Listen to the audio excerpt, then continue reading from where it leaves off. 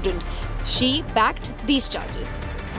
വളരെ ഗേൾസിന് ഏറ്റവും കൂടുതൽ സെക്യൂരിറ്റിയും പ്രൈവസിയും വേണ്ട സമയം കൂടിയായിരുന്നു. അപ്പോൾ ഇങ്ങനെ അണ്ടർ ഗാർമെൻറ്റ്സ് ഒക്കെ ഊരേണ്ടി വന്ന ഒരുപാട് കുട്ടികൾ പ്രൊട്ടസ്റ്റ് ചെയ്തു. ആക്ച്വലി അവരിതൊരു റൂളായിട്ട് തന്നെയാണ് പറഞ്ഞത്. ഇതൊരു സ്ട്രിക്റ്റ് റൂളാണ്, നിങ്ങളിത് സഹകരിച്ചേ പറ്റുള്ളൂ എന്നുള്ള രീതിയിൽ കമ്പൽ ചെയ്യായിരുന്നു. മെൻ്റലി എല്ലാവരെയും വളരെയധികം ഡിപ്രസ്ഡ് ആക്കിയ ഒരു സിറ്റുവേഷൻ. കുറേ കുട്ടികൾ ഒരുപാട് സഫർ ചെയ്തു. എക്സാമിനെ വളരെ മോശമായി തന്നെ ഇത് ബാധിച്ചു. The brazen violation of privacy in conduct of medical entrance tests has stunned the entire nation. Will someone be held accountable for the horror faced by the students? Bureau Report, India Today. Let's take this across to Shivimol. She's joining us live with the latest updates on the story. Shivimol, good morning. You know, in Kollam, when you spoke to so many of these students, they did speak out saying that we face this kind of a harrowing situation. And yet the National Testing Agency has maintained that this didn't happen. Invigilators at the center are saying this didn't happen. So amid that, how are the students feeling? Do they believe there will be a fair investigation? Is the Kerala government also intervening here?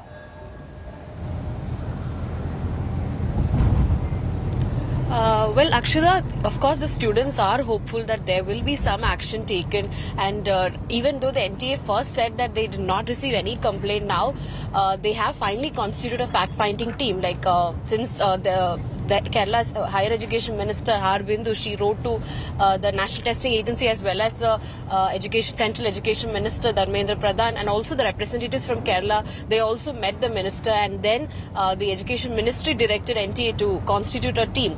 So we are seeing a progress, and of course the students are hopeful. The government is also taking steps, and yesterday we saw a lot of protest also taking place. And yes, of course, the students, there is a confusion, like I mentioned yesterday, that how far the students will go when it comes to this issue. There will be they will have to be present in the court if this moves forward legally, and how far we can expect the students to speak for them, considering how much of a trauma they have been through. So that's something that's prevailing there. But yes, on the legal side, or from the action, when we analyze the action, the police has arrested 5 people, 3 from the agency as well as 2 from the college side. But the college authorities were saying that 2 people who work for them are just sweepers there, as well as they had no idea, like they're not from the authority side or something, and they had no idea what was going on there. They were just directed by the NTA agencies, the people from the agency side, to show them a room, to show the students a room. That's what the college authorities are saying. So they're saying it's essentially confusion.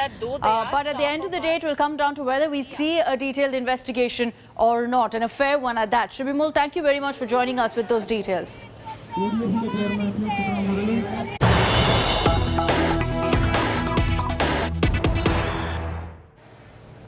Let's cut across to news coming in from Lucknow, where the Customs Department has seized nearly 10 air guns that was being carried by a single passenger.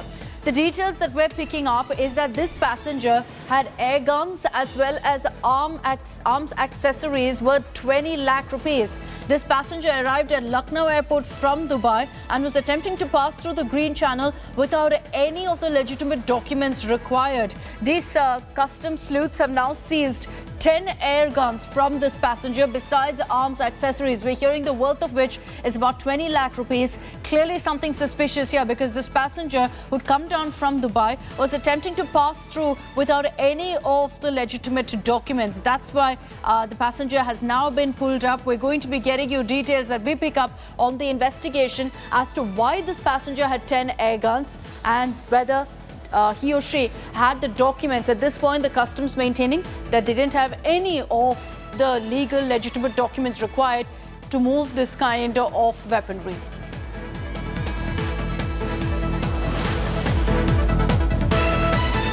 All right, let's move on to some other stories also this morning. The Supreme Court finally granted interim relief to suspended BJP spokesperson Nupur Sharma. 9 cases that have been filed against her over her comments on Prophet Muhammad. And the Supreme Court has made it clear that she cannot be arrested in any of these cases. The Supreme Court grants relief to the suspended BJP spokesperson Nupur Sharma. Nupur Sharma had moved the top court citing death and rape threats. The two-judge bench hearing the matter granted interim protection against arrest to Nupur Sharma till August 10th. The court further said that there is an immediate need to protect her life and liberty. The court had issued notices to the centre and the states in the case. All I can say is that the order is completely in conformity with law. It makes sense. You can't have one person, facing multiple investigations on one single broadcast. I mean, just because it was broadcast all over the country, you don't face 1,000 investigations for it wherever it has been broadcast. So it's been an act of, and it's an interim order for the timing. The FIRs will be consolidated. The Supreme Court will have to decide which police station where the FIR is lodged will be the one police station. They've done that in the past in a TV anchor's case. So there's a precedent for that. That you club all the FIRs together and decide one police station which will continue to investigate the case. Nupur Sharma has been in the eye of storm ever since her controversial comments on Prophet Muhammad during a television debate. 9 FIRs have been registered against her across the country. 1 in Delhi, 5 in Maharashtra, 2 in West Bengal and 1 in Telangana. Nupur had earlier moved the Supreme Court to club all the FIRs together but withdrew the petition after the bench came down heavily on her, calling her single-handedly responsible for the protests and beheading of Kanhaiya Lal in Udaipur. Bureau Report, India Today. A truly shocking story that came in from Haryana yesterday of a cop being mowed down by the mining mafia. He'd gone there to stop this kind of illegal sand mining when a dumper truck ran over DSP Surinder Singh. The opposition has lashed out at the government, saying this is a direct result of lack of action against the mining mafia. Another victim falls to the sand mining mafia. An officer of the law mowed down for trying to put a stop to illegal mining. What began as a tip-off moved on to a raid at Todu Hill and ultimately the DSP Surinder Singh's murder when he was run over by a dumper truck driver. हुआ क्या था? और dumper से चढ़ा दिया ऊपर। अच्छा, dumper से चढ़ा दिया। तो ये सुरेंद्र सर के साथ और लोग भी थे कि अकेले थे? वो स्टाफ था साथ में। साथ में। तो सर ये कितने बजे की घटना है सर? 11:30 बजे। The manhunt is on for the accused. बहुत दुखद ये घटना हुई है।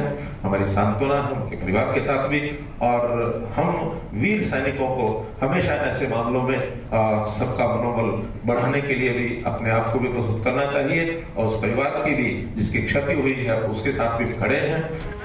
The search led to an encounter in Nuh between the police and the mining mafia suspect. We have registered a case of 302, 307, 333, 186 IPC and 353 IPC along with 379, 188. The opposition has come out guns blazing against the Haryana government, alleging inaction against the sand mafia. Tauru में जिस प्रकार से एक DSP हमारे जो नौजवान साथी हैं उनको माइनिंग माफिया ने कत्ल कर दिया, दर्दनाक हत्या उनकी कर दी, इसके बाद मुख्यमंत्री जी को और गृह मंत्री जी को चुल्लू भर पानी में डूबकर मर जाना चाहिए। This incident is the point of the fact that the government was sleeping and in broad daylight a DSP was mowed down by the illegal mafias. That is the kind of brazenness that they have shown. With video journalist Abhishek, this is Shreya Chatterjee for India Today. And let's get you a report that was filed by Shreya Chatterjee from Nuh, where she explains exactly how this DSP was targeted, how he was mowed down when he tried to stop the sand mining. This is the dumper that you see was used to mow down the DSP Tauro by those who were illegally mining stones in the Tauru region. Now, this is the very vehicle that you see standing, which was used to mow down the DSP, which resulted in his death.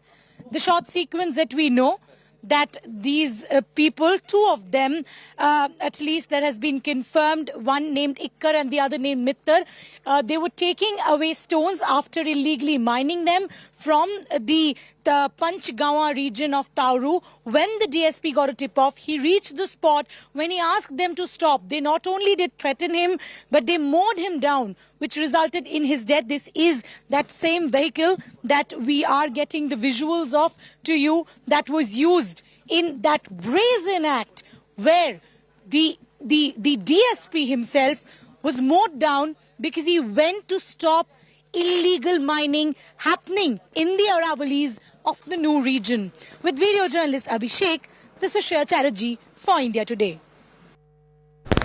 In neighbouring Punjab, there have been, in the last few weeks, 2 high-profile convictions that have been reported. Let's get you details of how Daler Mehndi and Navjot Singh Sidhu share the same barrack. Cameras, journalists, security escorts. But this isn't a spectacle that surrounds celebrities when they walk past in public. Split almost 2 months apart, these strolls led these Punjabi celebrities to a common jailhouse in Patiala for their brushes with the law decades ago. Cricketer turned commentator turned show host turned neta Navjot Singh Sidhu sentenced to a 1-year term in a 1988 road rage case. Punjabi pop singer Daler Mehndi got 2 years for smuggling migrants abroad in 1998-99. Turns out both celebrities share a common barrack in Patiala Central Jail, barrack number 10. Their celebrity status aside, the 2 inmates have been assigned prison service. Sidhu gets clerical work and his fellow prisoner is given record keeping as a munshi. Sworn rivals outside who unsuccessfully contested the Amritsar East Assembly constituency in the February elections. But now Patiala Central Jail houses both Sidhu and Bikramjit Singh Majitiya, who's facing trial in connection with a drugs case. The 47-year-old Akali leader lodged in a barrack adjacent to his political opponents. And the cells they serve their time in are ordinary. The state government has stopped privileged treatment for VIPs behind bars. With Satendra Chauhan in Chandigarh, Bureau Report, India Today. Now, there's a controversy brewing over the arrest of a filmmaker, Avinash Das. He's been arrested by the Ahmedabad Crime Bureau. Why? Because he had shared pictures of Home Minister Amit Shah with now arrested IAS officer Pooja Singhal, claiming that there was an association between the two. Yet another arrest over a tweet. The Ahmedabad Crime Branch picked up filmmaker Avinash Das from his Mumbai home on Tuesday. Das will be produced in a court in Ahmedabad on Wednesday, where the police will seek his remand. He's arrested in connection with 2 of his social media posts. Das had tweeted an old photo of Union Minister Amit Shah with IAS officer Pooja Singhal, who is now an accused in a corruption case.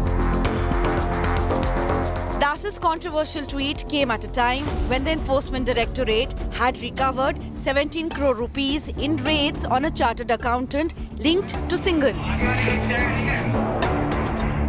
The Jharkhand IAS officer was arrested on May 8th.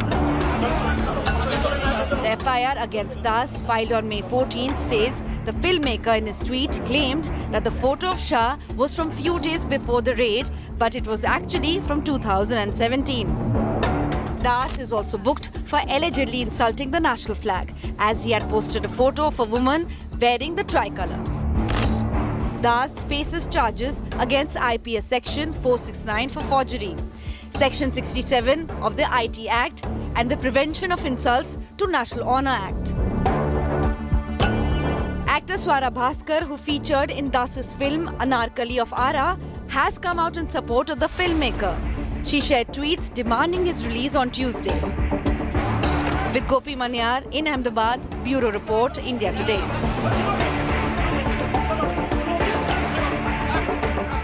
And coming up on the other side of a short break here on First Up, we're focusing on the big international stories of the day and rounding up the latest updates on the race to become the next UK Prime Minister. Rishi Sunak comfortably in the lead.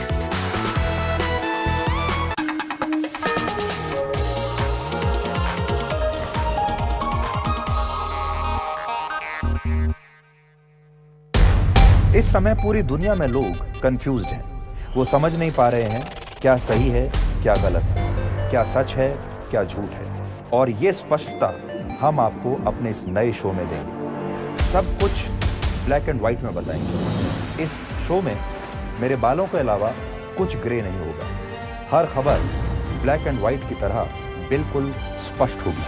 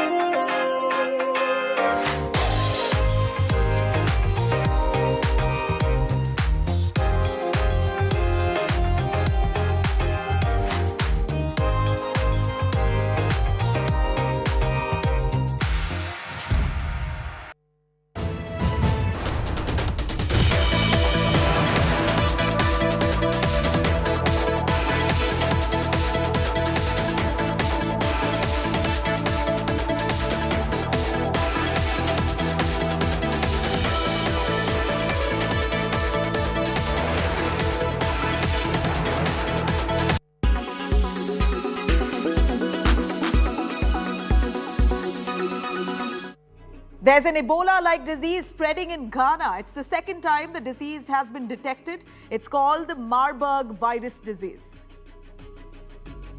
WHO says that Marburg virus disease, which is also called MVD, is a severe, often fatal hemorrhagic fever. It's clinically similar to Ebola.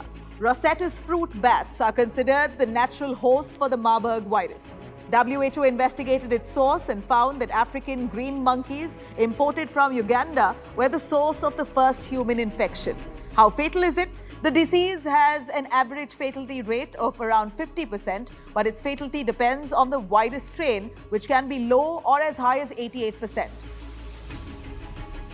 Symptoms can begin anytime between 2 to 21 days. MVD can manifest itself in the form of high fever, muscle aches, and severe headaches. On the third day, patients report abdominal pain, vomiting, severe watery diarrhea, and cramping. Between day 5 and 7, patients report bleeding from the nose and gums. Severe blood loss leads to death. There is no approved antiviral treatment or vaccine for MVD as of now, but it can be managed with supportive care. WHO says that dehydration with oral or intravenous fluids and treatment of specific symptoms can help prevent death.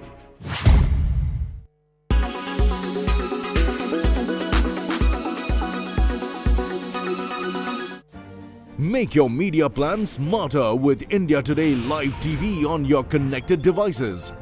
Amplify your brand with 100 million smart internet viewers. To advertise, mail us at sales@aajtak.com.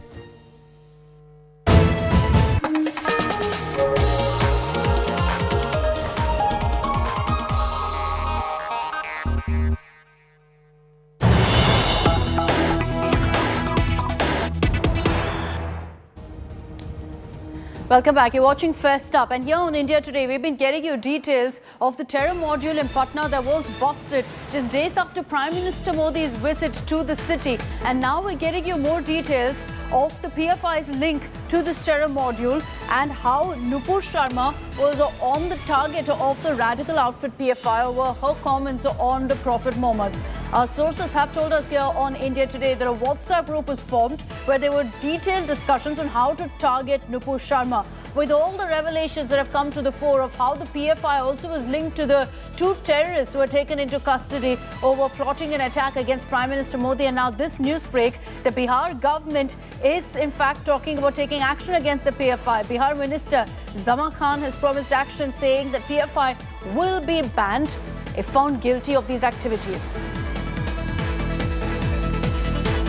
So this is the big breaking news that's coming in. Remember that on July 12th, Prime Minister Modi had visited Patna and the Patna police had busted a terror module. It was reported that two terrorists were taken into custody, were plotting an attack on Prime Minister Modi during his Patna visit. Now, with detailed investigations going on, more information on the PFI's role is also emerging and how Nupur Sharma was the target.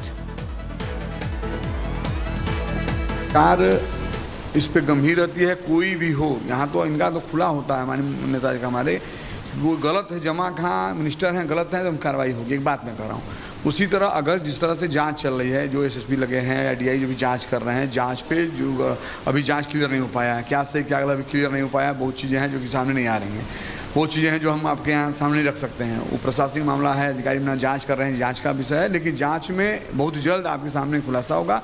अगर गड़बड़ होगा, गलत होगा तो निश्चित तौर पर कार्रवाई की जाएगी। अभी तक जो कुछ चीज़ें ऐसी हैं कि जो अफवाह भी फैलाया जा रहा है, संगठन होता है, हर पार्टी का अपना एक संगठन होता है, या हमारे बीजेपी के हो या मेरा पार्टी का हो या जो भी पार्टी का एक संगठन होता है, एक विंग होती है छोटी जो अपने काम करती रहती है। अब उस काम का देखना है कि क्या मानसिकता है, क्या उसकी सोच थी। इससे पहले भी आपने देखा जिस दिन उन्होंने आरएसएस की बात की, उनका भी एक सोच है, भाई ठीक है अच्छा काम भी है, तो उसमें अच्छे भी हैं बुरे भी हैं। अगर संगठन है जो बता रहे हैं, अगर उस संगठन में गलत लोग होंगे तो कार्रवाई की जाएगी। अगर संगठन का जन्म ही उसलिए हुआ होगा गलत करने के लिए, उसमें भी कार्रवाई की जाएगी।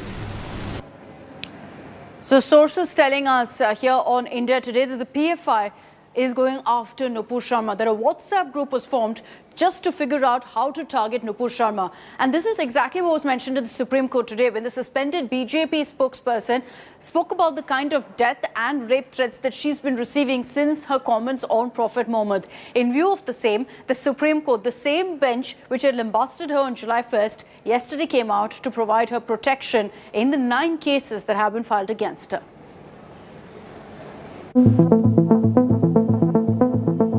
The Supreme Court grants relief to the suspended BJP spokesperson Nupur Sharma.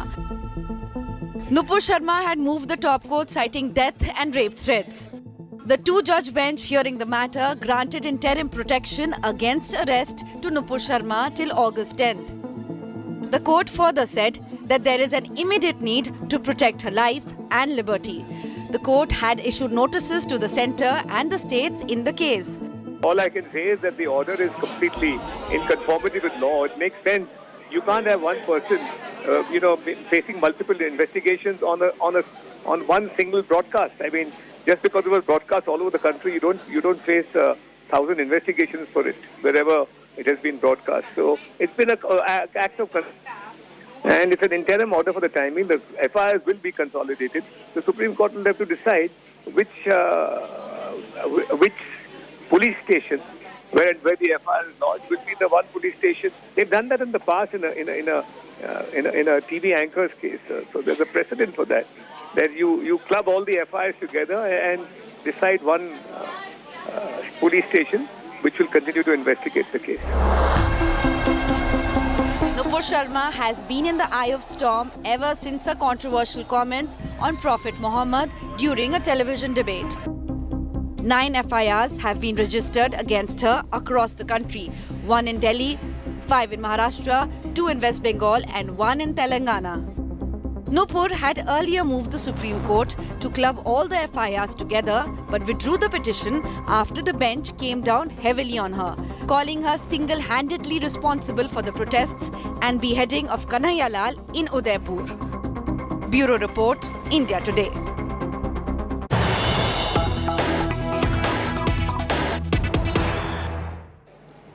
Let's cut across to news coming in from Tamil Nadu. A video that's hugely embarrassed the DMK now of a minister threatening a journalist. This happened in Shivaganga and it's doing the rounds on social media. The Rural Development Minister K.R. Periyakarapan was supposed to attend an event at 10 a.m. The minister arrived only afternoon, making the public wait for over 2 hours. When confronted by a regional journalist over the 2-hour delay, the minister was heard threatening the journalist. The video shows the minister furiously getting out of his car, trying to intimidate the journalist and asks him to back off. He loses his cool after the journalist asked him what delayed him. Why did he appear nearly 2 hours after he was supposed to come up, making the public, people who were there for the event, wait for hours together for him. And after he was questioned about this, he was seen trying to intimidate the journalist.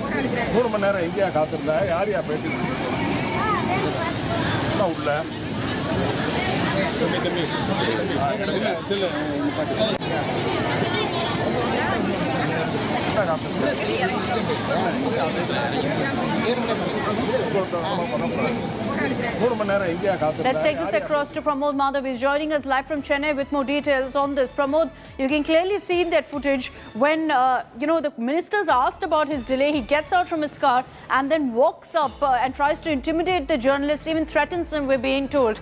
Has there been any reaction that's coming from the DMK or even action against this minister?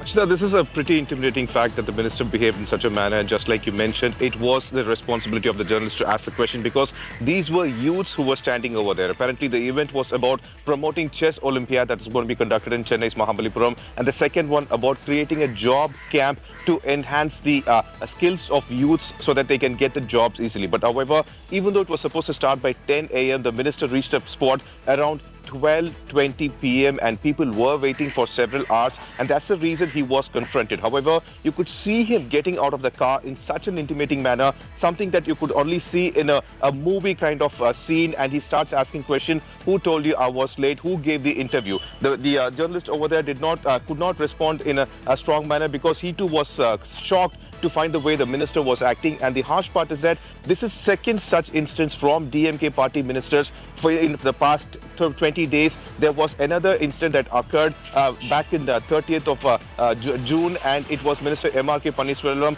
who lost his temper while a journalist asked about fertilizer shortage. So this is turning out to be a continuous ordeal. But so far, there has been no explanation provided from DMK party regarding this matter. Okay, we're going to put forth those questions to the DMK and whether they endorse this kind of behavior from their ministers. Pramod, thank you very much for joining us with all of those details.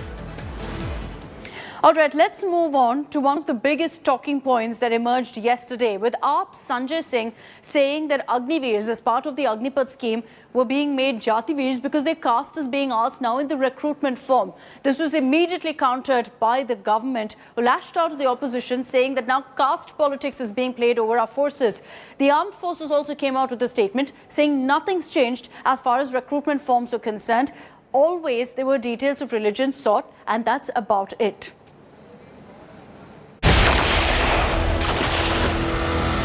Despite massive protests, the Agnipath scheme has rolled out big time, with record enrollments being seen in the Indian Armed Forces.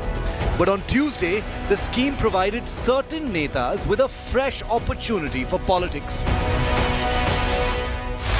It began with this tweet from Aam Aadmi Party leader Sanjay Singh, who aggressively attacked the government, claiming that under the Modi Sarkar, the army was now demanding caste and religion information in enrollment forms for potential defense recruits.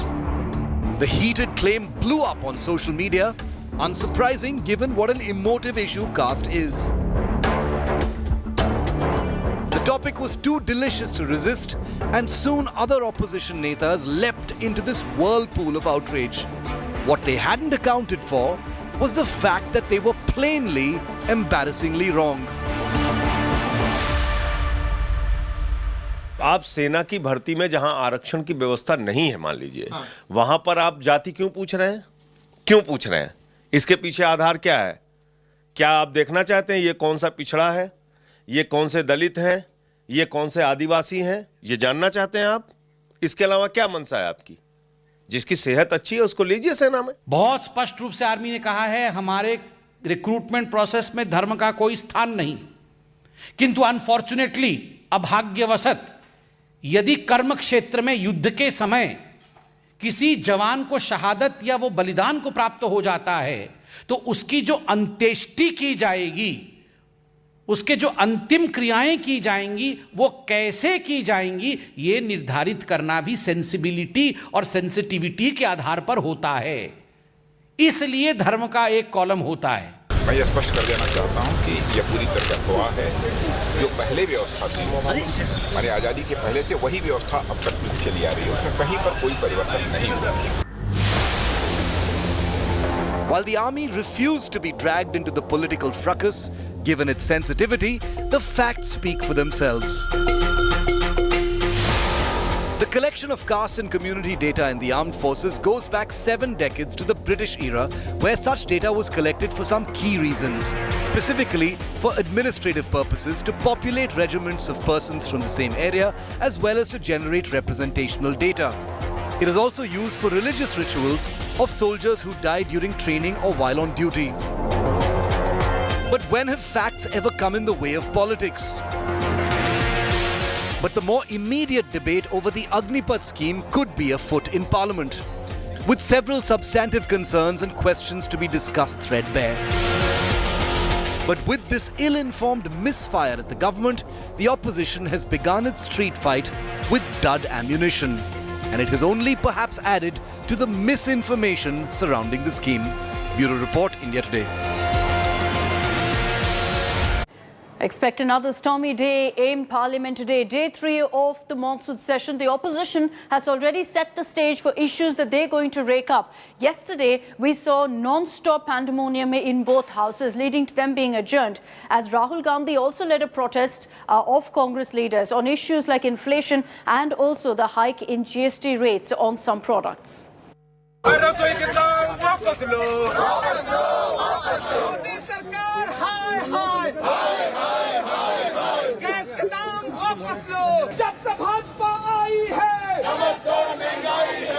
ये दादा नियमों की किताब लेकर खड़े हैं और नियमों की किताब आपने पढ़ रखी है।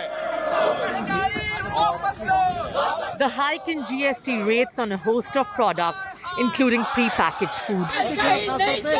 The opposition taking up the issue both outside and inside Parliament. सदन के अंदर तख्तियां लेकर आना उचित नहीं है।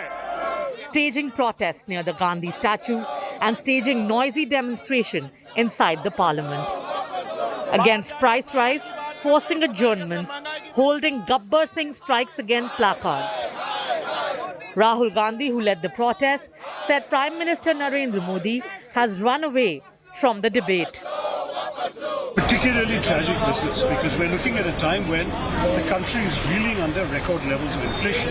That is, prices are rising across the board. Everyone is feeling that their salaries are not adequate to cope with the challenge. And at that time, the government comes up with a GST increase that's dramatic. इससे महत्वपूर्ण कोई मुद्दा है ही नहीं। अब बच्चों को दूध नहीं मिल पा रहा, इतना महंगा हो गया। पहले ही महंगाई आसमान को छू रही थी, पहले ही लोग गाने लगे थे कि महंगाई डाइन मारे जाते हैं। अब देखिए आप, ये सरकार समझती नहीं है कि अगर आपको अपना टैक्स रेवेन्यू बढ़ाने हैं तो आप अमीरों पे भी लगा सकते हैं टैक्स, जिसे डायरेक्ट टैक्स कहा जाता है। इनडायरेक्ट टैक्स तो सब पे लगता है, गरीब से गरीब और अमीर से अमीर आदमी पर। क्यों गरीबों की जेब पे डाका डाला जा रहा है, मैं सरकार से पूछना चाहता हूं। The BJP claimed that the rate hike was approved by the GST Council, which has opposition finance ministers as members, adding that the opposition mantris had backed the move at the GST Council huddle. अरे भाई, GST rate कोई Bharatiya Janata party बढ़ाती है या हमारी सरकार बढ़ाती है? जीएसटी में आपके रिप्रेजेंटेटिव होते हैं, ऑपोजिशन के फाइनेंस मिनिस्टर होते हैं, सारे फाइनेंस मिनिस्टर वहाँ पर रिप्रेजेंट करते हैं अपने अपने स्टेट्स को, और पूरे चर्चा के बाद उसको डिसीजन लिया जाता है। विपक्ष को इन चीज़ों को समझना चाहिए। वो समझने के बजाय अच्छे कामों का भी वो विरोध करने का काम करते हैं, और इसीलिए जो है विपक्ष की बातों को जनता पसंद नहीं करती, और इसीलिए लगातार उनका वोट का परसेंटेज घट रहा है। Several homemakers fear that the GST on packaged food will play havoc with their budget. Already corona के बाद लोगों की जॉब्स गई हैं, लोगों को ऑलरेडी दिक्कत हो रही है, 3 साल से हाइक नहीं हुआ है, महंगाई कंटिन्यूटी में बढ़ रही है, उसके ऊपर ये जीएसटी की मार एक आम आदमी के लिए बहुत प्रॉब्लम है। तो सरकार को जो है कम से कम ये जो रोज़ की जो चीज़ें हैं इनका रेट इन पे जीएसटी नहीं लगानी चाहिए। और दूसरा ये है कि ऐसी चीज़ों पे लगाई जाए जो रिच लोग हैं कम से कम वो अफोर्ड कर सकते हैं, लेकिन जो अंडर प्रिविलेज्ड लोग हैं, जो मिडिल क्लास हैं, वो अफोर्ड नहीं कर सकते। Will the face-off over GST and price rise force another session washout? Bureau Report, India Today. We're slipping into a short break here on First Up. Do stay with us because on the other side we're focusing on all the big international stories of the day and the unprecedented heat wave that's gripped parts of Europe. 40 degrees Celsius may be normal for us, unheard of in London.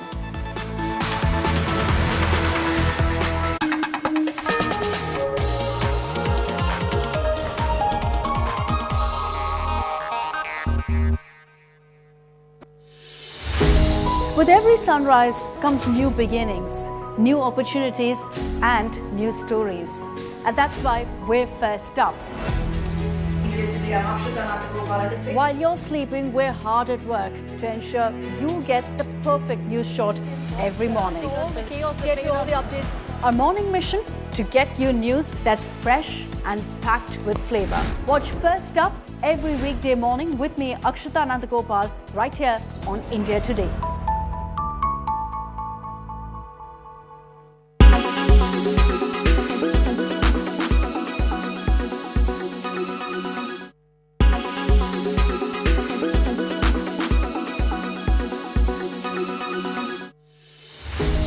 With every sunrise comes new beginnings, new opportunities and new stories.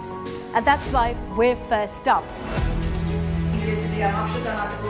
While you're sleeping, we're hard at work to ensure you get the perfect news shot every morning. Get you all the updates. Our morning mission to get you news that's fresh and packed with flavor. Watch First Up every weekday morning with me, Akshata Nandagopal, right here on India Today. Make your media plan smarter with India Today Live TV on your connected devices. Everyone's busy finding what's trending. You're busy finding out why. India Today for those who research before reacting. Download the India Today app now. You are watching India Today.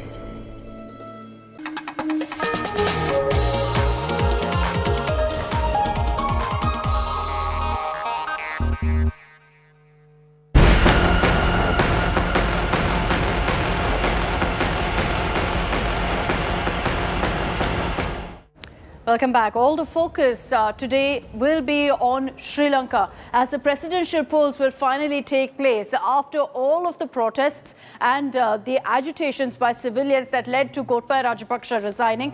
Now they'll get a chance to ensure that there is a president who they're okay with. Acting President Ranil Wickremesinghe and lawmakers Dullas Alahaperuma as well as Anurakumara Dissanayake have officially been named as the candidates for the polls. Acting President Ranil Wickremesinghe, who's been the Prime Minister 6 times now, will be the presidential candidate for the ruling SLPP. Wickremesinghe will face off against Dullas Alahaperuma, a 63-year-old staunch Sinhala Buddhist nationalist, and Anurakumara Dissanayake from leftist parties Janata Vimukti Perumana. Sajid Premadasa has decided to withdraw from the presidential polls and he's made it clear that he will support Alahaperuma. As the crisis continues to rock Lanka, the Asia Cup will now be hosted in UAE as the current situation in Sri Lanka is clearly not feasible. The Asia Cup was originally allotted to Sri Lanka, but looking at the current political unrest, the Asian Cricket Council has secured to move the tournament to UAE.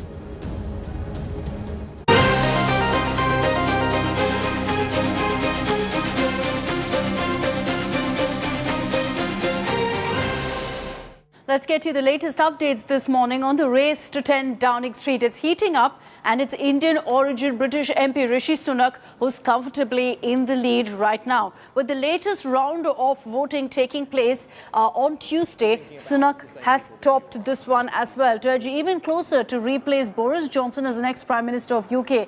Sunak received 118 votes, followed by Defence Minister Penny Mordaunt with 92 votes. With Kemi Badenoch being defeated with 59 votes, the attention will now turn to where her significant support among Conservative MPs will go. Former Health Secretary Matt Hancock reiterated his support for Rishi Sunak, claiming he is the most qualified and best contender to succeed Boris Johnson as the next Prime Minister. The fifth round of voting will take place today, and with that, 2 final candidates will be shortlisted. The duo will then campaign in various regions of the UK in an effort to persuade the roughly 160,000 eligible Conservative Party members to cast postal ballots in their favour. The United Kingdom will have a new Prime Minister by September 5th. I've worked incredibly closely with Rishi. I was the Health Secretary during the pandemic when he was the Chancellor of the Exchequer. And I've seen him work under intense pressure, the sort of pressure you only get in very unusual circumstances unless you're Prime Minister. And I know that he's up to the job, he's the best candidate for the job. He's got a plan, particularly the economic plan. I just asked myself the question, who would be the best Prime Minister, knowing all the candidates? Let's talk about the heat wave that's gripped parts of Europe. The United Kingdom has never experienced 40 degrees Celsius temperature. This heat wave, stretching from London to Wales and Scotland, has been far more extensive than any previous hot spell. The blistering heat wave is expected to peak sometime this week. Here are the details.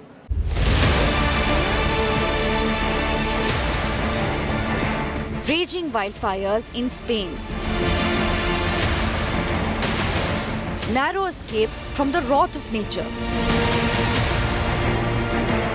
A train surrounded by wildfire as travellers sit stunned.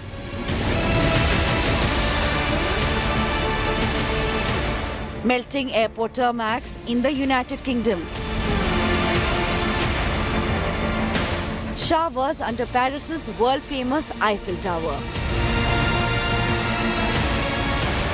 Chaude. Anormalement chaude. Anormalement chaude, ouais, c'est le mot. Ouais. C'est le mot. Nous, on vient du sud, on vient de Montpellier. Et on a à peu près les mêmes températures en ce moment, mais c'est vrai que c'est plus vivable dans le sud en fait qu'ici. On dirait que c'est vraiment un four, quoi. Un four, c'est hallucinant.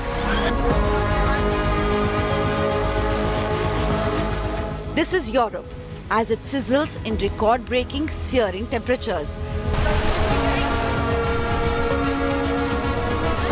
The United Kingdom has created an unwelcome record with temperature crossing 40 degrees Celsius, a first ever for the country. French capital Paris hit a little under 41 degrees Celsius. While the ferocious heat wave has taken a drastic turn as wildfires in France, Portugal, Spain and Greece forces residents out of their homes. In southern and western Europe, over 1,100 people have allegedly died from the heat. Scientists have warned that this European heat is a signal that climate change will make heat waves more intense and frequent. From Paris to Madrid to London, Mother Nature is wreaking havoc. Bureau Report, India Today. My colleague Lavina Tandon spoke to some of the Brits who are reeling under the worst heat wave that the country's ever seen. One good part of the heat wave is the evening when people come together and just enjoy it by the Thames, by the water and by London Bridge. How are you enjoying this weather or not? Yeah, I'm enjoying this weather. It's quite unusual, quite hot, but it's enjoyable. Yeah? You have your children playing in the water, aren't you? Yeah, they're playing in the water and they're quite happy. And you're getting wet. Well, getting wet is quite natural in this circumstance. Fantastic. So there we are. Some of the stations are closed, but then there are also picnics that are out. Pub has moved to outdoors, really. And here we are, a bunch of beautiful ladies enjoying by the London Bridge. Look at that. What? You can't fault that, can you? Hello, hello, hello. Hello. Hello. Tell me. The picnic is out, is it? Yes, it was very nice. Yeah? Yes. All your friends here? Yes, all my friends are here. We're having a lovely time, enjoying this beautiful weather. Fantastic. Very hot for some, but then what all is here? Tell me. How long have you been here? What are you enjoying? Tell me. Just seeing the children playing, the weather. Just seeing them playing in the water, basically, because you don't get this weather that often. Hello. Tell me, what are you enjoying? I guess the water and hot weather. Are you enjoying the hot water? Yeah, but if I have water. Oh. Hello. Tell me about you. I enjoy the water and not the weather. It's a hot weather. Yes, it's a heat wave, and yes, the country is finding it difficult to cope. But then there are people who come from all parts of the world. They are now out and about with their family, enjoying a drink or a sandwich. What else do you need in life? Ravina Tandon for India Today from London. I'm here in a green park, and look at me. Behind me are these really cool people. Let me just go first to you and ask you, how are you enjoying the weather? Well, Or I'm here. not? No, I'm definitely enjoying it. I'm here with some lovely people. We got drinks. I mean, I'm sticking to water. Got some light clothing, and yeah, just enjoying it in the shade with some good people. Yeah? Yeah. Oh, it's just, you got to make the most of it while it's here. We complain about the cold weather, enjoy the hot weather, have a drink, have your friends around you. That's all you could ask for, really. Yeah? Yeah. So here you are with company and beer and good weather now that the sun has gone down. People have started enjoying the good part of the heat wave. Lavina Tandon for India Today from London. And that's all we have time for in this edition of First Up. Stay with us here on India Today. I'll be joining you with all the top stories in just a few moments from now.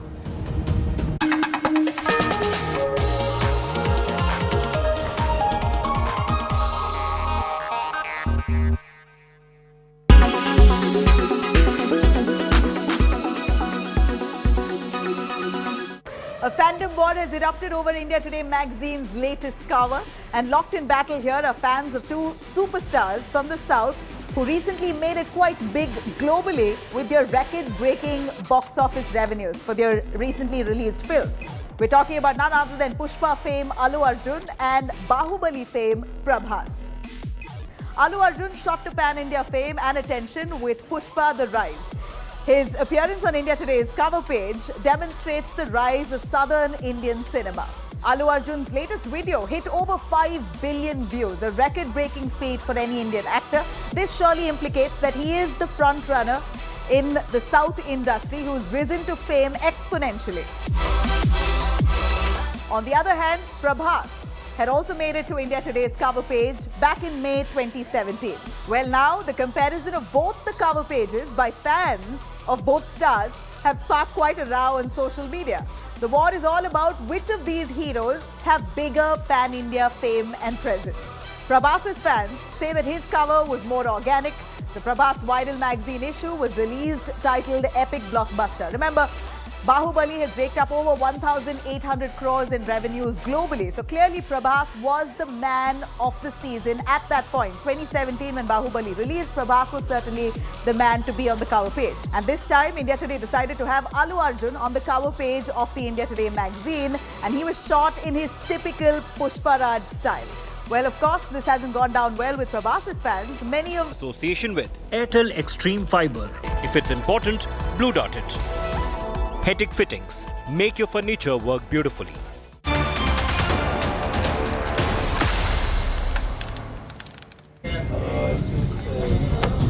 Hello and welcome. You're watching India Today. I'm Akshita Nandagopal, getting you all the top stories, national and international, that we're tracking this Wednesday morning. Let's begin with the headlines. Supreme Court to hear pleas by Uddhav and Shinde camp seeking disqualification of MLAs. Uddhav loses parliament battle after Speaker recognizes Shinde loyalist as Sena leader in Lok Sabha.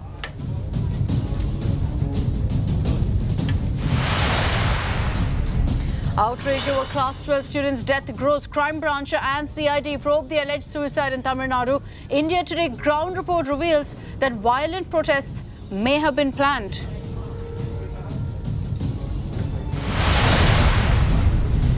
Kerala NEET innerwear controversy snowballs. 5 arrested for humiliating aspirants. National Testing Agency forms fact-finding panel.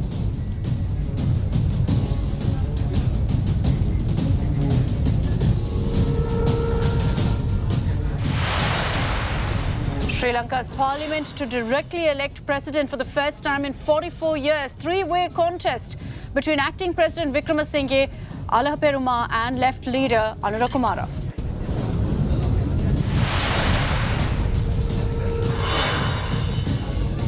Europe sizzles with ferocious heatwave. Temperatures break all records. Wildfires in France, Spain and Portugal forces residents out of their homes. Temperatures in London soar to 40 degrees for the first time.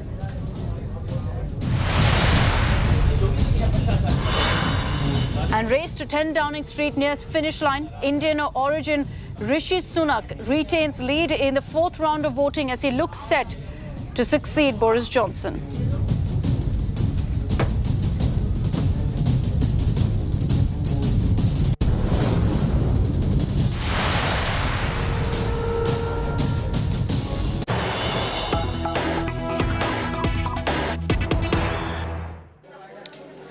And let's begin with a news break coming in from Uttar Pradesh. There seem to be problems now that the Yogi Sarkar is facing as Minister Jitin Prasad is reportedly sulking after one of his top aides was pulled up over irregularities as the Yogi government cracked the whip and shunted Prasada's OSD. There is clearly some problem within the government as Jitin Prasad reportedly is miffed over this move. This OSD was with Jitin Prasad since his Congress days, and this public remand by Yogi Adityanath has led to Jitin Prasad, who is currently a minister in the UP government, being miffed. He is going to be meeting with Amit Shah today. Jitin Prasad, after meeting with Yogi Adityanath, is heading to Delhi today as well, in all likelihood to register his protest against the move against his OSD. Yogi Adityanath has also tweeted saying, "Don't blindly believe your stuff," seen as a message over the entire Jitin Prasad and his OSD saga. So this is the big breaking news that's coming in. Seems like there are cracks within the Yogi government and this comes even as there have been some reports suggesting another minister has also gone incommunicado and is miffed again with the top leadership. But in this particular case, Jitin Prasad, the high-profile exit of his from Congress to the BJP and how he was inducted into the Yogi cabinet, all of that now being discussed as he's reportedly miffed over the fact that his OSD, who's been with him for years, since his Congress days, has been cracked down on by the Yogi government, and rather publicly at that. Jitin Prasad has met with Yogi Adityanath. He is going to Delhi today to meet with Home Minister Amit Shah as well on this issue. In fact, Jitin Prasad's OSD was shunted out over irregularities. It was followed up by a tweet by Yogi Adityanath in which he went on to say that no minister should blindly believe their staff members. So there's no question of a crackdown on Jitin Prasad himself, but it's clear that he is miffed over his OSD facing action. Samarth Srivastava is joining us with more details on this. Samarth, how deep is this rift? Is this something over which Jitin Prasad could even consider quitting? See, this has become a serious issue in Uttar Pradesh. As we know, PWD Minister Jitin Prasad was called by Chief Minister of Uttar Pradesh, Yogi Adityanath, yesterday, and now the news is coming that he'll meet Amit Shah, the Home Minister of India, in Delhi because, more than 5 suspensions have taken place in his department of PWD, and with the main HOD of the department being suspended, this has become a linear line now how the entire case will be tackled now, because it is about the minister, and an opposition is asking, how could it be possible that OSD was involved in transfer posting thing and minister had no idea about that? And that's what CM Yogi Adityanath has asked Jitin Prasad, why such things happen. So it has become crucial, and that's why Jitin is also disappointed and met Yogi Adityanath yesterday, and now he's going Delhi to meet Home Minister Amit Shah regarding this particular thing, because opposition is obviously taking on BJP, because it is not just about the PWD, it is also about the health department. Few days back you saw transfer posting irregularities in health department and now PWD. So things are raising, and now these things are really a concern for Yogi Adityanath. That's why he's stunned about it, and that's why he called Jitin Prasad yesterday. And now it has become very crucial what will happen in Jitin Prasad and Amit Shah's meeting in New Delhi. Yes. That's right. We'll be tracking that very closely. But Samarth, also give us details of, how the Yogi Sarkar has dealt with this. When Jitin Prasad expressed his anger over the fact that there was action against his OSD, did the government consider backtracking, or have they stuck to their guns? See, it has become very crucial now, because when we saw the irregularities in health department, you saw Brajesh Pathak, UP Deputy CM, wrote a letter to Chief Minister and also to that particular HOD of the department, like how these things happen. And thereafter, an inquiry was set up by Chief Minister of Uttar Pradesh, also in health department and also in PWD. Though the report of health department irregularities have been submitted to the Chief Minister, but that particular report regarding the irregularities of PWD department hasn't been yet submitted to Chief Minister. So you may expect more suspensions or more strict actions by the Chief Minister in this particular PWD department, and that's why the team which was involved in the inquiry, which was held with senior IAS officers of Uttar Pradesh, they have given us, or they will give a proper report like how such irregularities happened in PWD department and why such questions are being raised against the PWD Minister Jitin Prasad. Okay, Samarth, we'll track all the latest that comes in on the story. Jitin Prasad will be meeting with Amit Shah in Delhi today. He met with Yogi Adityanath already, but clearly Jitin Prasad is miffed over the fact that there's been a crackdown against his OSD. Thanks, Samarth, for joining us with those details this morning.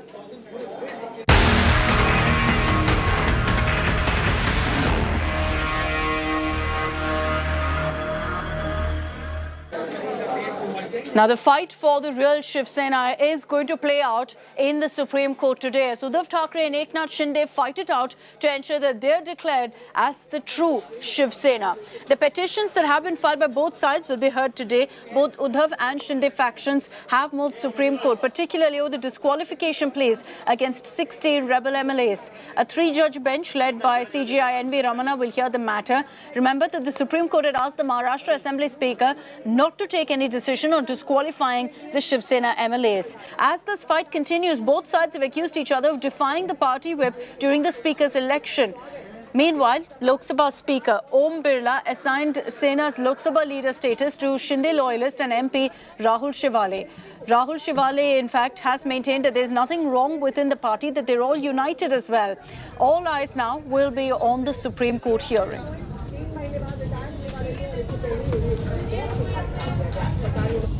बिल्कुल, लेकिन हम लोग डर से नहीं, प्यार से जीतने वाले लोग हैं।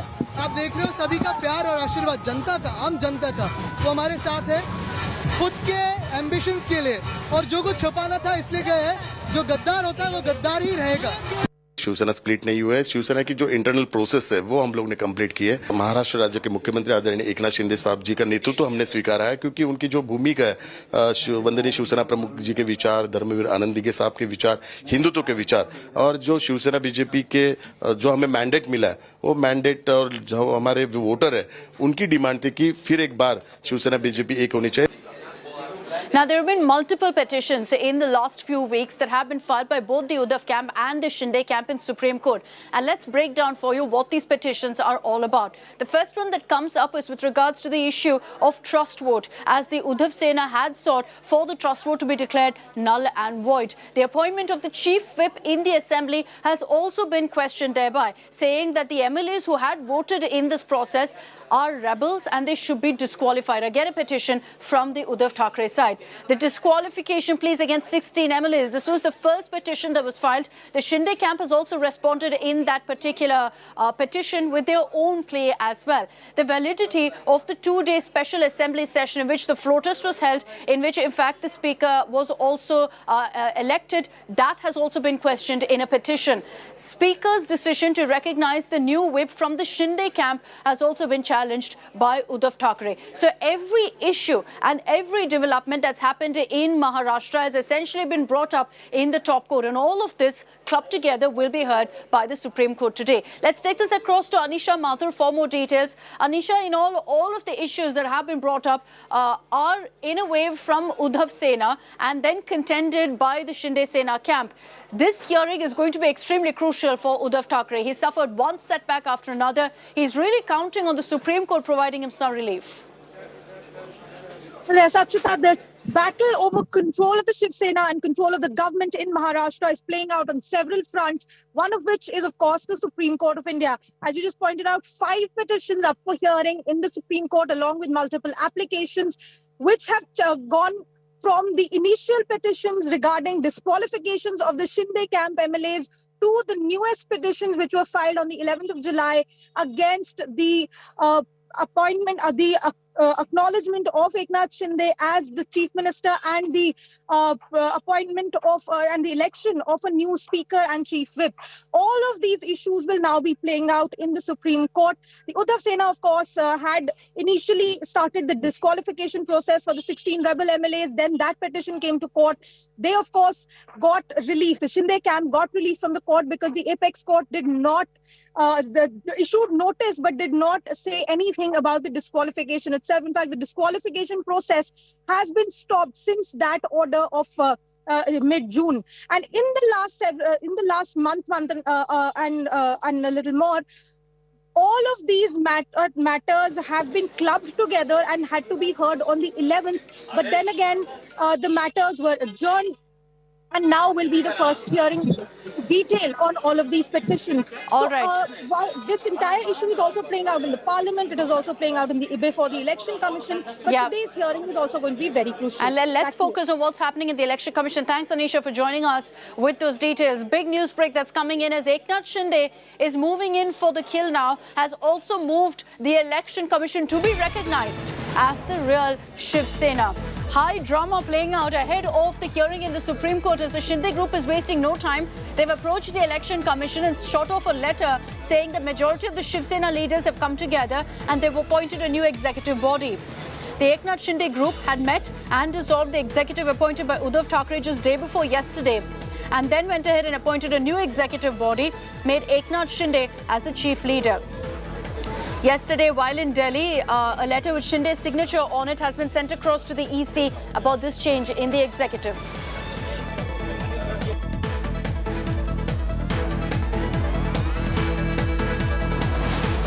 Take this across to Sahil Joshi for more details. Sahil, Eknath Shinde moving in for the kill. He's not going to be waiting for the Supreme Court. He's decided he has the numbers and he wants to show it off before the Election Commission. Well, this looks like to be a final step towards taking over Shiv Sena, and that now apparently has become a very clear plan by the Shinde camp.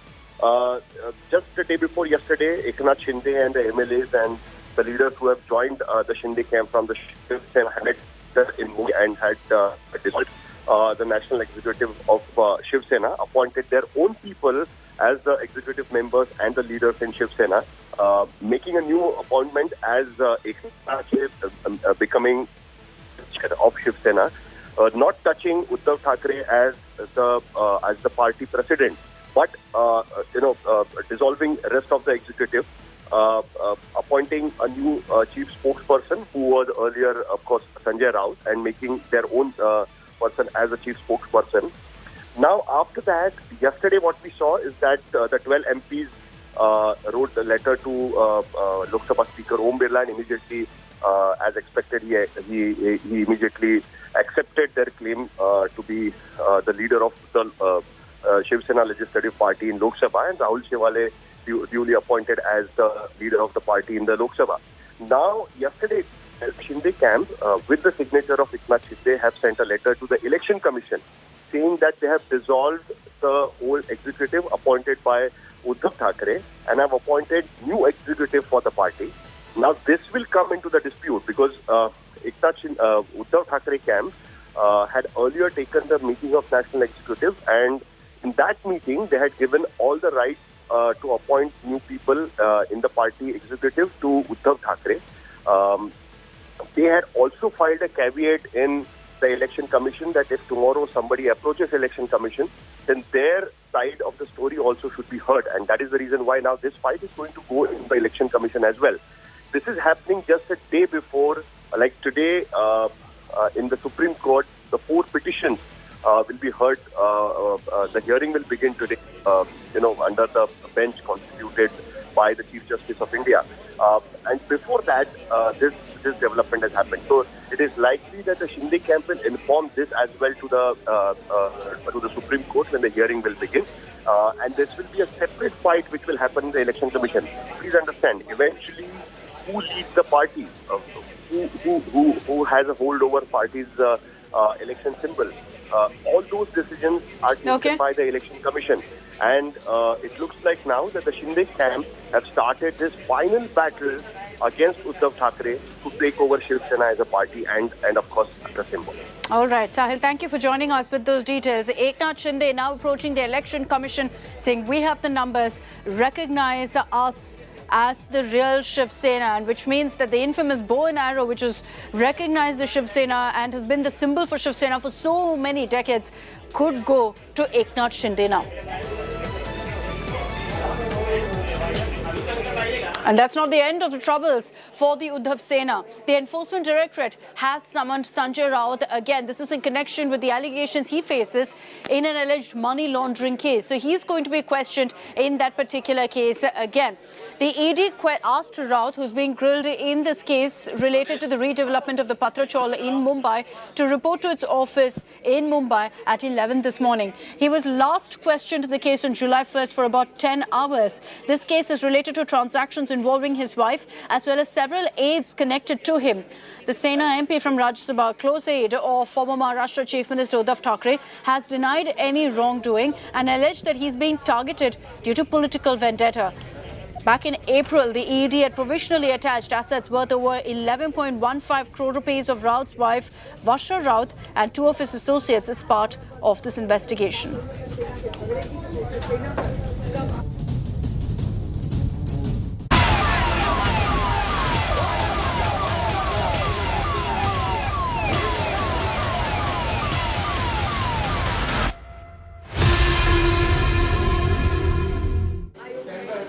And this morning, let's get you all the updates you need to know on the investigation into the alleged suicide of a Class 12 student in Tamil Nadu's Kallakurichi, and also the protests that happened over the weekend, violent protests in Kallakurichi. After this particular incident came to light, where the student allegedly jumped to her death in the private school, claiming harassment by her teachers, massive protests, violence rocked the district on July 17th. The crime branch and CID probe into any possible foul play has also been kicked off. The CBCID team and forensic experts used a human-sized doll to analyze the student's fall to death in Kallakurichi. In an exclusive India Today ground report, locals residing in Kanyamur village, 3 kilometers away from the school, revealed that the protests may have been plotted. WhatsApp groups were formed, protests were planned a week before itself. Not just that, local residents have revealed that the protesters at the scene were from other villages and unknown to the locals. ஐயா நீங்க வந்து Sunday அன்னைக்கு என்ன நடந்துச்சு பாத்தீங்களா? எப்படி? நாங்க ஆக்சுவலா இங்க வில்லேஜ்ல தான் இருந்தோம். ஆனா ஒரு வாரத்துக்கு முன்னாடி வாட்ஸ்அப்ல தகவல் வந்துச்சு. அது இங்க லோக்கல்ல யாரும் கலந்துக்கல. பட் அதர் பக்கத்துல கிராமத்துல இருந்து கலந்துக்கிட்டாங்க. அதுக்கு அந்த வன்முறை பண்ணணும்னு சொல்லிட்டு நிறைய பேர் அதர் டிஸ்ட்ரிக்ட்ல இருந்து வந்திருக்காங்க.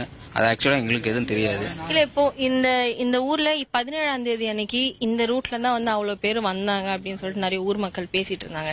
அது பைக்ல வந்தாங்க, இல்ல வந்து இது கருப்பு சட்டை போட்டுட்டு வந்தாங்க அப்படின்னு. அந்த மாதிரி பாத்தீங்களா? எத்தனை மணிக்கு வந்த மாதிரி ஒரு தகவல், இல்ல எப்படி? அது 9 மணி வாக்குல நிறைய பேர் போனாங்க. ஆனா அதிகமா பைபாஸ் வழியா தான் வந்தாங்க. இந்த இதுல ஒரு கிராம சைடு அதிகம் யாரும் கலந்துக்கல. ஆக்சுவலா இங்க கலந்துகிட்டவங்க வந்து ஆக்சுவலா அந்த பொண்ணுக்கு சப்போர்ட்டா தான் கலந்துகிட்டாங்க. அது வன்முறைக்காக கலந்துக்கல, ஒரு உணர்வுல போய் கலந்துக்கிட்டாங்க. ஆனா வந்து அது அங்க வன்முறை நடக்குன்னு யாருக்கும் எதிர்பார்க்கல. அந்த கும்பல் யாருன்னு தெரியல. ஆனா இங்க நம்ம காரங்க யாரும் வந்து அந்த வன்முறையில கலந்துக்கல. ஆக்சுவலா போனாங்க, கலந்துட்டாங்க, பிரச்சனை ஆகணும்னு எல்லாம் வந்துட்டாங்க. ஆக்சுவலா நமக்கு அதுல கலந்துக்கல, நானும் அதுல கலந்துக்கல. இப்போ இந்த அதாவது 17 தேதிக்கு முன்னாடியே 2-3 வாட்டி அங்க வந்து போராட்டம் நடந்திருக்கு. ஆனா நல்ல ஒரு சைலண்டான போராட்டமா தான் நடந்திருக்கு. ஒரு 50 பேர் 100 பேருக்கு நடுவுல தான் நடந்திருக்கு. அதுக்கும் 17ஆம் தேதிக்கும் நிறைய வித்தியாசம் இருக்கு. 17ஆம் தேதி இந்த மாதிரி நடக்கும்னு யாராச்சும் எதிர்பார்த்தீங்களா? இந்த கிராமத்துல இருந்து யாராச்சும் எதிர்பார்த்தீங்களா? கண்டிப்பா இல்ல. ஆனா ஆக்சுவலா வந்து அந்த வாட்ஸ்அப் குரூப் எதுக்கோசரம் அதை இது பண்ணாங்கன்னே தெரியல. அவங்க வேற நோக்கத்தோட பண்ணிருக்காங்க. ஆனா அதுல சாதாரணமா அந்த பசங்க வந்து போய் கலந்துக்கிட்டது ஒரு உணர்வுல கலந்துட்டாங்க. ஆனா அது வேற இதாவது இந்த வாட்ஸ்அப் குரூப்னு சொல்றீங்க.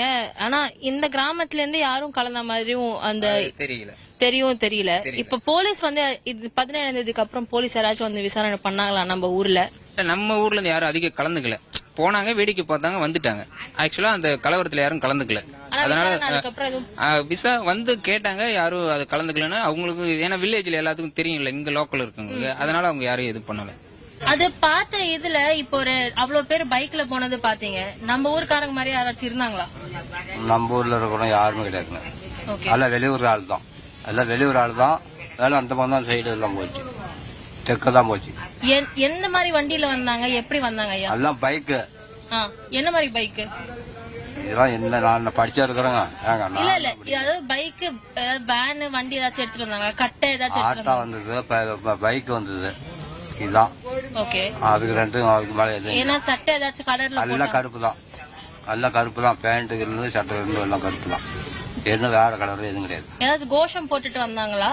எல்லாம் மண்டையில கட்டு போட்டு வந்தாங்க. இப்போ அந்த அன்னைக்கு வந்து ஞாயிற்றுக்கிழமை இதெல்லாம் நடந்துச்சு. இதுக்கப்புறம் போலீஸ் ஏதாச்சும் விசாரணைக்காக நம்ம ஊருக்குள்ள வந்து கேட்டாங்களா ஏதாச்சும்? அந்த மாதிரி எதுவும் கேட்கவும் இல்ல. அன்னைக்கு ஒரு நாள் மட்டும் தான் இந்த மாதிரி வந்தாங்களா? அதுக்கு முன்னாடி யாராச்சும் வந்திருந்தாங்களா?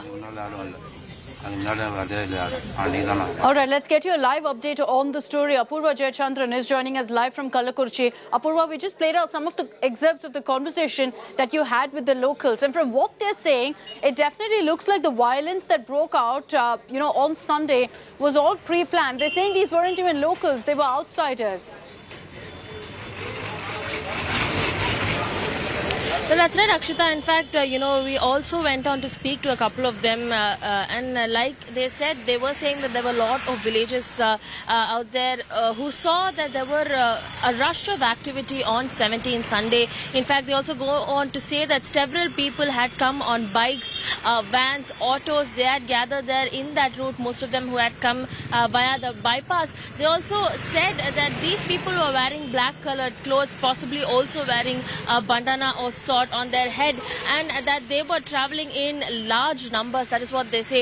In fact, while speaking to one of them, we also got to know that when the ruckus, the riots and the vandalism started, this all started roughly around 11 a.m. when the villagers, that is, remember this village is almost 3 kilometers inside from where the school is, and they were able to, see the smoke. They were able to smell the kind of burning that had been taking place, the buses that were burned down, the tractors that were burned down, the buildings as well inside the private property there that were burned down by these, illegal trespassers. That is what these people are also calling them. That they had gone inside, they were able to see the smoke, smell, see the fire, smell the smoke that had emanated from that place. In fact, they say that it lingered on for almost over 3 hours, the smoke that was there from all of the burning that had taken place.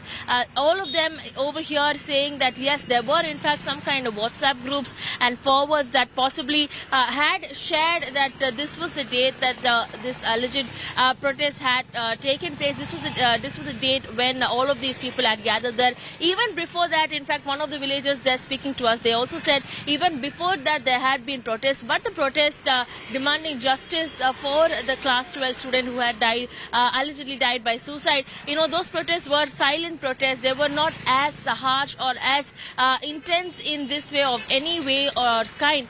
And on 17th, when all of this happened, none of them had also expected that it would happen in this magnanimity.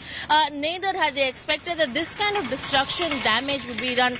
Most of them who have kids who were studying in that school, still unclear about what will be the next plan of action for their children. Will they continue in the same school? Will the school be renovated, or will there be an alternative that the Tamil Nadu government would be offering them? In fact, they also go on to state that most of them who had gone there went there after they had witnessed all of these clashes, after they had witnessed all of the the sounds that they had witnessed from inside, which made them come and see what was actually happening.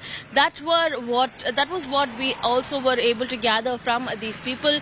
They also say that because of the fire, the power shutdown happened, and also the mobile network connectivity, they say, was very low on that particular day. So all of these things will be taken into account when. So we'll track all the latest that comes in from the investigation also by the CBCID. Thanks, Apurva, for the moment for joining us. All right, let's move on also to the story coming in from Kerala of how girls who had gone for the NEET entrance exam were forced to remove their innerwear before entering the exam center. This has happened in Kerala's Kollam. As far as the investigation is concerned, a fact-finding committee has been set up by the National Testing Agency, the ones who organize these exams. At the same time, invigilators at the exam hall have maintained that all of these claims are completely made up.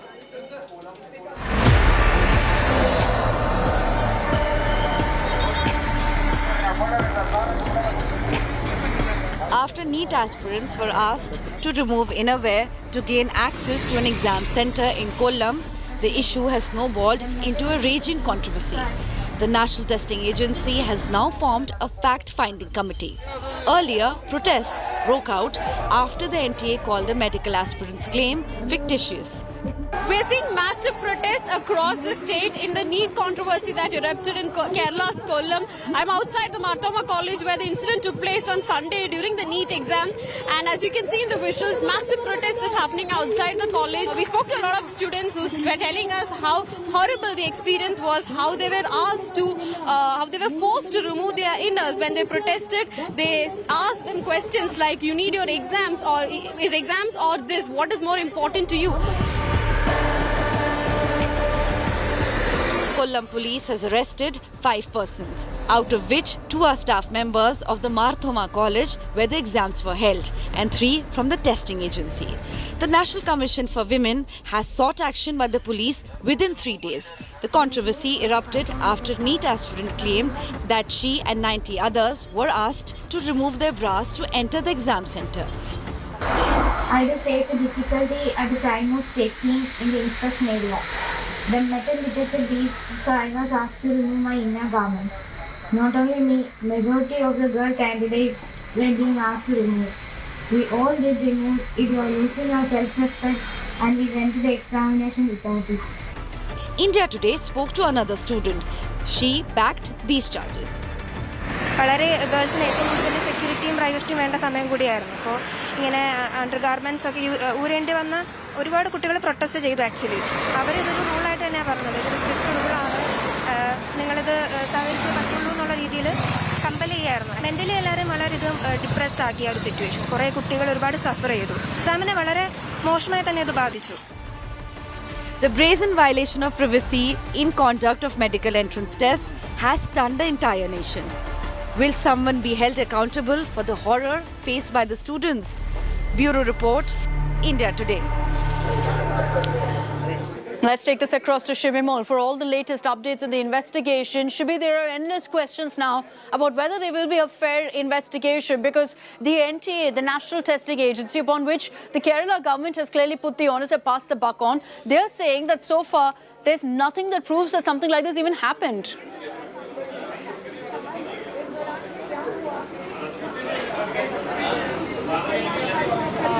Yes, Akshita, there's always this confusion still prevailing, like how this responsibility of what has happened. NTA is taking responsibility of what has happened. NTA is saying that they did not receive a complaint, but of course after the Education Ministry directing them, they decided to send a team, and the Kerala government, they are taking the steps, but they're also saying that this is the exams were not conducted by them.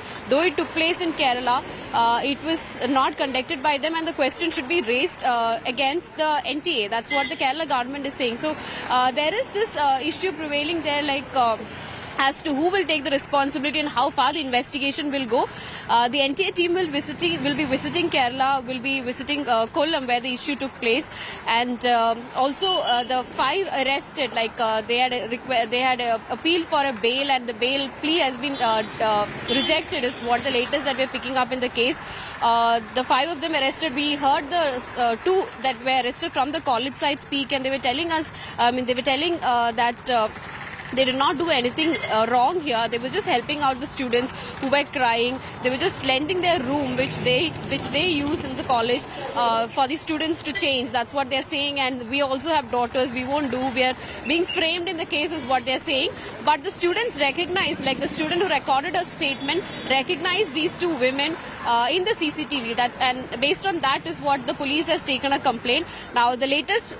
The case-wise is that the 5 arrested, they have appealed for a bail, and their bail plea has been rejected. Thank you for that update as well. Thanks, Shibimur, for joining us.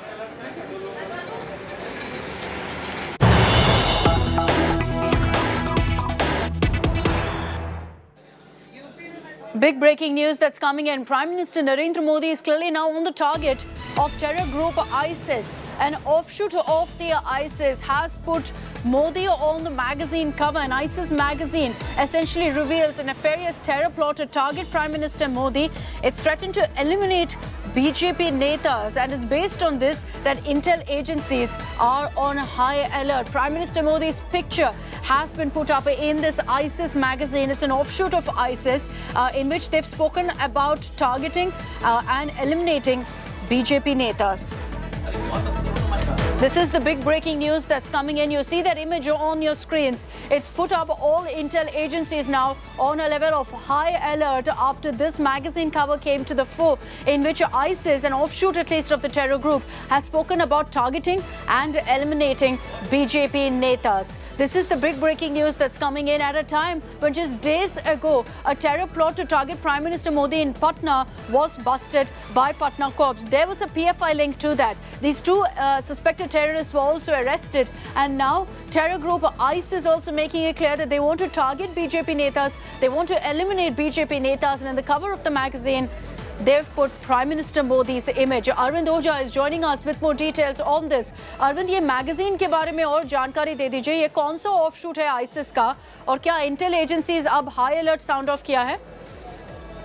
जी बिल्कुल, देखिए ये अक्षिता, ये ISKP की magazine है, Islamic State Khorasan province की ये magazine है, और लेटेस्ट मैगजीन इसने जारी किया था जिसमें जो प्रधानमंत्री नरेंद्र मोदी हैं उनको कवर पेज पर इसने इस मैगजीन ने दिखाया था। और उसके बाद जो ये प्रोपेगेंडा मैगजीन है इसमें बीजेपी के जो लीडर्स हैं उनको अटैक करने की बातें लिखी गई थी। साथ ही साथ जो हालिया विवाद चल रहा है, नुपुर शर्मा जो बीजेपी से निष्कासित हुई हैं, उनका जो विवादित बयान है उसको आधार बनाते हुए काफी भड़काऊ वो मैगजीन में बातें लिखी हुई थी। जिसके बाद एजेंसी तो अलर्ट पर थी, लेकिन इंटेलिजेंस टीम ने बिहार पुलिस को अलर्ट भेजा, जिसके बाद बिहार पुलिस ने अलर्ट जारी किया है पूरे बिहार में।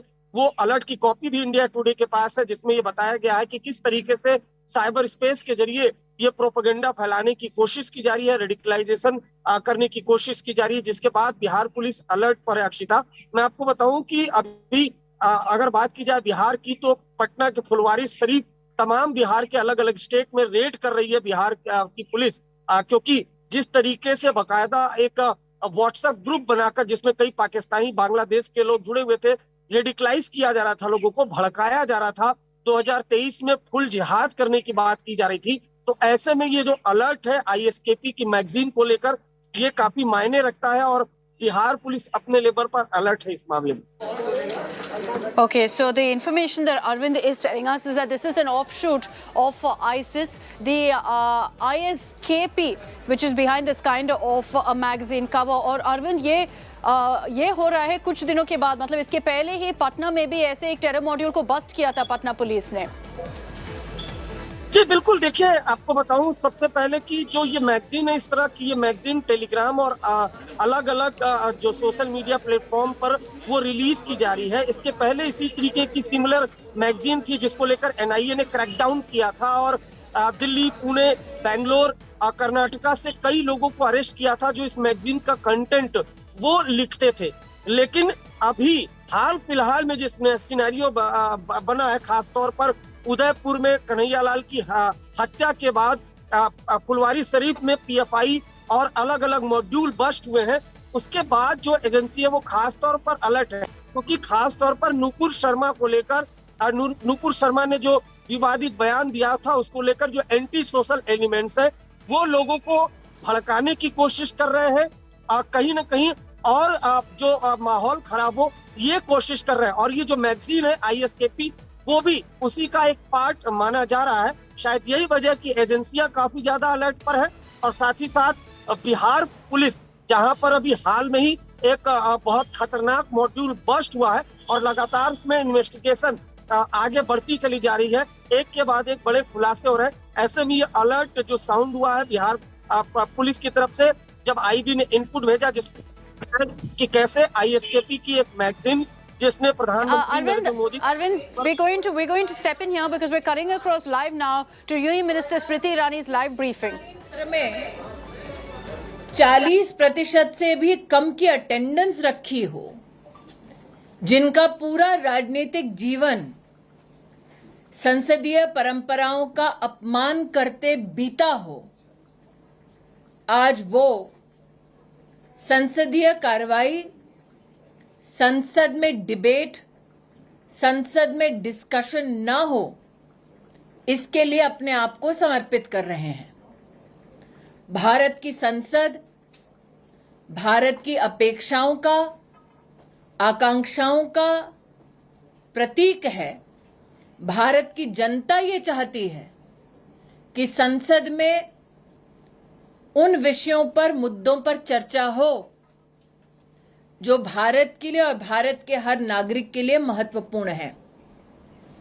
राहुल गांधी, जिनका राजनीतिक इतिहास इस बात से भी प्रतिबिंबित होता है कि वो देश में कब हैं, देश के बाहर कब हैं, वो उनकी अपनी पार्टी में चिंता का विषय बन जाता है, उनसे कहना चाहती हूं कि वो भले ही अनप्रोडक्टिव हों पॉलिटिकली, लेकिन पार्लियामेंट की प्रोडक्टिविटी पे अंकुश लगाने का दुस्साहस निरंतर ना करें। A gentleman who has made his political calling to ensure that productive debates do not take place in Parliament has a checkered parliamentary history. As the Amethi MP, he never posed any questions in Parliament. Once he abandoned Amethi and went to Wayanad,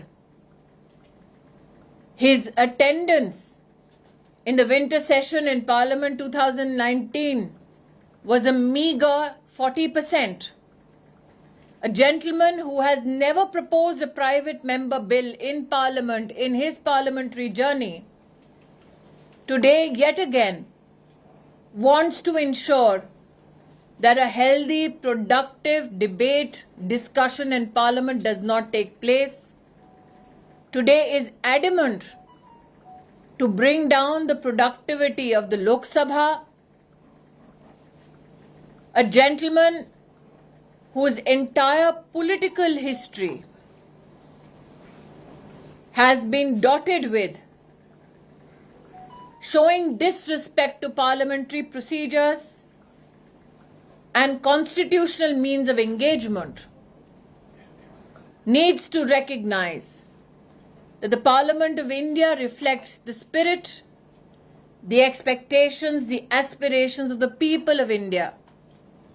The citizens of India hope that Parliament be used as a productive platform to bring forth issues of national importance, which will have a socio-political and economic impact on the discourse of the nation. Yet again, Rahul Gandhi, in yet again session of Parliament, shows nothing but disrespect to parliamentary procedures of engaging in productive, constitutionally enabled discussions. Thank you. So the briefing by Union Minister Smriti Irani, where she's targeted Rahul Gandhi, she's targeted the opposition also over what's been playing out in Parliament in the last 2 days. Smriti Irani has directly taken on Rahul Gandhi, saying that he's adamant to bring down the activity of the House in Parliament, and they're showing disrespect to parliamentary proceedings. So Smriti Irani questioning the Congress over all of the protests that have been happening in the last 2 days, blocking essentially business in Parliament.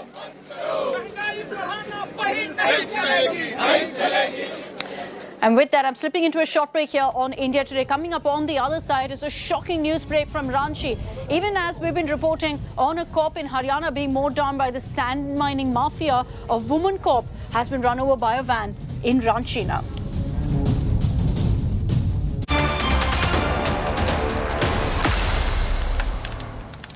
अरे आ गई। कैसा रहा दिन? बहुत अच्छा। कोई video game cover करने गई थी ना? वीडियो गेम नहीं माँ, ई-स्पोर्ट्स। ई-स्पोर्ट्स? माँ, esports is just like any other competitive sport.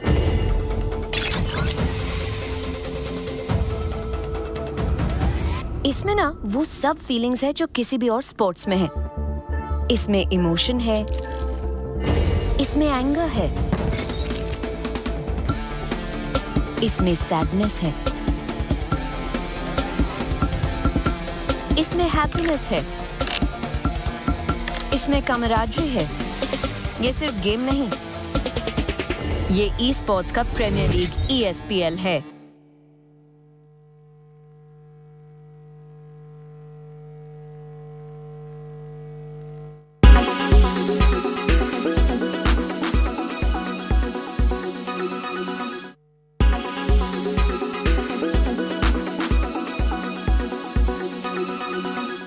Everyone's busy finding what's trending. You're busy finding out why. India Today, for those who research before reacting. Download the India Today app now. Make your media plan smarter with India Today Live TV on your connected devices. Amplify your brand with 100 million smart internet viewers. To advertise, mail us at sales@aajtak.com. Make your media plan smarter with India Today Live TV on your connected devices. Everyone's busy finding what's trending. You're busy finding out why. India Today, for those who research before reacting. Download the India Today app now.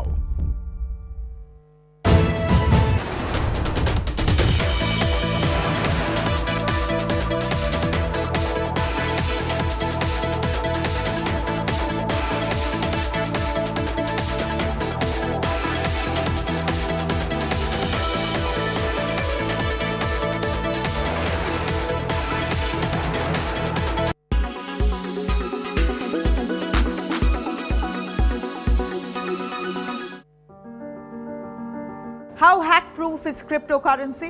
On paper, blockchain is difficult to hack, which is what most cryptocurrencies are based on. But over the years, hackers have found a way to exploit weak spots in third-party exchanges. Millions of people buy and sell cryptocurrencies on these third-party exchanges. Here are some of the biggest crypto heists in the world. This gaming-based crypto network was hacked for $620 million worth of Ethereum. This is the biggest crypto heist so far. This network is best known for one of the biggest play-to-earn games called Axie Infinity. This story is quite bizarre. The hacker turned out to be a good guy. Out of the $600 million stolen, he returned all the funds minus $33 million of Theta, USDT. In a strange twist, the attacker returned nearly all the money, but over $200 million was trapped in an account that required a password from the hacker. The hacker, known as Mr. White Hat, was asked to return the money. The platform even promised to grant the unidentified person $500,000 bounty for helping it identify a flaw in its system, and even offered them a job as chief security advisor. Japan-based crypto exchange CoinCheck made the mistake of storing its token on a hot wallet, a digital storage that you can access on your device. It's connected to the internet for it to work and thus vulnerable to cyber attacks. They lost more than $532 million. By 2014, Mt. Gox had been handling almost 70% of all Bitcoin transactions, but in the same year, it had suspended trading and filed for bankruptcy. The hack continued from 2011 to 2014. At the time,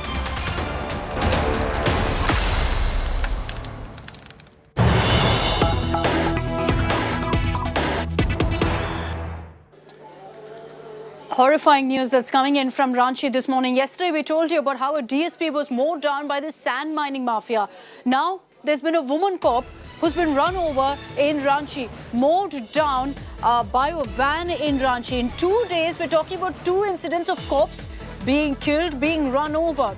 After the incident in Haryana, here's an incident of the Ranchi SI, Sandhya Topno, being crushed by a van. Satyajit is joining us with more details on this. Satyajit, this is shocking, horrifying that we're seeing these kind of incidents emerging.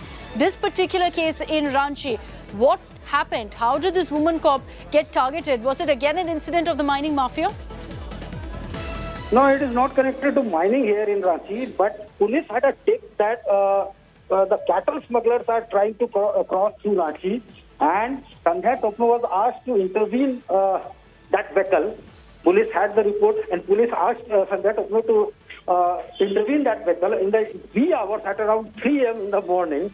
Police was trying to hold the vehicle when the pickup van ran over Sandhya Topno.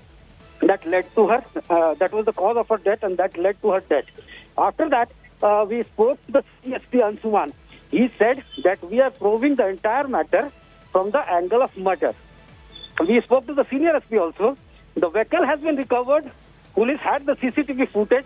The vehicle had been recovered, and one has already been held. Police is interrogating the matter, and police is also... Stay on with me. Satyajit giving us details of the story. I want to bring in now Mr. Pratul Shah Deo, BJP spokesperson from Jharkhand. Shocking what's playing out right now in Ranchi, sir. A cop being mowed down by a van, being killed in Ranchi. Shocking is an understatement. The way things are taking place in Jharkhand absolutely leaves no space for any comment at all. Can you imagine the animal smuggling has been rampant in the state, especially the cow smuggling, especially during the tenure of the Hemant Soren government. And the way things are taking place, just in the twilight, just when the morning was breaking, a police officer is run down by the animal smugglers.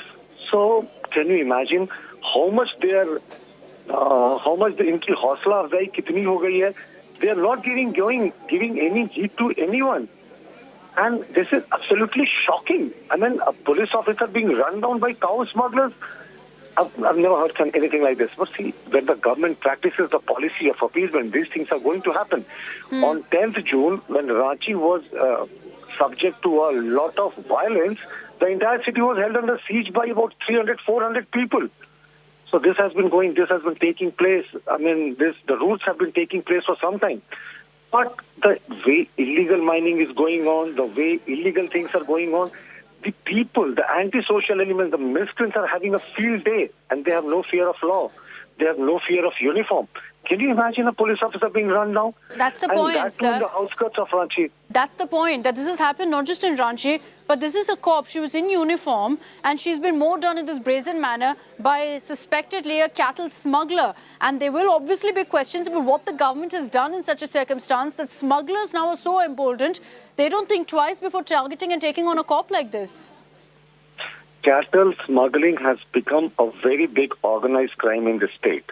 And they're having field day. And I repeat, they have protection right from the top of the government. Otherwise, they won't have so much strength as to run this racket in the daylight, during evening hours, and running down an officer. See, like I said earlier, the fear of uniform is gone in this antisocial elements. These miscreants are having a field day. They don't have any care of the law. and this is a shocking incident. See, they have just arrested the driver. The police says they have arrested the driver, and they are saying that like it's a big achievement. The driver is just the tip of the iceberg, man. It's a huge racket which runs this. The people running this racket should be put behind the bars. They're just saying that, shahadat ho gayi and may her soul rest in peace. Her soul will not rest in peace till this real anti-social elements, the mafia elements right at the top are arrested. Arresting a driver, I mean, that's unacceptable. Yes, that's the first step, but go ahead. Go after the people who are right there at the top running this illegal cattle smuggling racket. Gee. Okay, thank you, Mr. Dio, for joining us here on India Today. So the BJP targeting the government, saying this is the direct impact of a breakdown of law and order in Jharkhand. This has happened in the outskirts of Ranchi. A woman cop being mowed down by a cattle smuggler. The cops had tip-off that there was a cattle smuggler in the area. They went to take him into custody, and that's when this smuggler ran over with his van this Ranchi SI. Now, the cops have confirmed one person has been arrested. The vehicle also has been recovered. It's the worst kind of crime to target men and women in uniform, and it shows how brazen these kind of criminals are. Because while we're talking about what's happened in Ranchi, just yesterday we were all horrified by the news that came in from Haryana of DSP Surinder Singh out to raid the sand mining mafia was mowed down by a truck. Another victim falls to the sand mining mafia. An officer of the law mowed down for trying to put a stop to illegal mining. What began as a tip-off moved on to a raid at Todo Hill, and ultimately the DSP Surinder Singh's murder when he was run over by a dumper truck driver. तो हुआ क्या था? और dumper से चढ़ा दिया ऊपर. अच्छा, डंपर से चढ़ा दिया. तो ये सुरेंद्र सर के साथ और लोग भी थे कि अकेले थे? वो स्टाफ था साथ में. साथ में. तो सर ये कितने बजे की घटना है सर? 11:30 बजे. The manhunt is on for the accused. बहुत दुखद ये घटना हुई है. हमारी सांत्वना है उनके परिवार के साथ भी, और हम वीर सैनिकों को हमेशा ऐसे मामलों में सबका मनोबल बढ़ाने के लिए भी अपने आप को भी प्रस्तुत करना चाहिए, और उस परिवार की भी जिसकी क्षति हुई है उसके साथ भी खड़े हैं. The search led to an encounter in Noob between the police and the mining mafia suspect. We have registered a case of 302, 307, 333, 186 IPC and 353 IPC, along with 379, 188. The opposition has come out guns blazing against the Haryana government, alleging inaction against the sand mafia. Tauru में जिस प्रकार से एक DSP हमारे जो नौजवान साथी हैं उनको माइनिंग माफिया ने कत्ल कर दिया, दर्दनाक हत्या उनकी कर दी, इसके बाद मुख्यमंत्री जी को और गृह मंत्री जी को चुल्लू भर पानी में डूबकर मर जाना चाहिए. This incident is the point of the fact that the government was sleeping, and in broad daylight a DSP was mowed down by the illegal mafias. That is the kind of brazenness that they have shown. With video journalist Abhishek, this is Shreya Chatterjee for India Today. Let's get you an exclusive ground report filed by Shreya Chatterjee from New in Haryana, where she tells us exactly how things played out. How did this dumper truck mow down and kill this DSP? This is the dumper that you see was used to mow down the DSP Tauro by those who were illegally mining stones in the Tauru region. Now, this is the very vehicle that you see standing, which was used to mow down the DSP, which resulted in his death. The short sequence that we know, that these people, two of them, at least that has been confirmed, one named Ikkar and the other named Mittar, they were taking away stones after illegally mining them from the Panchgawa region of Tauru. When the DSP got a tip-off, he reached the spot. When he asked them to stop, they not only did threaten him, but they mowed him down, which resulted in his death. This is that same vehicle that we are getting the visuals of to you that was used in that brazen act where the DSP himself was mowed down because he went to stop illegal mining happening in the Aravalis of the New region. With video journalist Abhishek, this is Shreya Chatterjee for India Today. And this is a story that we will continue to track very, very closely here on India Today. That's it from me. Thank you very much for tuning in. Coming up on the other side is India's Agenda with Sneha Murdani.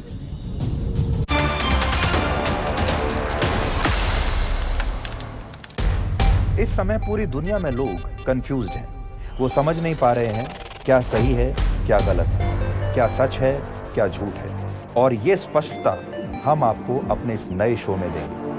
सब कुछ black and white में बताएंगे। इस show में मेरे बालों के अलावा कुछ ग्रे नहीं होगा। हर खबर ब्लैक एंड व्हाइट की तरह बिल्कुल स्पष्ट होगी।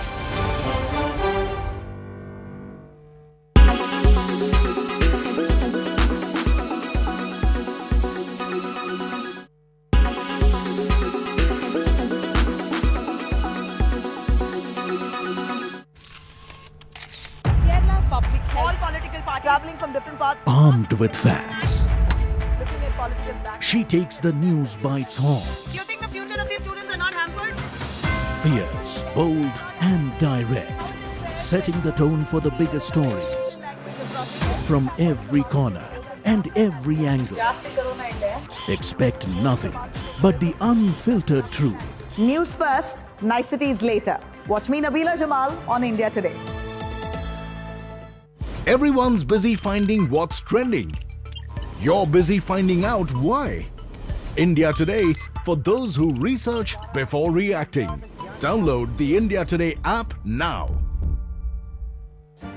Make your media plan smarter with India Today Live TV on your connected devices. Amplify your brand with 100 million smart internet viewers. To advertise, mail us at sales@aajtak.com. Make your media plan smarter with India Today Live TV on your connected devices.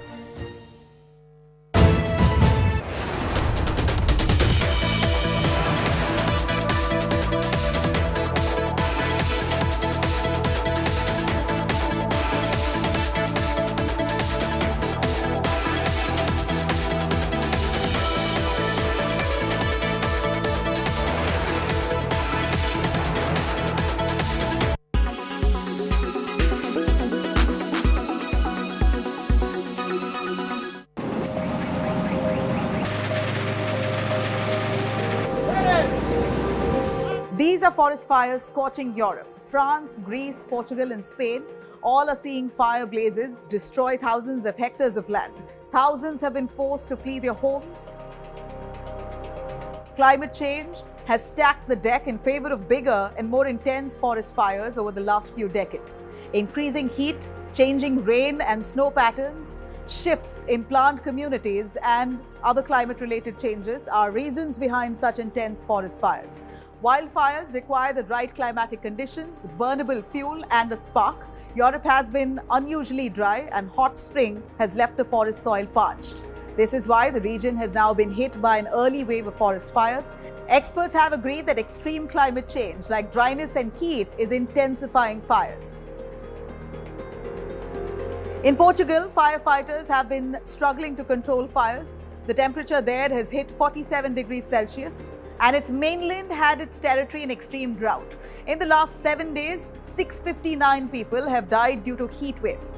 In Spain, there were 30 cases of forest fires across the country. Spain has been experiencing a nearly week-long heat wave with as high as 45.7 degrees Celsius. France's bone-dry condition has wildfires spreading over 11,000 hectares in its southwestern region. More than 1,200 firefighters are currently engaged in stamping out the blaze. Greece saw 71 blazes breaking out in 24 hours. Fire poses direct risk.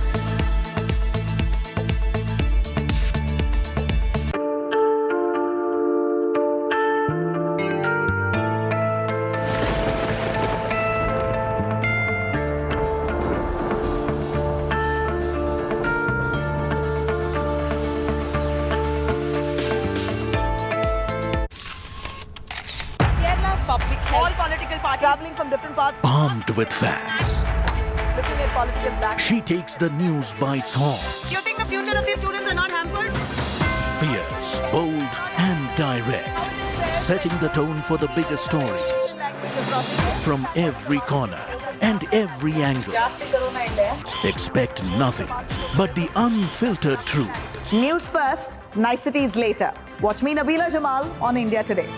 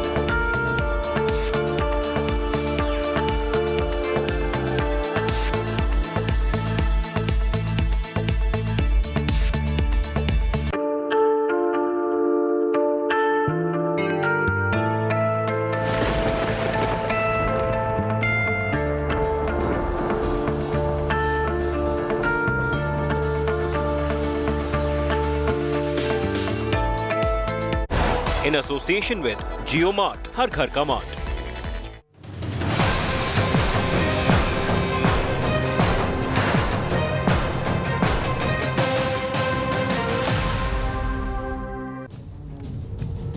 Hello, very good morning. You're watching India's Agenda. I'm Sneha Mordani. The headlines in this edition first. Two brave cops let down. One killed by the mining mafia in Haryana. Other has been killed by cattle smugglers in Jharkhand.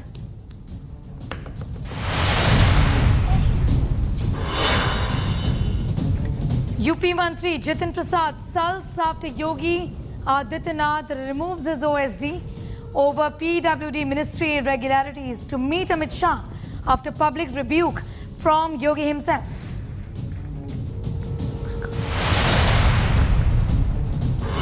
Supreme Court to hear pleas by Uddhav and Shinde camps seeking disqualification of MLAs.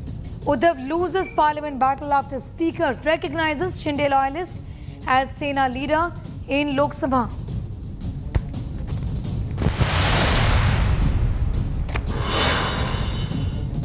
Outrage over class 12 students' death grows. Crime branch and CID probe the alleged suicide. India Today ground report reveals the violent protest may have been planned.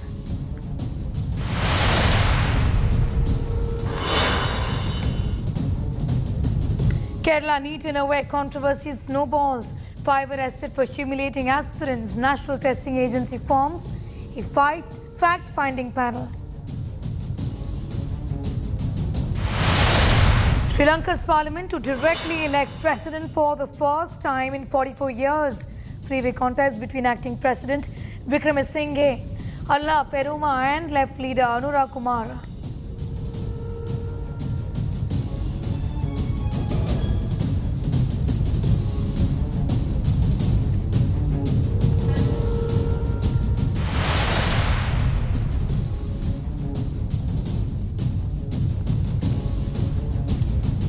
Well, is Yogi Mantri Jitin Prasad sulking? It does appear. There are reports of Prasad being miffed after one of his top aides was in dock for irregularities in his PWD ministry. Yogi government has cracked the whip by shunting Prasad as OSD. He was a part of Prasada, was with Prasada's team in fact, since his Congress days. But most crucially, Chief Minister Adityanath has issued a public reprimand. Yogi tweeted that ministers must not blindly believe their staff. After meeting Yogi yesterday, Prasada heads to Delhi. Yogi Mantri to meet Amit Shah today. Abhishek Mishra is getting us more details on that story, joining us from Delhi City. For more on that, it's evident that Prasada is sulking. Is he meeting with the top brass of the BJP? What is on the agenda as far as his registering a complaint is concerned?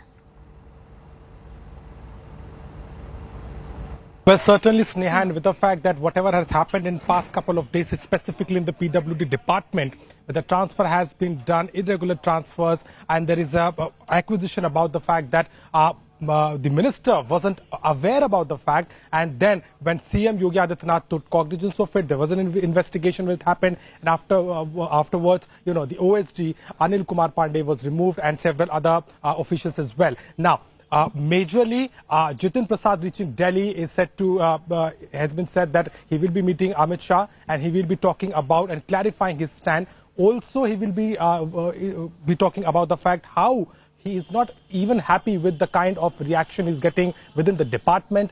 It is a kind of a clarification which needs to be given, and that is the reason that Jitin Prasad is in Delhi today. What more further would be the development? Because today also we have seen how CM Yogi Adityanath has tweeted it very clearly that all the ministers should work in coordination. So that is also very evident. And on the other hand, there is also a matter going on with MOS Dinesh Khatik, who is said to have given resignation, but the government has denied it. And so far, Dinesh Khatik is also out of the reach. He is not speaking anywhere, and he's not even his residence. Be with us, Abhishek. I'm just going to come back to you for more on that, because there's some news coming in of the Prime Minister, who is going to be engaging with the Indian team leaving for the Commonwealth Games.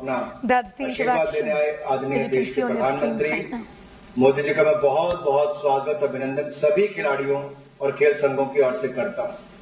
माननीय प्रधानमंत्री जी, आपने सदा, चाहे वो Tokyo Olympics हो, Paralympics हो, team के जाने से पहले आपने खिलाड़ियों का उत्साहवर्धन भी किया, मनोबल भी बढ़ाया, और भारत के खिलाड़ियों ने ओलंपिक्स और पैरालंपिक्स में भारत का मान सम्मान भी बढ़ाया, तिरंगे की मान शान भी बढ़ाई।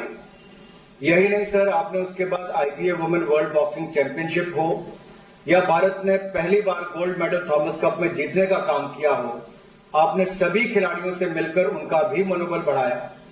दुनिया के शायद ही किसी देश में ऐसा होता हो जहां देश के प्रधानमंत्री वहां के खिलाड़ियों का मनोबल भी बढ़ाते हो, चाहे वो मेडल जीत कर लाएं या ना लाएं, टूर्नामेंट से पहले हो या बाद में हो, सदा आपने खेल और खिलाड़ियों को बढ़ाने का काम किया। जब से आप देश के प्रधानमंत्री बने, टारगेट ओलंपिक पोडियम स्कीम के माध्यम से एलीट एथलीट्स को देश और दुनिया में ट्रेनिंग की सुविधाएं मिली, यहां तक कि आउट ऑफ पॉकेट अलाउंस भी मिला। इस बार भी सर इस कॉमनवेल्थ गेम्स में जाने से पहले जो हमारा कॉमनवेल्थ गेम बाउंड जो एथलीट्स हैं, इनके 111 एक्सपोजर ट्रिप्स हुए सर, ये आपके ही आशीर्वाद से हो पाए। किसी तरह की कोई कमी नहीं रही। साई के जो हमारे नेशनल सेंटर ऑफ एक्सीलेंस हैं, वहां पर भी साल भर खिलाड़ियों के कैंप्स और बाकी इवेंट चले।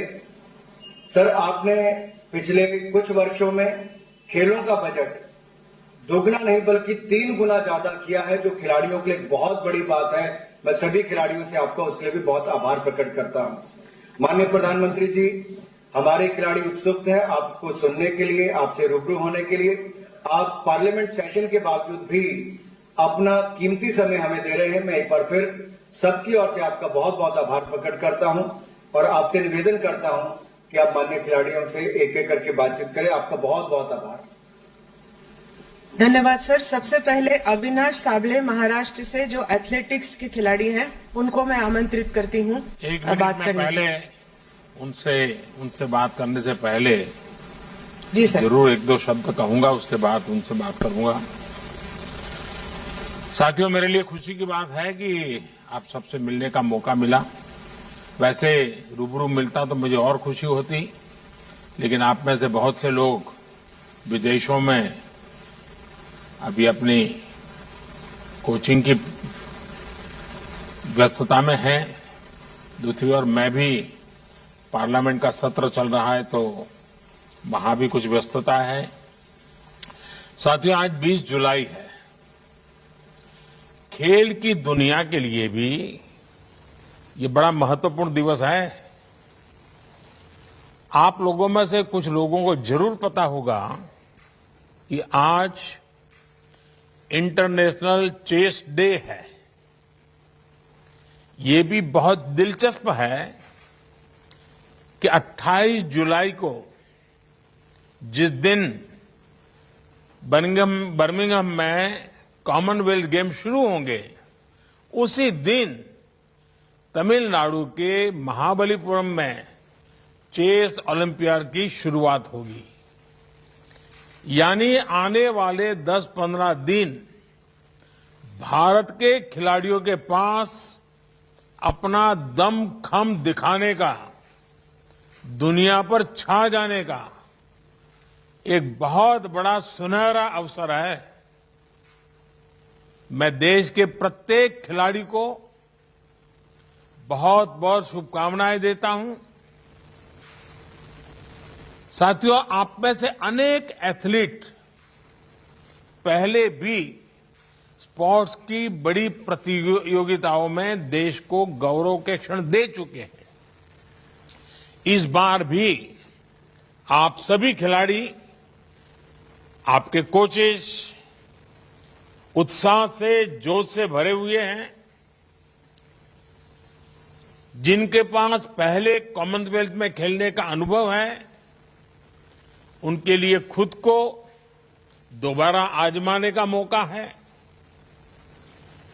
जो 65 से ज्यादा एथलीट पहली बार इस टूर्नामेंट में हिस्सा ले रहे हैं, मुझे विश्वास है कि वो भी अपनी जबरदस्त छाप छोड़ेंगे।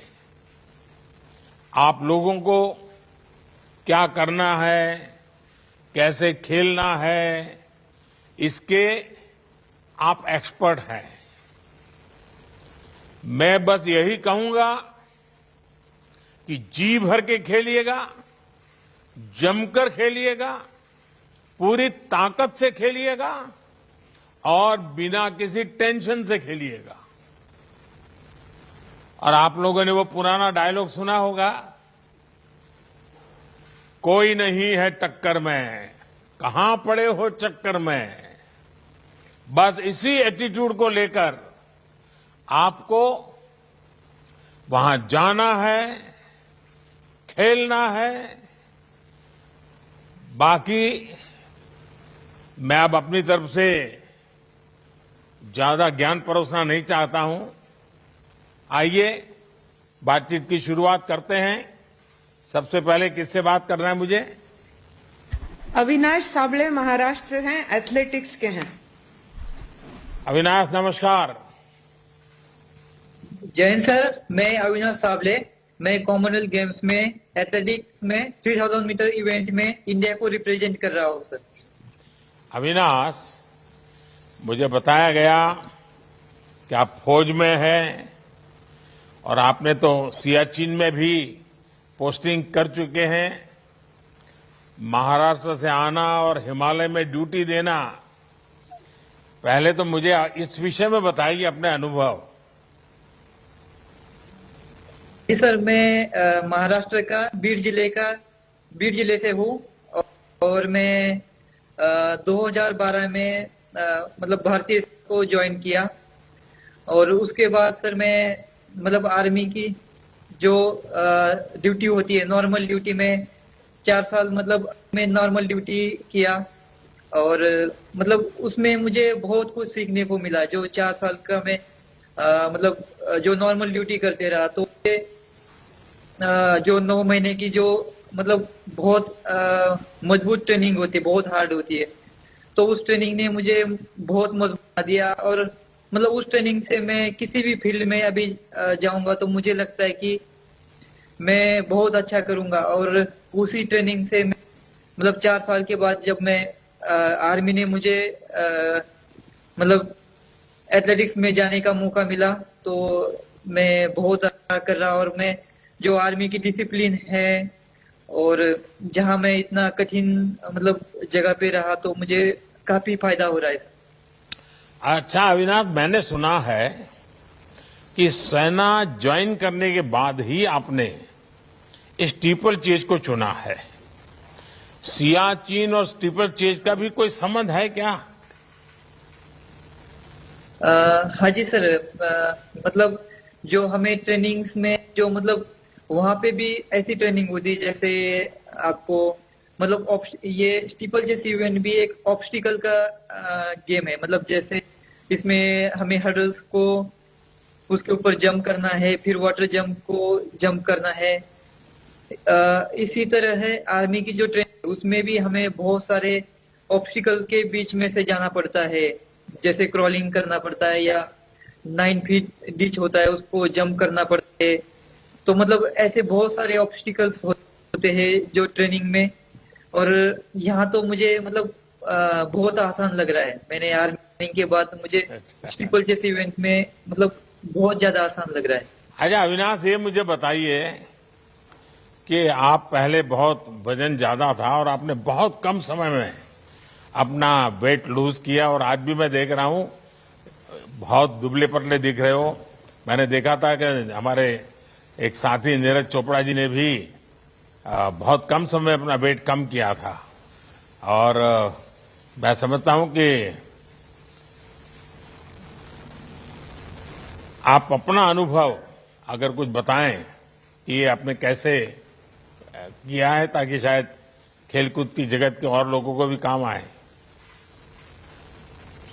सर मैं आर्मी में मतलब एक सोल्जर की तरह जब ड्यूटी कर, तो मतलब मेरा वेट काफी ज्यादा था। तो मैं जब सोचा कि मैं स्पोर्ट्स में जाना चाहिए, और मेरे साथ मतलब मेरे यूनिट ने भी और आर्मी ने मुझे मतलब बहुत मोटिवेट किया कि स्पोर्ट्स में जाना। तो मैंने सोचा कि अभी रनिंग करने के लिए तो मेरा वेट बहुत ज्यादा था, तो मेरा कम से कम 74 केजी वेट था। तो मैं अभी ये कैसे होगा, लेकिन उन्होंने मुझे बहुत सपोर्ट किया, और ट्रेनिंग के लिए एक अलग से एक्स्ट्रा टाइम मिलता था मुझे आर्मी में। तो मैं ये वेट कम करने के लिए मुझे 3-4 महीने का टाइम लगा। और कितना वेट लॉस किया? जब मैं सर मैं अभी 53 केजी मतलब वेट रहता है सर मेरा 53 केजी, और मेरा तब 74 मतलब 20 केजी बहुत कम किया। अच्छा अविनाश, मुझे खेल की सबसे अच्छी बात, और ये जरूर मेरे मन को छूती है, कि इसमें पीछे की हार जीत का ज्यादा बैगेज नहीं होता है। हर बार कंपटीशन नया होता है, फ्रेश होता है, और आपने बताया कि आप पूरी तरह तैयार हैं। सभी देशवासियों की शुभकामनाएं आपके साथ हैं। आप जमकर खेल जाइएगा। आइए और किससे बात करते हैं? सर अचिंता शिवली वेस्ट बंगाल से हैं, ये वेट लिफ्टिंग करते हैं। अंचिता जी नमस्ते। नमस्ते सर। सर मैं वेस्ट बंगाल से हूँ, मैं अभी बर्मिंघम कर रहा हूँ सर। थोड़ा अपने विषय में बताइए जरा। 73 कैटेगरी में खेलता हूँ सर। अच्छा अंचिता, लोग कहते हैं कि आप बहुत शांत स्वभाव के हैं, एकदम से कूल जिसको कहते हैं, और आपका खेल तो है जिसमें पावर लगता है, शक्ति का खेल है। तो ये शक्ति और शांति, ये दोनों को कैसे आपने मेल बिठा दिया है? सर कुछ योगा करते हैं हम जो सर, तो उससे दिमाग शांत हो जाता है, और ट्रेनिंग के टाइम उसको बाहर निकलते हैं कि जोश के साथ सर एकदम। अच्छा अंचिता, रेगुलर योगा करते हो? हाँ जी सर, कभी कभी मिस होता है लेकिन करता हूँ सर। अच्छा आपके परिवार में कौन कौन है? मम्मी है और मेरा बड़ा भैया है सर। अच्छा, और परिवार से भी मदद मिलती है? हाँ सर, परिवार से मेरा मतलब फैमिली से फुल सपोर्ट रहता है कि करो अच्छे से करो, डेली बात होता है, हमेशा सपोर्ट ही रहा है सर। लेकिन माँ को चिंता रहती होगी कहीं को चोट पहुंचा न दे, क्योंकि वेट लिफ्टिंग में हमेशा इंजरी की बड़ी चिंता रहती है। तो जी सर, माँ जब बात करता हूँ माँ से तो उन लोग ये अच्छे से खेलो।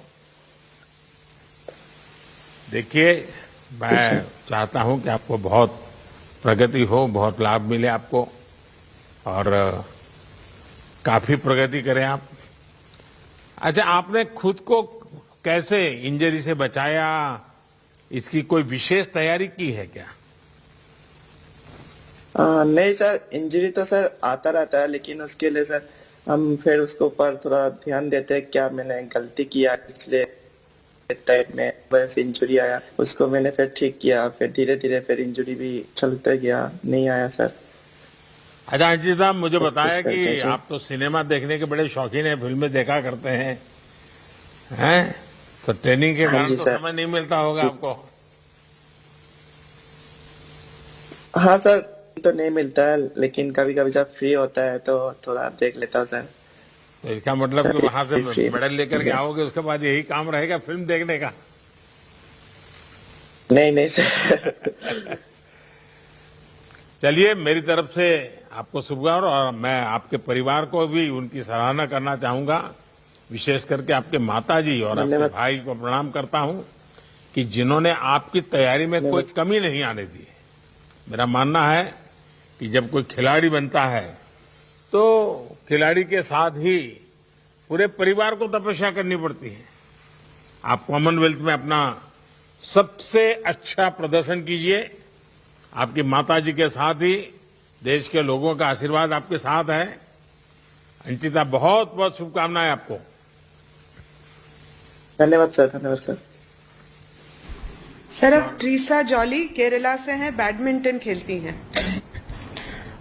Good morning sir, I am Treesa jolly playing. Good morning sir. Sir, I am playing selected for the 2020 Commonwealth Games badminton sir. अच्छा ट्रीसा, आप कन्नूर जिले से हैं, वहां की तो खेती और फुटबॉल दोनों बहुत प्रसिद्ध है। आपको बैडमिंटन के लिए किसने प्रेरित किया? Sir, my father motivated me to play the sport. As volleyball and football is more popular in my hometown. But badminton is more convenient to play in that age, at the age of 5. अच्छा ट्रीसा, मुझे बताया गया है कि आप और गायत्री गोपीचंद दोनों अच्छी दोस्त भी हैं, डबल्स पार्टनर भी हैं। अपनी दोस्ती और ऑन फील्ड पार्टनरशिप के बारे में जरा बताइए। Sir, it is good bond with Gayatri. When we are playing, it's create a good combination when we are playing on court. And it's very important. I feel it's very important to keep good bond with our partners. अच्छा ट्रीसा, आपने और गायत्री ने लौटने के बाद celebrate करने का कैसा प्लान बनाया है? सर, उधर जाके मेडल आए तो वी विल सेलिब्रेट। सर, पता नहीं अभी कैसे how we celebrate. PV Sandhu ने तय किया था कि वो आकर के आइसक्रीम खाएगी। अच्छा, आपसे शानदार शुरुआत की है। अभी तो पूरा कैरियर आपके सामने है, अभी तो आपकी जिंदगी शुरुआत है, और आप हर मैच में अपना 100% दीजिए, हर मैच को पूरी गंभीरता से लीजिए। मैच के बाद परिणाम कुछ भी हो, लेकिन आपका लगना, यानी बिल्कुल आपको लगना चाहिए कि मैंने अपना सर्वश्रेष्ठ प्रदर्शन किया है। चलिए, आप सबको बहुत बहुत शुभकामनाएं, आपके पूरे सभी टोली को शुभकामनाएं मेरी। सर, अब मिस सलीमा टेटे झारखंड से हॉकी की प्लेयर है सर। सलीमा जी नमस्ते। Good morning sir. हाँ सलीमा जी, कैसी हैं आप? ठीक है सर, आप लोग कैसे? तो अभी कहाँ, कोचिंग के लिए कहीं और है, बाहर हैं आप? जी सर, अभी इंग्लैंड में है हम लोग। अच्छा, यूके में है। अच्छा सलीमा, मैं कहीं आपके बारे में पढ़ रहा था कि आप और आपके पिता ने हॉकी के लिए बहुत संघर्ष किया है। तब से लेकर अब तक की यात्रा के बारे में अगर आप कुछ बताओगी तो देश के खिलाड़ियों को भी जरूर इंस्पिरेशन मिलेगा। जी सर, बिल्कुल। जैसे मैं एक गांव से हूँ, तो जैसे मेरे पापा भी खेलते थे पहले, जब उनका एज था, पर अभी तो बहुत टाइम होने पापा छोड़ दिए। तो मैं उनके साथ कहीं भी पापा जाते थे खेलने के लिए, तो मैं उनके साथ साइकिल में जाती थी खेलने उसके साथ। बस मैं बैठ के देखती थी कि मतलब कैसे गेम होता है। मैं पापा से सीखना चाहती थी कि मैं कैसे सीखूं हॉकी, मुझे भी हॉकी खेलना है। जैसे असुंता लकड़ा जैसे झारखंड से हुई, तो उनको मैं देखती थी कि मतलब इतने प्लेयर कैसे ये है, तो मुझे वैसे बनना है। तो मैं पापा के साथ साइकिल में जाती थी, फिर बैठ के देखती थी कि कैसे गेम होता है। तो बाद में धीरे धीरे मुझे समझ आने लगा कि बहुत कुछ दे सकता है अपना लाइफ को। तो मैंने पापा से ही सीखा है कि मतलब स्ट्रगल करने से हमें बहुत कुछ मिलता है। तो मुझे अपने फैमिली से, उनसे बहुत अच्छा लगता है मुझे कि उनसे मैंने इतना अच्छा नॉलेज सीखा है। क्या सलीमा, टोक्यो ओलंपिक में आपके खेल ने सभी को प्रभावित किया था और आपका वो अनुभव मैं समझता हूं अगर आप साझा करती हो टोक्यो वाला अनुभव, तो भी मैं समझता हूं सबको अच्छा लगेगा। हाँ जी सर, बिल्कुल। जैसे हम ओलंपिक्स जाने से पहले आपसे भी बात किए थे, फिर अभी कॉमनवेल्थ आने से पहले भी हम ऑलरेडी हैं इंग्लैंड में, पर अब से पहले आपने हमें बहुत अच्छा मोटिवेट किया। जैसे टोक्यो ओलंपिक्स में भी हम जाने से पहले आपने हमसे सबसे बात की थी, तो हमें बहुत अच्छा लगा, फिर हमें बहुत ज्यादा मोटिव हुआ। तो बस यही है कि हम टोक्यो ओलंपिक्स में हम यही सोच के गए थे कि हमें कुछ करना है इस बार। तो हम इस टूर्नामेंट में भी हम यही सोच के आए हैं कि हमें करना है। जैसे टोक्यो ओलंपिक्स में हमें, जैसे कोविड भी था तो हमें बहुत डिफिकल्ट हुआ था। जैसे साई में बहुत ज्यादा हमें ऑर्गेनाइज किया हुआ था, जैसे पहले वहाँ बहुत अच्छा हमारे लिए ऑर्गेनाइज किया हुआ था कि हम टोक्यो में जाके बहुत कुछ सीख के आए, फिर अपने दम पर बहुत कुछ करके आए। तो बस आप लोग हमें और आगे तक जाए। जैसे टोक्यो ओलंपिक्स हमारी एक बहुत अच्छा पहचान थी, जैसे हमने बहुत अच्छा खेला हमारी टीम, तो हमें इसको कंटिन्यू रखना है सर। सलीमा, आप छोटी सी ही उम्र में कई बड़े अंतर्राष्ट्रीय मैच खेल चुकी हैं और मुझे पक्का विश्वास है कि ये अनुभव आपको आगे भी बहुत ही मदद करेगा। आप बहुत आगे बढ़ेगी। मैं आपके माध्यम से महिला और पुरुष दोनों ही हॉकी टीम को अपनी ओर से और देश की तरफ से बहुत बहुत शुभकामनाएं देता हूं। आप सभी बिना किसी तनाव को मस्ती से खेलिए। सभी लोग सर्वश्रेष्ठ जब प्रदर्शन करेंगे तो पदक हर हाल में आना ही आना है। आप सभी को बहुत बहुत शुभकामनाएं।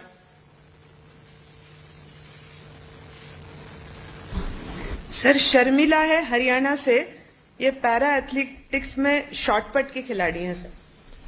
नमस्ते सर। नमस्ते शर्मिला जी। शर्मिला जी, हरियाणा से। आप हरियाणा से हैं तो खेलकूद में तो हरियाणा होता ही होता है। अच्छा, आपने 34 साल की उम्र में खेलों में कैरियर शुरू की और आपने 2 साल में ही गोल्ड मेडल भी जीत कर दिखा दिया। जरा मैं जरूर जानना चाहूंगी चमत्कार कैसे हुआ, आपकी प्रेरणा क्या है?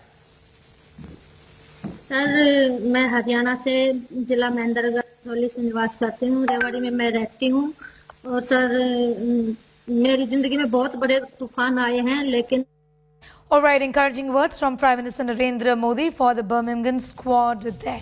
We'll continue to keep a close eye on all of those developments. For the moment, it's time for a quick break here. On the other side, Supreme Court to hear pleas by Uddhav and Chandekam seeking disqualification of MLAs. We're getting you all the details in just 2 minutes.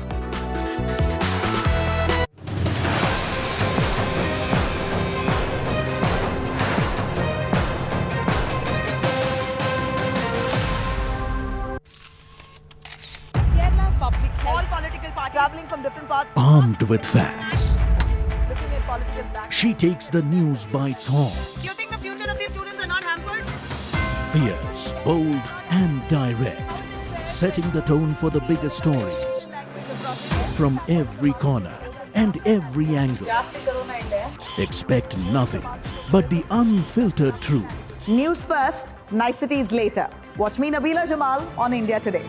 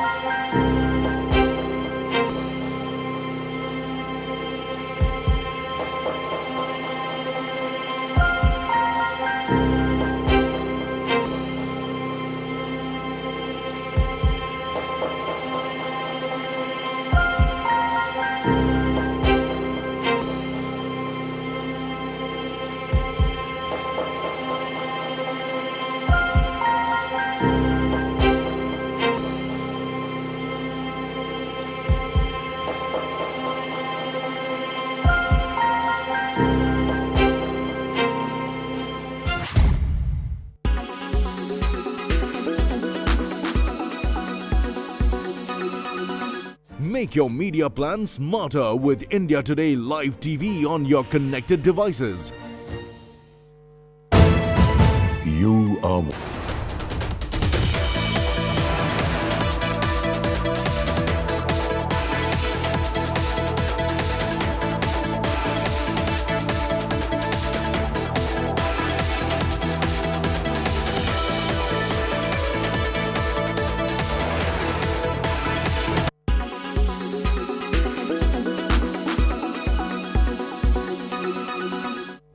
There's an Ebola-like disease spreading in Ghana. It's the second time the disease has been detected. It's called the Marburg virus disease.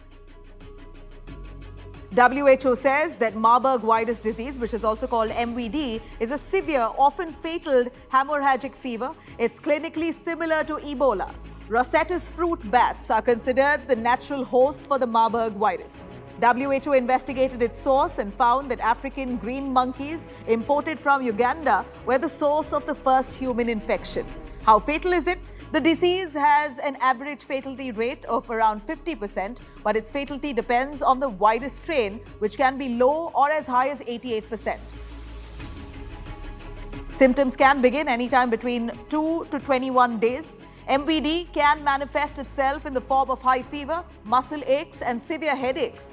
On the third day, patients report abdominal pain, vomiting, severe watery diarrhea, and cramping. Between day 5 and 7, patients report bleeding from the nose and gums. Severe blood loss leads to death. There is no approved antiviral treatment or vaccine for MVD as of now, but it can be managed with supportive care. WHO says that dehydration with oral or intravenous fluids and treatment of specific symptoms can help prevent death.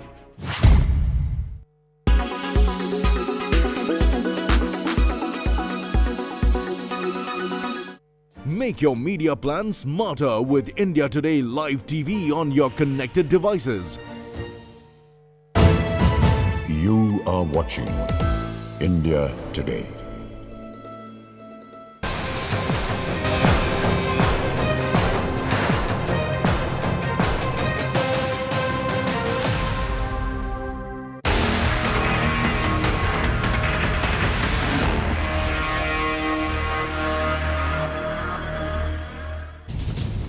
Sena versus Sena war in Supreme Court, where pleas have been filed by Eknath Shinde camp and Uddhav camp to be heard today. Both Uddhav and Shinde factions of the Shiv Sena have moved Supreme Court over disqualification pleas against 16 rebel MLAs. A 3-judge bench led by CGI NV Ramana will hear the matter. Remember, Supreme Court has asked the Maharashtra Assembly Speaker to not take any decision on disqualifying Shiv Sena MLAs. Also, in a final big step, Shinde Group has approached the EC, the Election Commission, seeking claim over Sena's bow and arrow symbol. Shinde camp claims that they are the rightful heir of the Sena party now.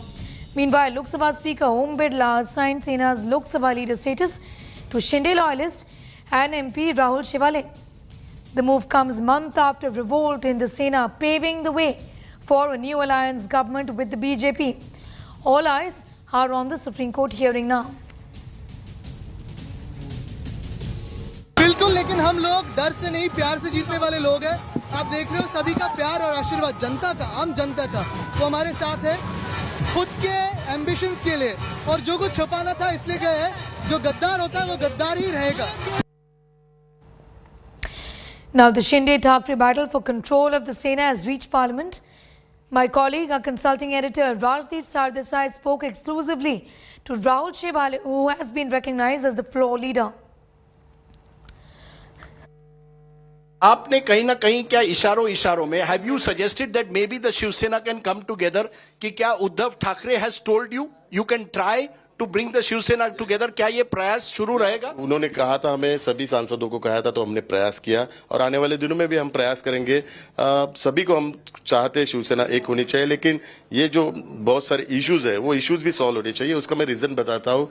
अगर हम कहते कि शिवसेना एक होनी चाहिए तो और Shiv Sena BJP के साथ जाना चाहिए, तो संजय राउत जी की जो भूमिका है महाराष्ट्र विकास आघाड़ी के साथ जाने की, उपराष्ट्रपति मार्गरेट अलवा जी को सपोर्ट करने की, ये सब भूमिका चेंज भी होनी चाहिए। ये भूमिका जब भी चेंज हो जाएगी तो सब एक हो सकते हैं। You are saying something very important. Uddhav Thackeray has asked you to try to reach out to BJP and form an alliance. Uddhav Thackeray has told you, and you would like an alliance minus Sanjay Raut. Yeah, Sanjay Raut को अलग करके अलग करके नहीं, उनके विचारों को अलग करके, उनके जो विचार है कि कांग्रेस एनसीपी के साथ जाना चाहिए, वो विचारों को अलग करके हम लोग एक साथ आना चाहते हैं। So you still believe you still will appeal to Uddhav Thackeray to come together? अभी भी आप चाहते हैं कि उद्धव ठाकरे बीजेपी के साथ आए? हम सभी सांसद यही चाहते हैं कि उनको अपील करते हैं कि हिंदुत्व के लिए एक होना चाहिए, और मुझे विश्वास है आने वाले दिनों में हो।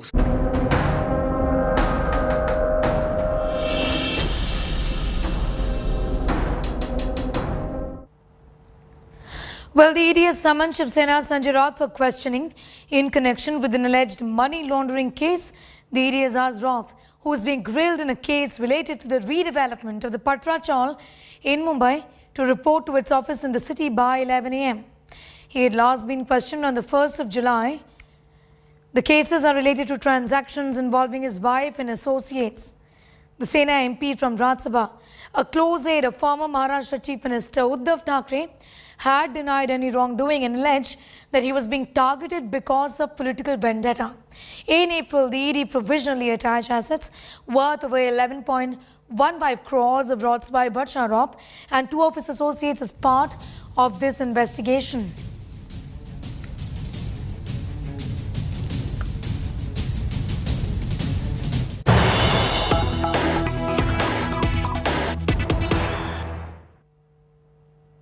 Some news just coming in. Let's go straight to that. DK Shiv Kumar has dropped the clearest hint of Congress Chief Minister face. In Ramanagara district, where DK was addressing a crowd, he said Ramanagara people have given a chance to Devagowda and Kumaraswamy, and now give me a chance too. He is hinted at becoming the Chief Minister if Ramanagara people support him. Devagowda, Kumaraswamy and DK are all from Ramanagara and contested there when they became the Chief Minister. ನಿಮ್ ಕೇಳೋದಿಷ್ಟೇ, ನೀವು ಎಲ್ಲರಿಗೂ ಅವಕಾಶ ಮಾಡಿಕೊಟ್ಟಿದ್ದೀರಿ, ದೇವೇಗೌಡರಿಗೂ ಅವಕಾಶ ಮಾಡಿಕೊಟ್ಟಿದ್ದೀರಿ, ಕುಮಾರಣ್ಣಗೆ ಅವಕಾಶ ಮಾಡಿಕೊಟ್ಟಿದ್ದೀರಿ, ನನಗೂ ಅವಕಾಶ ಮಾಡಿಕೊಡಿ ಅಂತ ಹೇಳಿ ತಮ್ಮನ್ನು ನಾನು Getting us more details on that story, Naga. DK Shiv Kumar, they're really not mincing any words, and appeal to the Vokalagya community, and now saying that because you sent Kumaraswamy. Okay, we'll just go back to Naga in a bit from now, but these are details of DK Shiv Kumar. First, he said that the people in the state, the Vokalagya community, should vote for DK and that they should send him to the Chief Minister's office. Essentially, that he must be chosen as the next Chief Minister, is what he says. And now today he says that the people of Ramanagara district should also vote for him and ensure that he becomes the Chief Minister. Devagowda and Kumaraswamy, remember, are both from Ramanagara, and both of them were the Chief Ministers at some point in time in Karnataka. He says that he too must be sent from Ramanagara. He has made an appeal to the people of Ramanagara today. And yesterday he said the people of the Vokalagya community should also vote for him.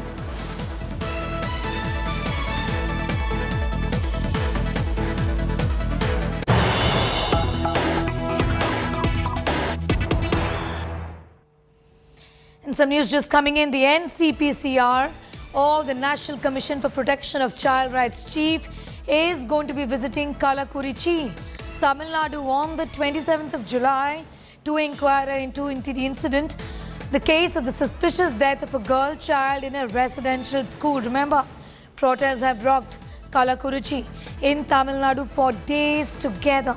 Now, the NCPCR chief is going to be looking into the matter and is going to be visiting Kallakurichi.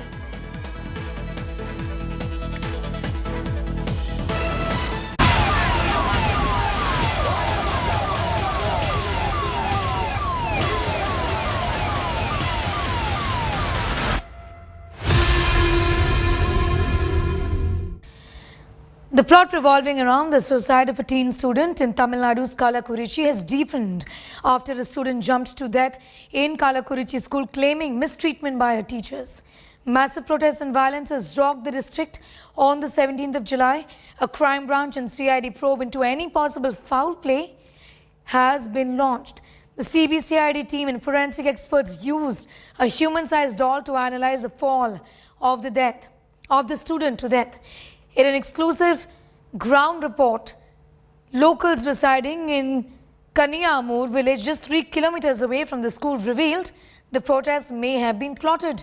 WhatsApp chats were formed and protests were planned at least a week before the 17th of July when the protest first erupted. Not just that, the local residents reveal the protesters at the scene were from other villages and unknown to the locals there. அது பார்த்த இதுல இப்போ ஒரு அவ்வளவு பேர் பைக்ல போனது பாத்தீங்க. நம்ம ஊர்க்காரங்க மாதிரி யாராச்சும் இருந்தாங்களா? நம்ம ஊர்ல இருக்கணும் யாருமே கிடையாதுங்க. எல்லாம் வெளியூர் ஆள் தான். எல்லாம் வெளியூர் ஆள் தான். எல்லாம் அந்த பக்கம் தான் சைடு எல்லாம் போச்சு. தெற்கு தான் போச்சு. எந்த மாதிரி வண்டியில வந்தாங்க? எப்படி வந்தாங்க ஐயா? எல்லாம் பைக். என்ன மாதிரி பைக்? இதெல்லாம் என்ன நான் படிச்சா இருக்கிறேங்க. இல்ல இல்ல அதாவது பைக் வேன் வண்டி ஏதாச்சும் எடுத்துட்டு வந்தாங்க? கட்டை ஏதாச்சும் ஆட்டோ வந்தது, பைக் வந்தது. இதுதான். ஓகே. அதுக்கு ரெண்டும் அதுக்கு மேல எது? ஏன்னா சட்டை ஏதாச்சும் கலர்ல எல்லாம் கருப்பு தான். எல்லாம் கருப்பு தான். பேண்ட் இருந்து சட்டை இருந்து எல்லாம் கருப்பு தான். எதுவும் வேற கலர் எதுவும் கிடையாது. ஏதாச்சும் கோஷம் போட்டுட்டு வந்தாங்களா? எல்லாம் மண்டையில கட்டு போட்டு வந்தாங்க. ஓகே. இப்போ அன்னைக்கு வந்து ஞாயிற்றுக்கிழமை இதெல்லாம் நடந்துச்சு. இதுக்கப்புறம் போலீஸ் ஏதாச்சும் விசாரணைக்காக நம்ம ஊருக்குள்ள வந்து கேட்டாங்களா ஏதாச்சும்? அந்த மாதிரி எதுவும் கேட்கவும் இல்ல. அன்னைக்கு ஒரு நாள் மட்டும் தான் இந்த மாதிரி வந்தாங்களா? அதுக்கு முன்னாடி யாராச்சும் வந்திருந்தாங்களா?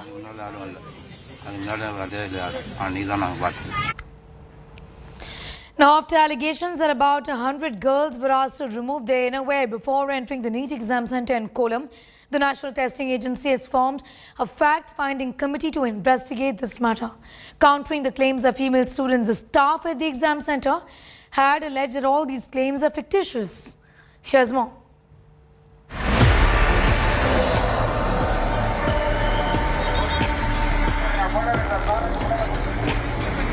After NEET aspirants were asked to remove innerwear to gain access to an exam center in Kollam, the issue has snowballed into a raging controversy.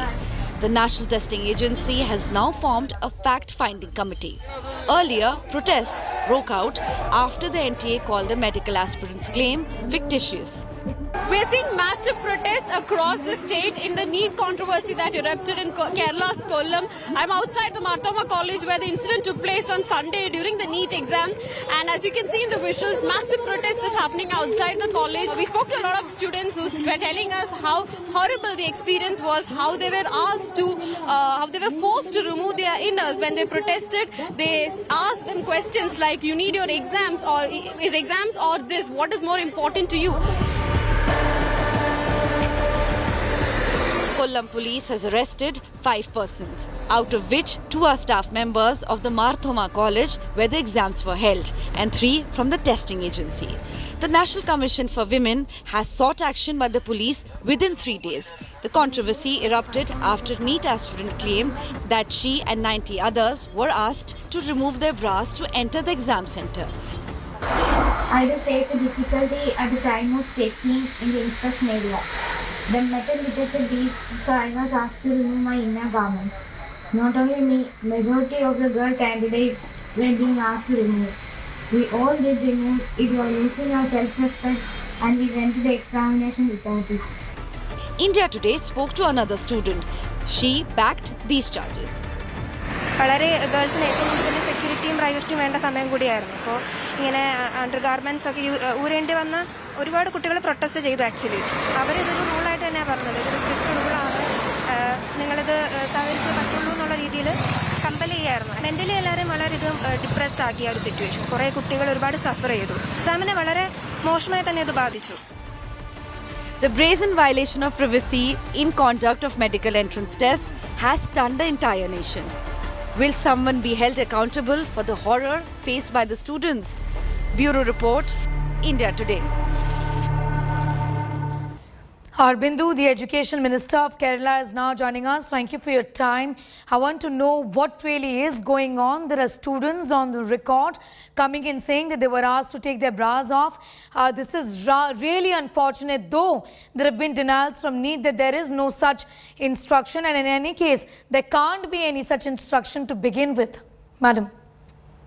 Yeah, and the state government has nothing to do with this. This act was highly deplorable. We condemn it. The NEET exam is being conducted by National Testing Agency, an agency which is being engaged by central government.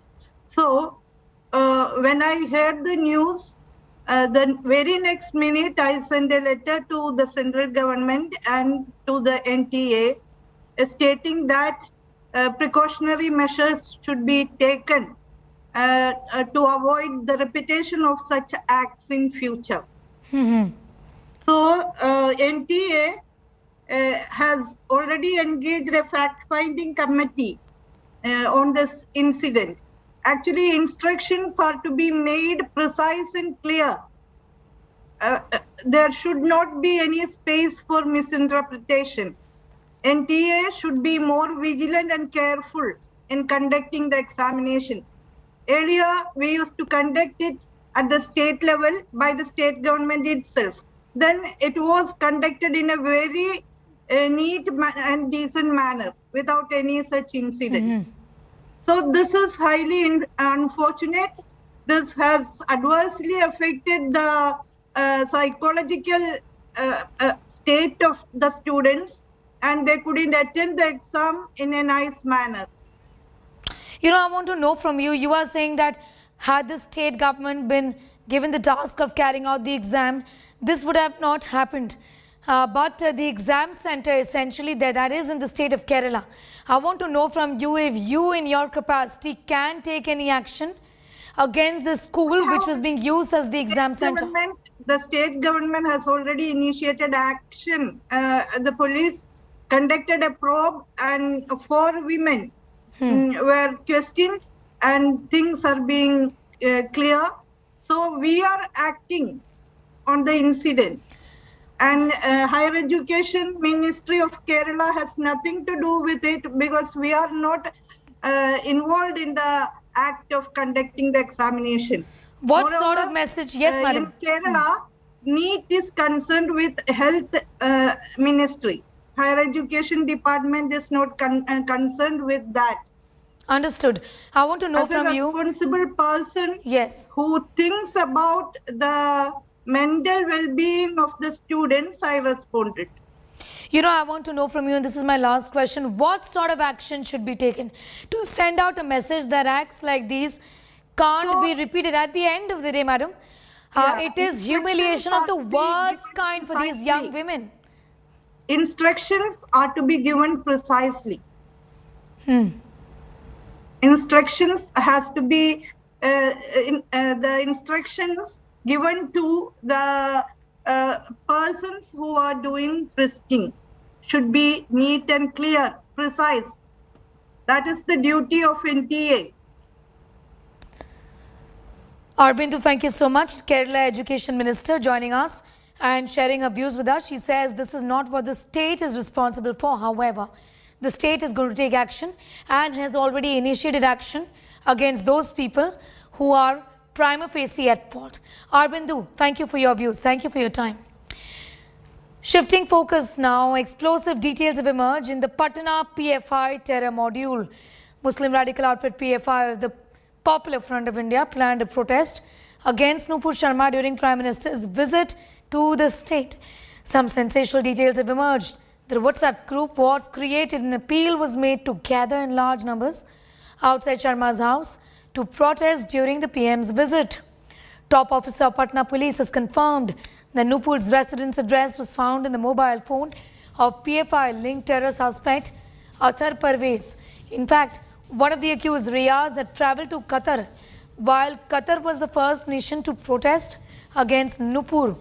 Minorities Affairs Minister Jama Khan, speaking exclusively to India Today, claimed that a thorough investigation on the activities of the Popular Front of India is underway in Bihar. promising that the outfit is going to be banned if they are found guilty.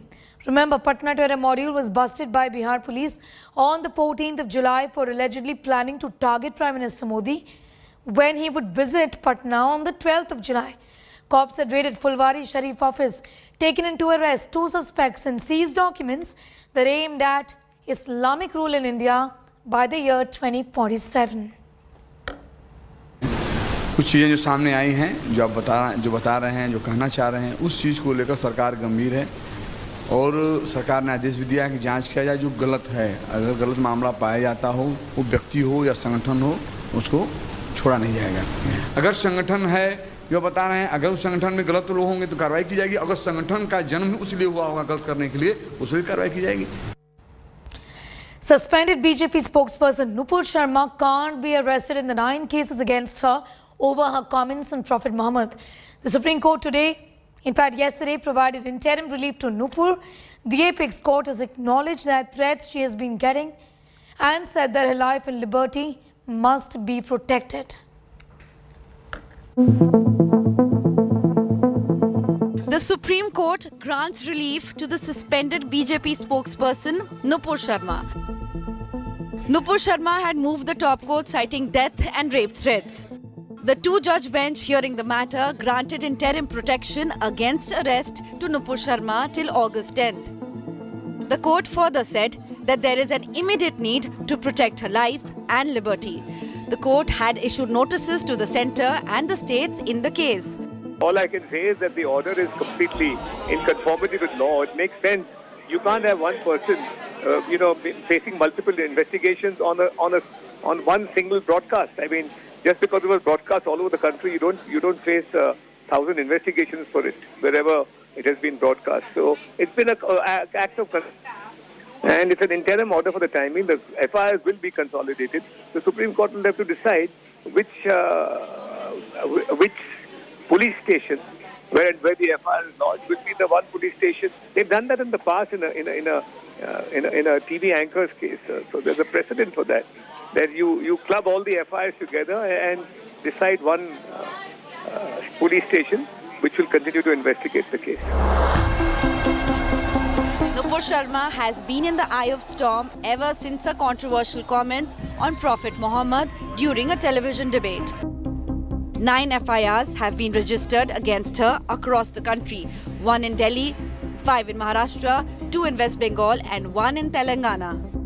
Nupur had earlier moved the Supreme Court to club all the FIRs together but withdrew the petition after the bench came down heavily on her, calling her single-handedly responsible for the protests and beheading of Kanhaiya Lal in Udaipur. Bureau Report, India Today. We'll continue to keep a close eye on all of those developments. For the moment, it's a wrap on this bulletin. For all news and updates, do log on to our website, that's indiatoday.in. You can also download the India Today app. Thank you for watching.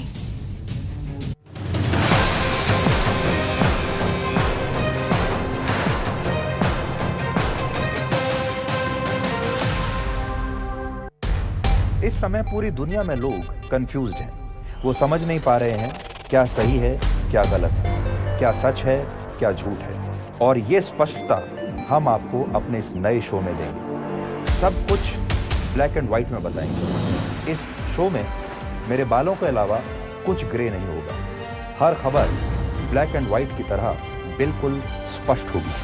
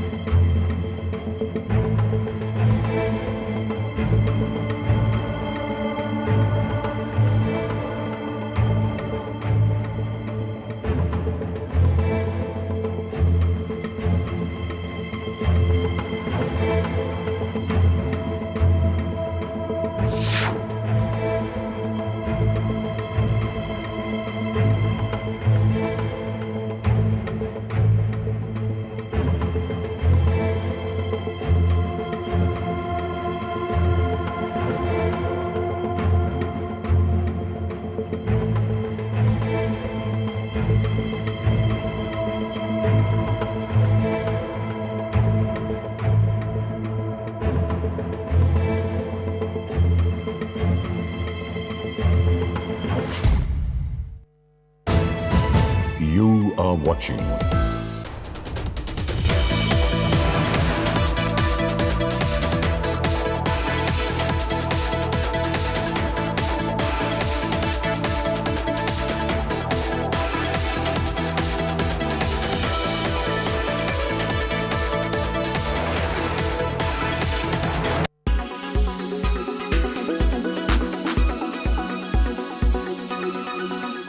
A fandom war has erupted over India Today magazine's latest cover, and locked in battle here are fans of two superstars from the South who recently made it quite big globally with their record-breaking box office revenues for their recently released films.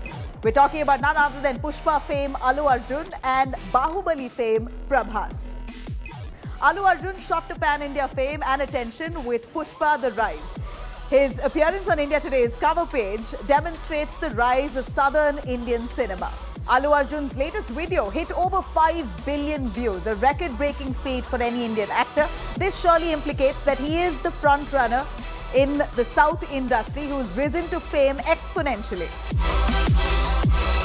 On the other hand, Prabhas had also made it to India Today's cover page back in May 2017.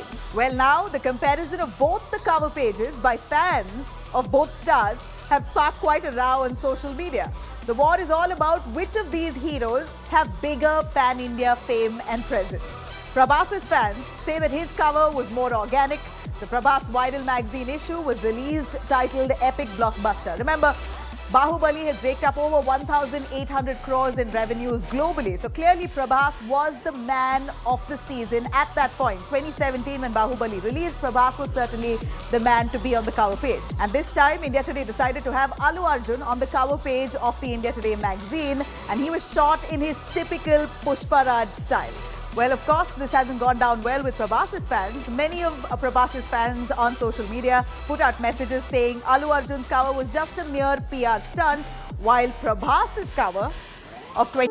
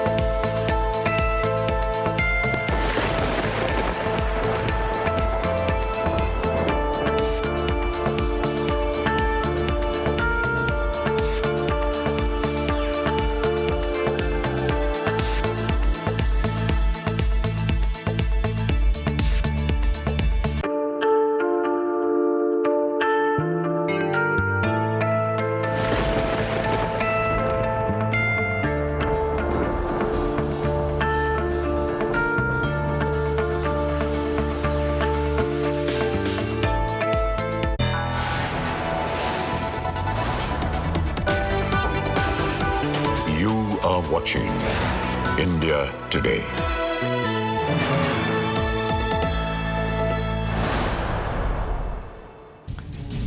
Hello, very good morning. You're watching India Today TV. I'm Sneha Mordani. Let's get started with the top stories.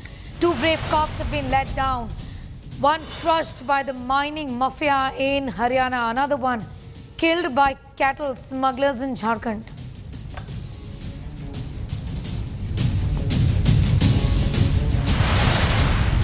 Islamic State Khorasan targets Prime Minister Modi by putting his image on its mouthpiece. Bihar PFI unit's shocking plot to target Nupur Sharma stands exposed.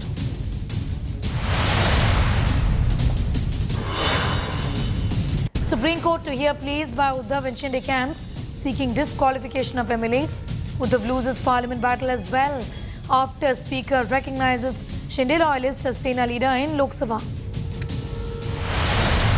This outrage over Class 12 students' death grows. Crime branch and CID probe the alleged suicide. India Today ground report reveals that violent protests could have been planned. Kerala NEET in a where controversy snowballs. 5 arrested for humiliating aspirants. National Testing Agency forms fact-finding panel. Voting begins to elect Sri Lanka's new president in three-cornered contest. Parliament to directly elect head of state for the first time in 44 years.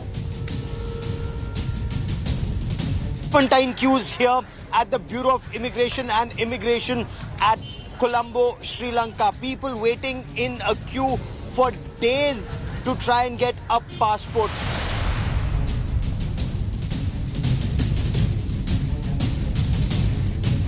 Another day, another horrific incident of a police officer being killed. Day after Haryana DSP was run over by the mining mafia in Haryana's No district, a similar incident has come to fore from Ranchi. Sandhya Topno was crushed to death in Jharkhand's Ranchi by a pickup van in the wee hours of Wednesday at around 3 am.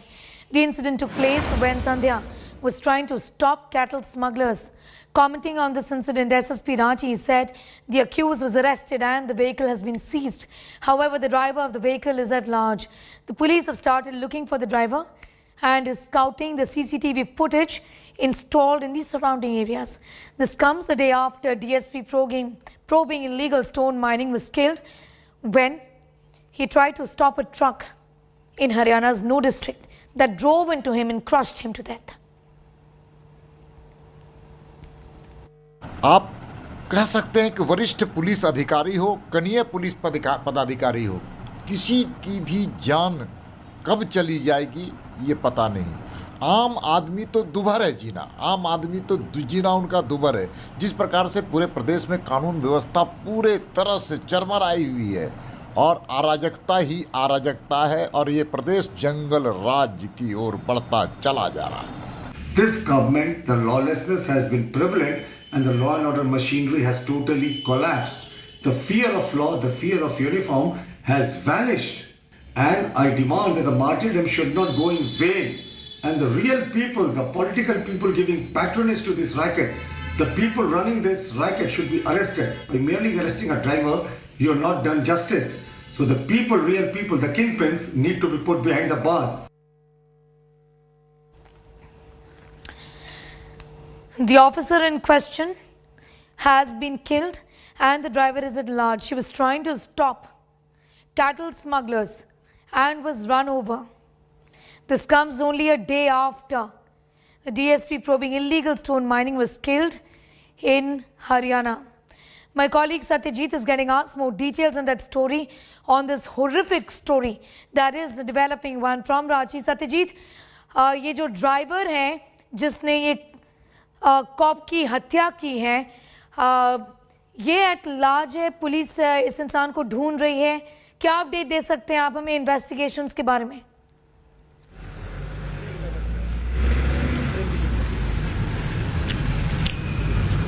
Just few moments ago, SSP confirmed us that the driver has been arrested, the driver has been held, and the vehicle, this is the vehicle which was used and which rammed over the sub-inspector Sandhya Topno. You can see the vehicle, it is bearing a number JH01EJ7501, and we'll show you the condition of the vehicle also.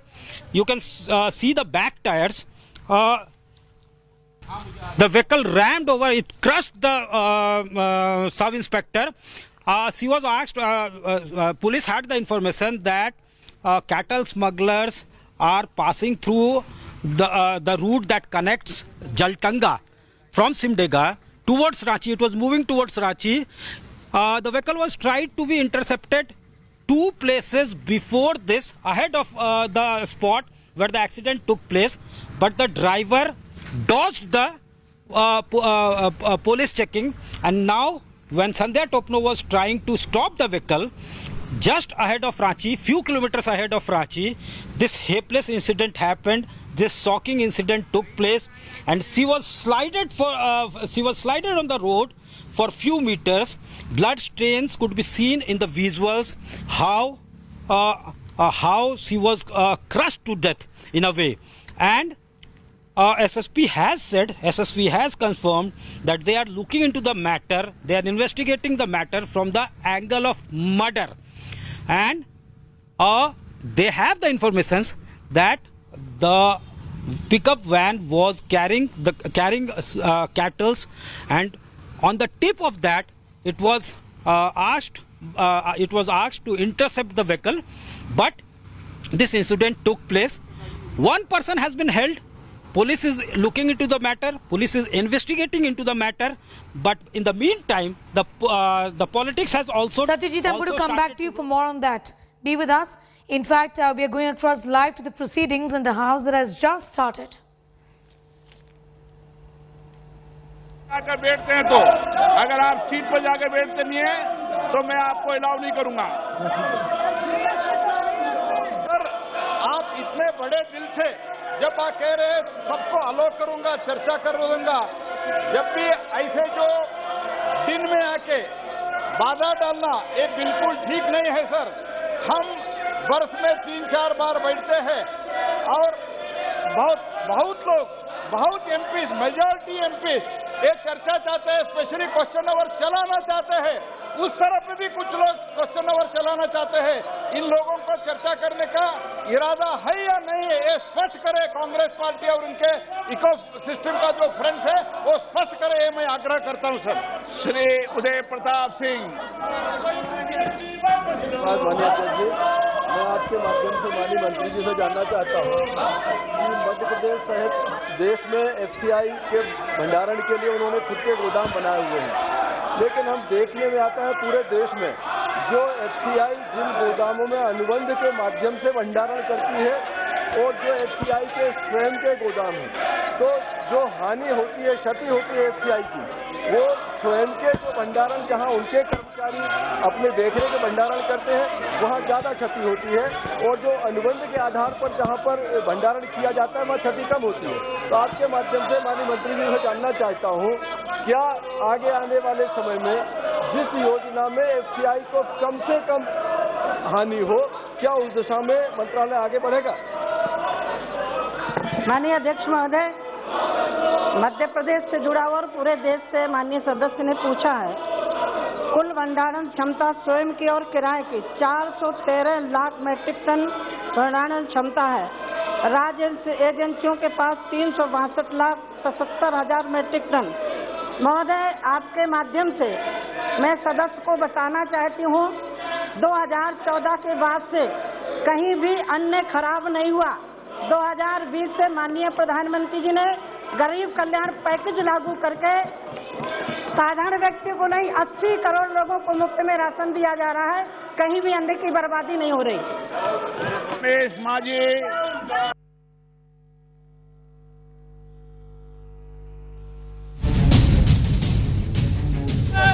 As far as the proceedings in the House is concerned, pictures on your screen are from Lok Sabha, where once again members of the opposition have carried placards to the well of the House. That's the well of the House where these placards are being displayed. In fact, the chair has informed in the past as well that this is against the rules. Rajya Sabha has been adjourned. That's the update amidst the ruckus that we've seen. And right now the proceedings are on in Lok Sabha, the lower house. On the right side of his screen, protest held by the opposition against price rise and inflation. Mallikarjun Kharge, senior leader of the Congress party, member of parliament from Karnataka, is speaking. Let's go straight to that. Lives of the common people in India. ये जनता मोदी का government आने के बाद पूरा doctor B.R. Ambedkar का constitution को मोदी का constitution बना के पूरा देश को नाशन कर रहे। He is the killer of farmers, he is the killer of common people. इसको मोदी साहब ने जवाब देना पड़ेगा। एंड जो कुछ भी प्राइसेस राइज हुआ था वो पेट्रोल होने दो, डीजल होने दो, सिलेंडर होने दो, जो ग्रोसरीज होने दो। On behalf of the people of India, with all other parties, we are protesting in front of Gandhi statue, and as well as under the dynamic leadership of our Chief Minister of Telangana, KCR ji. Been inside also, we are going to protest on the prices hike. So, हम demand कर रहे हैं मोदी जी, अभी जो कुछ भी वो prices right. Kamaljeet is getting us more details on that story. The Rajya Sabha has been adjourned amid the ruckus. The opposition, Kamal, continues to keep the heat on the government. Opposition continues to mount pressure. Acrimonious scene being witnessed. স্বীকার করতে চাইছে না। লাগাতার সাধারণ মানুষের প্রয়োজনীয় যে সমস্ত সামগ্রী যেগুলো না হলে সাধারণ মানুষকে অভুক্ত থাকতে হবে, প্রতিদিন যাতার যেগুলোকে আমরা বলি অত্যাবশ্যকীয় পণ্য, এসেনশিয়াল আইটেম যেগুলো, সেই অত্যাবশ্যকীয় পণ্যের উপরে যেভাবে Lok Sabha Ranjan Chaudhary is referring to inflation. তাতে সাধারণ মানুষের আর্থিক অবস্থা দিনের পর দিন, Talking about the kind of economic problems the common man is facing. The common man does not know where to go. আমাদের ভারতবর্ষের সবথেকে বড় যে বলার জায়গা পার্লামেন্ট, সেখানে এসে প্রতিবাদ করতে The parliament is the only place where we have an opportunity to raise these issues concerning the common man. আজকে লক্ষ্য করে দেখুন, এই মোদী সরকার এক সময় ইউপিএ সরকারের বিরুদ্ধে অভিযোগ আনতো, যখন ইউপিএ সরকার আমলে ডলারের বিনিময়ে ভারতীয় মুদ্রা যখন দাম কমে যাচ্ছিল, 55-60 টাকা হয়ে গেছিল, তখন বলতো এই সরকার আইসিইউতে চলে গেছে। আজ 80 টাকা পার হয়ে গেছে $1 বিনিময়ে। Crisis and inflation was under check. In spite of this, the BJP at that point in time, sitting in opposition, used to say that the government is an ICU. That was not right. $1 বিনিময়ে 80 জায়গায় 100 টাকাও যদি হয়ে যায়, আমি অবাক হব না। মোদীর সরকারের দ্বারা সবকিছু সম্ভব। তাই আমরা বিরোধ করছি, পার্লামেন্টের মধ্যে, পার্লামেন্টের বাইরে, যেখানে পারবো আমরা বিরোধ করব। The reason why we are protesting is because we have realized that as far as inflation is concerned, everything and anything is possible under the Modi Sarkar. ज़्यादा आवश्यकता दिखी, वहाँ पे ये साइलोस आ रहे हैं, ये हब एंड स्पोक मॉडल में आ रहे हैं, जिससे एक जगह पर बड़े पैमाने पे चावल को लाया जाएगा और फिर छोटे छोटे इलाकों में, क्षेत्रों में पोस्ट के माध्यम से ये चावल लोकल उपलब्ध होगा। उत्तर प्रदेश की बात की गई, मैं बताना चाहूंगा कि उत्तर प्रदेश में Hardoi, Bulandshahr, Shahjahanpur, Sitapur, Lakhimpur, Gonda, Bahraich, Kushinagar, Maharajganj, Ghazipur, Mirzapur. Kamaljeet continues to be with us. For more on that story, the opposition, not just the Congress, the TMC, the Shiv Sena, the TRS, Kamal, it appears that in their own way, they are raising this issue and they're not going to be letting this issue die down. Just tell me if the government has reached out to the opposition and is going to have a conversation on whether there should be a formal discussion on the floor of the House or not. Well, the opposition is clearly mounting pressure inside and outside the parliament, and even though Rajya Sabha, the upper house, may have been adjourned, the opposition clearly doing strike and protest just outside Parliament House near the Gandhi statue. Remember, they have been mounting pressure as far as price rise, inflation, GST is concerned, talking about how, and we've seen Piyush Goyal speak, and earlier Prahlad Joshi also putting the onus and responsibility with the opposition, saying the Congress must answer whether they would allow, because MPs want question hour, MPs want questions to be answered, and has actually blamed the opposition for not allowing a smooth running. And remember, this is just about day 3 and it's already a sense of deja vu. We've seen earlier also washout sessions take place, and remember, with just 18 sittings, 3 of them almost as a washout, that leaves very little time for major bills to be discussed, and at least 32 of them. So it does seem that there will be extra hours put in towards the fag end of the parliament, where there would be a discussion. Today also there is a weapon of mass destruction as well as the India-Antarctica bill, both in Lok Sabha and Rajya Sabha. So clearly, even though there are bills to be discussed, there are acrimonious scenes. And remember, as far as the reach out is concerned, the Lok Sabha speaker as well as the parliamentary affairs minister had both conducted an all-party meeting. What was discussed and made evidently clear is that the government is going to answer all questions. But meanwhile, right from Agnipath scheme to price rise, inflation, we've seen Rahul Gandhi tweet about it, Smriti Irani hitting back at Rahul Gandhi. So that is a lot of Kamal, be with us. We're just cutting across to the proceedings in the lower house. शून्यकाल के अंदर permission दे रहा हूं, आप अपनी seat पर जाकर बैठें। शून्यकाल के बाद आपको बोलने का मौका दूंगा। आप अपनी बात चर्चा से देश की जनता के सामने पहुंचाएं। अगर कुछ मुद्दे उठाना चाहते हैं तो ये सदन मुद्दों पर चर्चा करने के लिए तैयार है। देश में संसद लोगों की अभिव्यक्ति के लिए, लोगों की भावनाओं को उठा के के लिए प्रश्नकाल जैसे महत्वपूर्ण समय में आप नारेबाजी करते हैं, तख्तियां लाते हैं, ये सदन के लिए उचित नहीं है, देश के लोकतंत्र के लिए उचित नहीं है। देश की जनता चाहती है सदन चले, यहाँ चर्चा हो, संवाद हो, सहमति असहमति इस लोकतंत्र की विशेषता है। लेकिन अगर आप मुद्दा उठाना चाहते हैं तो आप सीट पर जाकर बैठिए। ये नारेबाजी करने के लिए आपको सदन में नहीं भेजा है, ये तख्तियां लाने के लिए सदन में नहीं भेजा है। बहुत महत्वपूर्ण समय है संसद का और आप हमेशा नारेबाजी करते हैं, ये उचित नहीं है। सभा की कार्रवाई आज दोपहर 2 बजे तक के लिए स्थगित की जाती है। Till 2 o'clock, with the chair in fact expressing discontent, saying that there should be a proper way of discussing this issue, and that holding of placards and coming to the well of the house is not something that is allowed. He also said that there could be a discussion at the 0 hour and that there should be some restraint exercised by the members of parliament there who are protesting. So what's the consensus really? Do we know just yet, Kamal, on when can a discussion essentially take place? Lok Sabha has been adjourned as well. Some of the efforts to placate the opposition by the Lok Sabha speaker has not gone down really well. We've seen how they were shouting over how he was speaking. But what is very clear and evident is that the opposition wants to use this opportunity, hit out at Narendra Modi government, talking about how they've not been allowed to speak, especially on important issues like the GST and on inflation and price rise. But what is also clear is that the speaker offered an olive branch by saying their key issues will be discussed during the 0 hour. But not having listened to him or paid heed to him, the Lok Sabha has now been adjourned till 2 o'clock. So first week we do not really expect much of a headway made by the government. But clearly, as far as reaching out is concerned, that's what the government has already done.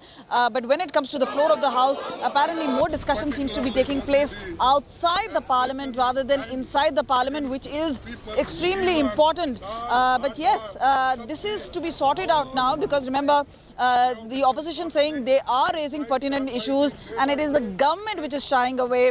Meanwhile, fingers being pointed by the government on the opposition, saying they're not allowing question and answers to take place, that their issues are going to be discussed, they're willing to discuss it, but then it has to be done in a proper manner. So the tutu meme and finger pointing really continues. Meanwhile, it seems that not much of a business seems to be happening, and there is already an overlap. The first 3 days, and we saw the first day was the presidential election, and after that we've just seen every day, and every sector is affected. There's no employment, but the prices are just going up, and how does a common person live? So that is why we are protesting, and now the added on the GST taxes are also becoming a bigger burden on people. So every day it's becoming a struggle to live in this country, and that is why the opposition, united opposition, is protesting against this. Thank you. DMK MP Kadimudi there, talking about inflation and how the DMK too has joined hands with the opposition there, raising this issue. You can see the protest held earlier today. Now earlier today, Union Minister Smriti Irani took on Rahul Gandhi, saying that he himself is politically unproductive and he dare not disrupt the productive agenda of Parliament. A gentleman whose entire political history has been dotted with showing disrespect to parliamentary procedures and constitutional means of engagement. Yet again, Rahul Gandhi, in yet again session of Parliament, shows nothing but disrespect to parliamentary procedures of engaging in productive, constitutionally enabled discussions.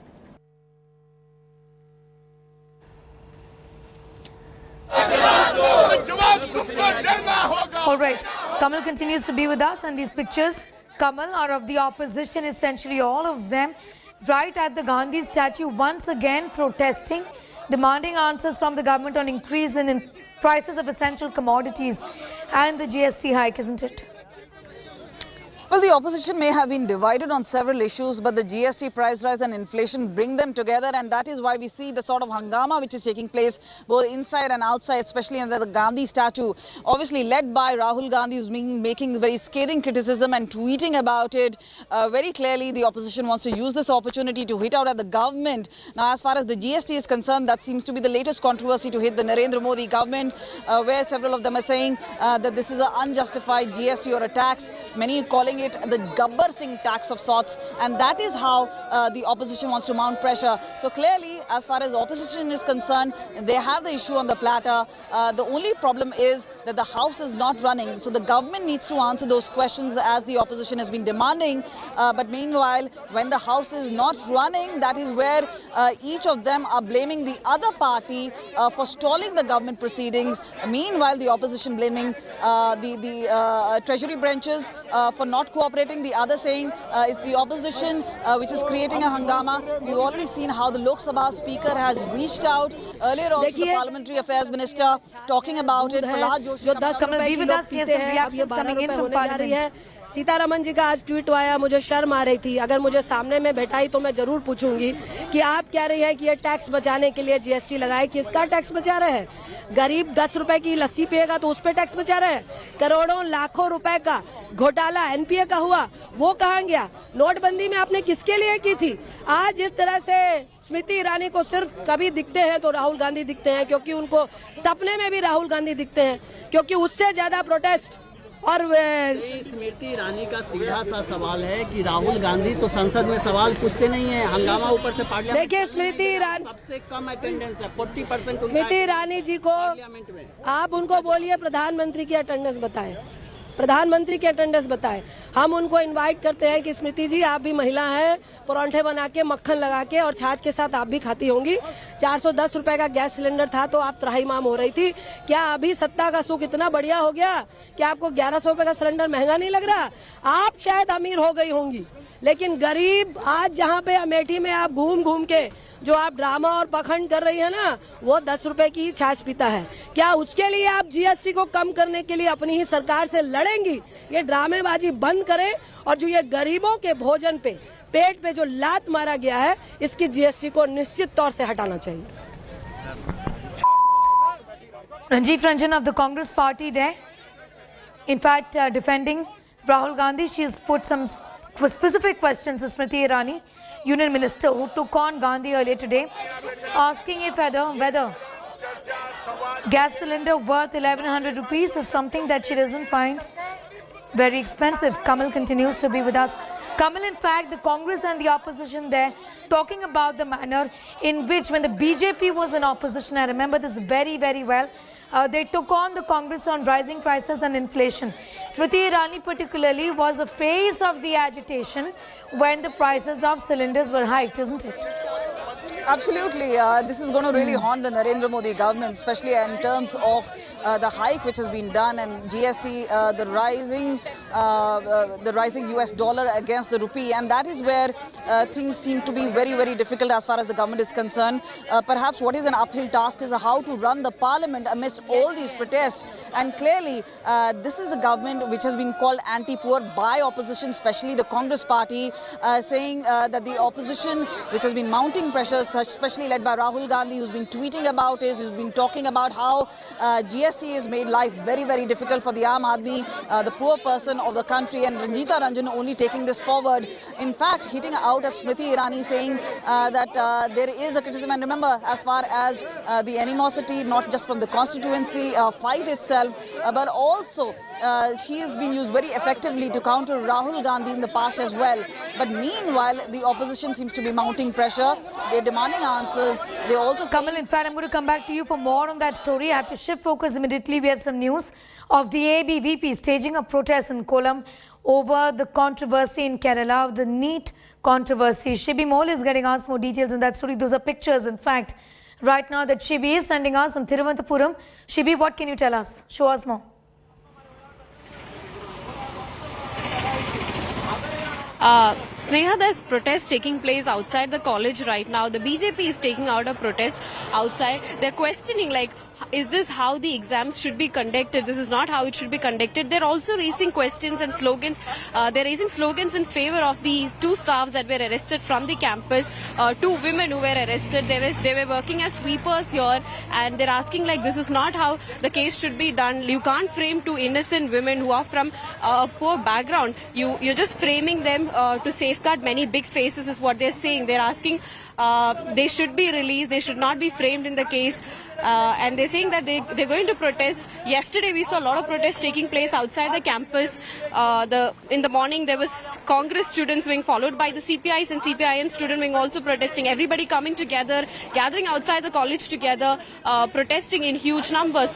Today also we're seeing heavy police deployment outside. A lot of women officers have also assembled here, considering there were a lot of students, female students who had assembled outside the college protesting. A lot of students who did not go through that issue, but they were there, they were present there, they witnessed what happened there. They're also gathered here saying that there should be action taken against what their colleagues and what their friends went through.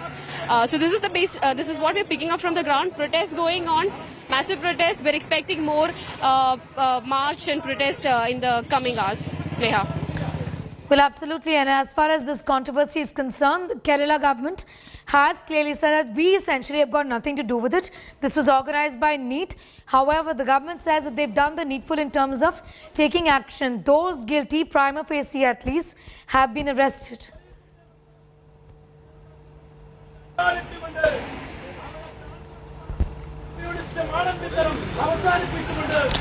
Shibi, I was asking you about the Kerala government saying that the NEET examination is not what the Kerala Education Department is concerned with. They don't organize it. However, they've taken action against those who are prima facie guilty. Yes, that's correct. The Kerala government is saying that this was not conducted by them, because the question first was raised against the government, asking how can you let this happen, because it's not the first time it's happening in Kerala, it's happened before also. So the question obviously was raised to the Kerala government, but the Kerala government has clearly said that this was not conducted by them. It was conducted by the National Testing Agency, and they should be questioned. Now they've taken a step. They are written to both the Union Minister as well as the National Testing Agency. Also, the Kerala's Women Commission has also come here yesterday. They'd come here, the representative had come here. She checked the CCTV visuals. She said that we need a report from the police within 15 days. So the action has been initiated, but what remains to be seen is how far will this go and what is the result. And now the NT has also constituted a 3-member committee who will be visiting this place, exactly where this happened, and they will also be submitting a report within 4 weeks. That's what the latest from. Shibi, I see heavy police bandobast presence right behind you. Just give us an idea about what's really happening. Also, if you could get in a word from some of the protesters there, Shibi. Yes. So yes, as you can see, there's heavy police department. Even yesterday, there were many policemen who had come and assembled here. Today especially, there are a lot of women police personnel who have assembled here, because a lot of students yesterday were protesting outside here. Let me try and talk to the protesters and get a word from them. Excuse me, എന്താണ് നിങ്ങൾ എന്താണ് demand ചെയ്യുന്നത്?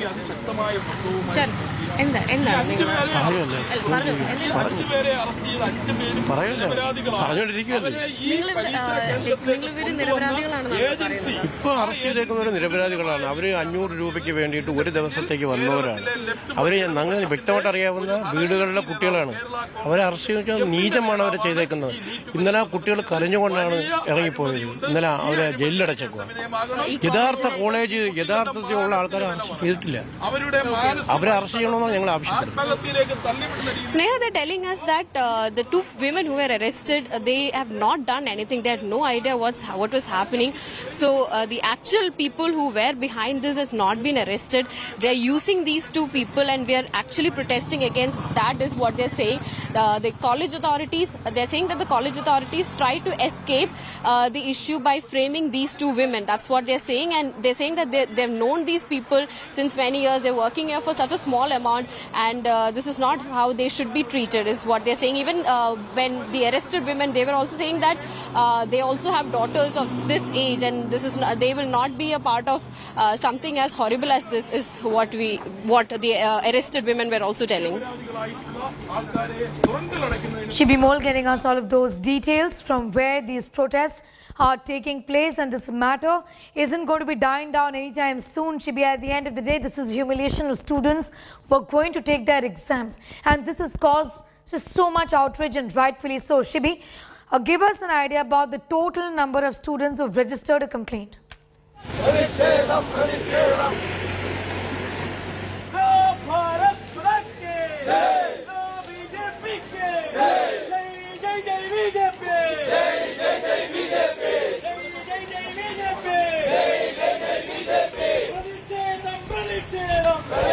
Shibi, I was asking you about the number of girl students who have registered a complaint.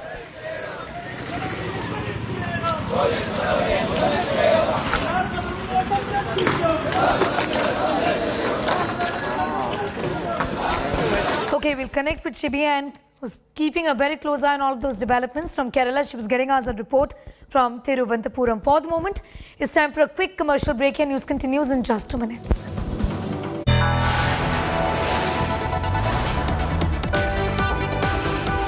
You are watching India Today.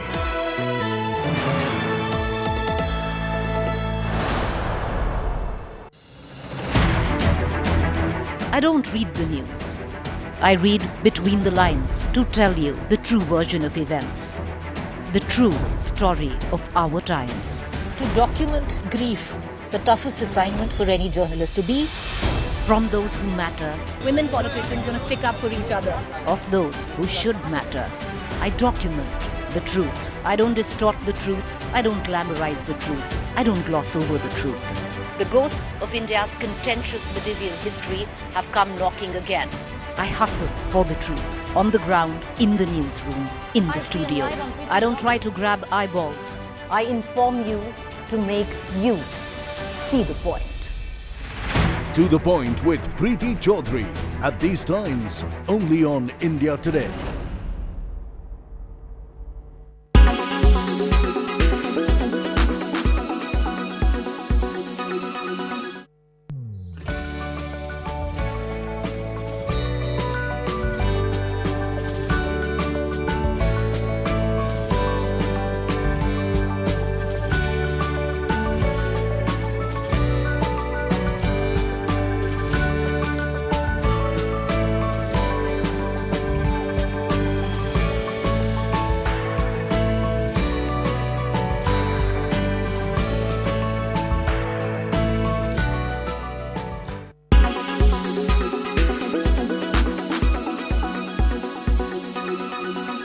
Make your media plan smarter with India Today Live TV on your connected devices.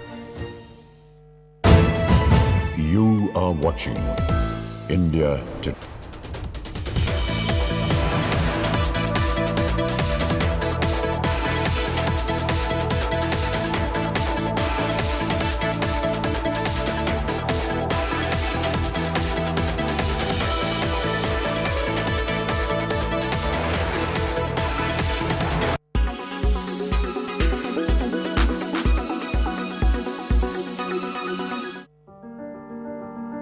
How hack-proof is cryptocurrency? On paper, blockchain is difficult to hack, which is what most cryptocurrencies are based on. But over the years, hackers have found a way to exploit weak spots in third-party exchanges. Millions of people buy and sell cryptocurrencies on these third-party exchanges. Here are some of the biggest crypto heists in the world. This gaming-based crypto network was hacked for $620 million worth of Ethereum. This is the biggest crypto heist so far. This network is best known for one of the biggest play-to-earn games called Axie Infinity. This story is quite bizarre. The hacker turned out to be a good guy. Out of the $600 million stolen, he returned all the funds minus $33 million of Theta, USDT. In a strange twist, the attacker returned nearly all the money, but over $200 million was trapped in an account that required a password from the hacker. The hacker, known as Mr. White Hat, was asked to return the money. The platform even promised to grant the unidentified person $500,000 bounty for helping it identify a flaw in its system, and even offered them a job as chief security advisor. Japan-based crypto exchange CoinCheck made the mistake of storing its token on a hot wallet, a digital storage that you can access on your device. It's connected to the internet for it to work and thus vulnerable to cyber attacks. They lost more than $532 million. By 2014, Mt. Gox had been handling almost 70% of all Bitcoin transactions, but in the same year, it had suspended trading and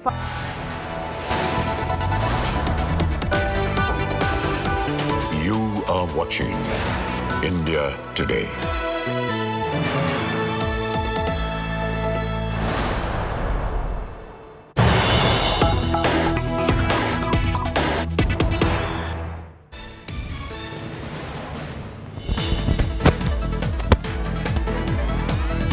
In the Uddhav Shinde war is playing out in the Supreme Court, where Uddhav Sena, the speaker, sitting on disqualification. Shinde Sena justifies breaking away from Uddhav Thackeray camp. Uddhav camp says rebels did not merge with the BJP. Remember, the disqualification matter is in Supreme Court today after the setback in Parliament. This matter has come up in Supreme Court today, where the Uddhav camp is saying that the rebels did not merge with the BJP.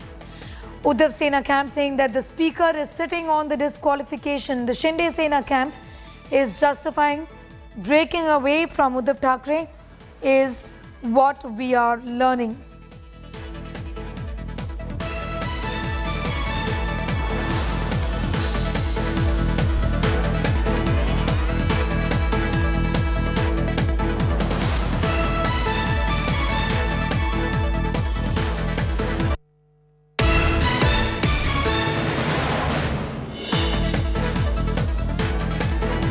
We're getting in some details of the matter that is being heard in court today, and this has got to do with the disqualification of the MLAs, with the Uddhav camp arguing in Supreme Court that the speaker is in fact sitting on this entire issue.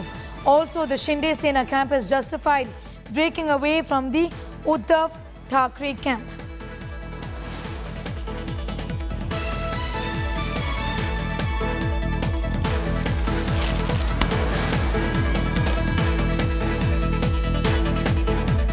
The war between Uddhav Thackeray and Eknath Shinde playing out in the Supreme Court after the setback that Uddhav Thackeray received in Parliament yesterday. The Supreme Court is in fact hearing the entire matter, and the Uddhav Thackeray camp is saying that the rebels did not merge with the BJP. The Eknath Shinde camp essentially is justifying breaking away from Uddhav Thackeray essentially. These are in fact the 14 Sena MLAs challenging the disqualification notice in the Apex Court. The Apex Court right now is hearing the disqualification pleas filed by Uddhav Thackeray and Eknath Shinde.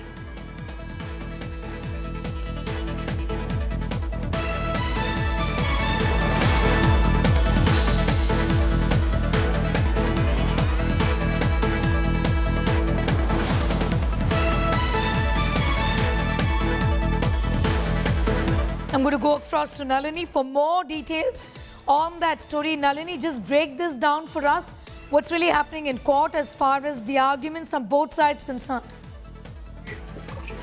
Well, Sneha, the arguments are currently underway before the Supreme Court, and we have a slew of legal that are representing both sides, the Uddhav Thackeray faction as well as the Eknath Shinde faction, before the Supreme Court, where we have Harish Salve, Mahesh Jethmalani, as well as senior advocate Maninder Singh appearing for the Eknath faction. We have senior advocate Kapil Sibal, Abhishek Manu Singhvi, and Devdutt Kamath, who are currently appearing for the Uddhav Thackeray faction before the Supreme Court. And what they are essentially saying is that the idea that was behind the introduction of the 10th schedule in the Constitution, which was to prevent defections from happening, is now actually being used to encourage and initiate defections, and that the Supreme Court needs to step in to ensure that the constitutionality of the entire issue is not lost, and that the 10 schedule's principles are protected, where defection is not allowed to take place at this rate that is happening. In fact, what Kapil Sibal said right at the beginning of his arguments is that if this principle is allowed to continue, then not just Maharashtra, the government in every state can be allowed to be taken over in this manner. But on the other side, what Eknath Shinde faction is arguing before the Supreme Court is that people from within the party raising the voice against their leader or against the party leader is not necessarily defection, because that does We'll come not back to you, mean that they are Nalini, for giving more up on that, on what really is happening as far as the Shinde camp and the Uddhav camp and their arguments in court is concerned.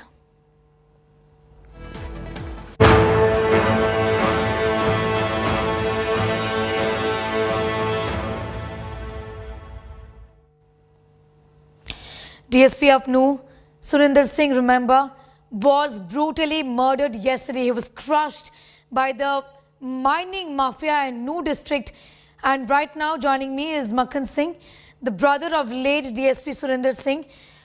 Thank you for joining us. शुक्रिया हमारे साथ जुड़ने के लिए. I'm really sorry that ऐसे समय में आपसे बातचीत कर रहे हैं. Please accept our condolences.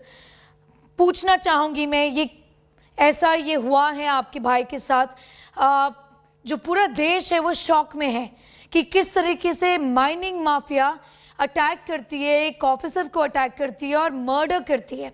ये विजुअल्स शॉकिंग हैं. इस समय क्या थॉट्स है आपके, क्या चाहेंगे आप सरकार से, किस तरह का एक्शन लिया जाए माइनिंग माफिया के खिलाफ?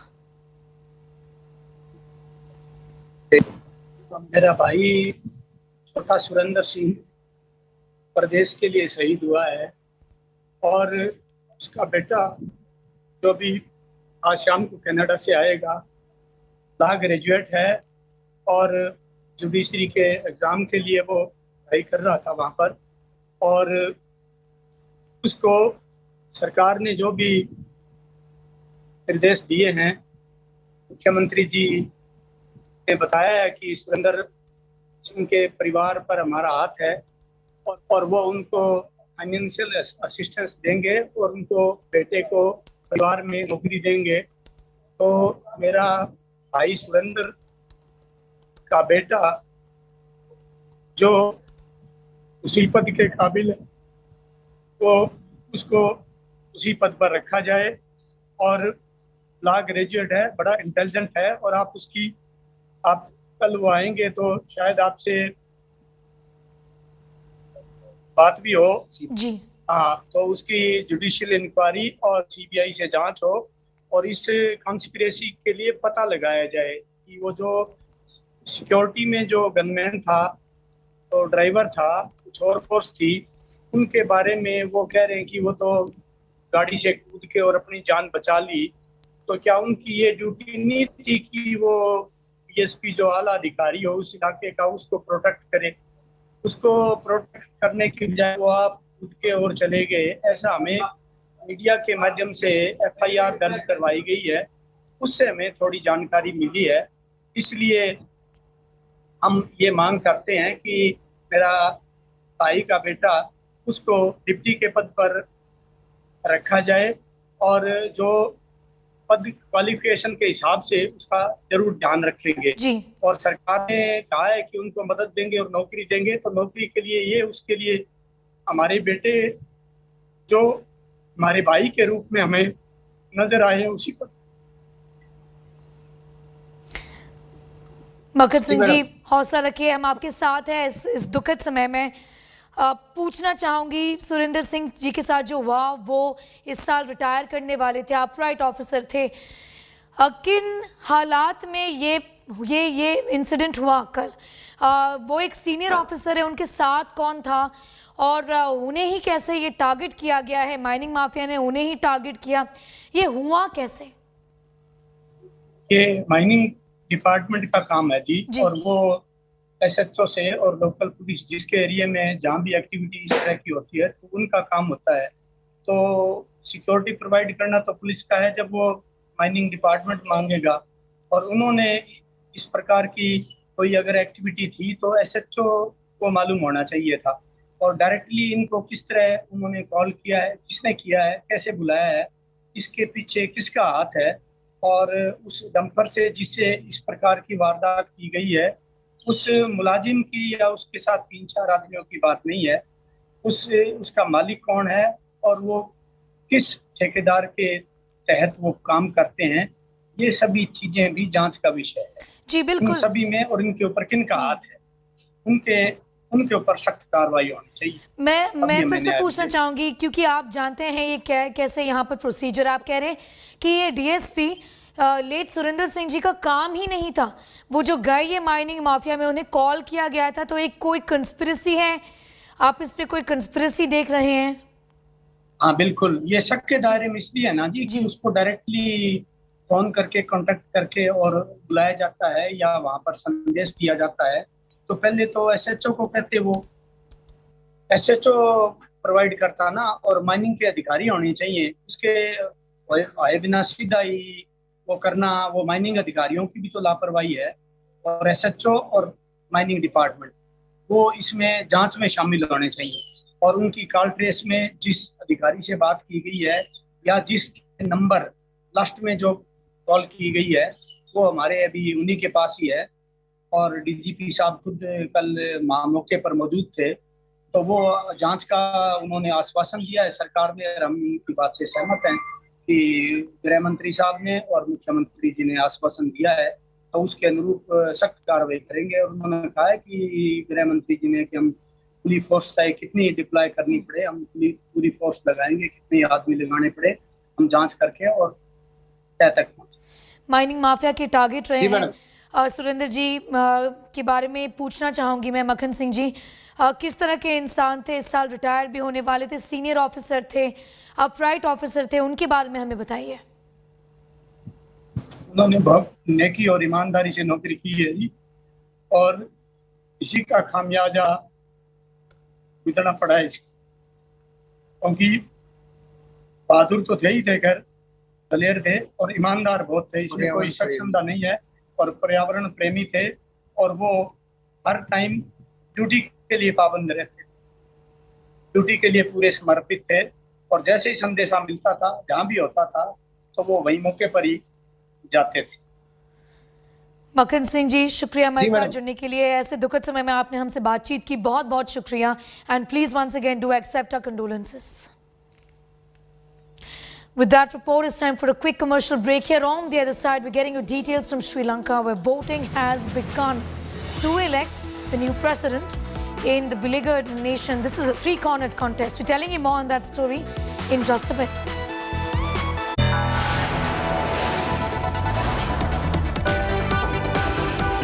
You are watching India Today.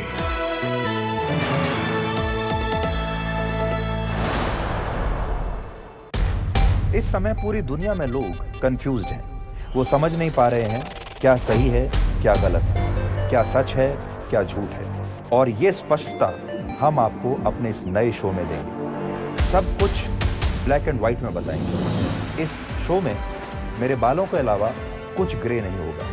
हर खबर ब्लैक एंड व्हाइट की तरह बिल्कुल स्पष्ट होगी।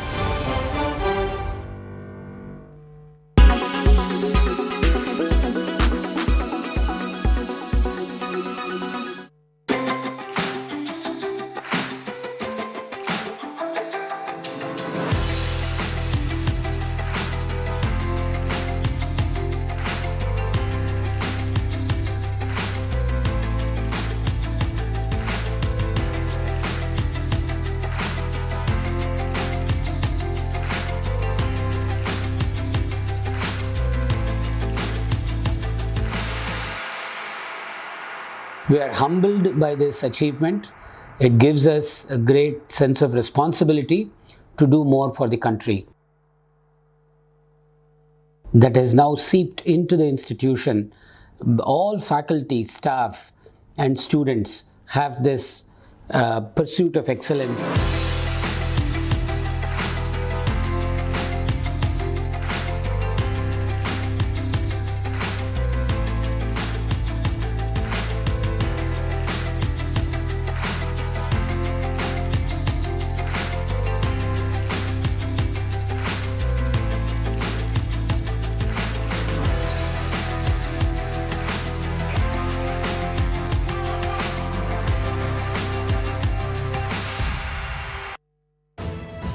You are watching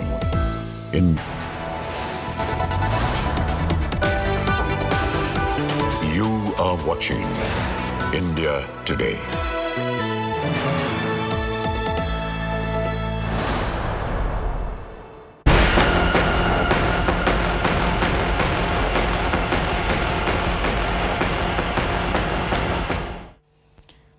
Well, the highly anticipated Lankan presidential election proceedings are underway in Parliament.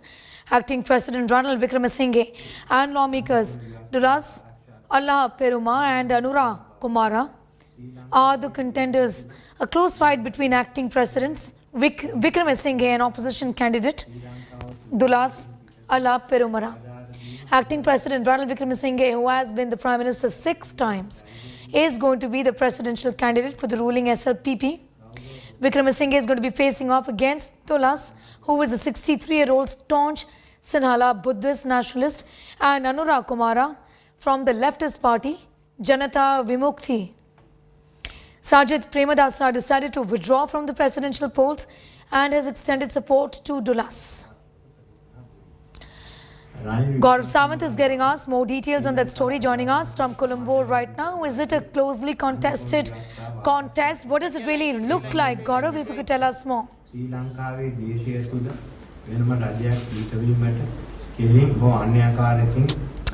just try and go across to Gaurav Sawant in a bit from now, is getting us more details on the elections which are underway. Hopefully that would bring some semblance of normalcy in politically unstable Sri Lanka, which has been in doldrums for weeks and months together. First, the economic crisis, and then the political crisis that has rocked the island nation.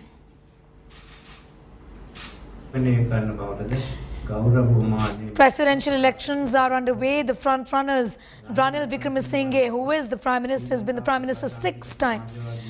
Gaurav Sawant is getting us more details on that story. Gaurav, over to you for a quick update on the parliamentary procedure, the voting, and what really is expected.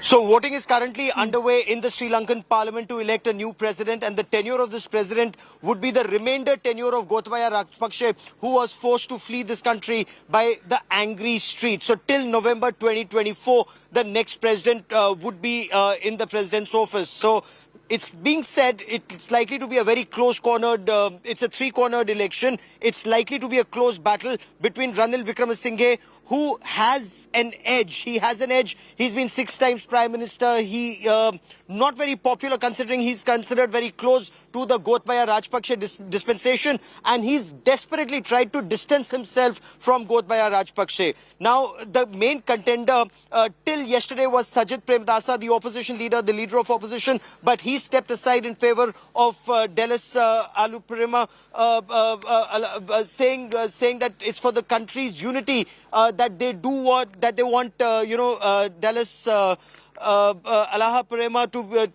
Peruma to be the presidential candidate, and several leaders across party lines may just vote for him, including the ruling party. The Rajapaksa faction, some of them have tried to distance themselves from Gotabaya Rajapaksa. They're saying we're sitting as independents, we will vote for him. The rift in the ruling party is SLPP is very clear, considering GL Perez, who's the chairman of the party, he's said that vote in favor of Dulles, and he's with Dulles. On the other hand, the General Secretary, Sagar Karyavasam, he's saying vote in favor of Ranil Wickremesinghe. So we need to wait till about 3:30. The situation will be very clear. 225 members, whoever gets past the 113 mark makes it, because the left leader, while it is said that he is coming up. He is a former minister in the Chandrika Kumaratunga dispensation. He was a former minister at that point of time. But as of now, it's between between Ranil Wickremesinghe and Allah Peruma at this point of time. Disanaike, only if he's out of the fray and there's no clear winner, then his second preference candidates will make it, will be seen as to who their second preference is. So it's slightly complicated, likely to be clear by 3:30 this afternoon. The street is watching, and the street is very clear. The angry street that forced Gotabaya Rajapaksa to leave, They're not very keen on Ranil Wickremesinghe, Yes. but they also know that a solution has to be found. Someone who can, have a good relationship with India and also secure an IMF bailout for Sri Lanka. So very, very complicated situation as ultra long queues for fuel and food and gas remain in this country. Yes, Gaurav, be with us. A quick update. The voting has concluded is what we are learning. The Lanka president poll voting has just concluded in Parliament. Gaurav, you did mention Ranil Wickremesinghe, somebody who's been the Prime Minister. I want to know from you, what's the sense on the ground, given that people are extremely angry with Ranil Wickremesinghe? At the end of the day, this was the man who was handpicked by former President Gotabaya Rajapaksa to be the Prime Minister. In that sense, he is not a Rajapaksa, but he's still in the Rajapaksa camp, isn't it? So, as far as the people in Sri Lanka are concerned, they say that the current parliament does not reflect the mindset of the country because it is dominated by the Rajpaksha, families, leaders or MPs. Most MPs are from their party, and that is why they're not very comfortable with the outcome. But they do know that an outcome has to be found within the framework of the constitution. The street cannot decide who the leader would be till the time next elections are held. And the tenure of the current president would be, or the president who's elected now, would be till November 2024. So, and elections are extremely expensive in a country where they don't know where their next bowser of fuel will come from, if not for India. Sajid Premdasa, the leader of opposition, who's actually stepped aside in favor of Alaha Peruma, he's made it very clear that irrespective of who becomes the next president of Sri Lanka, they hope India will continue to assist Sri Lanka, because whether it's food or fuel or medicines, it's coming from India, as External Affairs Minister Dr. S. Jaishankar also said at the all-party meeting in India, where he said aid worth $3.8 billion has come Sri Lanka's way from January 2022 till date. Gaurav, thanking you for the moment. We'll of course keep coming back to you on that big developing story from Sri Lanka. For the moment, it's a wrap on this bulletin. For all news and updates, do log on to our website, that's indiatoday.in. You can also download the India Today app. Thank you for watching.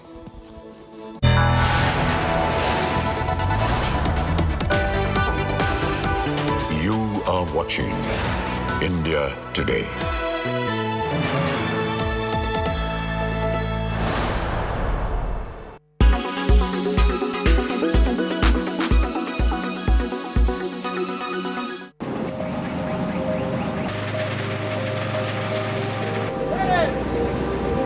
These are forest fires scorching Europe. France, Greece, Portugal and Spain all are seeing fire blazes destroy thousands of hectares of land.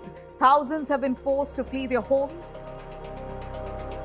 Climate change has stacked the deck in favor of bigger and more intense forest fires over the last few decades. Increasing heat, changing rain and snow patterns, shifts in plant communities and other climate-related changes are reasons behind such intense forest fires.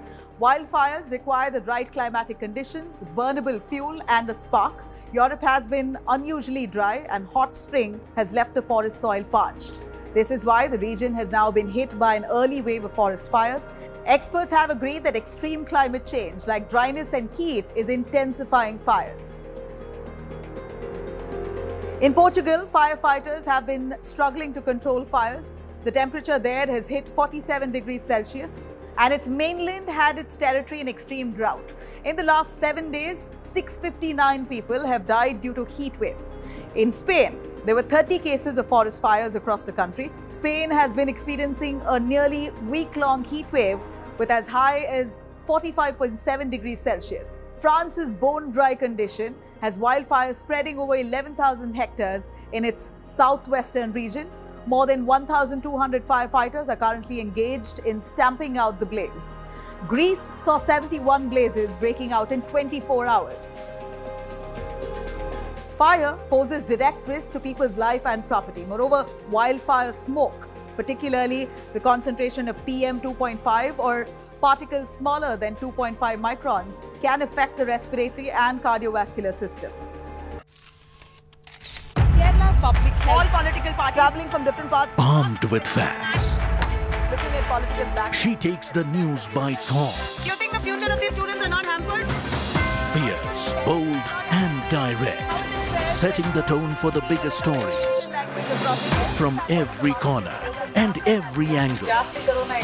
Expect nothing but the unfiltered truth. News first, niceties later. Watch me, Nabila Jamal, on India Today.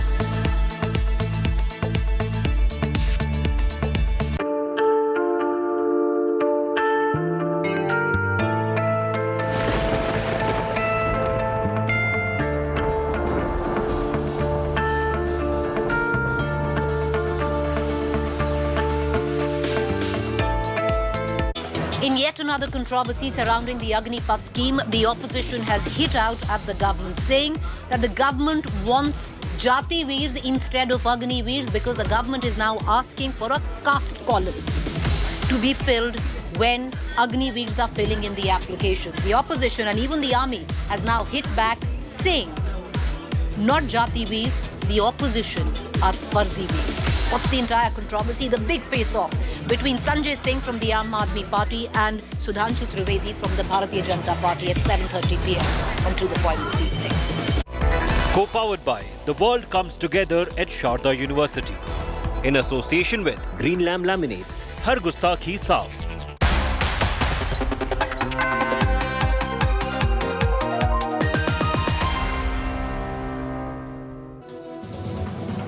Very good afternoon. You're watching India Today. I'm Nabila Jamal. A quick take on the headlines. Supreme Court hears a plea by Uddhav Thackeray and Shinde camp seeking disqualification of MLAs. Uddhav loses parliament battle after Speaker recognizes Shinde loyalists as Sena leader in the Lok Sabha. Islamic State Khorasan targets Prime Minister Modi by putting his image on its mouthpiece. Bihar PFI unit's shocking plot to target Nupur Sharma is also exposed. Two brave cops let down, one mowed down by mining mafia in Haryana, the other mowed down by cattle smugglers in Jharkhand.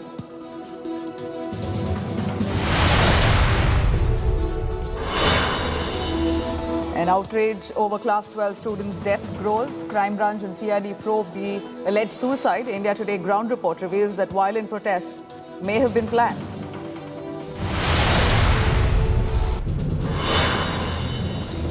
In Kerala, NEET innerwear controversy snowballs further. BJP stages a protest, 5 arrested for humiliating aspirants. National Testing Agency forms a fact-finding panel.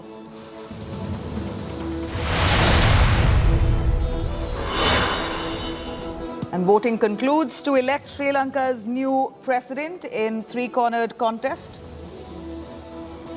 Parliament to directly elect head of state for the first time in 44 years.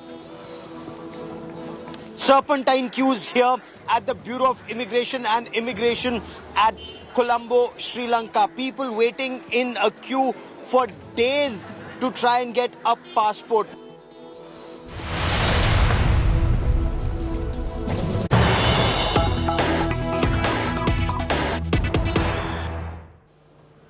All right, here's the big breaking news that we're currently tracking. Uddhav Shinde war plays out in the Supreme Court. Supreme Court says issues involved in the Maharashtra petitions need to be referred to a larger bench for consideration. No immediate relief for the Uddhav camp.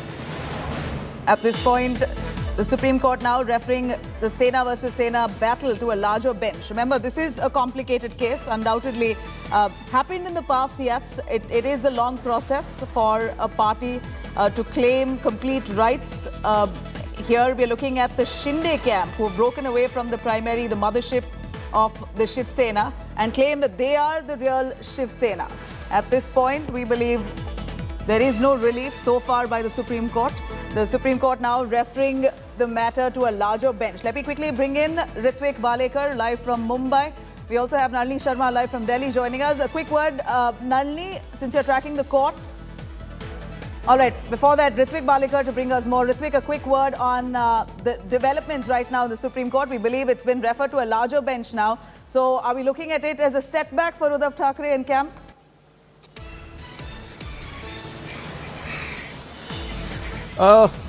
We can say that because the party who were representing Thackeray faction, they were saying that the larger bench, it could be heard because the matter is too complicated and there are too many pleas in this matter. But at the same time, Harish Salve, who's representing Shinde faction, who has also demanded that the next hearing will be heard on 1st of August. So that would be a very extended time is what is being said by Manu Singhvi, the faction of Uddhav. So the time they are seeking, which is going to hamper the whole process, and Uddhav faction wants this to be heard. Right, you know, Ritik, stay with us. I'm going to quickly cut across to Anisha, who's tracking the court there. Anisha, a quick word from you on what the Supreme Court has observed. We believe it's been referred now to a larger bench.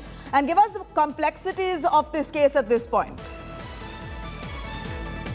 Well, Nabila, the Supreme Court has said, the Chief Justice's bench has said that the issues involved in these Maharashtra petitions need to be referred to a larger bench, that there are several complicated issues that this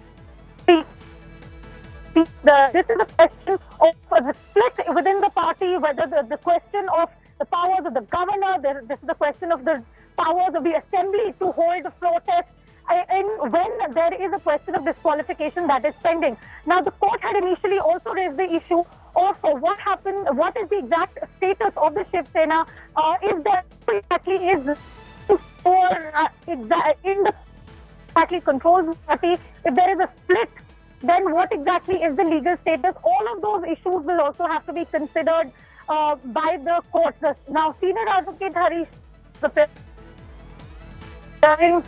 for the Shinde faction. Your connection, there seems to be a patchy connection there.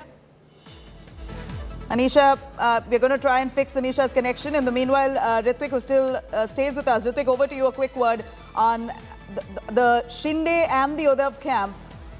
At this point, it appears it's status quo. The Supreme Court now referring the matter to a larger bench. No immediate relief for Uddhav Thackeray camp. This is what we gather from the developments in court right now. We are seeing the Shinde-Uddhav war play out, far from this political crisis ending anytime in the near future. Supreme Court now says that the issue involved in the Maharashtra petitions need to be now referred to a larger bench for consideration. This now further means there is no immediate relief for the Uddhav Thackeray camp. Remember the huge play out in the last few weeks with the Shinde camp. Close to 50 of them broke away from the mothership, the Shiv Sena under Uddhav Thackeray. They came together, did not merge with the BJP, but came together as an independent entity and formed the government with Shinde now, the Chief Minister of Maharashtra. Now the battle is for who the real Shiv Sena is. Let me cut across to Anisha for more on that. Anisha, a quick word on the Supreme Court referring the matter to the larger bench and break it down for us on what they've observed and the complexities in this case. Well, yes, as I was saying, the are inside the courtroom as we speak. The hearing is being adjourned. The court is saying that we will hear this matter after 1 week. The Chief Justice's bench has also said that there are a lot of conflicted issues involved in the matter, and he can't other bench for hearing. Now, Mr. Salve and Mr. Salve is for the Shinde camp, while Mr. Sibal is for the Uddhav Thackeray camp. Both of them have raised questions regarding the authority of the governor, the power, what was done in the assembly. All of that were issues raised. Mr. Sibal and Abhishek Manu Singhvi had also said that these are complicated legal issues. Multiple issues are involved. It is a constitutional question where the powers of the governor, how far the floor test conducted, who can claim power in the assembly, all of those issues would have to be considered. Additionally, the court had also raised this question that if there is a split in the Shiv Sena itself, then what happens there? Who exactly controls it? Salve, of course, has argued that the petitions would have to be considered or in detail. The allegation that the speaker was unconstitutionally elected and the governor has gone beyond his authority, that is something that the court will have to deal with very clearly, because Salve is saying that they rebel MLAs or the Shinde faction had every right to raise concerns within the party, and if the party leadership has changed, then the party, that is a different legal issue than a disqualification of the MLAs. In fact, he argued that if the CM is removed by his own party and another person becomes a chief minister, that does not legally invalidate the new chief minister. First, that is the argument from the Shinde faction, saying that if I have raised concerns in the party, if my party itself has chosen to put me as chief minister in place of the other person who was in the seat earlier, then it is a concern of the party and it is not legally invalid. Now, the court has said that we have considered some of these issues, that all of these matters will have to be considered in complete detail, and that is why the court has also, the Chief Justice has also said that this is a very sensitive case politically, that they do not want to give any impression that the court is favoring one side or the other, that they will have to consider all aspects, particularly that of the disqualification process and the balance of power within the party itself. So since all of these matters have to be considered, the court has said that they could consider sending this matter to a larger bench. The hearing is still going on even as we speak, and my colleagues Shrishti and Nalini are sending us up inside the court on this. The Chief Justice is also raising this question of what happens when there is a change in the party leadership. What happens that does only the party president have the right to take any decision? While Mr. Sibal, Kapil Sibal, who's appearing for the Uddhav Thackeray faction, he is arguing with regard to the power of the party to take a decision and how exactly the majority leadership in the party and the question of party whip is to be considered. The senior advocate Abhishek Manu Singhvi is also arguing that the Shinde faction should be disqualified because there was a specific party whip for a meeting which they failed to attend, and that is why this disqualification process was started against them, and that the procedure for removing of the legislative party leadership, the procedure for choosing the leadership inside the assembly and of the party is something that has to be decided in the party. The Chief Justice, of course, asking the same question, that what happens in this situation? The majority of the people of the party have to decide what happens. The majority of the MLAs go to the speaker and say that we are choosing X or Y person, and how exactly is this entire situation developing? In fact, the CJI we're just getting an update from Srishti which says that the Chief Justice has said that a majority of people have a say in electing the party leader, but they have to convene, pass a resolution, and then go to the speaker. What is being done here is unheard of. A very important comment coming in from the court, and the hearing, as I said, is going on even as we speak. So, right, Anisha, stay with us. Anisha joins us from court, therefore the patchy connection. I'm going to try and connect with her yet again. We also have Nalini Sharma joining us for a little perspective. Nalini, a quick word. As we see, the Supreme Court has moved this matter to a larger bench. It is a complex issue. It's a fight for who the real Shiv Sena is.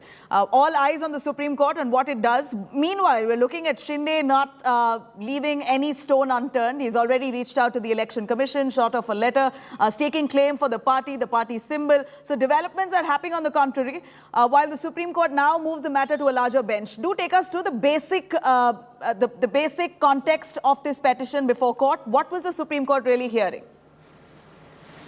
Well, Nabila, just a small correction. Ahead of that, the Supreme Court has suggested that there are some issues involved that need to be considered by a larger bench, but we're still waiting for the final order from the Supreme Court, and it's unlikely that the order referring the matter to a larger bench will be passed today because the Supreme Court's first going to take a look into exactly what issues are involved in this case. Because remember, this is not the bench that had heard the case the first time around. The first time around, it was a vacation bench of Justices Suryakant and Justice J.B. Partiwala that had taken up the matter. But now the matter has been listed before the Chief Justice of India, who is also retiring on the 26th of August. So in case this matter is referred to a larger bench, it is possible that the CJI might not be a part of it because the hearing might go on until after his retirement is done. But having said that, the problem over here is that there are several issues involved in the multiple petitions that have now been filed before the Supreme Court, including issues of disqualification as well as who has the strength amongst the Shiv Sena, because what the Eknath Shinde faction is claiming is that there is no defection in this case because they've not left the party. They are still very much a part of the Shiv Sena. In fact, they are calling themselves the real Shiv Sena, and they are saying that speaking out against the leadership of the party is not equivalent to leaving the party or indulging into defection. So that is their essential stand before the Supreme Court. And because these issues are all overlapping with each other, so it seems not possible at this stage that either of these issues can be decided in isolation. Whether it's the issue of disqualification or who has the numbers within the Shiv Sena, or even the administrative issues like electing the new chief whip or the legislative party leader. So keeping all of this in mind, the Supreme Court will take it up for consideration in the coming few days because they've indicated that the matter will be coming up for hearing next on on.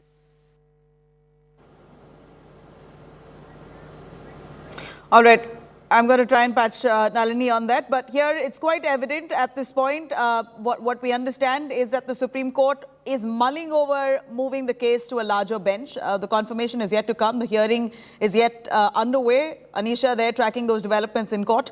But the Supreme Court says that issues involved in the Maharashtra petitions need to be referred to a larger bench for consideration. This is what they're currently mulling over while they hear this matter. This, of course, leads us to believe that for now, there is no relief for Uddhav Thackeray.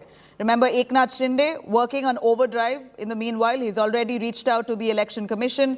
He shot a letter asking, also highlighting that the Uddhav Thackeray appointed national executive of the Shiv Sena has also been dissolved and that he has formed a new body.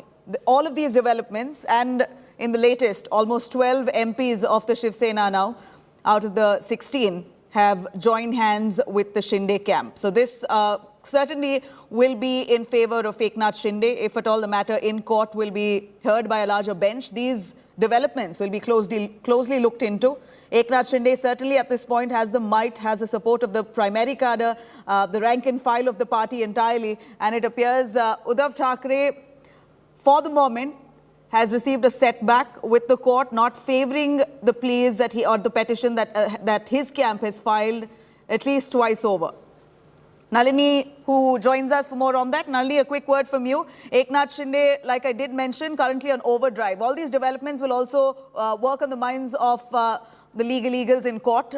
Here we're looking at Eknath Shinde reaching out to the Election Commission. He's already said that the national executive body of the Shiv Sena has been dissolved. He's formed a new body. Also, 12 out of the 17 MPs of the Shiv Sena joining hands with Eknath Shinde. This will work in favor of Eknath Shinde largely, isn't it?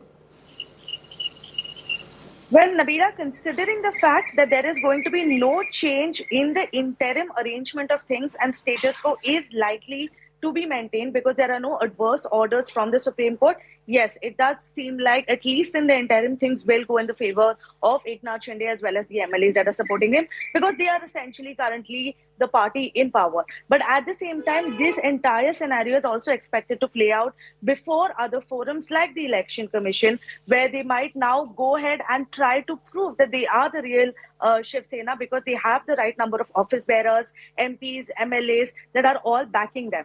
But having said that, let me also highlight about how this matter is now going to proceed before the Supreme Court because that's what's important. What the Supreme Court bench has said is that there are several issues that are involved in this matter where several constitutional issues, which are much larger issues, need to be considered, which is why this matter is now likely to be referred to a constitution bench. At least a 5-judges bench, maybe more, depending on what the Supreme Court decides next week. Now, before any matter is referred to a constitution bench, the Supreme Court ensures that they identify the key issues that the bench has to consider. Because any aspect regarding constitutional provisions obviously has a large-scale impact across the country, which is why the Supreme Court delves into it deeply, which is why there's a larger bench of the Supreme Court considering these issues. So now, because the matter is going to be referred to the constitutional bench, before it can be done so, the main legal issues that the constitutional bench will have to look into will be identified by this bench headed by the Chief Justice of India, which is why they've asked all of the parties to file their submissions in the coming few days. So likely on next Thursday, the matter can be taken up again and key issues can be identified. After that, we can expect an order from the Supreme Court, either in part or the entire, because the Chief Justice of India did say that there is no point of us hearing this matter and then a constitutional bench having to hear it all over again. So it's very likely that all of the petitions, including all of the issues in the Maharashtra political crisis, may be referred to a constitution bench. But that is something only that we will know next week. There are important repercussions that are expected of whatever the outcome of this case will be, especially regarding the aspects of anti-defection law, as well as the manner in which MLAs are now popularly being traded across political parties. So large-scale repercussions are expected, but all of that we know only once the Supreme Court comes out with its order, probably next week. You know, at this point, we're looking at the Supreme Court looking at matters on various issues that both the Shinde camp and the Uddhav camp have filed, starting with the disqualification, the election of the chief whip, recognition of the party itself, and how Eknath Shinde became the chief minister in the first place. The Uddhav camp deeming this as illegal, saying that this was not right because they were he was at the helm of the party, Uddhav Thackeray. So Shinde taking over is not legal, according to him. So these are matters that need to be watched out in layers. But at the same time, don't you think this is redundant? We are already looking at the Maharashtra government that's formed. We already see Eknath Shinde, the chief minister. The cabinet is near forming. So what use is of a judgment of this nature? Well, Nabila, there is possibly no possibility that it can be said that it's going to be redundant, because remember, in the very first hearing that had happened, on that very day, the Supreme Court had put it down in writing in their order that whatever happens in Maharashtra is all going to be subject to what the final outcome of the proceedings before the Supreme Court is going to be. So in accordance with the Supreme Court order, whatever the status quo is right now is in fact temporary. And before Eknath Shinde swore in as the CM, or before his MLAs took over the control of the government in Maharashtra along with the BJP, the Supreme Court had already passed its order saying that anything that happens will be subject to what the final outcome of the decision of the Supreme Court is going to be.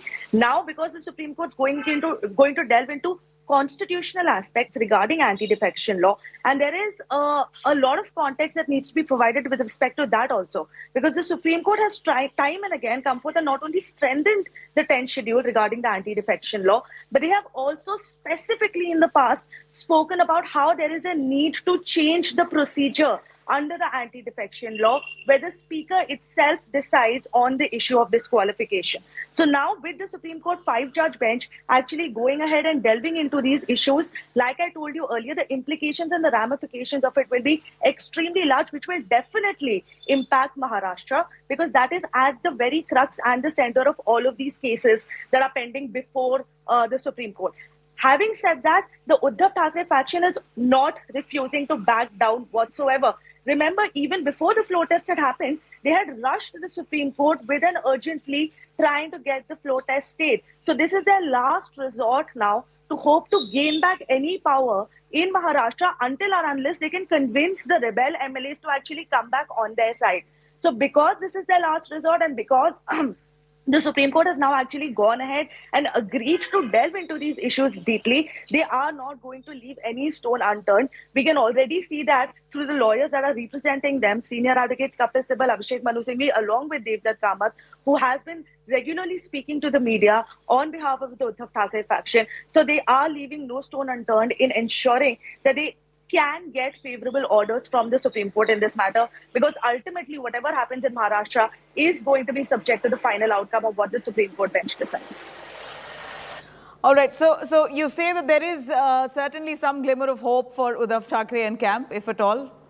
And what do you see the possible outcomes here, Nalini? A quick word. Well, Nabila, today not so much, because even though the Supreme Court has gone into a lot of important issues, but the orders that will be passed by the Supreme Court will not delve into all of them, because the Supreme Court, frankly, has not had the time to look into all of these issues. But some very important observations have come in from the Supreme Court. What they have said, however, is that next week they're going to conduct the hearing, because they also want to do it as early as possible, to look into exactly what issues should be referred to the Constitution bench. So that is one thing we can definitely expect, that at least some of the matters that are pending regarding the Maharashtra petitions are going to be referred to a larger bench for consideration. Will the bench that is going to be hearing the matter next week, which is the bench led by CJI N.V. Ramana, are they going to be looking at the more immediate issues, for example, the disqualification aspect, because that had specifically been stated by the Supreme Court in the first hearing, and Kapil Sibal has argued that the Supreme Court should not have delved into disqualification at all in accordance with the 10th schedule, because until a final decision by the Speaker is given, the Supreme Court, or any court for that matter, cannot interfere in disqualification proceedings. So will the smaller bench be looking into these aspects which are of immediate concern to the political parties is something that we still need to wait and watch out for.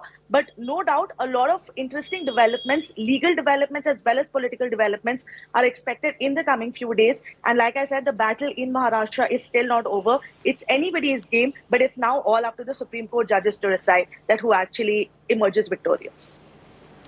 Right. At the same time, Nalini, we see that Eknath Shinde has been working hard to try and get hold of the party entirely, the party symbol, to entirely be known as the face of the Shiv Sena. He wants to be the man leading the party. He says he is the real Shiv Sena. So when he's making these attempts and shooting off a letter to the Election Commission, and developments are happening on that front parallelly, which is why we ask, will the Supreme Court then possibly put a hold on these developments, on Eknath Shinde's attempt to take over the party entirely?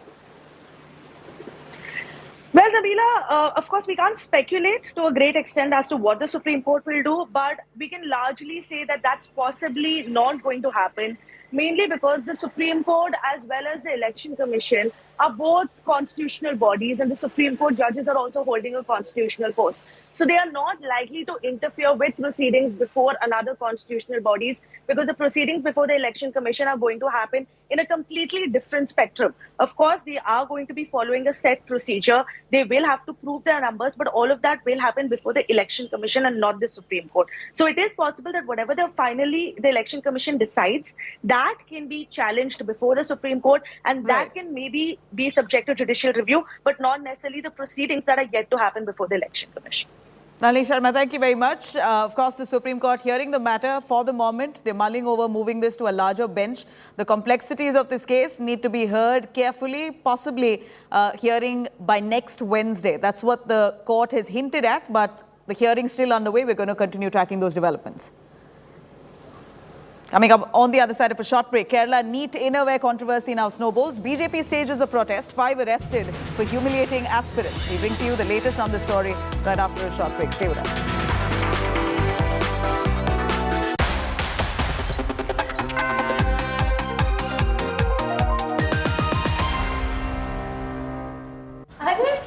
आ गई? कैसा रहा दिन? बहुत अच्छा। कोई video game cover करने गई थी ना? वीडियो गेम नहीं माँ, e-sports।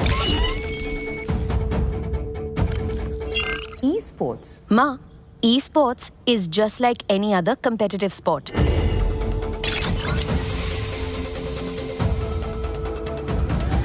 इसमें ना वो सब फीलिंग्स है जो किसी भी और स्पोर्ट्स में है। इसमें इमोशन है, इसमें एंगर है,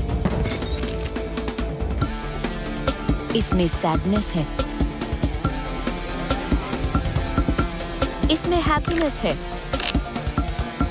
इसमें कमराडरी है। ये सिर्फ गेम नहीं, ये ई स्पोर्ट्स का प्रीमियर लीग ESPL है।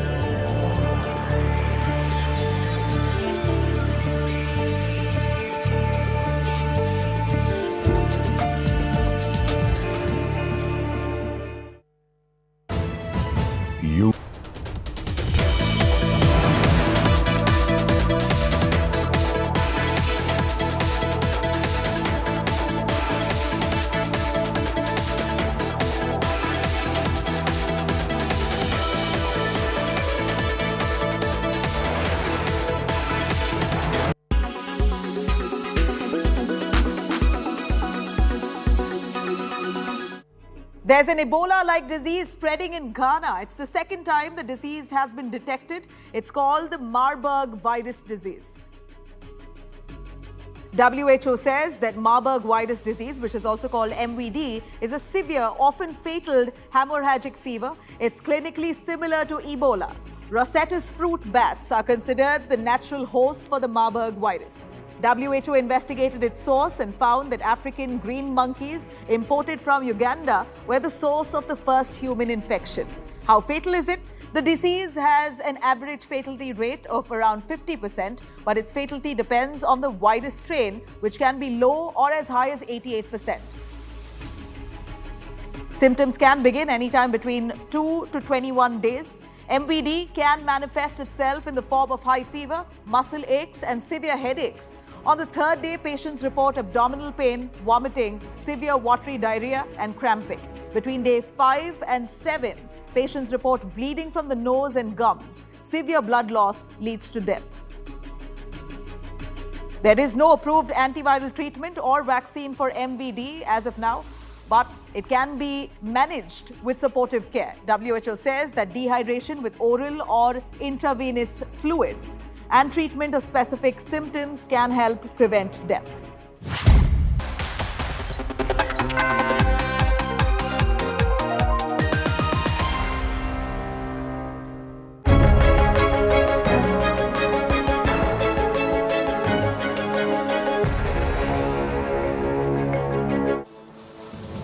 Now, NEET examination controversy in Kerala's Kollam district continues to send shockwaves.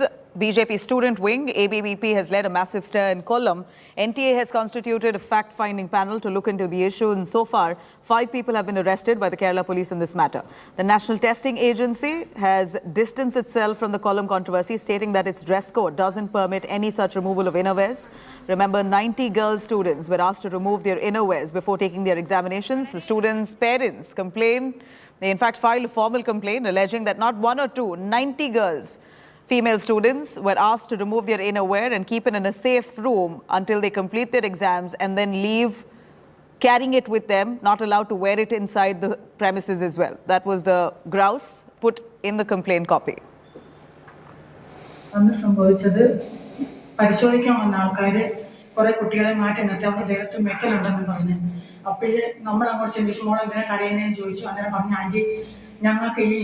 വസ്ത്രമൊന്നും മാറാനുണ്ടെങ്കിൽ ഒരു സാധനം അപ്പം ഞങ്ങൾ വിശ്രമിക്കുന്ന റൂം തുറന്നു കൊടുത്ത് ഞങ്ങൾ ആ കുഞ്ഞുങ്ങളെ അവിടോട്ടാക്കല്ല. ഞങ്ങൾ ഒരു തെറ്റും ചെയ്തിട്ടില്ല. ഞങ്ങൾക്കും ഇതുപോലെ 20 വയസ്സ് പ്രായമുള്ള മക്കളുമാരുള്ള അമ്മമാരെ ഞങ്ങൾ ഈ ഒരു ഉപകാരമേ ചെയ്തു കൊടുത്തോളൂ.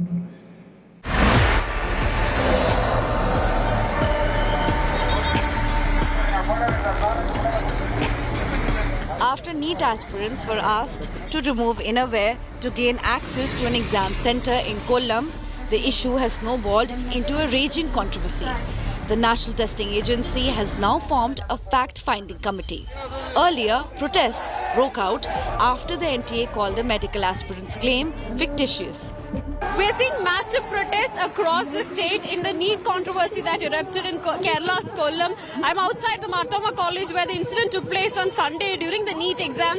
And as you can see in the visuals, massive protest is happening outside the college. We spoke to a lot of students who were telling us how horrible the experience was, how they were asked to, how they were forced to remove their inners when they protested. They asked them questions like, you need your exams, or is exams or this, what is more important to you? Kollam police has arrested 5 persons, out of which 2 are staff members of the Marthoma College where the exams were held and 3 from the testing agency. The National Commission for Women has sought action by the police within 3 days. The controversy erupted after NEET aspirant claimed that she and 90 others were asked to remove their bras to enter the exam center. I did face a difficulty at the time of checking in the inspection area. The metal detected these, so I was asked to remove my inner garments. Not only me, majority of the girl candidates were being asked to remove. We all did remove it while losing our self-respect, and we went to the examination without it. India Today spoke to another student. She backed these charges. വളരെ ഗേൾസിന് ഏറ്റവും കൂടുതൽ സെക്യൂരിറ്റിയും പ്രൈവസിയും വേണ്ട സമയം കൂടിയായിരുന്നു. അപ്പോൾ ഇങ്ങനെ under garments ഒക്കെ ഊരേണ്ടി വന്ന ഒരുപാട് കുട്ടികൾ പ്രൊട്ടസ്റ്റ് ചെയ്തു. ആക്ച്വലി അവരിതൊരു റൂളായിട്ട് തന്നെയാണ് പറഞ്ഞത്, ഇതൊരു സ്ട്രിക്റ്റ് റൂളാണ്, നിങ്ങളിത് സഹകരിച്ചേ പറ്റുള്ളൂ എന്നുള്ള രീതിയിൽ കമ്പൽ ചെയ്യായിരുന്നു. മെൻ്റലി എല്ലാവരും വളരെ ഡിപ്രസ്ഡ് ആക്കിയ ഒരു സിറ്റുവേഷൻ. കുറേ കുട്ടികൾ ഒരുപാട് സഫർ ചെയ്തു. എക്സാമിനെ വളരെ മോശമായി തന്നെ ഇത് ബാധിച്ചു. The brazen violation of privacy in conduct of medical entrance tests has stunned the entire nation. Will someone be held accountable for the horror faced by the students? Bureau Report, India Today.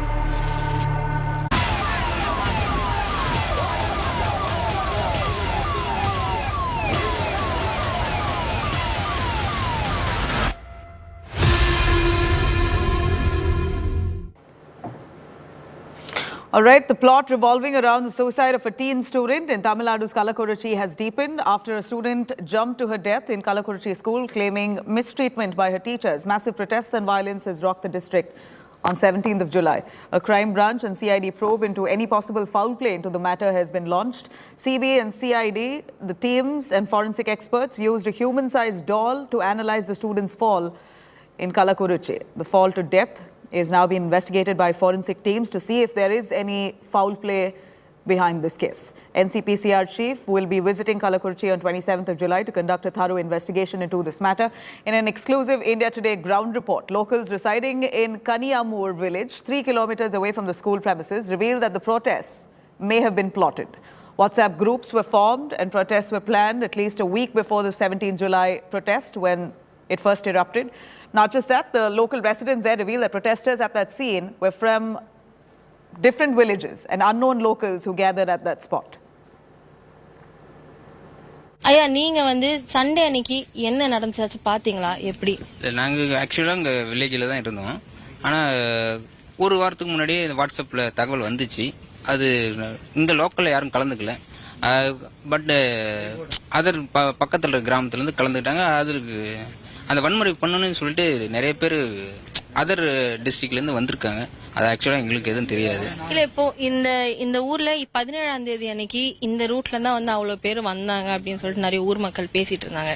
அது பைக்ல வந்தாங்க, இல்ல வந்து இது கருப்பு சட்டை போட்டுட்டு வந்தாங்க அப்படின்னு. அந்த மாதிரி பாத்தீங்களா? எத்தனை மணிக்கு வந்த மாதிரி ஒரு தகவல், இல்ல எப்படி? அது 9 மணி வாக்குல நிறைய பேர் போனாங்க. ஆனா அதிகமா பைபாஸ் வழியா தான் வந்தாங்க. இந்த இதுல ஒரு கிராம சைடு அதிகம் யாரும் கலந்துக்கல. ஓகே.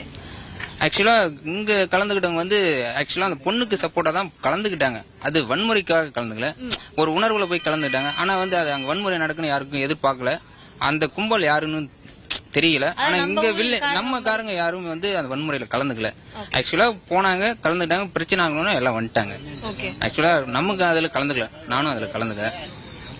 இப்போ இந்த அதாவது 17ஆம் தேதிக்கு முன்னாடியே 2-3 வாட்டி அங்க வந்து போராட்டம் நடந்திருக்கு. ஆனா நல்ல ஒரு சைலண்டான போராட்டமா தான் நடந்திருக்கு. ஒரு 50 பேர் 100 பேருக்கு நடுவுல தான் நடந்திருக்கு. அதுக்கும் 17ஆம் தேதிக்கும் நிறைய வித்தியாசம் இருக்கு. 17ஆம் தேதி இந்த மாதிரி நடக்கும்னு யாராச்சும் எதிர்பார்த்தீங்களா? இந்த கிராமத்துல இருந்து யாராச்சும் எதிர்பார்த்தீங்களா? கண்டிப்பாக இல்ல, கண்டிப்பா இல்ல. ஆனா ஆக்சுவலா வந்து அந்த வாட்ஸ்அப் குரூப் எதுக்கோசரம் இது பண்ணாங்கன்னே தெரியல. அவங்க வேற நோக்கத்தோட பண்ணிருக்காங்க. ஆனா அதுல சாதாரணமா அந்த பசங்க வந்து போய் கலந்துக்கிட்டது ஒரு உணர்வுல கலந்துட்டாங்க. ஆனா அது வேற இதாவது இந்த வாட்ஸ்அப் குரூப்னு சொல்றீங்க. ஆனா இந்த கிராமத்துல இருந்து யாரும் கலந்த மாதிரியும் அந்த தெரியல. இப்ப போலீஸ் வந்து 17ஆம் தேதிக்கு அப்புறம் போலீஸ் யாராச்சும் வந்து விசாரணை பண்ணாங்களா நம்ம ஊர்ல? நம்ம ஊர்ல இருந்து யாரும் அதிகம் கலந்துக்கல. போனாங்க, வேடிக்கை பார்த்தாங்க, வந்துட்டாங்க. ஆக்சுவலா அந்த கலவரத்துல யாரும் கலந்துக்கல.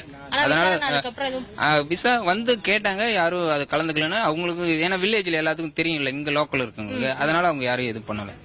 அது பார்த்த இதுல இப்போ ஒரு அவ்வளவு பேர் பைக்ல போனது பாத்தீங்க. நம்ம ஊருக்காரங்க மாதிரி யாராச்சும் இருந்தாங்களா? நம்ம ஊர்ல இருக்கிறோம் யாருமே கிடையாதுங்க. எல்லாம் வெளியூர் ஆள் தான். எல்லாம் வெளியூர் ஆள் தான். அதெல்லாம் அந்த மாதிரி தான் சைடு எல்லாம் போச்சு, தெற்கு தான் போச்சு. எந்த மாதிரி வண்டியில வந்தாங்க, எப்படி வந்தாங்க ஐயா? எல்லாம் பைக்கு. என்ன மாதிரி பைக்கு? இதெல்லாம் என்ன நான் படிச்சா இருக்கிறேங்க. இல்ல அதாவது பைக்கு, வேன், வண்டி ஏதாச்சும் எடுத்துட்டு வந்தாங்க? கட்டை ஏதாச்சும்? ஆட்டோ வந்தது, பைக் வந்தது. இதுதான். ஓகே. அதுக்கு ரெண்டும் அதுக்கு மேல எதுவும். ஏன்னா சட்டை ஏதாச்சும் கலர்ல? எல்லாம் கருப்பு தான். எல்லாம் கருப்பு தான். பேண்ட்டுக்கு இருந்து சட்டை இருந்து எல்லாம் கருப்பு தான். எதுவும் வேற கலர் எதுவும் கிடையாது. ஏதாச்சும் கோஷம் போட்டுட்டு வந்தாங்களா? எல்லாம் மண்டையில கட்டு போட்டு வந்தாங்க. ஓகே. இப்போ அந்த அன்னைக்கு வந்து ஞாயிற்றுக்கிழமை இதெல்லாம் நடந்துச்சு. இதுக்கப்புறம் போலீஸ் ஏதாச்சும் விசாரணைக்காக நம்ம ஊருக்குள்ள வந்து கேட்டாங்களா ஏதாச்சும்? அந்த மாதிரி எதுவும் கேட்கவும் இல்ல. அன்னைக்கு ஒரு நாள் மட்டும் தான் இந்த மாதிரி வந்தாங்களா? அதுக்கு முன்னாடி யாராச்சும் வந்திருந்தாங்களா?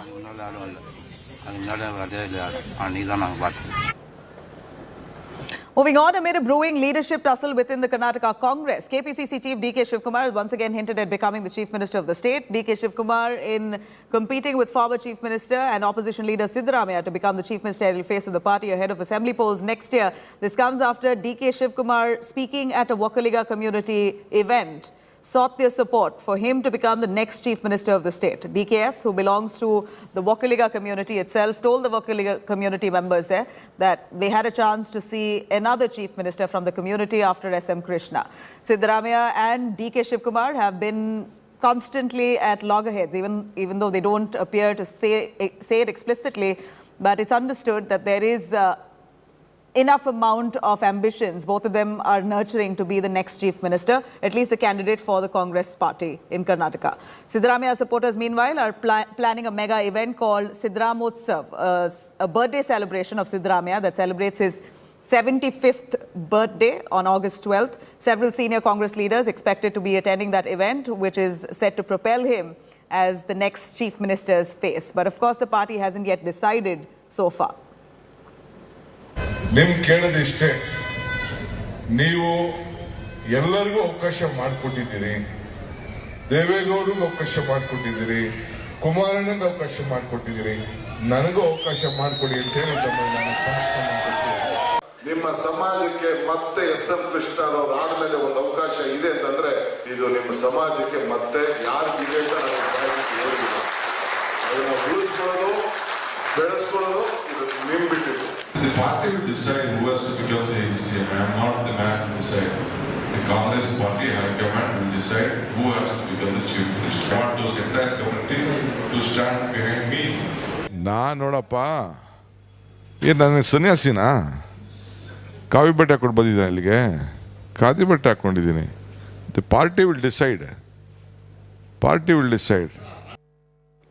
DK ಶಿವಕುಮಾರ್ಗೆ ಪಾಪ ಅವ್ರಿಗೆ ಬಹಳ ವರ್ಷದ ಒಂದು ಕನಸು CM ಆಗಬೇಕು ಅಂತ ಅನ್ನೋದು ಒದ್ದಾಡ್ತಾವ್ರೆ.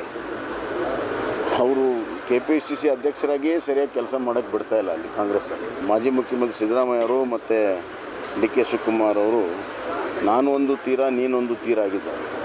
ಮೊದಲು ಅವರ ಪ್ಲೇಟ್ನಲ್ಲಿ ಏನಿದೆ ಅನ್ನೋದನ್ನು ನೋಡ್ಕೊಳ್ಳಿ, ಆಮೇಲೆ ಇನ್ನೊಬ್ಬರ ಪ್ಲೇಟಲ್ಲಿ ಏನಿದೆ ಆಮೇಲೆ ನೋಡಿ. SM ಕೃಷ್ಣ ಅವರಾದ ನಂತರ ಒಂದು ಅವಕಾಶ ನಮ್ಗೀಗ ಸಿಗ್ತಾ ಇದೆ. ನಮಗೆ ಅಂದ್ರೆ ಏನರ್ಥ? ಒಕ್ಕಲಿಗರಿಗೆ ಒಪ್ಪುವ, ನಾನು ಒಕ್ಕಲಿಗರ ಲೀಡರ್ ಅಂತ. ಸಿದ್ದರಾಮಯ್ಯ ನಾನು ಎಲ್ಲಾ ಜಾತಿ ಎಲ್ಲಾ ಧರ್ಮವನ್ನ ಒಟ್ಟಿಗೆ ಸೇರಿಸ್ಕೊಂಡು ಹೋಗ್ತೀವಿ, ಕುವೆಂಪು ಅವರವ್ರ ಮಾರ್ಗದರ್ಶನ ಹೋಗ್ತೀವಿ ಅಂತ ಹೇಳ್ತಾರಂತೆ ಸಿದ್ದರಾಮಯ್ಯ. ಅವ್ರ ಜಾತಿಯವ್ರನ್ನೇ ಹಿಡ್ಕೋತಾರೆ, ಇತ್ತೀಚೆಗೆ ಸಾಬರ ಜೊತೆಗೆ ಹೊಂಟಾರೆ. ಇಷ್ಟು ವೈಯಕ್ತಿಕವಾಗಿ ನಮ್ಮ ಮುಖ್ಯಮಂತ್ರಿ ಆಗ್ತೀವಿ ಅಂತ ಒಂದು ರೀತಿ ಭ್ರಮೆನಲ್ಲಿ ಬಿದ್ದುಬಿಟ್ಟಿದ್ದಾರೆ ಇಬ್ರು.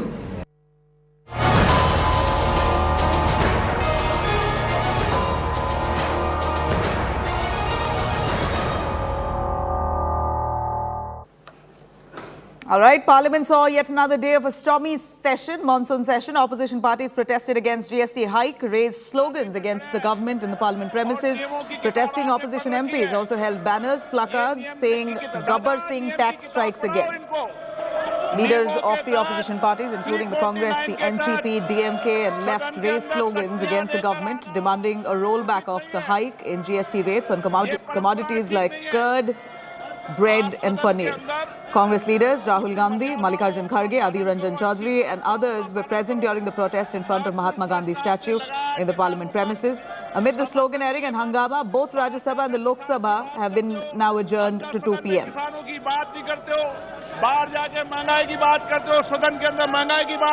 हम ऐसे इश्यूज को उठाए जो सिर्फ एक दो को नहीं या एक क्लास को नहीं, ये तो पूरे 140 करोड़ जनता पे हमला इस बीजेपी गवर्नमेंट ने किया है. जब तक GST वो वापस नहीं लेंगे हम लड़ते रहेंगे. रुपये की कीमत जो है डॉलर के मुकाबले 80 पहुंच गया है. प्राइस राइज हो रहा है. आप लोग सब यहाँ पे प्रदर्शन कर रहे हैं, आपको इस पर क्या कहना है? देखिए, ये सरकार को हम चेताना चाहते हैं कि आम जनता को रोजमर्रा चीज़ों के लिए आप खिलवाड़ मत किया करो। आम लोग आर्थिक हालात के शिकार है। आज This new breaking. All right, here's a big breaking coming in from Sri Lanka. Ranil Wickremesinghe now the new Sri Lankan president. After much deliberation, it appears Ranil Wickremesinghe becomes the new president of Sri Lanka. He was the same man who acted as the interim president. There was a lot of mistrust owing to the fact that he was a man seen as a Gotabaya loyalist, the Rajapaksa loyalist at least. Ranil Wickremesinghe, after much deliberation, has now been elected as the new Sri Lankan president. Huge development coming in from Sri Lanka after the economic meltdown, never seen before crisis in Sri Lanka. The president, the prime minister had to resign. In fact, literally fled. Gotabaya Rajapaksa, the president, had to flee the country after pressure from its citizens for him to be punished for bringing down Sri Lanka to its knees. Post his exit, Ranil Wickremesinghe was first acting as the interim prime minister, then acted as the interim president. Now, the latest coming in, Ranil Wickremesinghe is the new Sri Lankan president. He's been formally appointed after much deliberation. Today is a day when a decision had to be made. President polls just took place, and here we see Ranil Wickremesinghe has become the new president of Sri Lanka. Huge development here. Sri Lankan crisis. In fact, one must note Ranil Wickremesinghe has huge responsibility on his shoulders. We're looking at Sri Lanka, looking at a crisis never seen before. At a time like this, Ranil Wickremesinghe now takes over as the new president of the country.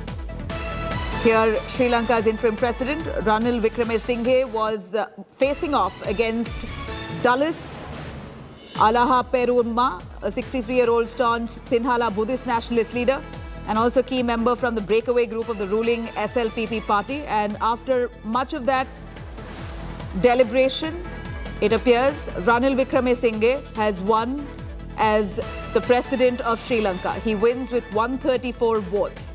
Huge development coming in from Sri Lanka. In fact, at this point, Ranil Wickremesinghe already acted as the interim prime minister as well as the interim president. Here we're looking at Ranil Wickremesinghe, who is a Sri Lankan. He was looked at as the Rajapaksa's loyalist. He was a man who acted as the interim president as well. But there was a lot of mistrust owing to the fact that he was quite close to the Rajapaksas. But nonetheless, he's managed to win with 134 votes at this point. He was facing off with Dulles Alahaperumma, a 63-year-old Sinhala Buddhist nationalist leader, but managed to win with 134 votes above. Gaurav Sawant joining us from Colombo. Gaurav Sawant, huge responsibility for Ranil Wickremesinghe at this point. He's got to literally pull Sri Lanka back to normalcy. A huge responsibility. But at this point, do tell us, what's the people's perception? Have they received this piece of news well? Well, it's just come in a couple of minutes ago. News just breaking here on India Today. Ranil Wickremesinghe has polled 134 votes as against Dulles Alahaperumma, who's got 82, and Anura Kumara Disanaike has got just 3 in all. So Ranil Wickremesinghe has been elected as the 8th executive president of Sri Lanka. It's just happened right now in Parliament. It started right on time at 10 in the morning.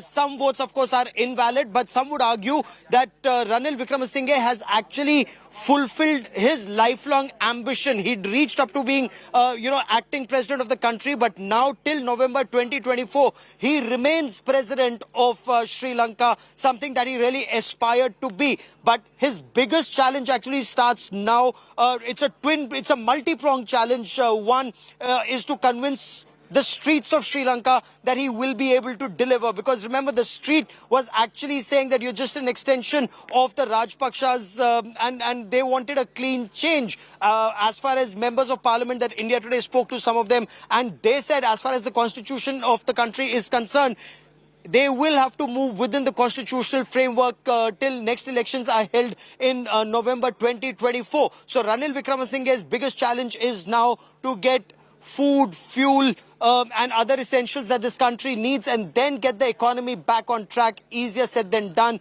He is seeking a number of deferred, loan deferment and also an IMF bailout. Of course, just a couple of days back, he did say that talks with the IMF are in advanced stages to get a bailout for Sri Lanka. If he's able to deliver that, if he's able to get assistance that the country is desperately seeking from India, then he does get a breather. Or as the street has warned, the Janta Adagalia, the protesters, as they have warned that they would be forced to take the streets once again. Whether that happens or not, we'll know in the next couple of hours, if not days. Yet again, we're looking at the people of Sri Lanka who are really concerned if at all a leader will be able to pick the country out of crisis. Ranil Wickremesinghe largely was viewed as a loyalist of the Rajapaksas. They weren't very happy when he even took over as the interim prime minister or the interim president. But today he's won with 134 votes. Largely, will this go well with the people of Sri Lanka who are really desperate to see some normalcy in the nation, Gaurav?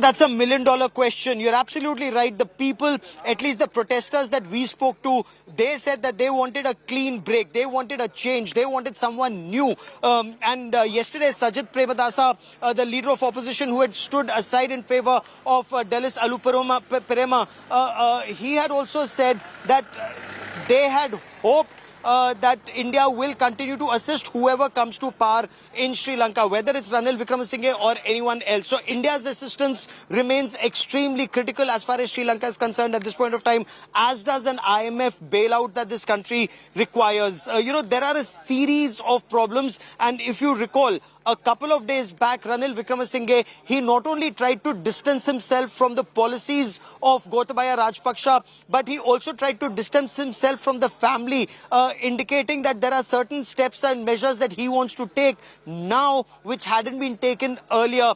And some of these steps also include getting some assistance from India in terms of food, fuel, fertilizer, medicines, which is already on its way. And India has said that India will continue to assist the people of Sri Lanka. Also secure an IMF bailout. And Ranil Wickremesinghe said that talks with IMF are in an advanced stage. So should that IMF bailout come Sri Lanka's way, it would also lead to certain things that could trigger the street once again in terms of removing of subsidies, bringing up prices of food, fuel, electricity and a lot of other things, reducing the size of the government here. Almost every second, third citizen is either in the army, the police, the government or some other form of all of that will have to come down in the months and years ahead, and that would be a huge challenge, an uphill task for any government, given how angry people on the streets are at this point of time, Nabila.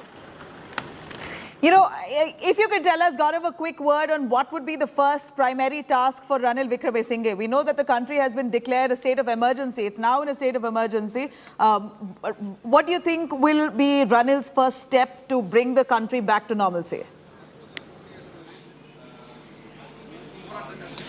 This India Today special broadcast comes to you from outside the Sri Lankan parliament, and this is where the next course of action technically is also being contemplated. Ranil Wickremesinghe, as the executive president of Sri Lanka, will have the task of securing an IMF bailout, bringing in money for this government to function, for this country to be able to function, bring in fuel from India, bringing in food from India, bringing in medicines from India, and that is just the first step. A major part of this country depends on tourism, so reviving tourism is one of his biggest challenges. Agriculture or agricultural produce. Now, one of the the Tughlaki steps, if I may, taken by Gotabaya Rajpaksha was going 100% organic without weighing pros and cons and results. So getting fertilizers from India again is a challenge and a big task. Some of it has already happened. Ranil Wickremesinghe just a couple of days back again had said that we've managed to get fertilizers. They are being distributed to farmers, loans of farmers with landholdings of less than 2 acres. Those loans have also been cancelled. So reviving his country, getting his country back on its feet. It's a bankrupt country. It's a country in deep trouble. Reviving it is his biggest challenge. Whether he's able to do it with angry protesters on the street, how will he contain those protesters right now? මගේ මිත්‍ර අනුර කුමාර දිසානායකටත් එතුමාගෙන් උත් ඒ වගේම ඉල්ලීමක් කරනවා. එතුමාත් දන්නවා අද රටේ තියෙන ගැඹුරු තත්ත්වය. මම කැමති විපක්ෂ නායක මගේ මිත්‍ර සජිත් ප්‍රේමදාස මහතුමාටත් ඒ සියලු දෙනාගෙන් මේ ඉල්ලීම කරන්න.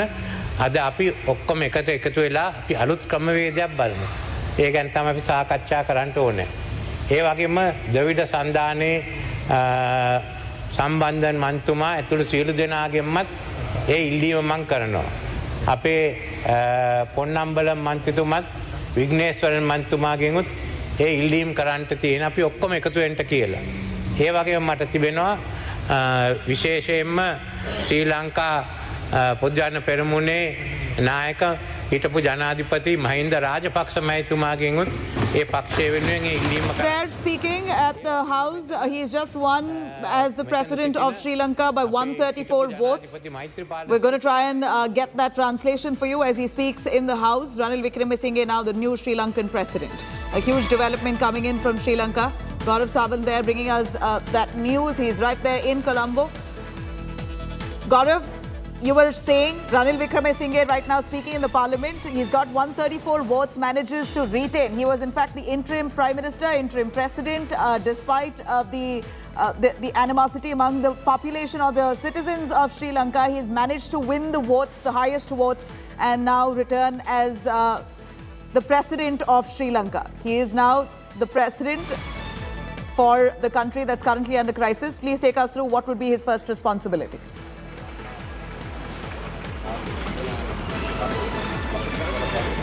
Absolutely, Nabila. With 134 votes, he's clearly been elected by majority members of parliament as the next president of Sri Lanka. His tenure remains till November 2024.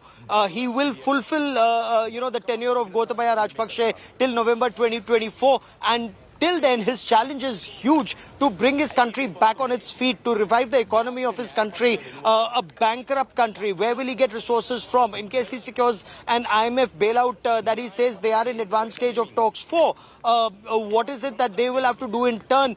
Remove subsidies in this country, and that will be easier said than done, given the fact that people are so used to, living on subsidies, paying much less for electricity, for petrol. Education is free, medical facilities are absolutely free as far as every Sri Lankan citizen is concerned. But somebody will have to foot the bill for it. And now when they start footing the bill, the challenges are only set to intensify for Ranil Wickremesinghe. Will he be up to the task? Remains to be seen. Clearly considering that he was the interim president and prime minister may have somehow warmed him up to the seat. At this point, we believe he was the first to announce a state of emergency for the country. We see that the military has taken over. They're trying to bring situation under control. And largely in the last few days, we see some kind of peace on the streets. Is that because Gotabaya has resigned and we see some kind of hope? Or is it that protesters have now given up? They have no other choice but to get to their duties. So the protesters will also re-strategize from this point on, and we've been interacting with leaders of the Janata Adagalai or the people's struggle or the people's protest at the Gota Go Home Center, which is the heart of touristy Colombo. There were initially thousands of protesters, now reduced to a trickle, and they were also watching these developments very closely. They also realize that a solution needs to be found, as most analysts have argued, within the framework of the constitution. If people in Sri Lanka have to have tourism back in their country, if they need to have fuel in their country, if they need order in that country. And for all of that, if street protests or in images that the whole world saw of the Prime Minister's house being set on fire, or people in the presidential palace, that would mean tourists will not be coming here, and their main task is to bring tourists back. Their main task is actually to ensure that the economy is revived. So does Ranil Wickremesinghe have a roadmap to revive Sri Lanka? It's a bankrupt country. It's in deep trouble. It's defaulted on loans. It's seeking deferment of payment. It's seeking fertilizer, food, fuel from India. It's seeking an IMF bailout. So there are a lot of things that Sri Lanka is seeking. But how will it repay? How will it be able to provide for its people? Does Ranil Wickremesinghe have a roadmap for that? Now we will see MPs coming out. We are told that some leaders would also be coming out of parliament now. So we will hear from them. But it does remain a fact that the majority of MPs in the 225-member assembly, 134 of 225, voted in favor of Ranil Wickremesinghe. You know, at this point, Gaurav, the country is in a very difficult situation. They're trying to cope with basic necessities. And does Ranil Wickremesinghe have a plan in mind? Considering he was already interim president, he may have had already, he may have been pushing for himself to be the president. He has, of course, influenced a number of people to finally vote for him. Now that he's come to power, do you believe that he has a plan in mind? Any reserves to really fulfill the needs, desperate needs of those people at this point?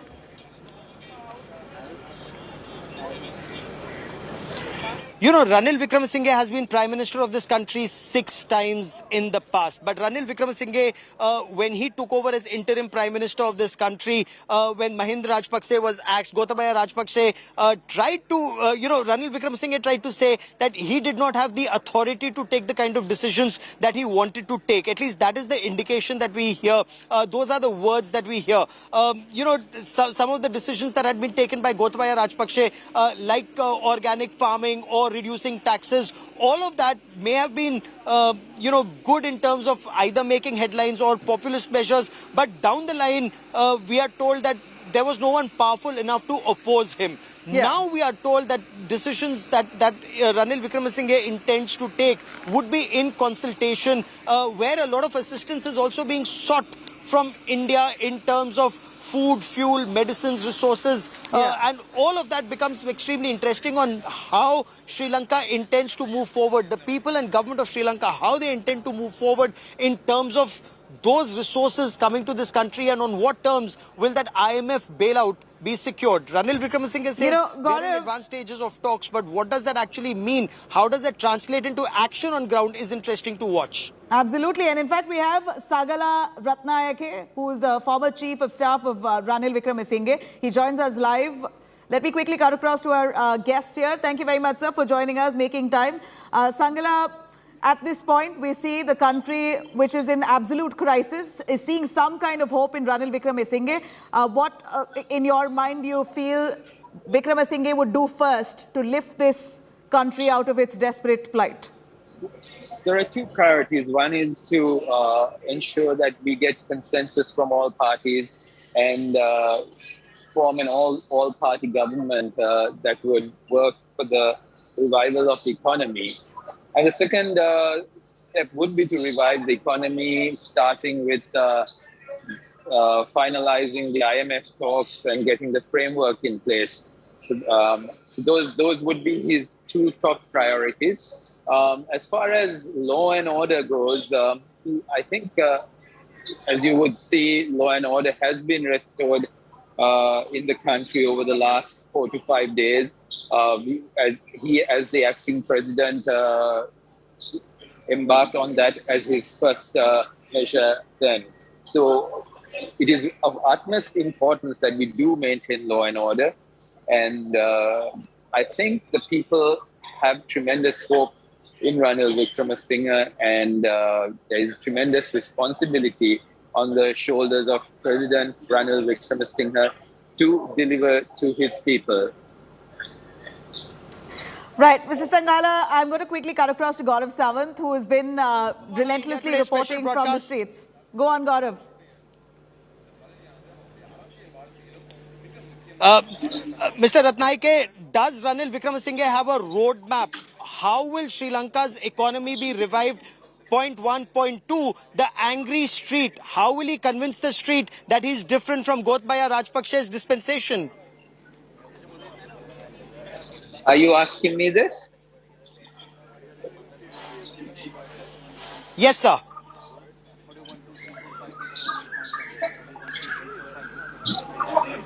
Can you hear me? Yes, Mr. Ratnaike, my question was to you. I can hear you loud and clear. How will Ranil Wickremesinghe be able to convince the people of Sri Lanka he's different from the Gotabaya Rajapaksa dispensation?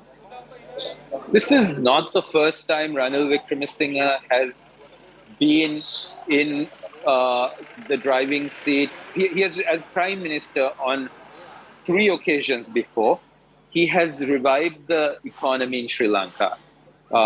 2001, he took over when we were having a negative economy.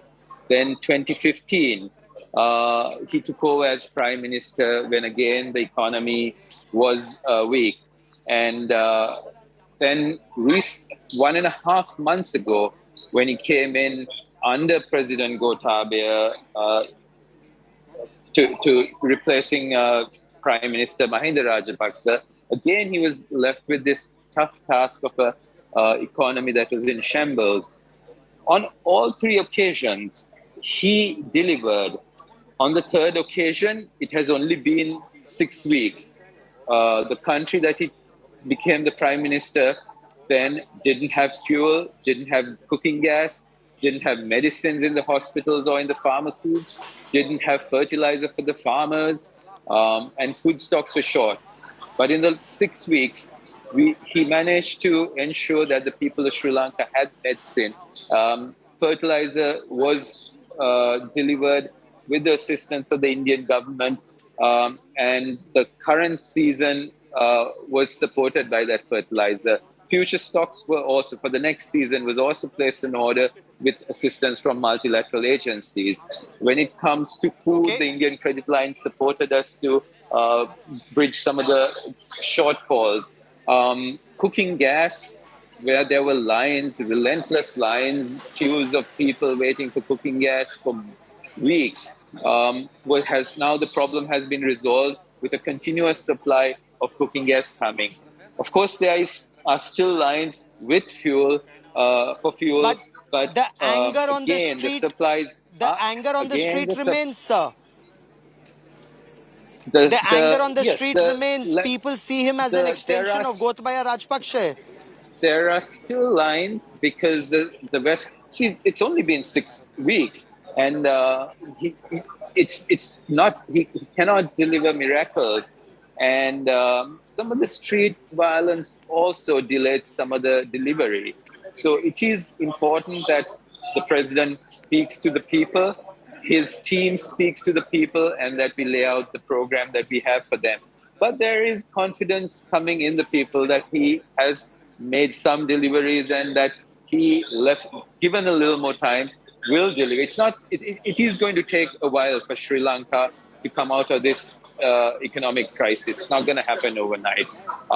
We will have to go into the IMF Mr. Ratnaike, process. one thing that was held against Ranil Wickremesinghe, one thing that was held against him was the fact that when he had the opportunity, when he had the power, he did not hold the Rajapaksas accountable. Now, will his tenure as executive president of the country till November 2024 be any different?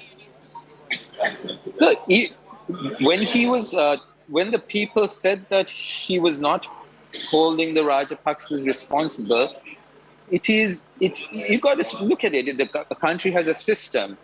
It's not the president who can pass judgment on the crimes or offences. There is a judicial system. There is the police who do the investigations and produce the cases to the courts. So this process has to take place. And where there are bottlenecks in the laws, that's when the president and the legislature need to step in to ensure those bottlenecks are streamlined. So I think those processes will take place.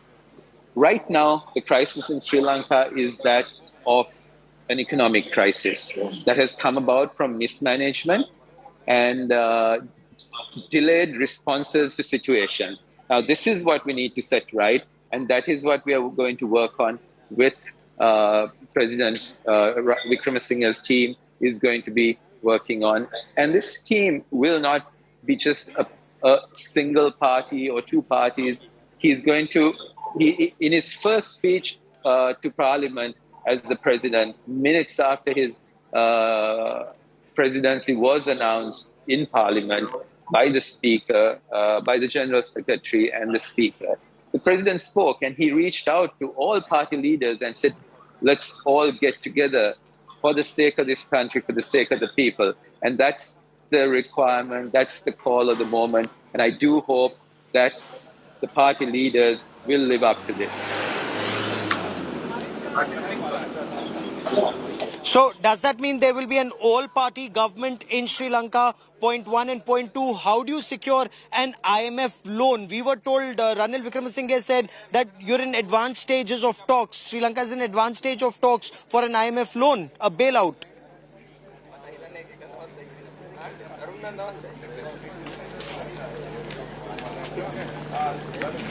Okay, give me a moment as we try and re-establish that line with the Chief of Staff of Sri Lanka's new President, Ranil Wickremesinghe.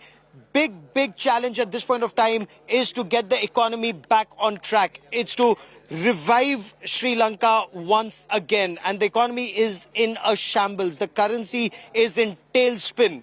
People are leaving the country not in hundreds but in many thousands. Now, of course, members of parliament are coming out of parliament and we will attempt to speak to them about their vote. 134 votes out of 225 in favor of Ranil Wickremesinghe. He is the next president of Sri Lanka, no longer acting president but now executive president of Sri Lanka. His challenges remain immense. Reviving the economy, one part of it. See visuals, live visuals coming in right from outside the presidential palace. We see people there right after we saw much mayhem just a few weeks ago. Today we see a mood of celebration. Ranil Wickremesinghe, who is now taken over as the president of Sri Lanka. We see much joy and celebration at this point. Of course, not a huge crowd like we saw of those protesters. We saw massive numbers who came down to protest, who stormed in to try and take over the presidential palace, and literally many of them infiltrated into the government office there and took siege at that point. Now today we see a different mood, a different picture altogether, where protesters have landed up outside the presidential palace, are celebrating, it appears, and seem quite happy with the development. Ranil Wickremesinghe, who is now elected with 134 votes as the president of Sri Lanka. He's already been the prime minister 6 times over.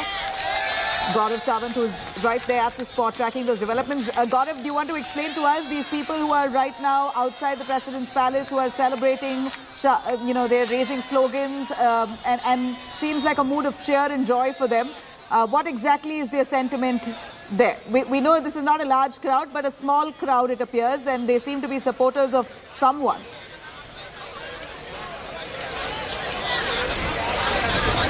So there are two sets of protesters. One who are chanting "Go Ranil Go," and they are a part of the Janata Aragalai, which is the people's protest or the people's struggle here in Sri Lanka. These are the people who want Ranil Wickremesinghe not to be the president of the country, because they see him as part of the problem and not part of the solution. In fact, when we were speaking to some of the Janata Aragalai leaders yesterday, they were saying in case Ranil Wickremesinghe is elected president, then they would intensify their stir, they would intensify their protests. Of course, they would have to recalibrate their protests, because these are not just inter-university students, federation members and leaders, but also members and leaders of various trade unions in Sri Lanka who are who've come together to oppose the Gotabaya Rajpaksa dispensation and those who were linked to it. Now, Ranil Wickremesinghe has desperately tried to distance himself from the Gotabaya Rajpaksa dispensation, but the people do not see it as that. People see him as part of the problem and not a part of the solution. But now he is the president of Sri Lanka, so it remains to be seen whether these protests remain control, whether if security forces are able to control it. They've imposed emergency. There are restrictions on protests. They may protest in a designated spot and not beyond. Or does it spread like wildfire like it did last time? All right, so Gaurav Sawant there explaining to us on the two camps. One camp who are worried that Ranil Wickremesinghe may not be able to pull up a solution, considering that he was a man known close to the Rajapaksas and have opposed to him being the president. But nonetheless, you also have another sect of people within the country who are supporting Ranil Wickremesinghe, and that's the visual that we see here, where supporters of Ranil Wickremesinghe have arrived right outside the presidential palace, are cheering for him, raising slogans, and of course a picture of joy and celebration that we see outside the presidential palace. A stark difference from what we saw just a few weeks ago, where protesters stormed into the presidential palace, literally took siege of that government building in protest against the Rajapaksas continuing in power. In fact, the country we saw has seen an unprecedented economic meltdown, which led to almost a civil war-like situation where citizens stormed onto the streets, taking over many state offices, and that despite the military presence and the military trying hard to calm the situation. Today we're seeing a different scene, a different picture, scenes of some kind of hope that we see outside Presidential Palace. Supporters of Ranil Wickremesinghe who have now gathered, who are now praising the development. Ranil Wickremesinghe has won 134 of the total 219 votes, and it seems like his supporters are right now erupting in joy right outside the President's Palace. And that's the visual, live visual that we bring to you right here. Gaurav Sawant, who's been tracking those developments from Colombo for the last few days, bringing us the most accurate updates. Gaurav, while you see that some of them are still angry with the fact that Ranil Wickremesinghe has been elected as the president, they, like you said, look at him as more of a problem, less of a solution. Do you think that that will be dealt with now Ranil Wickremesinghe solidifying his position? He is no more the interim president, he is now the acting president of Sri Lanka. Do you think he will give out orders, strict orders, to contain any kind of commotion or protests henceforth? So those orders are already in place, Nabila, ever since emergency was promulgated, and we reported on it 2 days ago. As soon as the announcement was made about elections to be held today, immediately orders were given that there would be no protests anywhere around the parliament. This area was completely barricaded. In fact, we've just sent a report a short while back where you will see Sri Lanka Navy personnel, patrolling the waters all around in their speedboats and their water scooters and their jet skis. So you have Sri Lanka Navy, you have Sri Lankan Army, you have Sri Lankan paramilitary forces, SWAT teams, commandos, and the Sri Lankan police, and in these multi-tiered barricades. I mean, if you just count the number of barricades, 1, 2, 3, 4, 5, 6, 7, 8, 9, 10, 11 layers of barricades here, a couple of layers of barricade beyond. So that's the kind of barricading that has been done here to ensure that there is no breach. Of course, the protesters had also said that they will let the parliamentary process continue unhindered. It's only when the results come will they recalibrate their strategy. And their strategy initially was to take to the streets once again in case Ranil Wickremesinghe was elected. But late last night, despite, yesterday Sajith Premadasa, leader of opposition, announced he didn't have the numbers. So he said he's stepping down in favor of Dallas Alu Peruma. And yet, despite opposition coming in support, he could not garner the numbers. He did not have, he could muster only 84 as against 134 that Ranil Wickremesinghe has almost across most party lines, which means people, at least the MPs, have hope that he will be able to, perhaps with a national government, should a national government be formed, if a national government is formed, be able to find a solution to the current crisis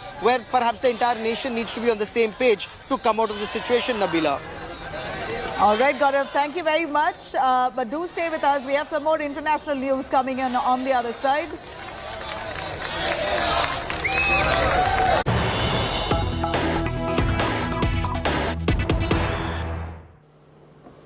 All right, here's some big news coming in.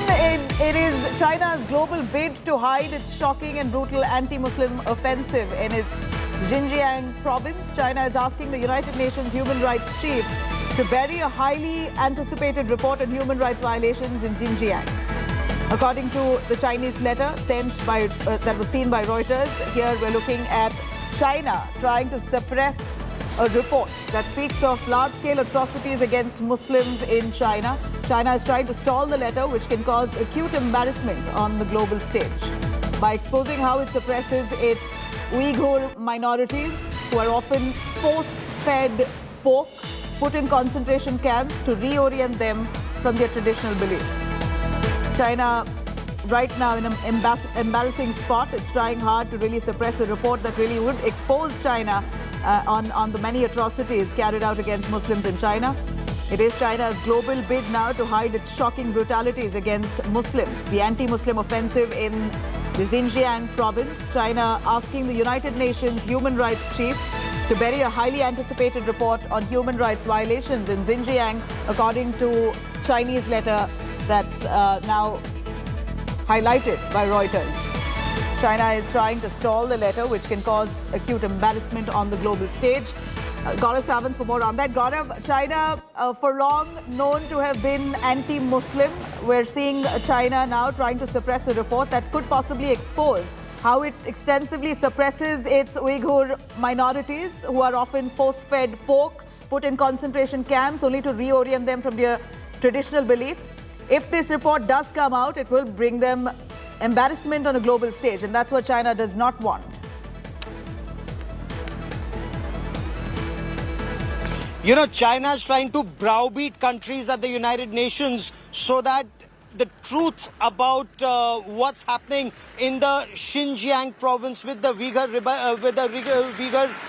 people does not come out in public domain. And this report, this is the first time that the United Nations Human Rights Council was given access to Xinjiang, had intensive interaction with the judiciary in China, with Wang Yi, their state councillor and foreign minister, and also a video conference with Xi Jinping, the Chinese president. Now, the report is anyways being criticized for being a watered-down version of ground realities in China, and yet China does not want this picture to come out because it apparently this report has details of what happens in what is described by China as its reorientation camps or concentration camps, or how women are ill-treated, the Uyghur women are ill-treated by Han Chinese men, how their husbands of these Uyghur women, they are locked up in concentration camps, their religious books, the Holy Quran, that is not given the respect that the Holy Quran should get in these Chinese concentration camps, how mosques are defaced and removed, and toilets have been built in China, in the Xinjiang province where mosques once stood. So all of these facts, some of these are likely to be highlighted, at least that is what is being said, and China does not want these facts to come out in public domain, and that is why it's not only trying to browbeat some countries but also trying to browbeat the United Nations so that this report is not made public. You know, this is highly shocking, and it's not something that that comes as a surprise, because this has been known for quite a while, and China, time and again, any kind of journalists or a media organization trying to probe into it have always been, pulled up or sidelined or their voice muscled. At this point, this report would really speak of a lot, because we believe that this is not just the Uyghur minority Muslims, but any Muslim minority group in China are literally found and pushed into concentration camps. This is the kind of atrocities that they've meted out for decades now, which China does not want to come out. With the pressure now it's putting on the UN, how do you think nations would receive this?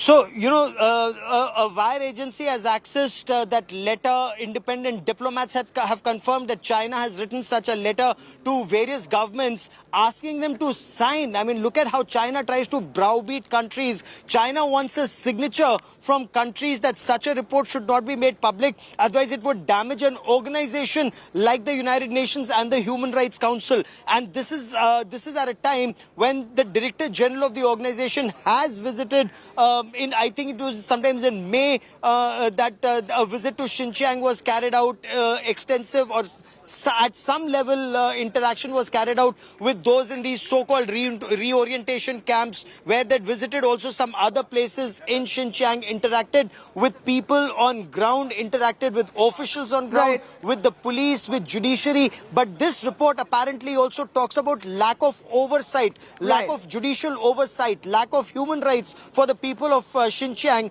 and China doesn't want all this information, Nabila, to come out in public domain. Gaurav, absolutely tragic.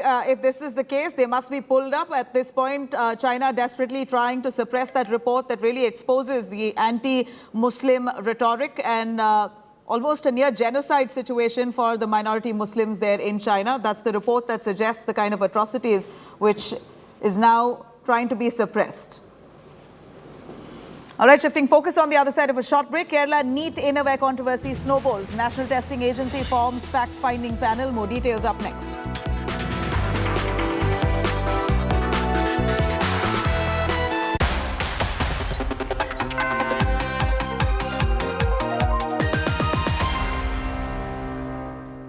Everyone's busy finding what's trending. You're busy finding out why. India Today, for those who research before reacting. Download the India Today app now.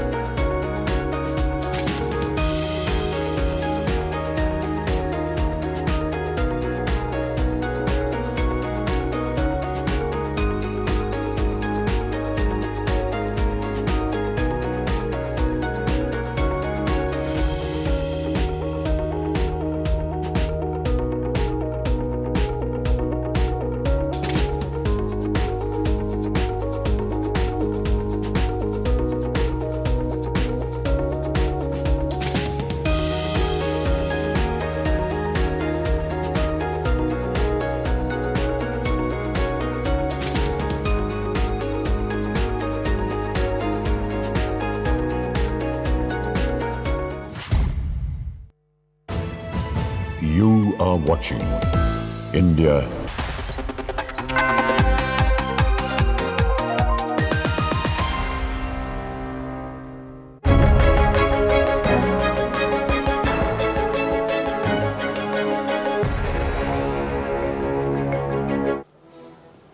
Now, the NEET exam controversy in Kerala's Kollam district continues to send shockwaves. BJP student wing, ABVP, has now led a massive stir in Kollam. NTA has constituted a fact-finding panel, meanwhile, to look into the issue so far. 5 people have been arrested by the Kerala police in the matter.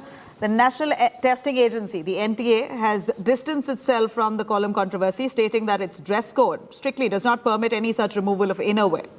Remember, 90 girl students were asked to remove their innerwears before taking the examination. Students' parents filed a formal complaint alleging 90 female students were asked to remove their innerwear and keep it in a safe room, a storeroom, until they completed their examinations. Unfortunately, they weren't even allowed to wear their innerwear while leaving the class. They were asked to carry it with them.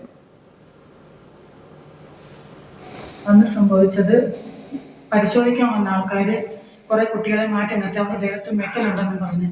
അപ്പോഴേ നമ്മൾ അങ്ങോട്ട് ചിന്തിച്ചു, മോൾ എന്തിനാ കരയുന്നതെന്ന് ചോദിച്ചു. അങ്ങനെ പറഞ്ഞു, anti ഞങ്ങൾക്ക് ഈ വസ്ത്രം ഒന്ന് മാറാനുണ്ടെങ്കിൽ ഒരു സാധനം. അപ്പം ഞങ്ങൾ വിശ്രമിക്കുന്ന റൂം തുറന്നു കൊടുത്ത് ഞങ്ങൾ ആ കുഞ്ഞുങ്ങളെ അവിടെ അറ്റാക്കല്ല, ഞങ്ങൾ ഒരു തെറ്റും ചെയ്തിട്ടില്ല.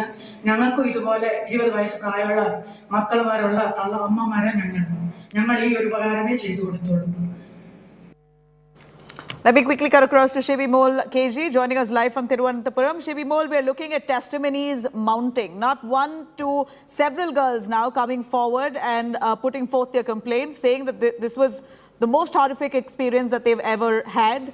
Many of them also claiming that their NEET examinations went horribly wrong. They couldn't concentrate, they couldn't focus. They really missed out at this point.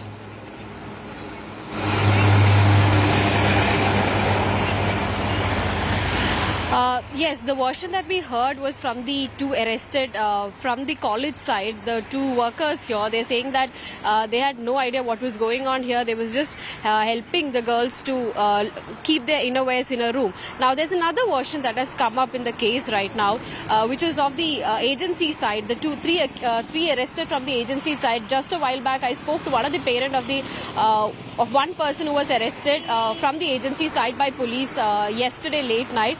So the parent was telling us that his daughter is just 19 years old and she was arrested yesterday as part of the agency.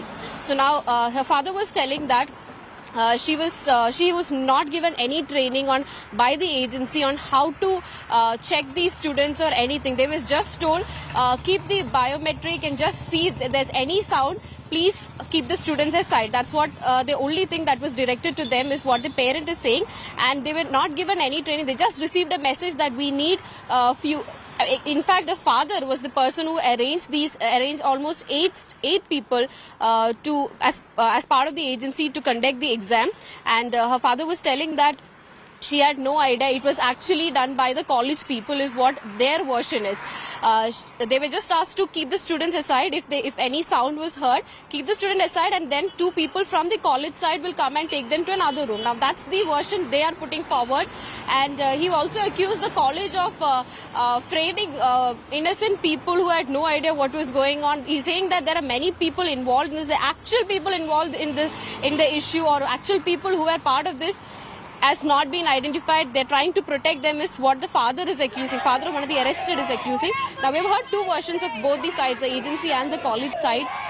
The police, however, arrested these 5 people based on the CCTV visuals and based on the statements recorded by the student who filed the complaint. So, we will be looking forward to a clarity from the police side on what is exactly happened, like on what exact reason was these people arrested, because both the sides are putting forward two versions. Also, in the morning, BJP protested outside. They were actually speaking for the two workers from the college. And a while back, we also saw ABVP, the student wing of BJP, protesting outside the collectorate in Kollam. A lot of students gathered outside there. Police are to use water cannons and all of that on them.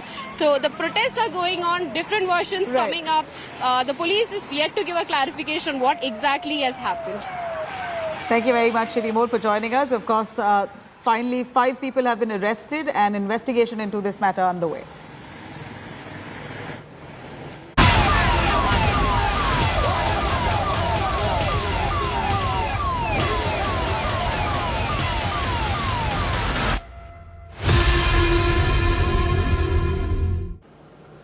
Meanwhile, the plot revolving around the suicide of a teen student in Tamil Nadu's Kalakuruchi deepens. After a student jumped to her death in Kalakuruchi school, claiming mistreatment by her teachers, massive protests and violence rocked that district on the 17th of July.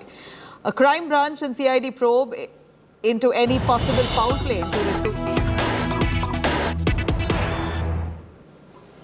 All right, cutting across to some big breaking news coming in. Encounter between Sidhu Moosewala, accused, and the cops. Gangsters linked to Moosewala's murder currently hiding. Dramatic encounter between gangsters as well as the police. In the wake of Sidhu Moosewala's murder, the police on overdrive are trying to hunt down those gangsters who are linked to Sidhu Moosewala's death. The murder of Sidhu Moosewala has now led to cops trying to chase those gangsters who are behind his murder. We believe now encounter has broken out between Moosewala accused and the cops. Gangsters linked to Moosewala's murder currently in hiding. Dramatic encounter between the cops and the gangsters. We're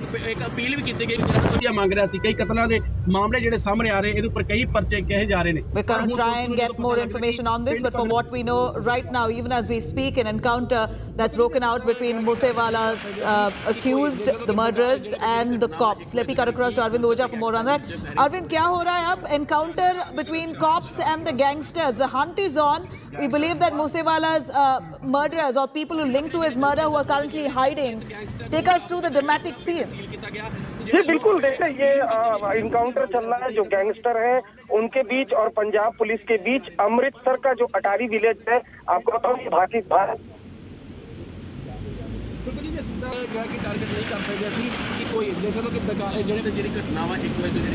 All right, I'm going to try and patch Arvind Oja on that, but here we're looking at an encounter that's broken out between Sidhu Moosewala's murderers and the cops. The gangsters who are linked to Sidhu Moosewala's murder have now faced off with the police who are trying to catch them. The hunt is on. We're looking at the visuals coming in from the Atari border, where the gangsters linked to Sidhu Moosewala's murder currently in hiding. They're trying to escape with the police there vehemently chasing them. At this point, visuals coming in from the Atari border. Arvind Oja for more on that. Arvind, please बताइए.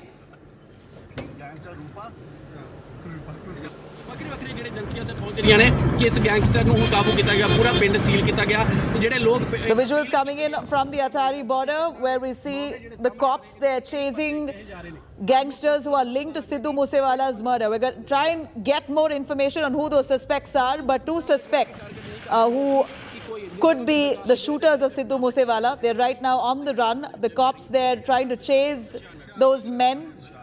In fact, the gangsters firing back at the police. So we're seeing an encounter-like situation that's currently underway. The Atari border, visuals coming in of the police chasing those gangsters. They're trying to get hold of those men who shot Sidhu Moosewala. Those shooters, few of them yet to be arrested. The cops there on the hunt for the murderers of Sidhu Moosewala. And we see that the police who are chasing those gangsters have been met with gunshots. In fact, those gangsters also carrying weapons. They are firing back at the police who are chasing them. Arvind Oja, who's tracking those developments. Arvind, आप कहाँ हो? Attari border में encounter जैसा scene हो रहा है. ये visual जो आ रहा है उसके बारे में बताइए. देखिए, ये पंजाब पुलिस को इनपुट्स मिला था कि जो दो गैंगस्टर वो सिद्धू मूसेवाला के हत्या में शामिल हो सकते हैं, जिसके बाद पंजाब पुलिस पहुंची है और ये इनकाउंटर शुरू हो गया है, क्योंकि गैंगस्टर जो है उन्होंने गोली चलानी शुरू कर दी। अभी जो इनिशियल जानकारी मिली है उसके मुताबिक जो गोली चला रहे हैं उसमें जगरूप सिंह रूपा और मन्नू, ये दो ऐसे गैंगस्टर हैं जिनका नाम सिद्धू मूसेवाले के मर्डर में आया था सामने, वो छुपे हो सकते हैं। जैसे ही पुलिस टीम पहुंची, दूसरी तरफ से फायरिंग शुरू हो गई। आपको बताऊं, ये जो इलाका जहां पर इनकाउंटर हो रहा है, ये भारत पाकिस्तान का बॉर्डर का एरिया है, पंजाब की तरफ का अमृतसर का अटारी, जहां पर फिलहाल ये इनकाउंटर जारी है। अभी तक दोनों तरफ से गोलीबारी हुई है। अभी कोई गैंगस्टर के पकड़े जाने की खबर नहीं है, लेकिन ये इनकाउंटर शुरू हुआ है क्योंकि पंजाब पुलिस को टीम को ये जानकारी मिली थी, क्योंकि सिद्धू मूसेवाले के कई shooter Delhi police special cell ने पकड़ लिए थे, लेकिन कुछ फरार थे, जिसमें जगरूप सिंह रूपा और एक मन्नू, दो का नाम सामने आ रहा था। इस इनपुट पर पंजाब पुलिस टीम पहुंची है अटारी इलाके में, जहां पर ये इनकाउंटर शुरू हो गया। आप देख पा रहे हैं दोनों तरफ से गोलीबारी हुई है, ऐसा सोर्सेज बता रहे हैं। ये लोग जो भाग रहे हैं पुलिस से, ये लोग हैं कौन? ये जो दो शूटर सस्पेक्ट कर रहे हैं, मगर वही लोग हैं? देखिए, मैं आपको बताऊं, जो इनकाउंटर हुआ है उसके बाद चूंकि रिहायशी इलाका है तो इलाके के लोगों में भी भगदड़ मच गई है कि पंजाब पुलिस इस पूरी तैयारी के साथ गई थी, लेकिन अचानक से जो गैंगस्टर है उन्होंने गोलियां चलानी शुरू कर दी। देखिए, आपको ये समझना होगा कि खास तौर पर जो सिद्धू मूसेवाला के केस में जो मर्डर थे, उनके पास सोफिस्टिकेटेड वेपन्स थे जो जर्मनी और दूसरे टर्की इस तरह के कंट्रीज से आए थे, तो इनके पास सोफिस्टिकेटेड वेपन्स है। इस तरह से इन्होंने फायरिंग शुरू कर दी, इसलिए लोग आसपास के लोग जान बचाने के लिए भी भाग रहे हैं। लेकिन ये जरूर जानकारी मिली है कि दो गैंगस्टर जिसमें जगरूप सिंह रूपा और मन्नू ये दो यहाँ पर छुपे हुए हैं, जिसके बाद पंजाब पुलिस की टीम पहुंची और इनकाउंटर शुरू हो गया है। अभी ये इनिशियल स्टेज है, ये कह पाना कि कोई गैंगस्टर घायल हुआ या नहीं हुआ है, लेकिन दोनों तरफ से फायरिंग हुई है। पहले गैंगस्टर ने गोली चलाई है, उसके बाद पंजाब पुलिस की तरफ से गोली चली है।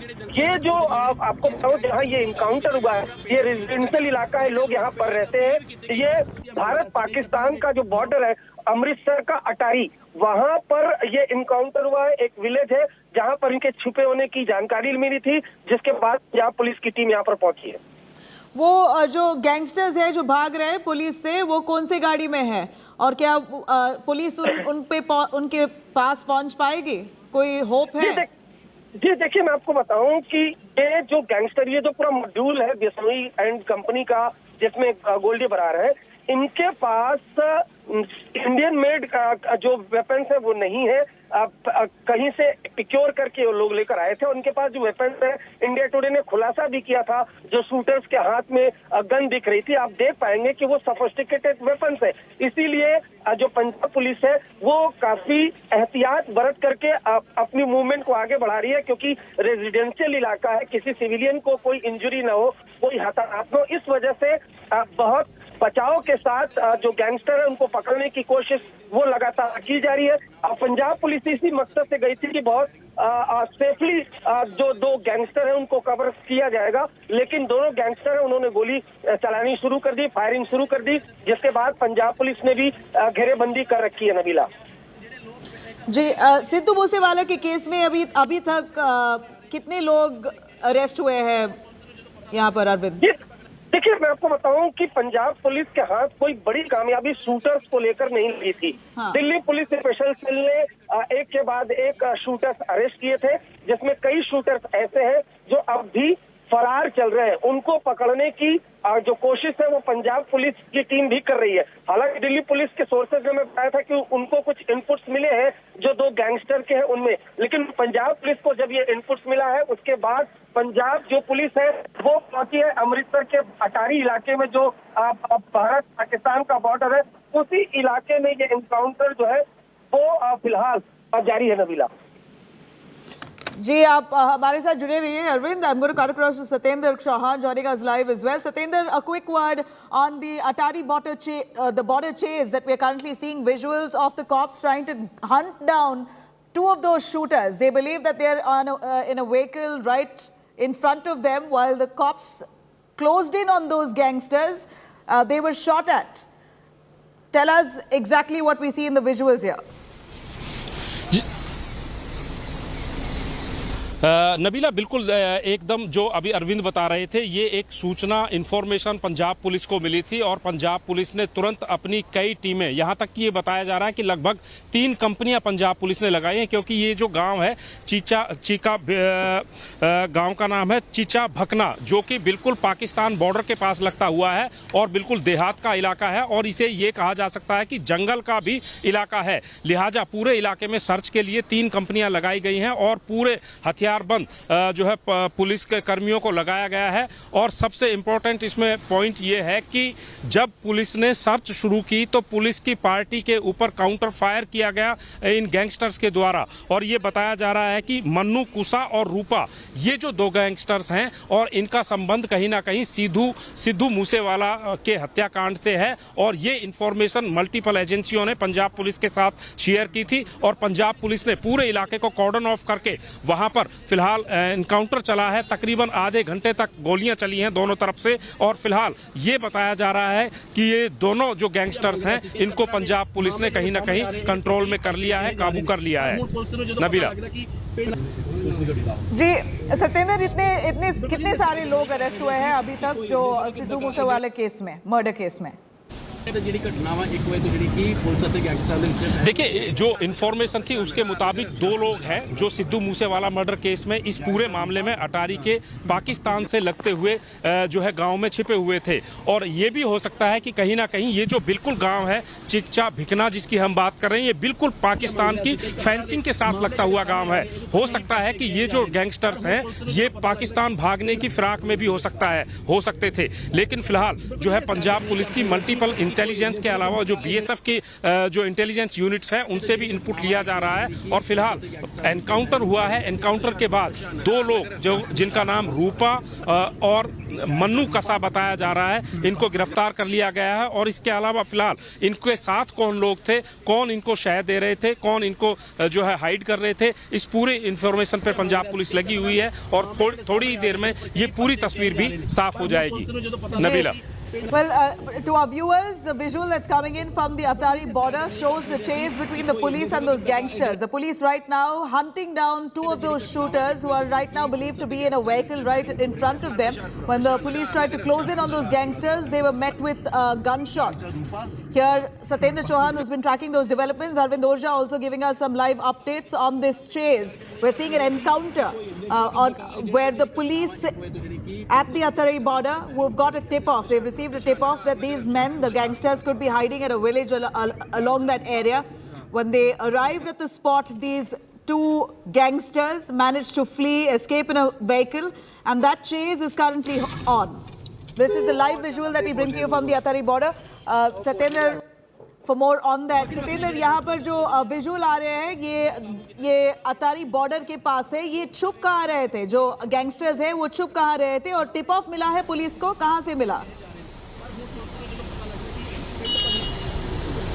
देखिए, मैं जैसा बता रहा था कि ये मल्टीपल एजेंसीज इस पूरे मामले में लगी हुई हैं और पंजाब पुलिस को जो दूसरी एजेंसी है दिल्ली पुलिस के द्वारा इन्फॉर्मेशन मिली थी और बाहर से भी इन्फॉर्मेशन थी और उस इन्फॉर्मेशन पर काम करते हुए पंजाब पुलिस ने, जैसा मैंने अभी बताया, चीचा भिकना गांव है और ये गांव अटारी बॉर्डर के बिल्कुल पास लगता है, जो कि भारत और पाकिस्तान की का जो है बॉर्डर है। और इस बॉर्डर से तकरीबन 3 किलोमीटर जब आप रूरल रिमोट एरिया में जाते हैं, वहां पर पाकिस्तान और भारत की जो फेंसिंग लगती है उससे सटा हुआ ये गांव है। और ये गांव जो है पूरा एक तरीके से ये कह सकते हैं कि गांव के अगर आप आबादी वाले क्षेत्र से बाहर निकलते हैं तो पूरा कहीं ना कहीं जंगल में तब्दील हो जाता है और वहां पर जो है ये इस तरह के लोग छिपते हैं और यही वो रूट है जहां से ज्यादातर पाकिस्तान से स्मगलिंग के केसेस भी बीएसएफ पकड़ती है। तो यहां पर यह भी आशंका जताई जा रही है कि ये जो गैंगस्टर्स हैं यहां पर छिपे भी हो सकते हैं और यहां से पाकिस्तान भागने की फिराक में भी हो सकते थे। फिलहाल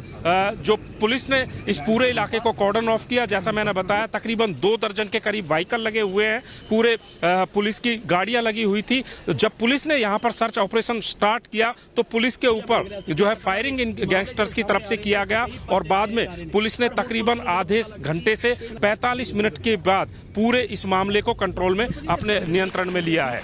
जी सत्येंद्र, ये जो पुलिस चेस कर रही है ये कौन सा पुलिस है? हम we know that the supreme court ने सीबीआई प्रोब के लिए मना किया है अभी हाल ही में और एसआईटी टीम फॉर्म किया है प्रोब करने के लिए, मगर ये जो पुलिस चेस कर रही है ये कौन से डिपार्टमेंट की पुलिस है? देखिए, ये पंजाब पुलिस है। पंजाब पुलिस के जो कमांडोज होते हैं, पंजाब पुलिस की जो रिजर्व पुलिस होती है उसके ये गाड़ियां हैं, आप देख सकते हैं। और पूरा जो एक एजीटीएफ जो anti gangster task force Punjab में बनाई हुई है उनके जो है साथ में लोकल पुलिस को भी लिया हुआ है और इन सब जो है एजेंसीज ने मिलकर इस पूरे ऑपरेशन को यहाँ पर अंजाम दिया है। नबीला जी, so we're looking at the Punjab police now who are trying to hunt down those 2 sharpshooters, and that's the visual that we see right here on our television screens. We believe that after a tip-off, the police tried to chase 2 sharpshooters, 2 gangsters who were linked to Sidhu Moosewala's murder. They were hiding at a village. Soon as the police arrived, these gangsters managed to escape from that spot in a vehicle, and the police now chasing them. They've been met with gunshots. In fact, those gangsters also have weapons in their hands and they're trying to attack the police as they chase them. So we're seeing an encounter-like situation that currently unfolds at the Atari border. And these are live visuals coming in, videos of that chase. India Today, of course, keeping a close watch on what happens.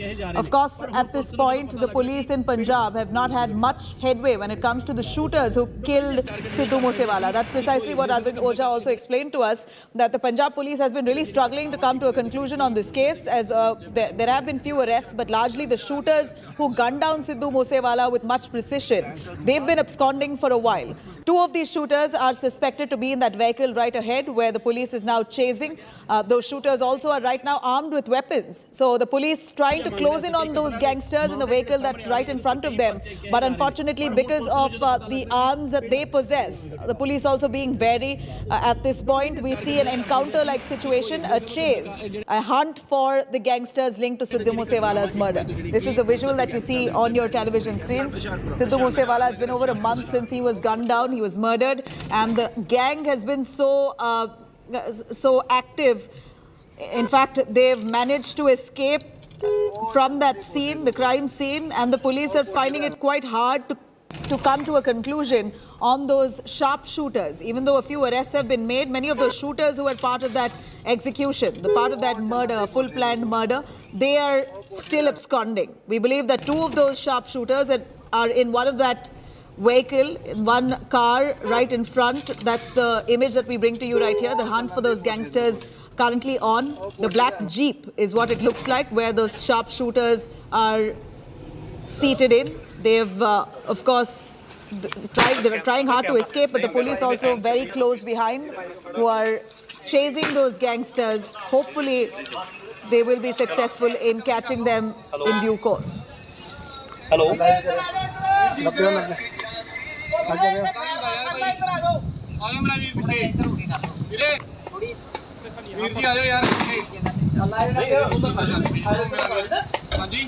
Sidhu Moosewala's murder case intensifying, with the police now trying to chase those gangsters who are in vehicles. They're right in front of those police officers. These are live visuals. Remember, we're bringing to you live visuals, and there we hear gunshots.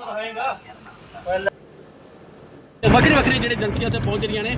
right, we got you that live footage where we could hear gunshots, and this is precisely the fear of the police as well, as they are in that white Jeep chasing down those gangsters. They're fearing the fact that those gangsters are also fully armed. While the police are trying to close in on those criminals, they're met with gunshots. Those gangsters are firing back at the police. There seems to be an encounter-like situation, a chase that we're looking at for the shooters of Sidhu Moosewala. The police carrying out a massive manhunt along the Atari border. That's where the vehicles are currently on track. The Atari border is where the chase is currently happening. We are seeing those gangsters who are right now. I'm going to take you through the sounds of those gunshots.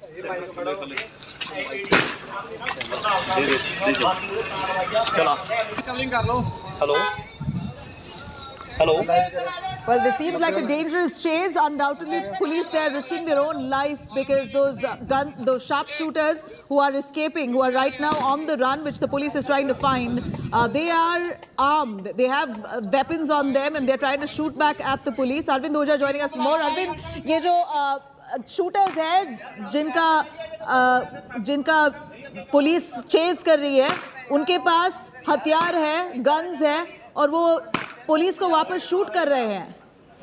जी बिल्कुल, देखिए जैसा कि मैंने बताया, और India today लगातार ये बता भी रहा है कि जो ये बिश्नोई एंड कंपनी है, इनके पास सोफिस्टिकेटेड वेपन्स है जो इंडिया के बाहर मंगवाए गए थे, और जो सिद्धू मूसेवाला का मर्डर हुआ था उसमें भी जो सोफिस्टिकेटेड वेपन्स है जो इंडिया के बाहर से दूसरी कंट्री से मंगवाए गए थे, जिसमें जर्मनी, टर्की है, वहां के वेपन्स है, और उसी वेपन्स ये लगातार पंजाब पुलिस पर गोली चला रहे हैं।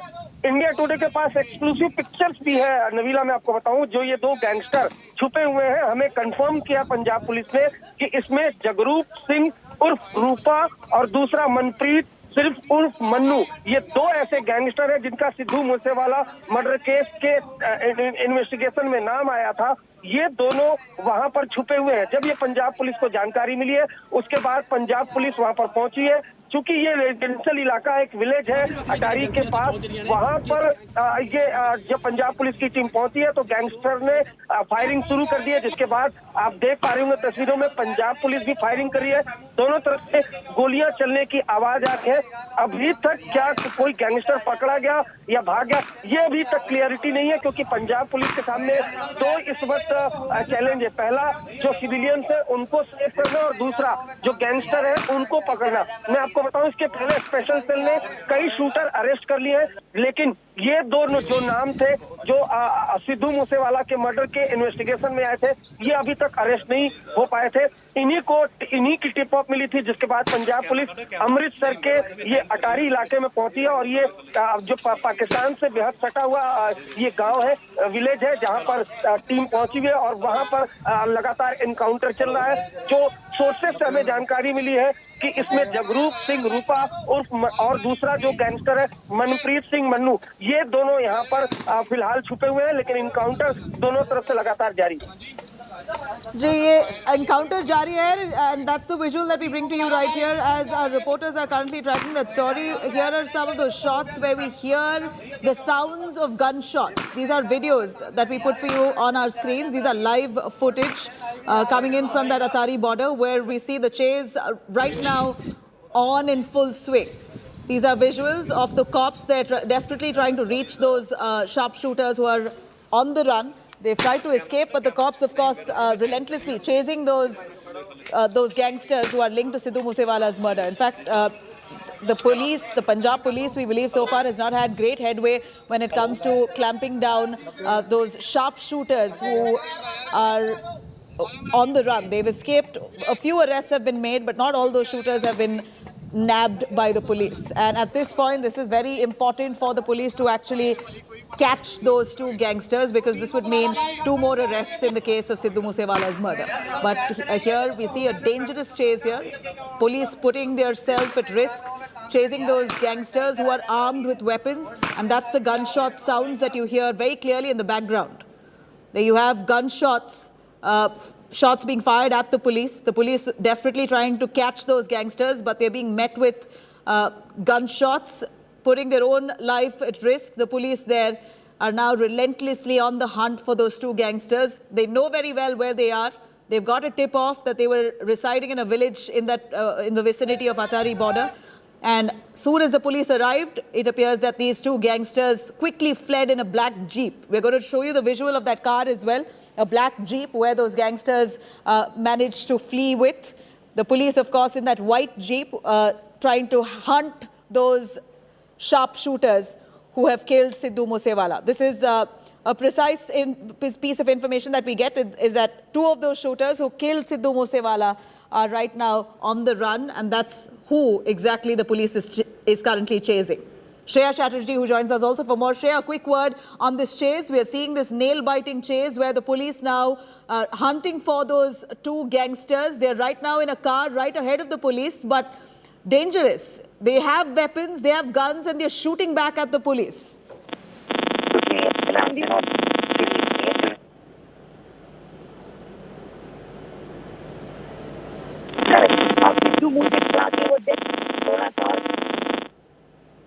All right, I'm going to try and patch Shreya's audio there. Here we're seeing visuals on our screens. Gunshot sounds very clear, audible, while the cops chasing those gangsters turning around to shoot at the police. So the police clearly now putting themselves at risk.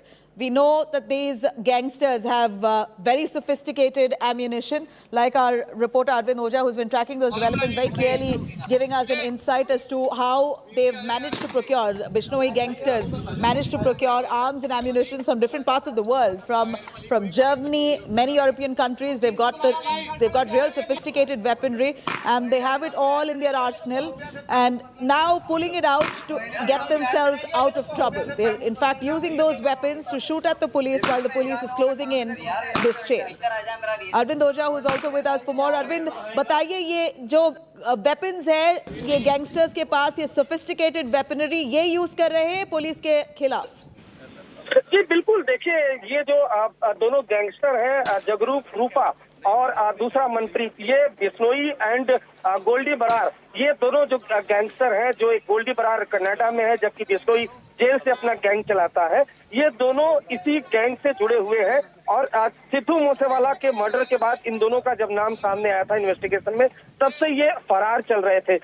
इधर Delhi police special cell एक के बाद एक जो shooters हैं उनको arrest कर रही थी, लेकिन जगरूप रूपा और मनप्रीत एलियस मन्नू ये दोनों एब्सकॉन्डिंग थे, जिसके बाद आज पंजाब पुलिस को जब टिप ऑफ मिली है कि ये जो पंजाब का अटारी विलेज है अमृतसर इलाके अमृतसर में, वहां पर जब पंजाब पुलिस की टीम पहुंची है एक विलेज में, जैसा कि आप तस्वीरों में देख पा रही होंगी, जैसे ही इन दोनों ने पंजाब पुलिस को देखा, दोनों तरफ से अपनी तरफ से फायरिंग शुरू कर दी। जहां तक वेपन्स की बात है, एजेंसीज काफी ज्यादा हैरानी में है, क्योंकि इनके पास से जो वेपन्स है इनके पास वो बहुत ज्यादा सोफिस्टिकेटेड वेपन्स है, ऑटोमेटिक वेपन्स है और इंडियन मेड नहीं है। कुछ टर्की से मंगाए गए हैं, कुछ जर्मनी से मंगाए गए हैं और शायद यही वजह है कि सिद्धू मूसेवाला के ऊपर जब फायरिंग की गई थी तो 5 से 7 मिनट के अंदर इन लोगों ने 40 से 50 राउंड फायरिंग की थी। तो इनके पास जो वेपन्स है वो बहुत सोफिस्टिकेटेड वेपन्स है। इंडिया टुडे ने बाकायदा वीडियो के जरिए खुलासा किया था, जो इनके शूटर्स जिन्होंने सिद्धू मूसेवाला का मर्डर किया था, जब वो फरार चल रहे थे उन्होंने एक वीडियो बनाया था।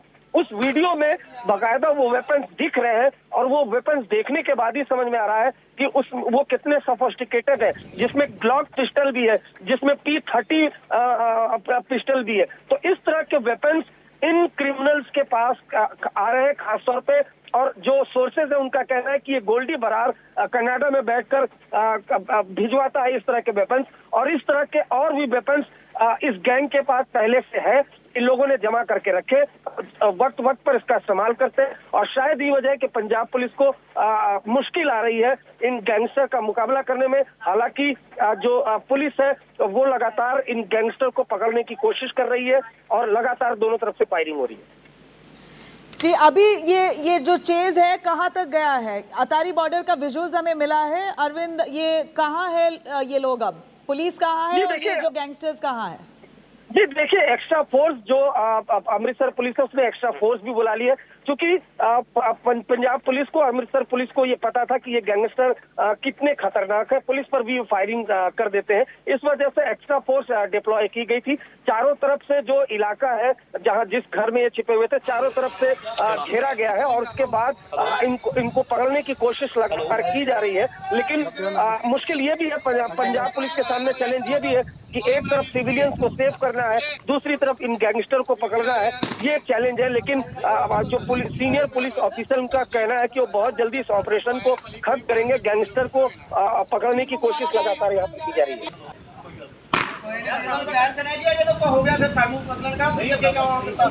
अरविंद, यहाँ पर जो पंजाब पुलिस है अभी तक उनको शूटर्स का कुछ अता पता नहीं है। ये जो 2 शूटर्स है ये उनके लिए बहुत बड़ी बात होगी अगर वो पकड़ पाएंगे।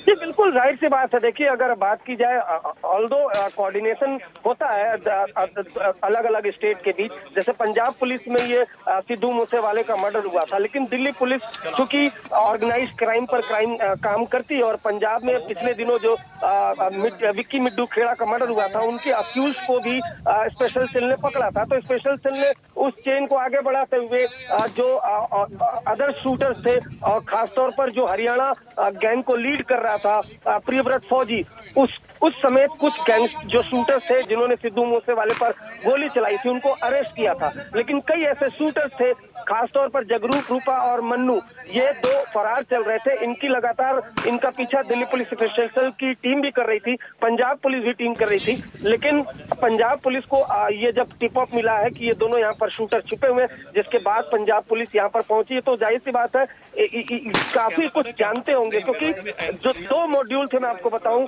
सिद्धू मूसेवाला का मर्डर करने में। एक बुलेरो गाड़ी थी जिसमें हरियाणा के जो शूटर्स थे वो बैठे हुए थे, जिनको प्रियव्रत फौजी वो लीड कर रहा था, जबकि करोला जो कार थी उसमें पंजाब के शूटर्स बैठे हुए थे। वो गैंग अभी तक बस्ट नहीं हुआ है, तो कोशिश यही है कि ये जो दूसरा मॉड्यूल उसको बस्ट किया जाए, जिसको जगरूप, रूपा लीड कर रहे थे और मनप्रीत, मन्नू वो लीड कर रहे थे। तो ये जो 2 गैंगस्टर है, ये बिश्नोई गैंग और गोल्डी गैंग से जुड़े हुए जो पंजाब में उनका काम देखते हैं, तो उनको क्रैक डाउन करना पंजाब के लिए भी, पंजाब पुलिस के लिए भी एक बड़ा चैलेंज है।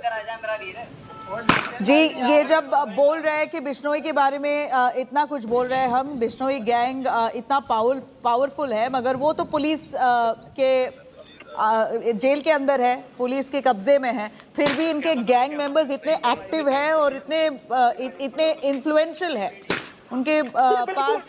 हाँ, जी बिल्कुल, देखिए नबीला, ये अब कोई सीक्रेट नहीं रहा कि जो लॉरेंस बिश्नोई है वो तिहाड़ जेल में बैठकर फोन का यूज करता था। और ये बाकायदा इंडिया टुडे आज तक ने सबसे पहले इस बात का खुलासा किया था जब सिद्धू मूसेवाला का मर्डर हुआ था कि बिश्नोई ही मास्टरमाइंड है। जिसके बाद इंडिया टुडे की खबर पर पंजाब पुलिस और दिल्ली पुलिस दोनों ने मोहर लगाई थी कि बिश्नोई ही मास्टरमाइंड है। देखिए, ये कोई सीक्रेट नहीं रहा कि जो लॉरेंस बिश्नोई है वो जेल के अंदर से ही पूरा अपना गैंग चलाता है। इसके अलावा जो बिश्नोई है उसके ऊपर 50 से ज्यादा क्रिमिनल केसेस है, जिसमें ज्यादातर ये केसेस जेल में रहते हुए ही उसके ऊपर पंजाब पुलिस या फिर अदर स्टेट की पुलिस ने लगाया हो। उसने सिर्फ आज तक एक ही गोली चलाई है जिसमें 307 यानी मर्डर भी नहीं का केस भी नहीं दर्ज है। उसके बाद से ही वो लगातार जेल में बंद है। लेकिन जेल से, चाहे वो राजस्थान की जेल हो, चाहे वो पंजाब की जेल हो, चाहे वो दिल्ली की जेल हो, लगातार वहां पर जेल के अंदर से वो फोन यूज करता है। अपने जो एसोसिएट है जो इंडिया के बाहर बैठे हैं उनसे बात करता है और जो ये क्राइम का जो सिंडिकेट है वो चलाता है। तो ये बिश्नोई गैंग के लोग हैं, जिसमें रूपा है, जगरूप सिंह रूपा, और दूसरा मनप्रीत सिंह मन्नू है। दोनों की तस्वीरें इंडिया टुडे के पास है। हमने पहले भी इस बात का खुलासा किया था कि ये जो दो गैंगस्टर है पंजाब से बेस्ड गैंगस्टर जिन्होंने सिद्धू मूसेवाले पर गोली चलाई थी, तो ये दोनों को पकड़ने की कोशिश स्पेशल सेल के अलावा पंजाब पुलिस भी कर रही थी। अब वो कामयाबी जरूर मिली है, लेकिन ये जो तस्वीरें आप देख पा रही हैं ये बहुत चौंकाने वाली तस्वीरें हैं कि ये बाकायदा पंजाब पुलिस का मुकाबला कर रहे हैं, उन पर फायरिंग कर रहे हैं, क्योंकि इनके पास सोफिस्टिकेटेड वेपन्स है, इनके पास ग्लॉक जर्मनी मेड पिस्टल्स है, इनके पास P30 टर्की की जो पिस्टल है वो पिस्टल है। तो इस तरह के पिस्टल, इस तरह के सोफिस्टिकेटेड वेपन्स इस गैंग के पास है। ये गैंग के लोग कनाडा, इटली, अमेरिका, यहाँ पर रहकर ऑपरेशन चला रहा है, यूरोप में चला रहा है, दुबई में। अभी भी रिसेंटली सिद्धू मूसेवाला के मर्डर के बाद ये खुलासा हुआ कि किस तरह से बिश्नोई ने अपने जो ब्रदर है अनमोल और जो अपना एक रिलेटिव है सचिन, उन दोनों को यहाँ से फेक पासपोर्ट पर बाहर भिजवाया। तो अपने आप में काफी बड़ा गैंग है, बड़ा सिंडिकेट है। अगर ये दो गैंगस्टर जो इनकाउंटर हो रहा है, अगर ये दो पकड़े जाते हैं, पंजाब पुलिस इनको पकड़ती है, तो जाहिर सी बात है एक बड़ी कामयाबी जरूर होगी पंजाब पुलिस के लिए। क्योंकि जगरूप रूपा और जो मनप्रीत मन्नू ये कोरोला कार में बैठे हुए थे और लगातार दिल्ली पुलिस स्पेशल सेल की टीम, अदर जो एजेंसियां हैं, उसके अलावा पंजाब पुलिस भी लगी हुई थी। जब इनको ये जानकारी मिली कि अमृतसर के अटारी इलाके में जो भारत पाकिस्तान के बॉर्डर का इलाका है वहां पर छुपे हुए हैं, जिसके बाद पंजाब पुलिस की टीम वहां पर पहुंचती है, पूरे इलाके को कॉर्डन ऑफ किया जाता है। लेकिन तभी ये दोनों फायरिंग करने लगते हैं। अब फिलहाल की क्या स्थिति है, किसी को गोली लगी है या नहीं लगी है, ये अभी क्लियरिटी नहीं हो पाई है। लेकिन पंजाब पुलिस के सामने इनकाउंटर के दौरान दो बड़े चैलेंजेस है। पहला, ये जो सिविलियंस है उनको सेफ रखना है। दूसरा चैलेंज ये है कि जो गैंगस्टर है जो काफी वक्त से फरार चल रहे हैं उनको पकड़ना है। लेकिन दोनों तरफ से गोलियां चलने की आवाज आपको सुनाई दे रही होंगी नबीला। हेलो जी, अभी तो the chase is still on. जो गोलियों की आवाज है वो बड़ी क्लियर से सुनाई दे रही है, and that's the police who are trying to chase those gangsters, putting their own life at risk, who are chasing two men who are fully armed. Arvind Ojha tells us that these men have some sophisticated weaponry and they are now using that against the police officers to escape from the crime scene. The police there who are vehemently chasing those gangsters have not had luck so far, but we are bringing to you those live visuals of that chase. The hunt for those gangsters on at this point. Even as we speak, the chase is on. This could be an encounter-like situation. Arvind, आप जो अब हम ये जो chase देख रहे हैं, क्या ये ऐसा हो सकता है कि पुलिस अगर वो उनको पकड़ पाएंगे कि you know, at this point, do you feel that the police will get them alive, or even if it means to shoot them down and kill them, will they go for it? जी देखिए, ये situation पर depend करता है नबीला, क्योंकि अभी तो जिस तरह से जो दोनों गैंगस्टर हैं वो फायरिंग कर रहे हैं, तो पुलिस के सामने दो चैलेंज है कि सिविलियन, कोई भी सिविलियन को गोली नहीं लगे। इस वजह से अगर उन्हें गैंगस्टर पर गोली भी चलानी पड़ी पंजाब पुलिस को, ये एट प्रेजेंट की जो सिचुएशन है जो आप तस्वीरों में देख पा रही हैं, तो जाहिर सी बात है पंजाब पुलिस उसके लिए भी आगे बढ़ाएगी अपना कदम। ये सिचुएशन पर डिपेंड करता है और सिचुएशन तस्वीरों में साफ साफ दिखाई दे रही है कि किस तरीके से जो गैंगस्टर है वो एक जगह छुपकर लगातार पंजाब पुलिस पर फायरिंग कर रहे हैं। पंजाब पुलिस सिचुएशन के हिसाब से ये टैकल करेगी, लेकिन इतना साफ है कि ये जो दो गैंगस्टर है जिनमें मनप्रीत मन्नू, उसने पहली जो गोली चलाई थी सिद्धू मूसेवाले पर AK-47 AK-47 से जो बर्स्ट फायर किया था वो मनप्रीत मन्नू ने ही फायर किया था। उसके अलावा जगरूप रूपा वो भी फायरिंग में मौजूद था। तो ये दो जो गैंगस्टर है बेहद कुख्यात गैंगस्टर है, डेरेड गैंगस्टर है और इनके खिलाफ क्रिमिनल केसेस भी है। पंजाब पुलिस से वांटेड चल रहे थे और इनको बकायदा गोल्डी बरार ने कहीं ना कहीं बूस्ट किया था और तैयार किया था सिद्धू मूसेवाले का मर्डर करने के लिए। और मर्डर के बाद जब पंजाब पुलिस भी क्लियर नहीं थी तब हमने ये तस्वीरें दिखाई थी, वो 8 तस्वीरें जो सस्पेक्ट की लिस्ट में शामिल थे, जिसमें जगरूप रूपा और मनप्रीत मन्नू जो जिसे किस्सू के नाम से भी जानते हैं, किस्सू विलेज का रहने वाला, तो ये दोनों आइडेंटिफाई हुए थे। आज टिप ऑफ मिला है जिसके बाद पंजाब पुलिस की टीम ने कॉर्डन ऑफ किया है, घेरा हुआ है। अब देखना होगा कि कितने देर और ये इनकाउंटर चलता है।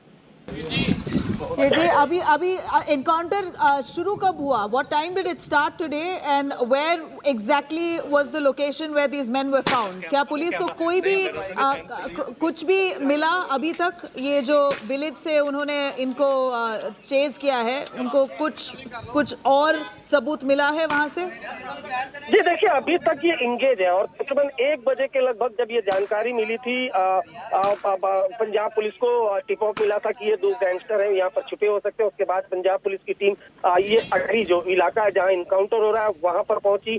जो पूरा इलाका है टर्न ऑफ किया गया और उसके बाद ये कोशिश की गई कि जो 2 गैंगस्टर है उनको पकड़ा जा सके, लेकिन जैसे ही पंजाब पुलिस को दोनों गैंगस्टर ने देखा, उन दोनों ने फायरिंग शुरू कर दी।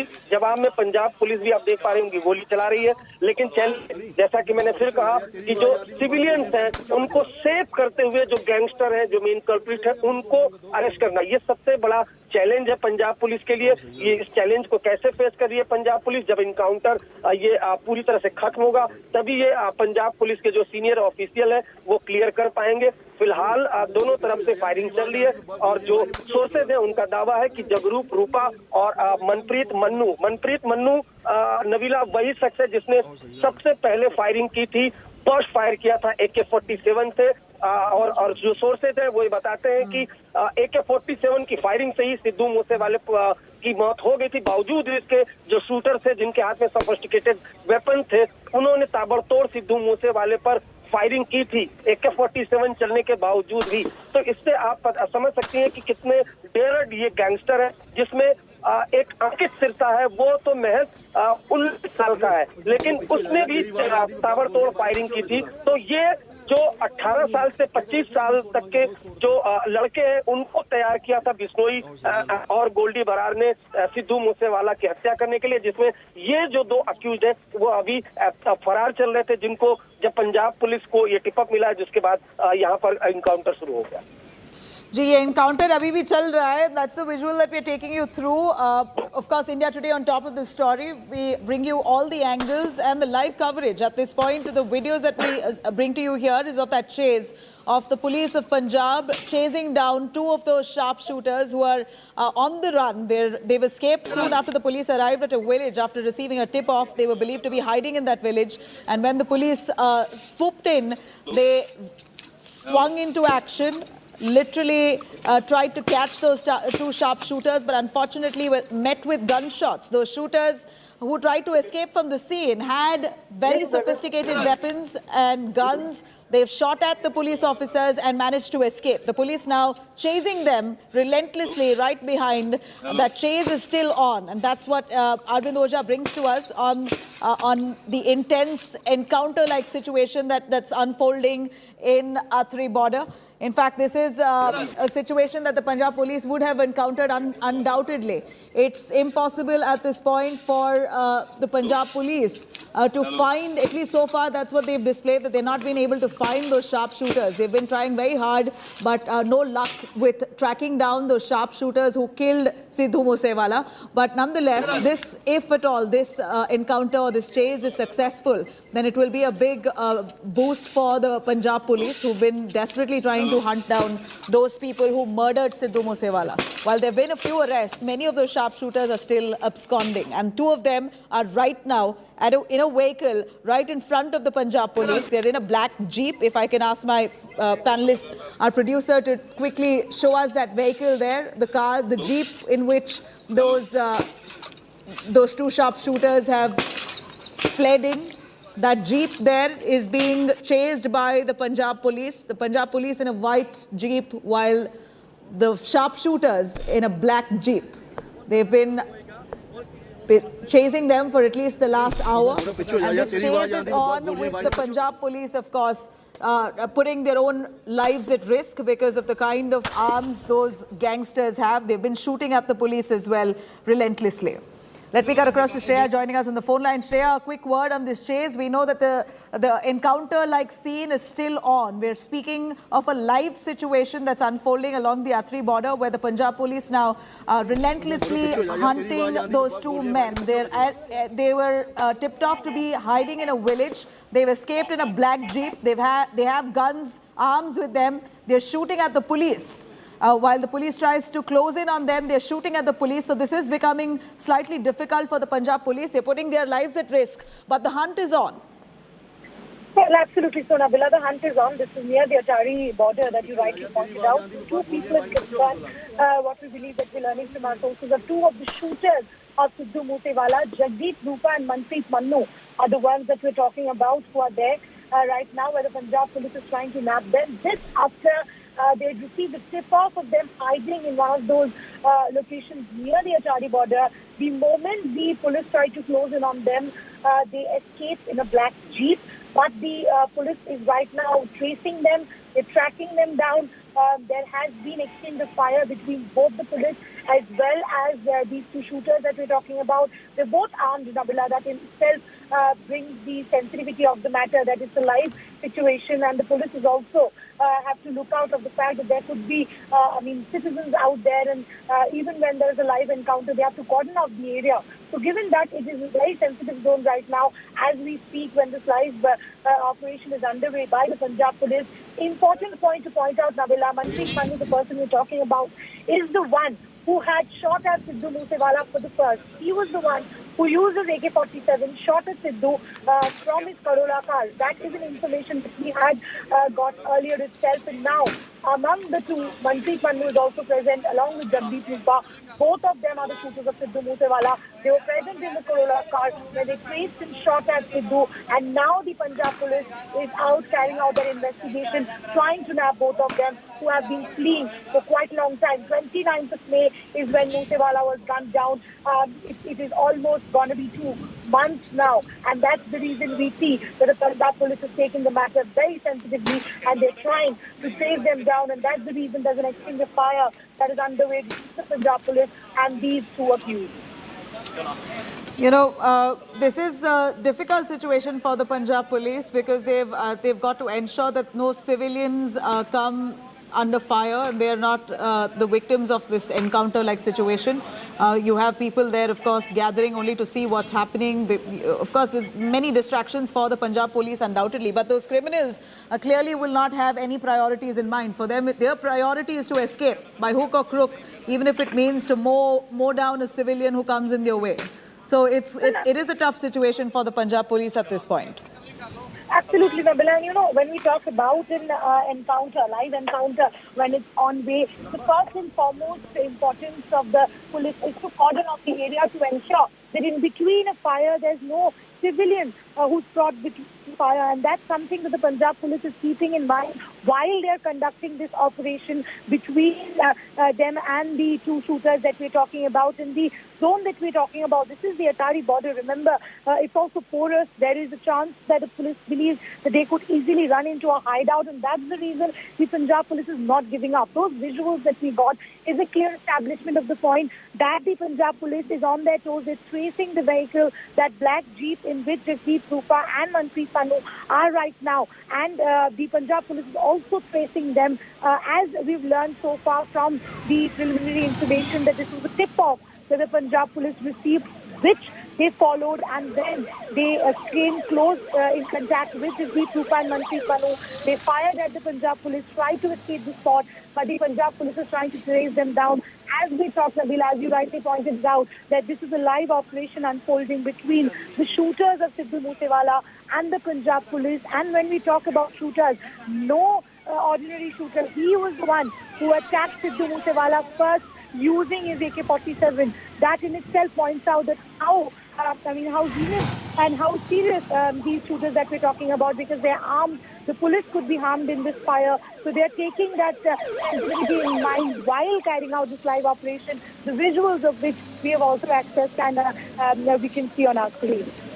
You know, these are ruthless gangsters, like you rightly pointed out, Shreya. They carried out murder of Sidhu Moosewala in broad daylight. And with no fear of consequences, they all came, stormed in to that spot where Sidhu Moosewala was just about entering his car. In fact, he was chased by those gangsters and gunned down. So these men really have no fear of the law. They know very well that they'll escape. At least so long they've managed to flee from the law. They've not, the cops respectively have not been successful in nabbing them. And they've been on the prowl for years. It's not new for them. They know every nook and corner of the area where they're hiding. So for them at this point, their focus would be to, of course, escape the cops and rush to a hiding spot. But for the police, yeah, go on. For the police, of course, this is going to be a big success if they manage to catch them. Well, absolutely. This will be a big success, especially for the Punjab police, because remember, so far the number of shooters that's been caught off Sidhu Moosewala has been done by the Delhi Police's special cell.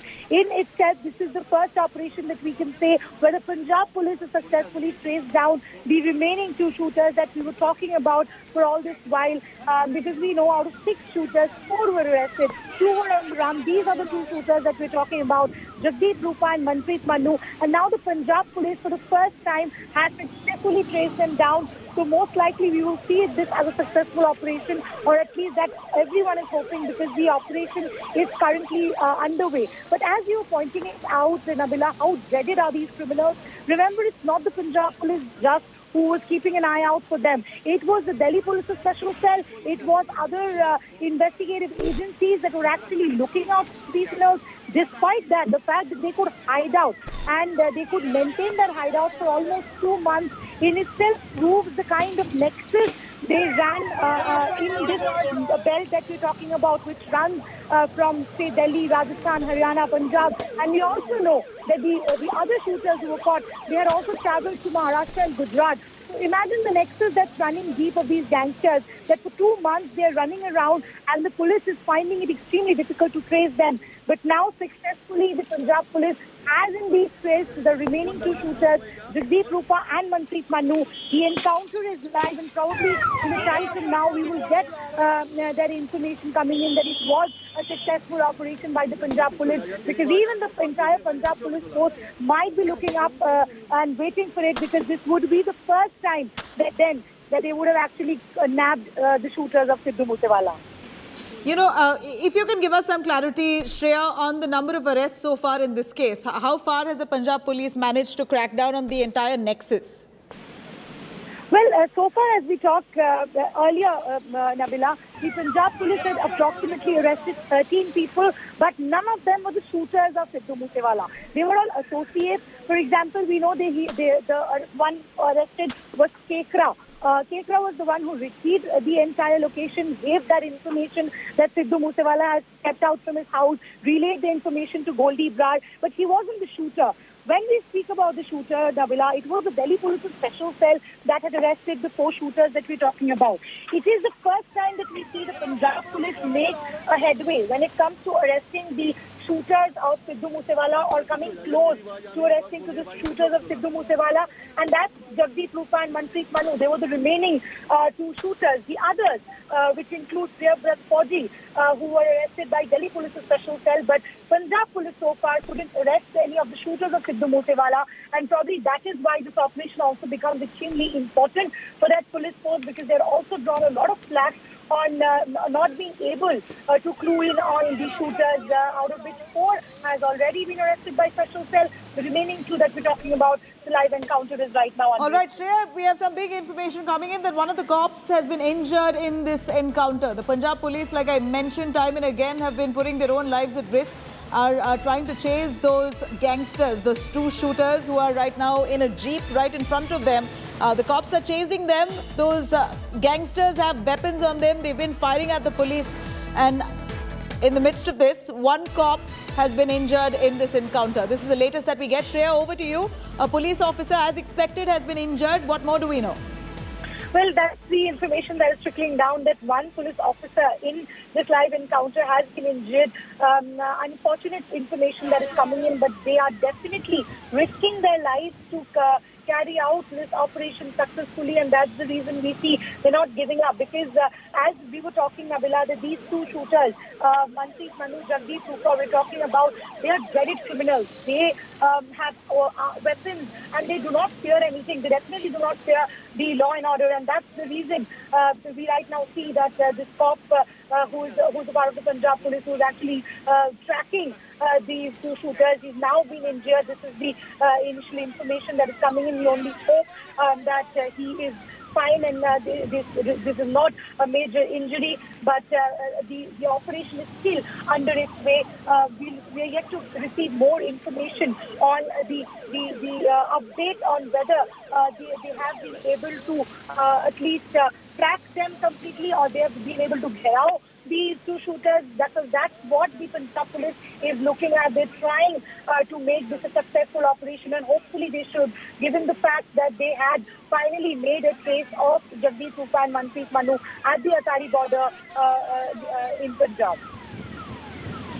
All right, very unfortunate. We see one of the police officers has been encountered in this encounter. One of the police officers there injured at this point. This is the latest information that we get. Sidhu Moosewala's murderers, who are currently carrying with them some really sophisticated ammunition. They've been firing at the Punjab police who've been chasing them. It's been over an hour now. The chase is on near the Atari border. Again, Shreya, to give us some clarity. Shreya, how many shooters were involved in the murder of Sidhu Moosewala? Could you give us some clarity on how many shooters were involved? And what we do know is that Punjab police have not had success in nabbing even one of them so far. Well, absolutely, Nabila. 6 shooters were in total involved in the murder of Sidhu Moosewala. That included Priyavrat Fauji, that included Ankit Sirka, that included Sachin Bhiwani, and that included the other one, Kashish. So 4 of them were arrested by the Delhi Police Special Cell. The remaining 2 that we were talking about, who are yet to be arrested, is Jagdeep Rupa and Manpreet Manu. To break it down, the ones who've been arrested, there were 2 cars who were tracing Sidhu Moosewala and then attacked him. There was a Bolero, there was a Corolla. The Bolero module has been busted by Delhi police. All the 4 shooters who were part of it have been arrested. It's the other Corolla car that we're talking about. The shooters inside the Corolla car wasn't arrested.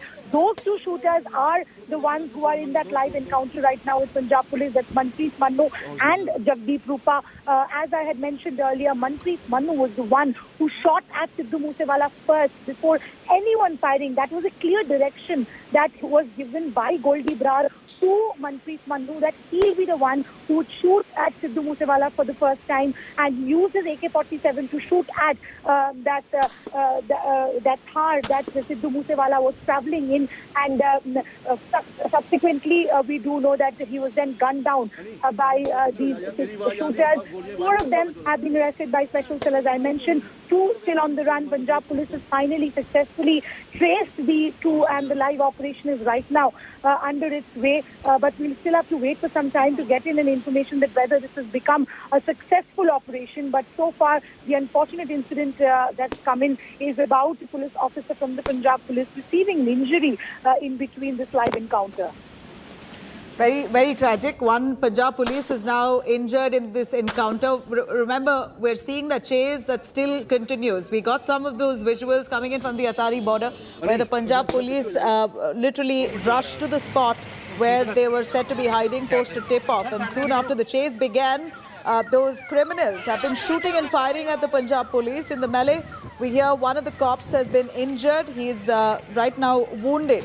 And the police, of course, struggling to nab those two men. But they've not given up. That's what's commendable at this point. The police, despite being met with gunshots fired by those criminals, those gangsters who are right now on the run in a black jeep. Despite that, the Punjab police now have roped in more numbers to try and zero in and corner those sharpshooters. This will be a first headway, if at all they manage to actually catch them.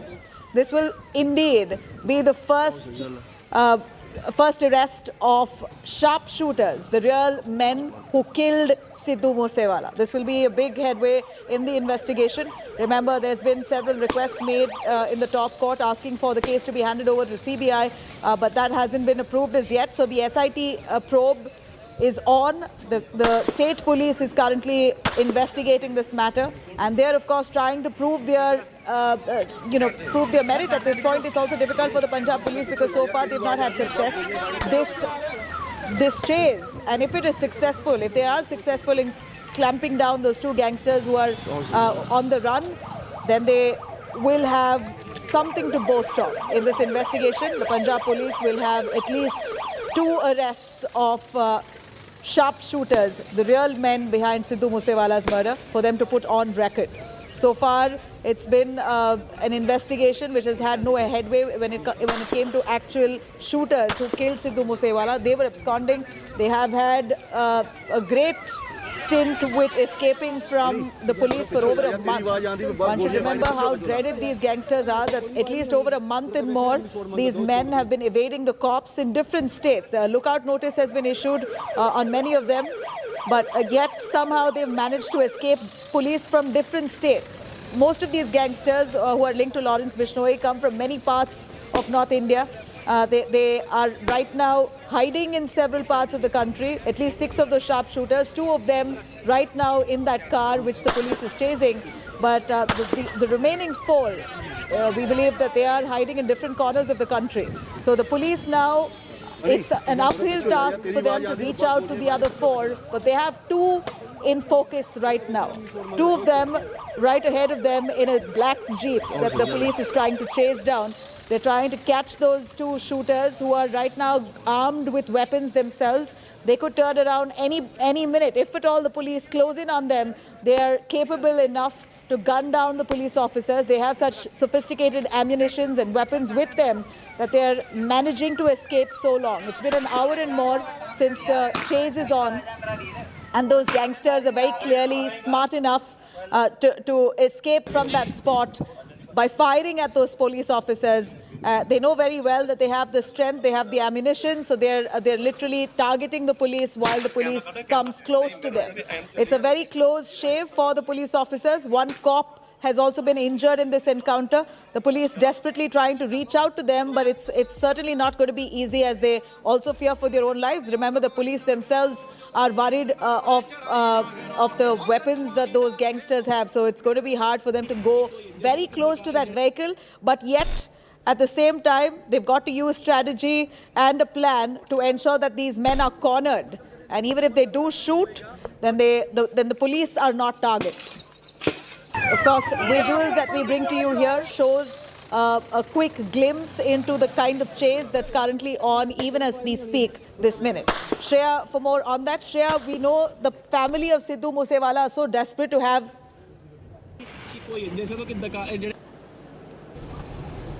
All right, we're going to try and cut across to Shreya.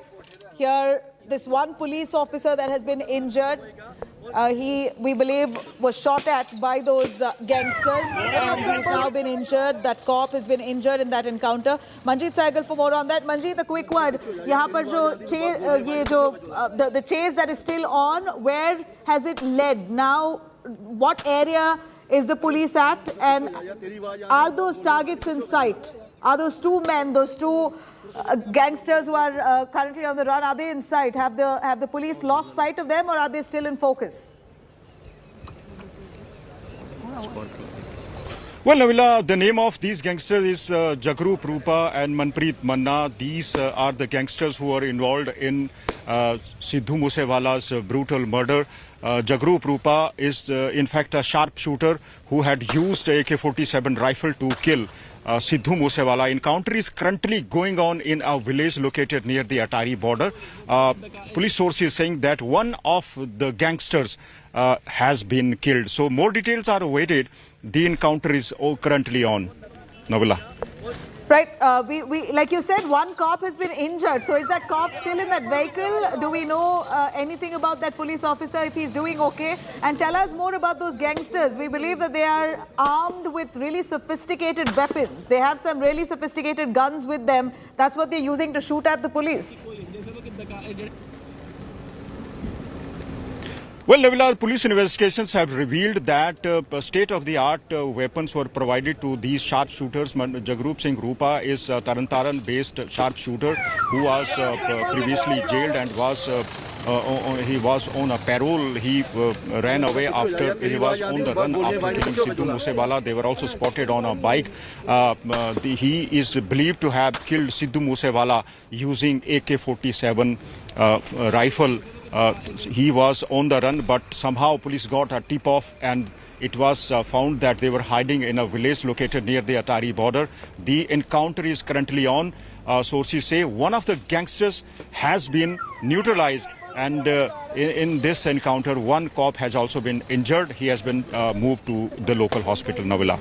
Well, that is huge piece of information, Manjeet, that you're bringing to us, that one of those gangsters has been neutralized. This is what is suspected. That's what you hear by and large by sources, that one of those gangsters could have been killed in this encounter.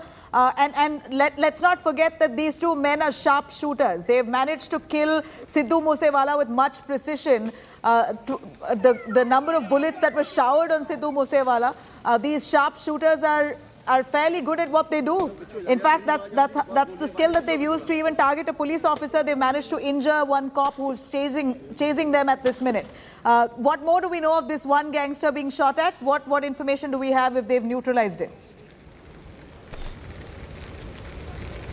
Well, the gangster who has been killed in this encounter, he is yet to be identified, whether it is Jagrup Singh Rupa or Manna. Manna is believed to have supplied vehicle to the killers who had done a recce at Sidhu Musewala's home. And Jagrup Singh Rupa is a sharpshooter. He has a criminal background. He was also involved in narcotic smuggling in the past. He also worked as a illegal weapon courier and also facing many cases under Arms Act. So he is the gangster and sharpshooter who had killed Sidhu Musewala using AK-47. More details are awaited as the encounter is currently going on. Police officials have not revealed the identity of the gangster who has been killed in this encounter. Nabila. All right, this is a huge development. Manjeet tells us that one gangster could be killed. Of course, we're trying to get some concrete information on this front, but which of those gangsters has been shot dead, that needs to be ascertained. 3 cops injured, 1 gangster has been killed. This is the information that we get prima facie. We're going to take you through much of those updates as the chase is still on. The police still on the hunt for those men. They're right now on track. They're seeing their target in focus, but those gangsters are armed. They have sophisticated ammunition. The police, of course, very cautiously closing in on these gangsters. It'll be the biggest development and the first success, if at all the police achieve to arrest these 2 sharpshooters in Sidhu Musewala's murder case. We're going to slip into a short break. We'll be right back for more on this.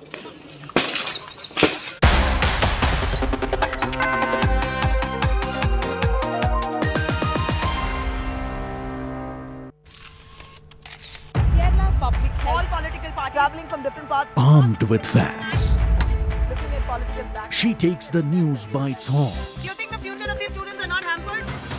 Fierce, bold and direct, setting the tone for the biggest stories. From every corner and every angle. Expect nothing but the unfiltered truth. News first, niceties later. Watch me, Nabila Jamal, on India Today.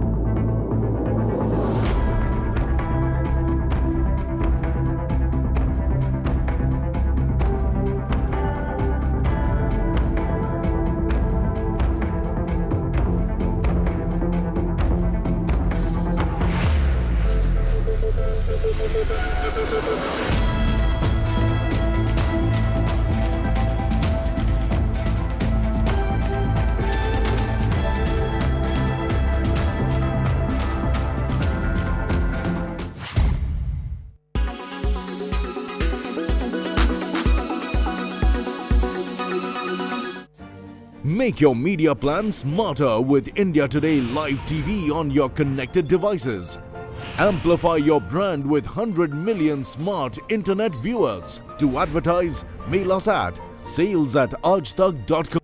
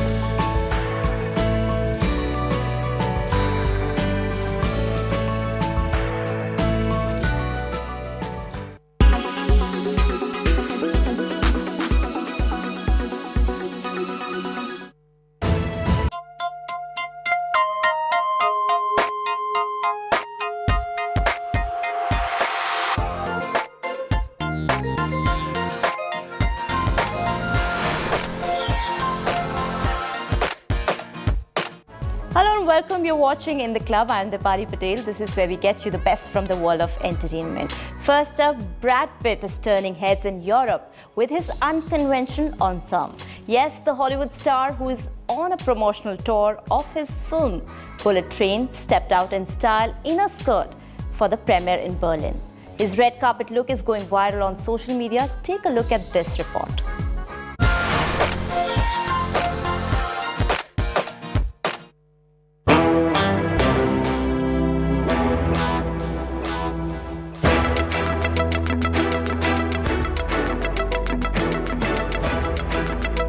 Trust Brad Pitt to turn heads both on and off screen.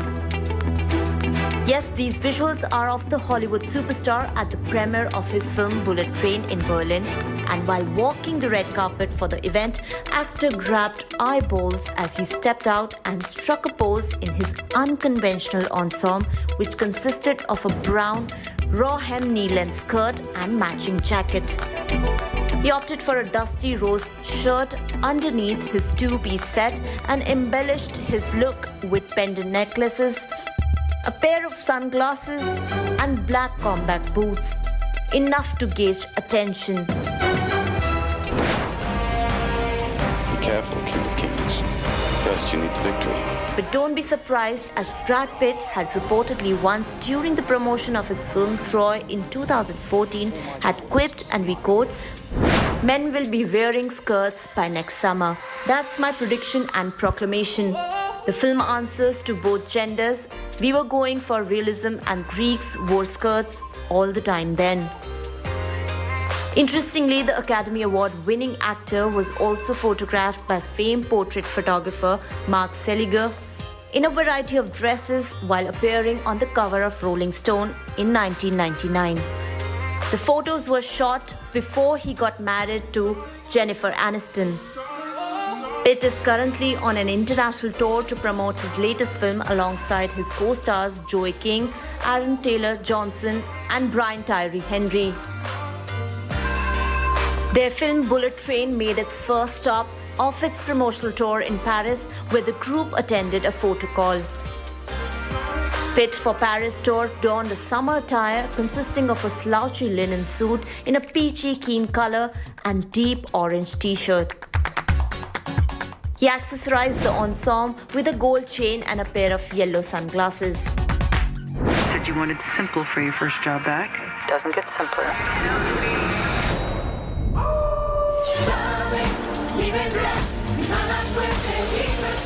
Bullet Train is an action comedy thriller and stars Pitt as an unlucky assassin who wants to get a job done well before he finds himself battling a range of dangerous opponents, all with missions connected to his on board the Bullet Train. There's nothing simple about this job. Something else going on here. Yeah, I'm not the only one on this train looking for this case. Evan, where's the briefcase? Oh, it's that shit. It was just there. Based on Kotaro Isaga's 2010 novel, the film, which is set to release globally in theaters on August 5th, also stars Sandra Bullock and Aaron Taylor, among others. Wait. Entertainment Bureau, India Today. The infamous Chris Rock and Will Smith Oscar slap row is back in the news, courtesy the third episode of the 7th season of popular chat show Coffee with Karan, featuring Akshay Kumar and Samantha Ruth Prabhu. You ask how? Find out in our special report.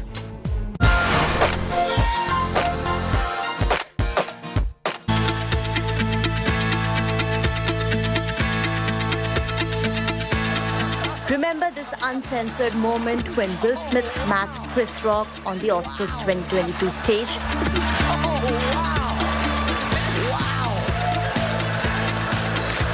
Well, the infamous row is back in the news, courtesy the third episode of the 7th season of Karan Johar's popular chat show Coffee with Karan. The number one female star on your... You have to buzz and then answer. That's right, after dropping the brewing first 2 episodes featuring Alia Bhatt and Ranveer Singh.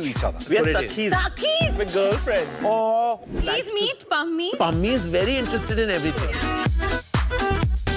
इस साल hamper में क्या-क्या होगा? What are we here for? And Janvi Kapoor and Sara Ali Khan. Namaste darshako to you. Namaste. Where did this friendship begin? So many people have actually told us this, that you all bring out like an obscene side to you. Watch out. Karan Johar invited Akshay Kumar and Samantha Ruth Prabhu on the show for the 3rd episode. And this is what happened during a rapid-fire round. Akshay Kumar in my life. You need 5. Talking about Samantha and her marriage. His quick response to when he was candidly asked about what he would do if Chris Rock had made a joke on his wife Twinkle Khanna. Chris Rock made a joke about Tina. What would you do? I would pay for his funeral. It's trending and in fact is also winning hearts on social media. Made a joke about Tina. What would you do? I would pay for his funeral. Why, you ask? Well, Will Smith had slapped Chris Rock for making a tasteless joke about his wife Jada Pinkett Smith's shaved head, which was a result of the hair loss condition alopecia. Oh, wow! Wow! That was a greatest night in the history of television. Okay. While the highlight of the Academy Awards should have been the winners, somehow Smith and Chris's unexpected altercation on stage became the limelight of the event. And what followed later was brutal social media criticism. While some sided with Smith, others thought violence was definitely not the answer to the situation. There were some angry fans who even went on to tagging the wrong Will Smith, the one who is a podcaster and video game creator. the namesake who had to bear the social media outrage. Celebrities too joined in to react on the unexpected altercation between Will Smith and Chris Rock.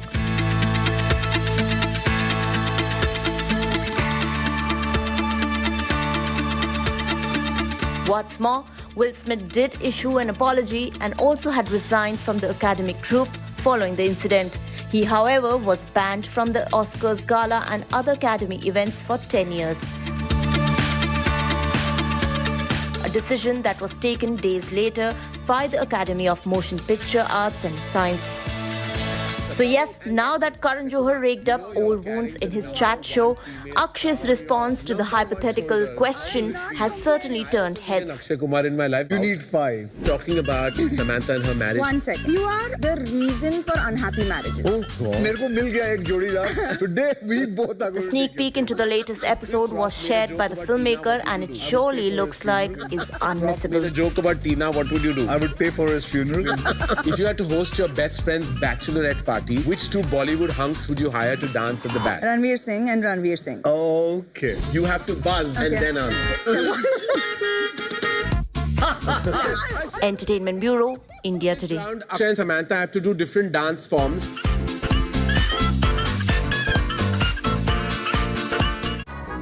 Shooting for Dune Part 2 has begun. Powerpuff Girls reboot, on the other hand, is in the works.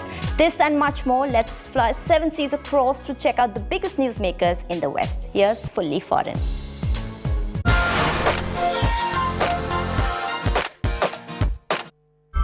There's something happening to me. There's something awakening in my mind. I can't control it. What did you see? There's a crusade coming. Shooting for Dune Part 2 has begun. Based on author Frank Herbert's seminal 1965 novel, the film is a sequel to Dune Part 1, which released in theaters in October 2021. The test is simple. Remove your hand from the box, and you die. What's in the box? Pain. You inherit too much power. You have proven you can rule yourself. Now you must learn to rule others. Something none of your ancestors learned. Dune Part 1 tells the story of a brilliant and gifted young man born into a great destiny beyond his understanding, who must travel to the most dangerous planet in the universe to ensure the future of his family and his people. An animal caught in a trap will gnaw off its own leg to escape. What will you do? I know you.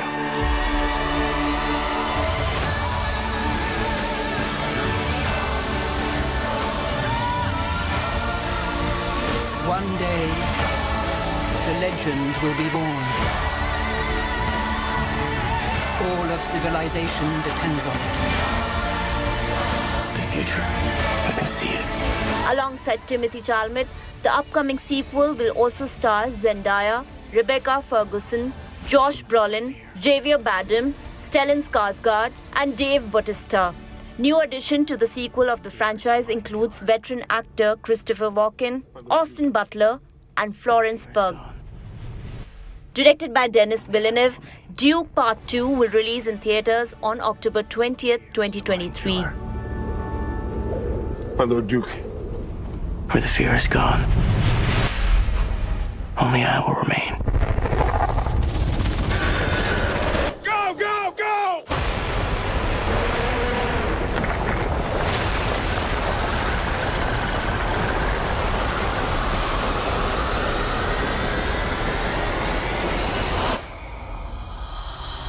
Sugar, spice, and everything nice. These were the ingredients chosen to create the perfect little girl. The Powerpuff Girls and Foster's Home for Imaginary Friends has teamed up with Hanna-Barbera Studio Europe to bring new animated version of the classic cartoon series back to small screen. Superpowers, Blossom, Bubbles, and Buttercup have dedicated their lives to fighting crime and the forces of evil. The Powerpuff Girls reboot will be the second animated story of McCracken's 1998's original series.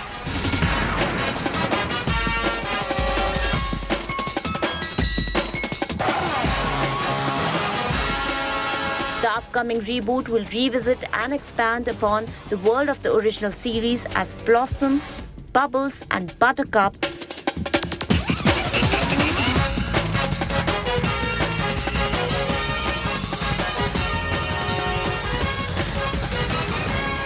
the three superheroes whose mission in life is alternated between going to school, fighting crime, winning at hopscotch and saving the world before bedtime.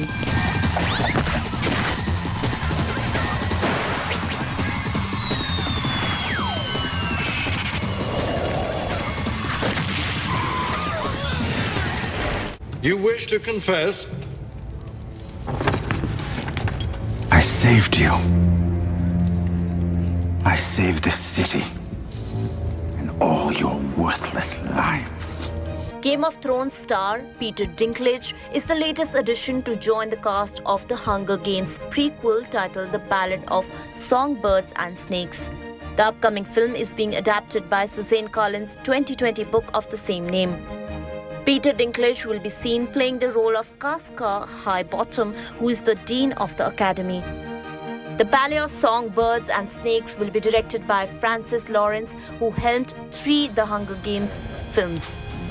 The prequel is scheduled to release on November 17 next year. 4, 3. Entertainment Bureau, India Today.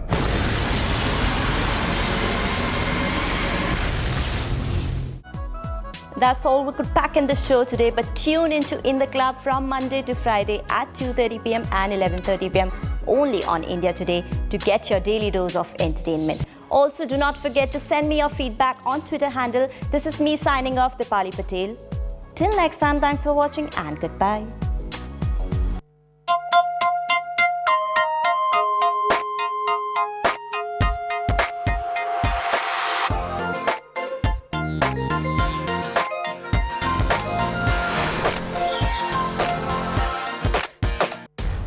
इस समय पूरी दुनिया में लोग confused हैं।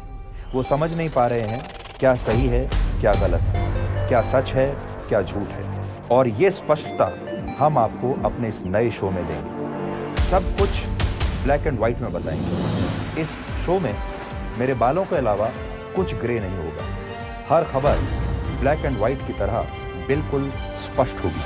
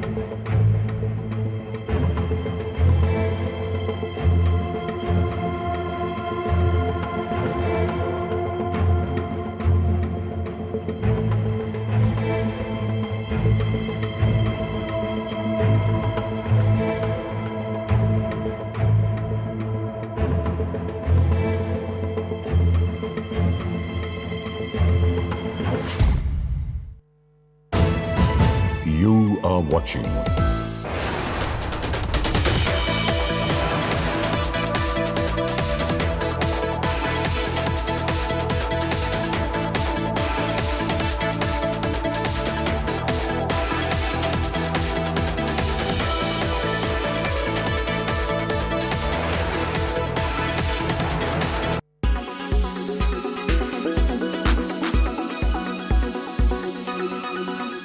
New waves of the virus demonstrate again that the COVID-19 is nowhere near over. Many wonder what are the symptoms then to watch out for if at all there is a reinfection. BA.4, BA.5 and BA.2.75. All of these are subtypes of Omicron and lead to breakthrough infections, which means that you could have been vaccinated or you could have been previously infected with COVID-19, but they do trigger reinfections.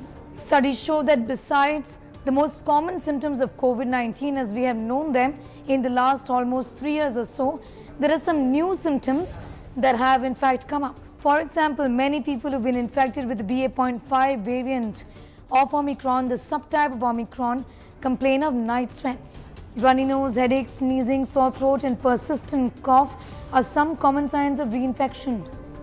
These symptoms are also being seen in people who have been fully vaccinated against COVID-19.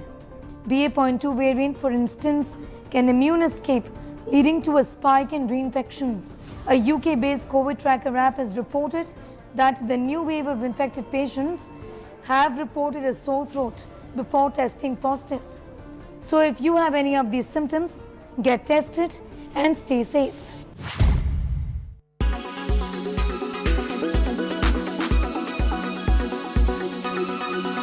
Make your media plan smarter with India Today Live TV on your connected devices. Everyone's busy finding what's trending. You're busy finding out why. India Today, for those who research before reacting. Download the India Today app now. You so sorry.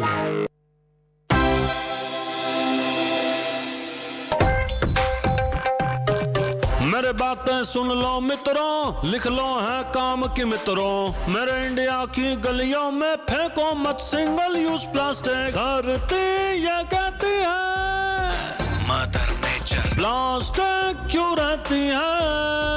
Why to spoil it? I keep saying all day, all night long. Single use plastic ban, poly ban, single use plastic ban. घर से थैला लाओ man हो। Nature है सबसे बोली, say no to poly. Nature की बेबसी है, that's why ये पॉलिसी है। प्लास्टिक को ना है कहना, भारत को स्वच्छ है बनाना। सिंगल यूज प्लास्टिक वाले ग्लास, चम्मच, कांटे सब बैन। अब जाके मिलेगा जरा नेचर को चैन। Single use plastic ban, poly ban, single use plastic ban. घर से थैला लाओ मैन हो।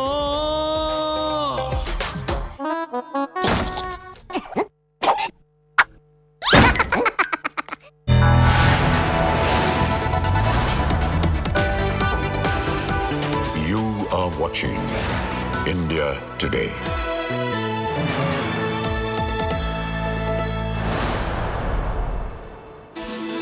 Very good afternoon and thanks so much for being with us here on India Today. I'm Chaiti Narula joining you with all the top stories. Let's start with the headlines first. Big relief for Alt News co-founder Mohammad Zubair. Supreme Court grants him interim bail. All FIRs to be clubbed and transferred to New Delhi.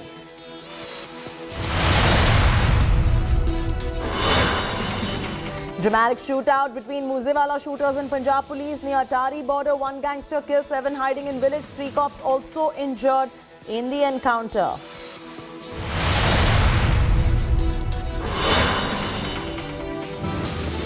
After Haryana DSP mowed down by mining mafia dumper, Jharkhand woman cop crushed to death by van of cattle smugglers. Traffic police run over truck in Gujarat.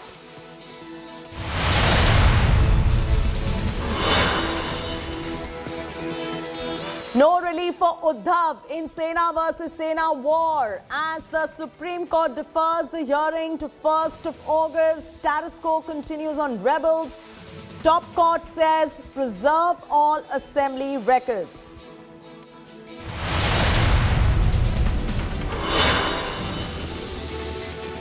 Kerala NEET Innovate controversy snowballs. BJP stages protests.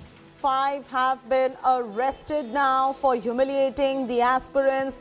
National Testing Agency forms a fact-finding panel.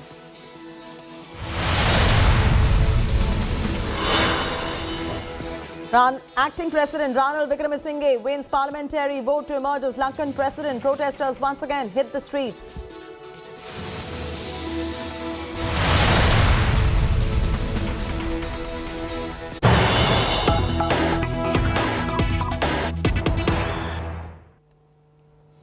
Breaking news coming in. Massive Supreme Court relief coming in for Alt News co-founder Mohammad Zubair. The Supreme Court has ordered the release, finally, of Mohammad Zubair, but this has come on interim bail. Supreme Court says club all the FIRs transferred to Delhi, disbands the SIT set up by the UP police. That's a big relief coming in for Mohammad Zubair, the fact finder Mohammad Zubair, who was jailed. A relief coming in from the Supreme Court. Anisha Mathur joins us for the very latest details. Anisha, any important observations that have come in as far as the Supreme Court's order on Mohammad Zubair is concerned? Relief coming in, good news coming in for Mohammad Zubair, but I also noticed that this is just interim bail. Well, yes, this is interim bail granted by the court, which has also, however, said that all the FIRs against Zubair will be clubbed and transferred to Delhi. Most importantly, the court has said that Zubair will... Go on, Anisha. All right, Anisha will be joining us in just about a bit for all the very latest and bring us up to speed with the latest development as far as Mohammad Zubair is concerned. Anisha joins us again. Anisha, we lost you there. And so my apologies for the interruption. It's raining here, so the signal's a little messed up. What the Supreme Court has said is very clear that Zubair has to be released. He has been released on interim bail. The court also transferred the FIRs to Delhi, and the court has allowed his counsel to also file a plea for quashing of all of those FIRs before the Delhi High Court. The bench has very clearly said that these causes for arrest are limited, that you cannot keep somebody incarcerated indefinitely. They've also said that today itself the bail bonds can be filed before the Patiala House Court. The investigation and all the 6 petitions of UP are now transferred to Delhi. The Delhi Police Special Cell will continue investigation on all of these FIRs, including the Delhi FIR as well. The court has said that he is entitled to interim bail not only in this FIR, but also to any cases arising out of the same tweets in the future. So this is a very, very big relief for Mohammad Zubair. The court has also noted that we find no reason or justification for his arrest or for the multiple cases that are against him, and that in keeping in entirety of the issue, we are ordering a clubbing of the FIRs and of which are overlapping the cases which are arising from these tweets. All of these FIRs will now be considered by the police. So this goes down now, Anisha, as a precedent that has been set by the Supreme Court, because the Supreme Court has clearly said that there's no justification for keeping him behind bars, and you can't be putting people behind bars for putting out a tweet. Well, the court has said that the way this has happened are not acceptable. They have said that the tweets that are there, the status report very clearly says that the investigation is on, but more importantly, they have said that none of the tweets have used any language or provisions that can be invoked, and that is why the court has said that you cannot keep this person behind bars in this manner. What is going to be very, very important to see, Chaiti, is the fact that the court has wrapped the police for this the multiple FIRs and the arrests in this manner. They've said that the scope of investigation in Delhi is already large.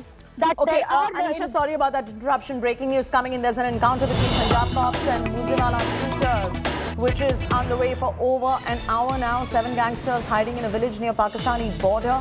The encounter spot very close to the Pakistani border. Cops have cordoned off 2-kilometer long area. That's the latest coming in at the moment. The encounter, as we speak, is going on. It's been going on for 2 hours. That's what we're reporting at this point of time. 7 gangsters hiding in a village near the Pakistani border. Big breaking news coming in on the Moosewala and shooters and Punjab cops encounter, which has been underway for over an hour. 7 gangsters hiding in a village This is happening near the Pakistani border. Encounter spot is very, very close to the Pakistani border. And the cops have also cordoned off 2 kilometer, I beg your pardon, long area. Latest coming in right there. Encounter between Punjab police and shooters of Sidhu Moosewala. All of this underway for over an hour now. Our reporters will be joining you in just moments from now to bring you the latest as far as this fierce encounter is concerned. It is at the Atari border. This is going on between the cops and gangster, visuals of which on your screens right now. 2 Sidhu Moosewala shooters and some other gangsters also are believed to be hiding in that particular village. The shooters believed to be a part of Bishnoi and Goldie Brar gang. Manjeet Sehgal is now joining us live. Manjeet, what's going on right there? Well, Chaiti ji, encounter is currently on. It started around 11 o'clock when the police on a tip-off got the information that some of the gangsters are hiding in a house which is located in a secluded area located close to the Atari border. Police teams reached on the spot and started the encounter. The gangsters who are believed to be between 3 to 4 in number also retaliated and attacked the police from this house which is called Haveli. In this encounter so far, as far the information is available with this, is 1 gangster has been killed and at least 3 cops are also injured. They've been moved to the nearby hospital. For the benefit of our viewers, I want to tell that police was chasing these gangsters from quite some time. They were on the run after killing Sidhu Moosewala. Mannu Kusa and Jagrup Singh Rupa are the names of these gangsters, and one of these gangsters has been killed by the anti-gangster task force officers who are involved in this encounter. The identification of the gangster who has been killed by the police has yet to be done. The exact number of gangsters who are currently hiding in this house is also not known. But the police has cordoned off the entire area. We can also see a wall and a tractor trolleys parked near this house. The cops have also managed to reach this tractor trolley, and police also tried to dismantle one of the walls by lobbing a hand grenade. The gangsters were earlier firing, but now we are not hearing any gunshots from the Haveli side, though the police is still firing at the building to neutralize, to kill these gangsters.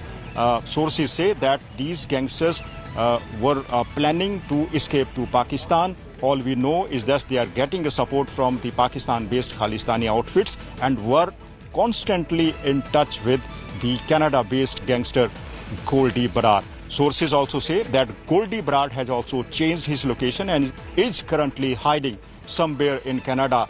He had also released a video recently saying that killing Sidhu Moosewala was the last option with them, as he was not accepting their demands. Sidhu Moosewala's manager Saganpreet Singh is also one of the accused in the murder of Vicky Midhu Kheda. Vicky Midhu Kheda was close to Lawrence Bishnoi. So Lawrence Bishnoi and Goldie Brar are the mastermind of Sidhu Moosewala's murder. More than a dozen people have been arrested so far. These 2 particular gangsters who are hiding and evading police action were on the run.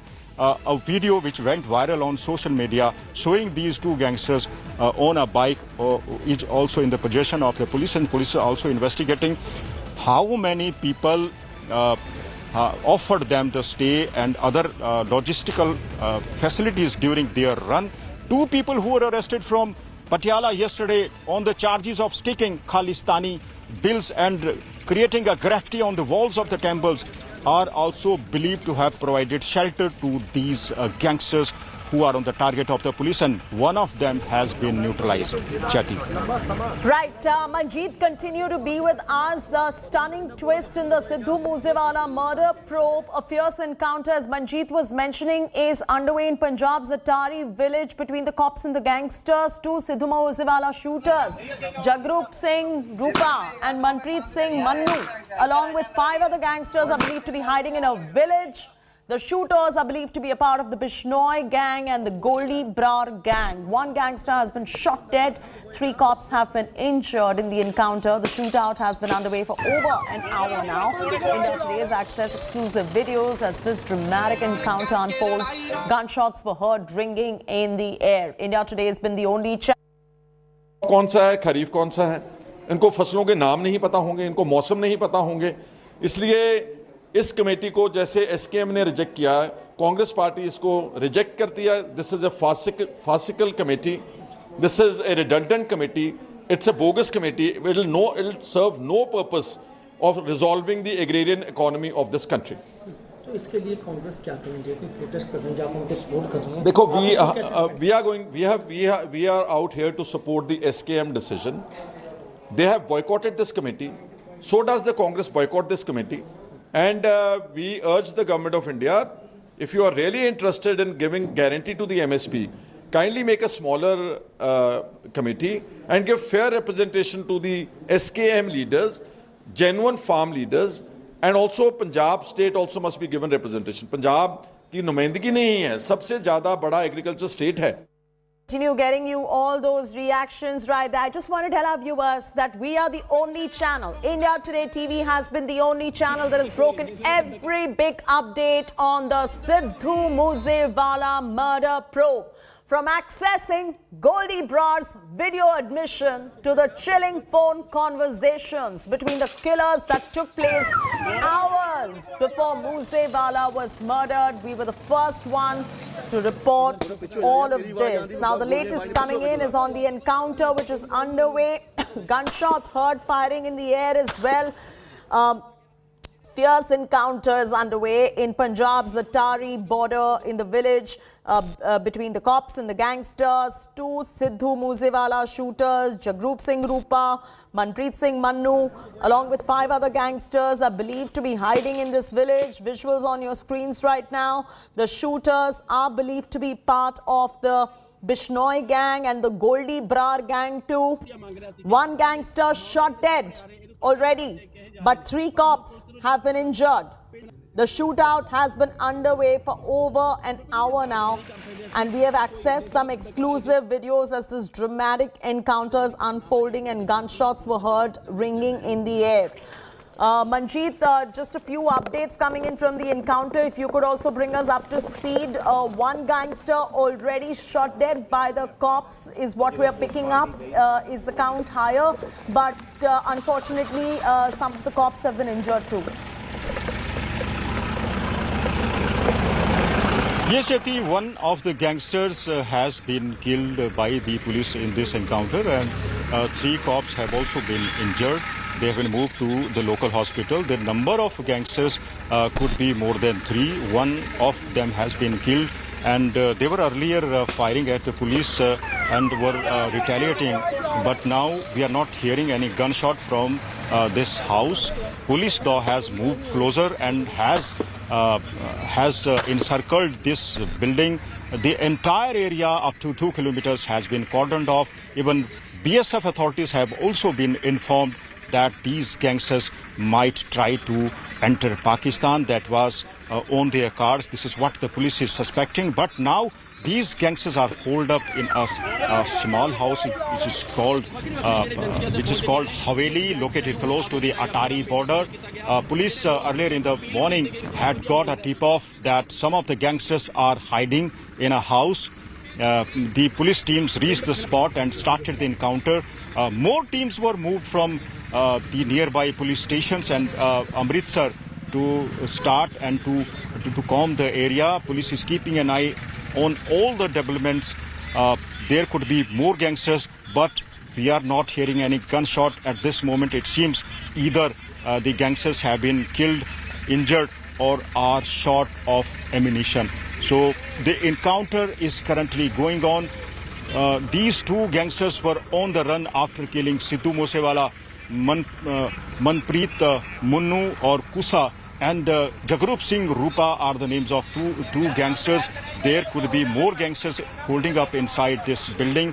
The encounter is currently on. Police officials say that the encounter will continue till these gangsters either surrender or are neutralized. So the police is now available on the spot and has also asked the people to stay indoors. BSF authorities have also been informed. Sources say that these gangsters might be trying to escape India, as police was continuously chasing these two gangsters. Investigations further say that these gangsters changed places during their run after killing Sidhu Moosewala. Manu Kusa is believed to have used AK-47 to kill Sidhu Moosewala. These gangsters were being controlled by a Canada-based gangster, Goldie Brar. Goldie Brar is also currently hiding somewhere in Canada and had changed his location to avoid the Canadian police action. Meanwhile, the Punjab police has also sent teams to various locations to find out the people who are providing the logistical services, logistical help to these gangsters who are on the run. Remember, these people are dreaded, have a criminal history, have been involved in various crimes and are facing cases under the Narcotics besides the Arms Act. So now they are on the target of the anti-gangster task force. One of them has been killed and police is continuously firing at the building. Even lobbed a hand grenade to destroy the wall of this house, and the cops have also managed to reach very close to this building where these gangsters are hiding. Chetty. And you know, we're getting some dramatic visuals on our screens as well at this point of time. Manjeet, I believe that you can hear shots in the air as well. And this looks like one of the policemen who's been injured. I'm assuming so. Manjeet, if you could walk us through the latest visuals coming in from the Atari border as well, because unfortunately several members of the Punjab Police's anti-gangster task force have gotten injured on the back of this.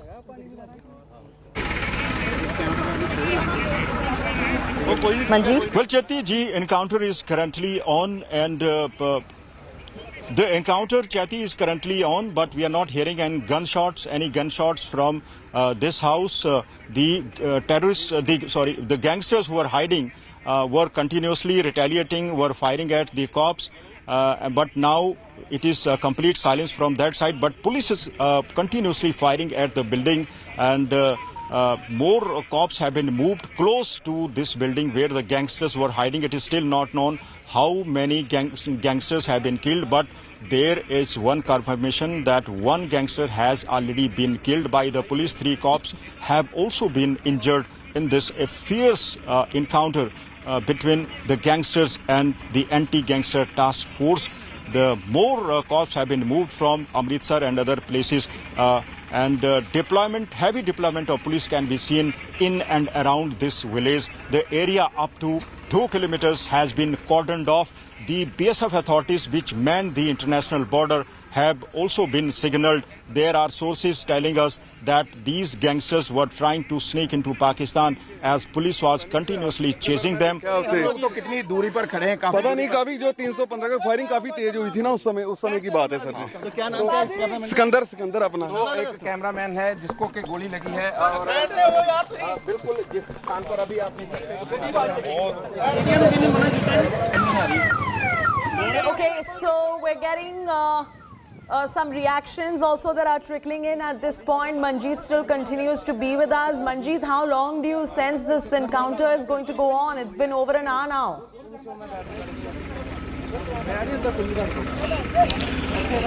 Well, police officers are saying that they will continue the encounter till all the gangsters are either neutralized, killed, or they surrender themselves. So encounter will continue till this operation is over.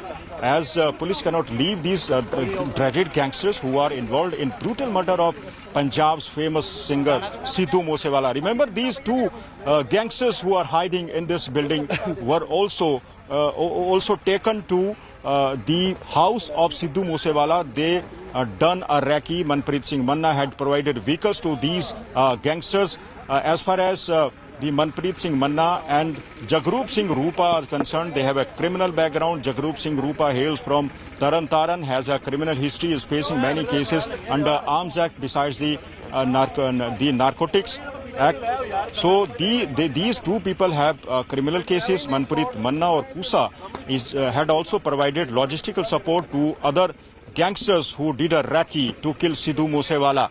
So more details will emerge where these gangsters were hiding and how many places they changed during they were being chased by the police. More details will emerge after this encounter is over. It is still not known the gangster who has been killed. He has yet to be identified.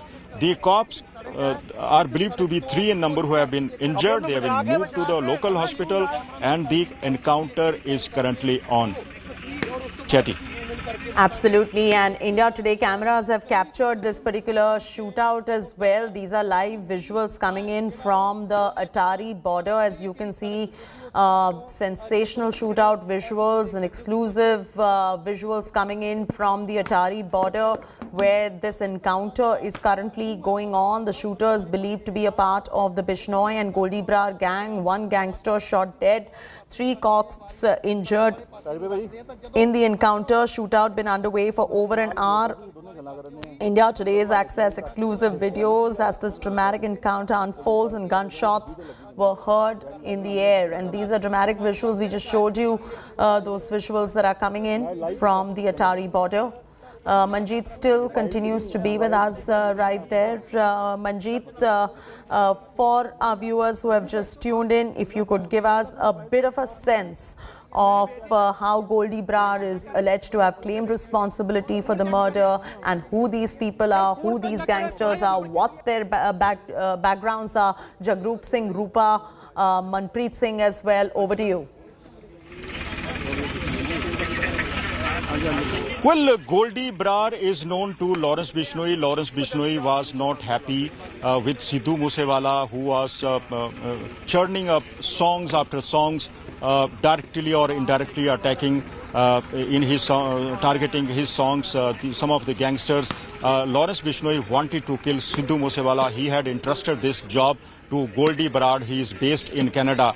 Goldie Brar had also issued threats to Sidhu Moosewala. So he in a recent video which went viral on social media, Goldie Brar was caught saying that Sidhu Moosewala had also offered him rupees 2 crores to silence him as elections were going on in Punjab. So Goldie Brar. Okay, hang on right there. We're getting a reaction coming in from the first eyewitness account on India Today. That's the breaking news. India Today spoken to encounter with eyewitness. The eyewitness says multiple shots were fired. Also says locals were asked to stay indoors and examinations in schools also cancelled. Let's listen into what the eyewitness had to say on this. Firing बहुत ज़्यादा होती लोकी निकले बच्चे सहम के स्कूलों में बच्चे भज के घर आनों ਤੇ ਜਦੋਂ ਇੱਥੇ ਫਾਇਰਿੰਗ ਹੋਣੀ ਸਟਾਰਟ ਹੋਈ ਉਦੋਂ ਸਕੂਲ ਖੁੱਲੇ ਸੀ ਜੀ ਸਕੂਲ ਖੁੱਲੇ ਹਾਂ ਜੀ ਅੰਜਾਮ ਹੋ ਰਹੇ ਬੱਚਿਆਂ ਦੇ ਜੀ ਤੇ ਕਿੰਨੀ ਕੁ ਦੂਰੀ ਤੱਕ ਜਿਹੜੀ ਆ ਫਾਇਰਿੰਗ ਹੋ ਰਹੀ ਕਿੰਨੀ ਕੁ ਦੂਰੀ ਫਾਇਰਿੰਗ ਇੱਥੋਂ ਨਾਲ ਹੀ ਆ 2-4 ਕਿੱਲੇ ਹੀ ਆ ਜੀ ਤੇ ਹਜੇ ਤੱਕ ਪਤਾ ਲੱਗਾ ਜੀ ਨਹੀਂ ਪਤਾ ਕੋਈ ਨਹੀਂ ਲੱਗਾ ਜੀ ਬਸ ਗੱਡੀਆਂ ਪੰਜਾਬ ਪੁਲਿਸ ਬਹੁਤ ਜ਼ਿਆਦਾ ਆ ਰਹੀ ਹੈ Manjeet, if you could please translate what the eyewitness had to say. Well, Chetty, these eyewitnesses are saying that exams were going on in the schools and many children were out to take the exams. They returned, they rushed back to their homes after they heard the gunshots. People who live in the nearby areas have also been asked by the police to stay indoors till this encounter is over. So this encounter has created a fear in the minds of the locals who had never witnessed an encounter like this because heavy police deployment has been done in and around this area. The area up to 2 kilometers has been cordoned off, so people are scared. they are staying indoors. Police have also informed the BSF about the possible movement of these criminals who are hiding and evading police action, were continuously were on the run after killing Sidhu Moosewala. So this encounter in particular has scared the local people who are fearing and are staying indoors. Police have also advised them to stay indoors. Exams which were going on in the local schools have been postponed till further orders. So this is a precautionary measure taken by the local authorities till anything that the locals need to be careful about, because there is an advisory going out clearly to the locals to stay indoors. Examinations have been cancelled. Students are not being let to go to school as well on the back of all that is going on. Any other advisory coming in from the administration? Well, Cheti, as far as the advisory is concerned, the local administration has asked the people to stay indoors and not to come out of their houses, as police is continuously fighting. Gangster ਸ਼ਬਦ ਜਿਨ੍ਹਾਂ ਦੇ ਲਈ ਵਰਤ ਰਹੇ ਆ ਜਾਂ ਬਦਮਾਸ਼ ਜਿਹੜੇ ਇਸ ਵੇਲੇ ਕੋਠੀ ਦੇ ਅੰਦਰ ਜਾਂ ਇਸ ਘਰ ਦੇ ਖਾਲੀ ਘਰ ਦੱਸਿਆ ਜਾ ਰਿਹਾ ਜਿੱਥੇ ਇਹ ਮੌਜੂਦ ਨੇ, ਤਾਂ ਉਹਨਾਂ ਵੱਲੋਂ ਲਾਜ਼ਮੀ ਤੌਰ ਤੇ ਜਿਹੜੇ ਹਥਿਆਰ ਪਹੁੰਚੇ ਨੇ, ਉਹ ਆਖਿਰਕਾਰ ਕਿੱਥੋਂ ਉਹਨਾਂ ਹਥਿਆਰਾਂ ਦੀ ਸਪਲਾਈ ਕੀਤੀ ਗਈ, ਉਹ ਹਥਿਆਰ ਇਹਨਾਂ ਤੱਕ ਕਿੱਦਾਂ ਆਏ, ਇਹ ਇੱਕ ਵੱਡਾ ਜਾਂਚ ਦਾ ਵੀ ਵਿਸ਼ਾ ਔਰ ਇੱਕ ਚਿੰਤਾ ਵਾਲੀ ਗੱਲ ਵੀ ਜ਼ਰੂਰ ਹੈ। ਪਰ ਲਗਾਤਾਰ ਪੁਲਿਸ ਦੀਆਂ ਵੱਖ-ਵੱਖ ਟੀਮਾਂ ਔਰ ਕਈ ਜ਼ਿਲ੍ਹਿਆਂ ਦੀ ਅਸੀਂ ਕਹਿ ਸਕਦੇ ਹਾਂ, ਤਰਨਤਾਰਨ ਤੋਂ ਇਲਾਵਾ ਅੰਮ੍ਰਿਤਸਰ ਦਿਹਾਤੀ ਦੀ ਪੁਲਿਸ ਹੈ, ਅੰਮ੍ਰਿਤਸਰ ਜਿਹੜੀ ਸਿਟੀ ਦੀ ਪੁਲਿਸ ਹੈ, ਉਸ ਤੋਂ ਇਲਾਵਾ ਜਿਹੜੀ ਜਿਸ ਦਾ ਜ਼ਿਕਰ ਪੰਜਾਬ ਦੇ DGP ਵੱਲੋਂ ਕੀਤਾ ਗਿਆ STF, ਤਾਂ ਕਈ ਐਸੀਆਂ ਪੁਲਿਸ ਦੀਆਂ ਟੀਮਾਂ ਨੇ ਜਿਹੜੀਆਂ ਇਸ एनकाउंटर ਦੇ ਵਿੱਚ ਡਟੀਆਂ ਹੋਈਆਂ ਨੇ, ਪਰ ਹਾਲੇ ਤੱਕ ਕਾਮਯਾਬ ਇਸ ਦੇ ਵਿੱਚ ਪੁਲਿਸ ਨਹੀਂ ਹੋਈ, ਕਿਉਂਕਿ ਕਿਸੇ ਤਰ੍ਹਾਂ ਦਾ ਕੋਈ ਮੌਕਾ ਜਿਹੜਾ ਉਹਨਾਂ ਨੂੰ ਪੁਲਿਸ ਨਹੀਂ ਦੇਣਾ ਚਾਹੁੰਦੀ ਜਿਸ ਦੇ ਨਾਲ ਉਹ ਪੁਲਿਸ ਮੁਲਾਜ਼ਮਾਂ ਦਾ ਕਿਸੇ ਤਰ੍ਹਾਂ ਦਾ ਕੋਈ ਨੁਕਸਾਨ ਕਰ ਸਕਣ ਜਾਂ ਕੋਈ ਆਸ-ਪਾਸ ਦੇ ਜਿਹੜੇ ਲੋਕ ਨੇ ਰਹਿਣ ਵਾਲੇ ਉਹਨਾਂ ਨੂੰ ਕਿਸੇ ਤਰ੍ਹਾਂ ਦਾ ਕੋਈ ਨੁਕਸਾਨ ਹੋਵੇ। ਇਸ ਕਰਕੇ ਘਰ ਦੀ ਘੇਰਾਬੰਦੀ ਇਹ ਤਾਂ ਲਾਜ਼ਮੀ ਹੈ, ਇਹ ਸਪਸ਼ਟ ਹੈ ਕਿ ਉਹ ਇਸ ਘਰ ਤੋਂ ਬਾਹਰ ਨਿਕਲ ਕੇ ਕਿਤੇ ਨਹੀਂ ਜਾ ਸਕਦੇ। ਪਰ ਇਸ ਮੁਕਾਬਲੇ ਦੇ ਦੌਰਾਨ ਕਿਸੇ ਮੁਲਾਜ਼ਮ ਨੂੰ ਕੋਈ ਕਿਸੇ ਤਰ੍ਹਾਂ ਦਾ ਕੋਈ ਨੁਕਸਾਨ ਨਾ is that the gangsters who are hiding in this house will not be able to come alive or cannot even dare to escape or run away from this house. The locals are taking precautions. They've been asked to stay indoors. ਉਹਨਾਂ ਨੂੰ ਮਹਿਫੂਜ਼ ਰੱਖਣ ਦੇ ਲਈ ਹਦਾਇਤ ਕੀਤੀ ਗਈ ਹੈ ਕਿ ਇਸ ਸੜਕ ਤੇ ਕੋਈ ਵੀ Police is also worried about the safety of the local people. That is why they've been asked to stay indoors. ਲੋਕ ਨੇ ਉਹ ਗੁਜ਼ਰਦੇ ਨੇ ਪਰ ਅੱਜ ਇਸ ਰਸਤੇ ਨੂੰ ਪੂਰਨ ਤੌਰ ਤੇ ਬੰਦ ਕਰ ਦਿੱਤਾ ਗਿਆ। ਤਾਂ ਫਾਇਰਿੰਗ ਦੀ ਆਵਾਜ਼ ਇੱਕ ਵਾਰ ਫਿਰ The movement of the people on the local roads has been stopped, keeping in view their safety. ਘਰ ਦੇ ਚਾਰੇ ਪਾਸਿਓਂ ਜਿਹੜੇ ਫਾਇਰ ਨੇ ਉਹ ਕੀਤੇ ਜਾ ਰਹੇ ਨੇ ਤਾਂ ਕਿ ਇਹਨਾਂ ਜਿਹੜੇ ਬਦਮਾਸ਼ ਨੇ ਜੇਕਰ ਇਹਨਾਂ ਦੇ ਕੋਲ ਅਸਲਾ Police is continuously firing at the house where the gangsters are currently hiding. ਵਿੱਚ ਰੁਕ ਕੇ ਪੁਲਿਸ ਦੇ ਉੱਪਰ ਫਾਇਰਿੰਗ ਕਰਦੇ ਨੇ, ਜਿਸ ਕਰਕੇ ਪੁਲਿਸ ਇੱਕਦਮ ਜੋ ਇਸ ਘਰ ਦੇ ਅੰਦਰ ਨਹੀਂ ਜਾ ਰਹੀ। The gangsters are also resorting to firing and are retaliating.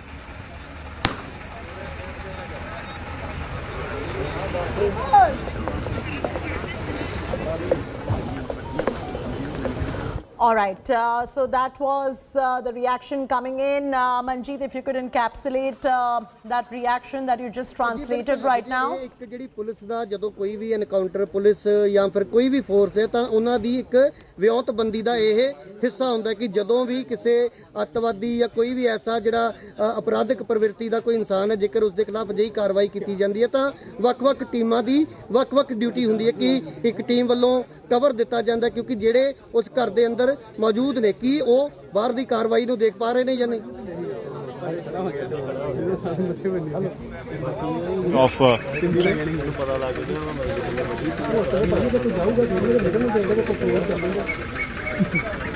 ਉਹ ਭੈਣ ਜਿਹੜੇ ਮੇਰੀ ਗੱਲ ਨਹੀਂ ਸੁਣਦੇ ਜਿਹੜੇ ਸ਼ਹਿਰ ਜਿਹੜੇ ਬੈਠੇ ਮੈਂ ਕਰਾਉਣਾ। The reactions that we're getting, Manjeet, if I could just ask you to encapsulate those reactions.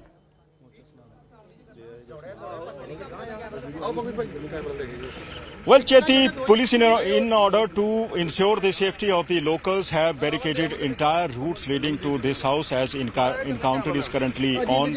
People have been advised to stay indoors. The people and the movement of even the children has also been stopped. There were exams going on in the local schools. Exams have been postponed till further orders. People have been advised to stay indoors till this encounter is on.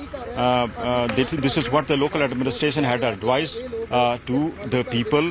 As this is a busy area, despite being a border area, movement of people is a common place on the roads leading to this village.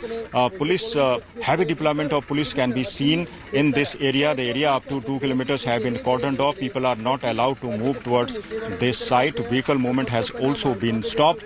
People on the other are also scared and are keeping themselves indoors after the advisory was issued. Some children who are out to take the exams were also scared. They returned to their homes, but after that the administration swung into action and issues advisory to the people.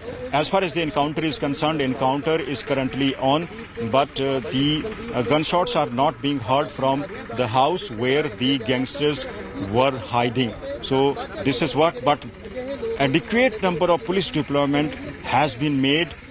Entire area has been cordoned off. Police has taken a strong position and cops have also managed to move close to this house where the gangsters were hiding. One of them has been killed. There could be more number of gangsters, between 3 to 5. Exact number is not known. And the gangster who has been killed is also yet to be identified. 3 cops were also injured in this encounter. They have been moved to the hospital. This is the latest from the site. The encounter is currently going on, Chaiti. Yes, absolutely. And Manjeet, I believe there are more than 7 gangsters who are hiding in that village. If you could confirm that.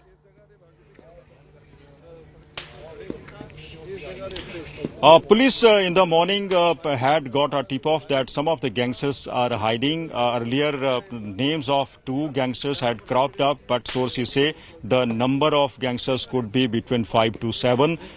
One of them has been neutralized. The exact number of gangsters who were holding inside is not known, but it will only be clear after the encounter is over, or the remaining gangsters surrender before the police. Police has tightened its action and is moving closer to the building, but no movement is seen from this house. Either these gangsters have been killed or are short of the ammunition. That is why they are not returning a fire now. Cops are taking no chances. They are moving slowly towards this house, which has been encircled by the cops. Even entire area in and around this house has been cordoned off by the police. Police is taking no chances. The BSF, which manages the international border, has also been informed. Sources say that the gangsters were trying to flee the country as police was continuously chasing them. More details will emerge after this encounter is over, and police provides more details to the media person. So far, police have not confirmed the number of the gangsters who were inside this deserted house, what was their motive, and who was providing them the shelter. Investigations are. But what are your sources indicating on this front? What are your sources in the police indicating on that front, Manjeet? Well, the police officials are maintaining a silence till the encounter is currently on, but has confirmed. Hold on right there, Manjeet. We are getting some live visuals coming in at this point of time. Let's listen into the live visuals. Okay, we'll come back to those live visuals shortly. Manjeet, continue.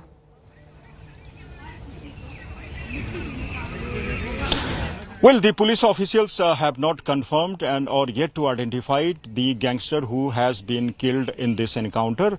There could be more gangsters inside this building, but they are not retaliating. They are not returning a fire. Police officials are moving slowly and slowly towards the building. Some of the cops can also be seen close to the tractor trolley which is parked near this house. We can also clearly see a retaining wall which was also tried to be dismantled by the police. The police also lobbed a hand grenade to destroy this wall so that cops can enter inside this building. But the police now continuously firing at this building. We are not hearing any gunshots from the gangsters. So police is not taking any chances, have already warned the people to stay indoors as heavy gunshots can be heard from the police side. More cops, even from the nearby police thanas and Amritsar Reserve Battalion has also been moved towards the spot. We can witness the cops moving armed with the guns. They are continuously firing towards the building to neutralize the gangsters who are a big threat to the police and security of the nation as well. Sources say that these gangsters were continuously in touch with their handlers in Canada. Goldie Brad is believed to be the gang leader who was guiding this entire operation. He is believed to be very close to the gangster Lawrence Bishnoi, who is currently being questioned by the Hoshiarpur police. He has given some startling revelations about his criminal activities during the police questioning. Even Bollywood actor Salman Khan's the threat to Salman Khan was also confirmed by this gangster and had told the police that he wanted to kill Salman Khan as well. So many important things are coming to the light, and the questioning of these gangsters is very important. It's providing more leads to solve the Sidhu Moosewala case besides other cases, as these gangsters are involved in a number of cases, including the arms smuggling, counterfeit currency, or the narcotics smuggling. So various cases have been slapped against these gangsters. If we talk about Lawrence Bishnoi, many of the cases are still going on in various courts against this gangster. 2 to 3 cases are still registered against him in Chandigarh as well. So Lawrence Bishnoi is the gangster who's involved in the brutal murder of Sidhu Moosewala. Goldie Brad was a person who was entrusted the job to kill Sidhu Moosewala. He had provided the logistical support besides the weapons and had also arranged the sharpshooters. Goldie Brad is currently hiding somewhere in Canada. He has also changed his location. That is what the police sources have told us. So the encounter is currently going on, and police wants to find out how many people, how many. And where does the Interpol stand as far as Goldie Brad is concerned, Manjeet? Well, Goldie Brad is believed to be very close to Lawrence Bishnoi. Lawrence Bishnoi has also sent his brother abroad after Sidhu Moosewala's murder. Lawrence Bishnoi and Goldie Brad were very close. He had asked Goldie Brad to kill Sidhu Moosewala as he was not happy with Sidhu Moosewala. After Vicky Midhu Kheda, who was young Akali Dal leader, he was friend of Lawrence Bishnoi, was killed by another gang. Sidhu Moosewala's manager Saganpreet Singh was also involved in this murder. That is why Sidhu Moosewala was on the target of Lawrence Bishnoi gang. This job was given to Goldie Brad, who arranged sharpshooters, arranged the weapons, and also masterminded the entire plan, conspiracy to kill Sidhu Moosewala. Goldie Brad is in Canada, but the police is also tightening noose around him. The Indian police has also informed the Canadian authorities, but Goldie Brad is continuously changing his position. Recently, a video in which Goldie Brad made some statements also alleged that Sidhu Moosewala was churning songs and was directly or indirectly targeting Lawrence Bishnoi and others in his songs. This is what he has informed in this video. He had made other informations as well. He had said that he was hoping that after Vicky Midhu Kheda's murder, justice will be done and action will be taken against the people who were involved in Vicky Midhu Kheda's murder. But when justice was denied, killing Sidhu Moosewala was the last resort with them. They wanted to teach him a lesson. They had also made threatening calls to his father, his family members, and directly to Sidhu Moosewala, who had also tried to strike a deal with, allegedly a deal with these gangsters. The Goldie Brad in this video had also claimed that he was offered 2 crore rupees to maintain a silence on the entire controversy. This happened during the elections in Punjab. Vicky Medukheda, all we know was close to Lawrence Bishnoi. We're also getting you visuals of the gangsters and the house in which they are hiding. As you can see on your screens right there, the gangsters are currently hiding in this particular house. So, Manjeet, that particular house, is that where the relentless firing and shooting by the Punjab police is going on? Yes, indeed. This house is located at a secluded place, located very close to the Atari border. The fencing is located close by at a distance of just 10 kilometers. So these gangsters were hiding in this house. It is still not known who owns this house and from how many days these gangsters were hiding in this house. The encounter is currently on. The more details will emerge after this encounter is over. But as far as the people of this area is concerned, they are scared.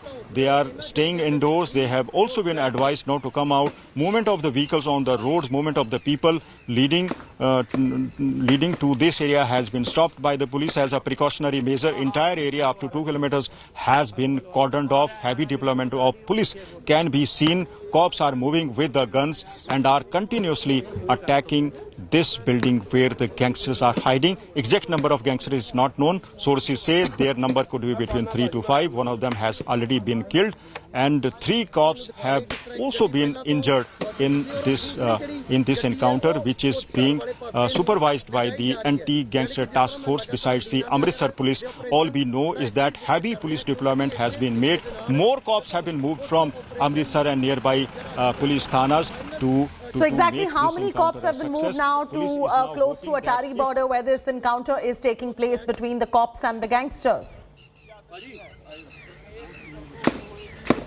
Many companies have been moved, Chati. The exact number of the deployment and the cops is still not known, but we can see heavy deployment of the cops. We are also witnessing some movement of some commandos in and around this building. The police is either hoping and may ask the gangsters to surrender, but so far there is no movement from this building. We are also not hearing any gunshots. It seems either all the gangsters have been killed or they are short of the ammunition. So this is the latest from the spot. Police is maintaining a close vigil and is not taking any chances and keeping an eye on every movement. Some of the cops have also moved close to this building. We can also see some cops close to the tractor trolley.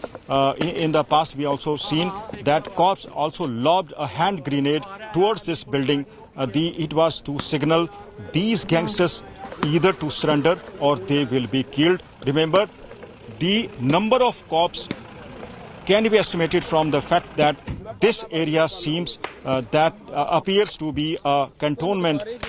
There is no chance that these gangsters will try to move out of this house or will try to run away.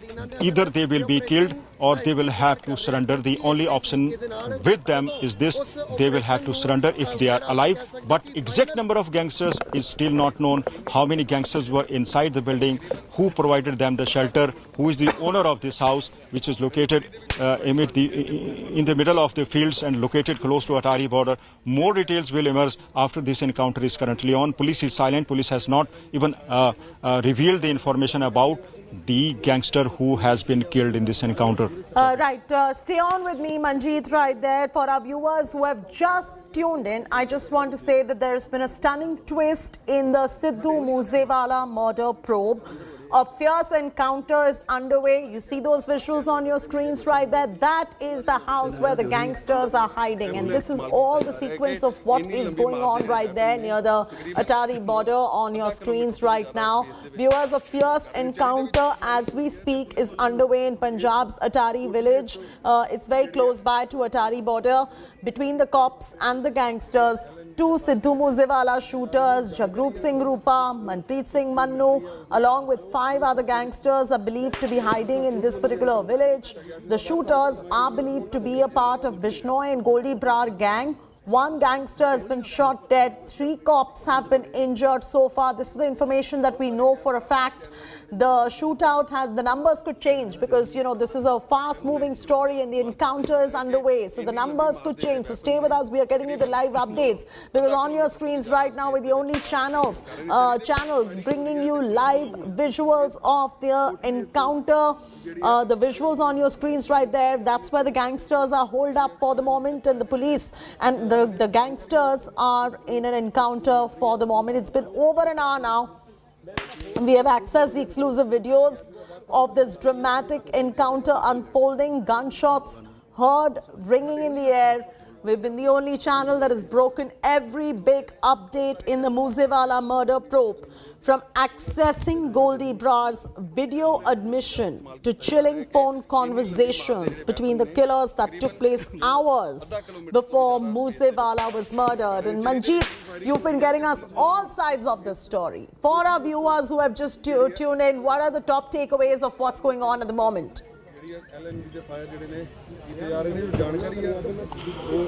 Well, one of the gangsters who are hiding inside this building has been killed, and 3 cops, besides a media person who is a camera person of a national television channel, has been injured in this encounter when a stray bullet hit his leg.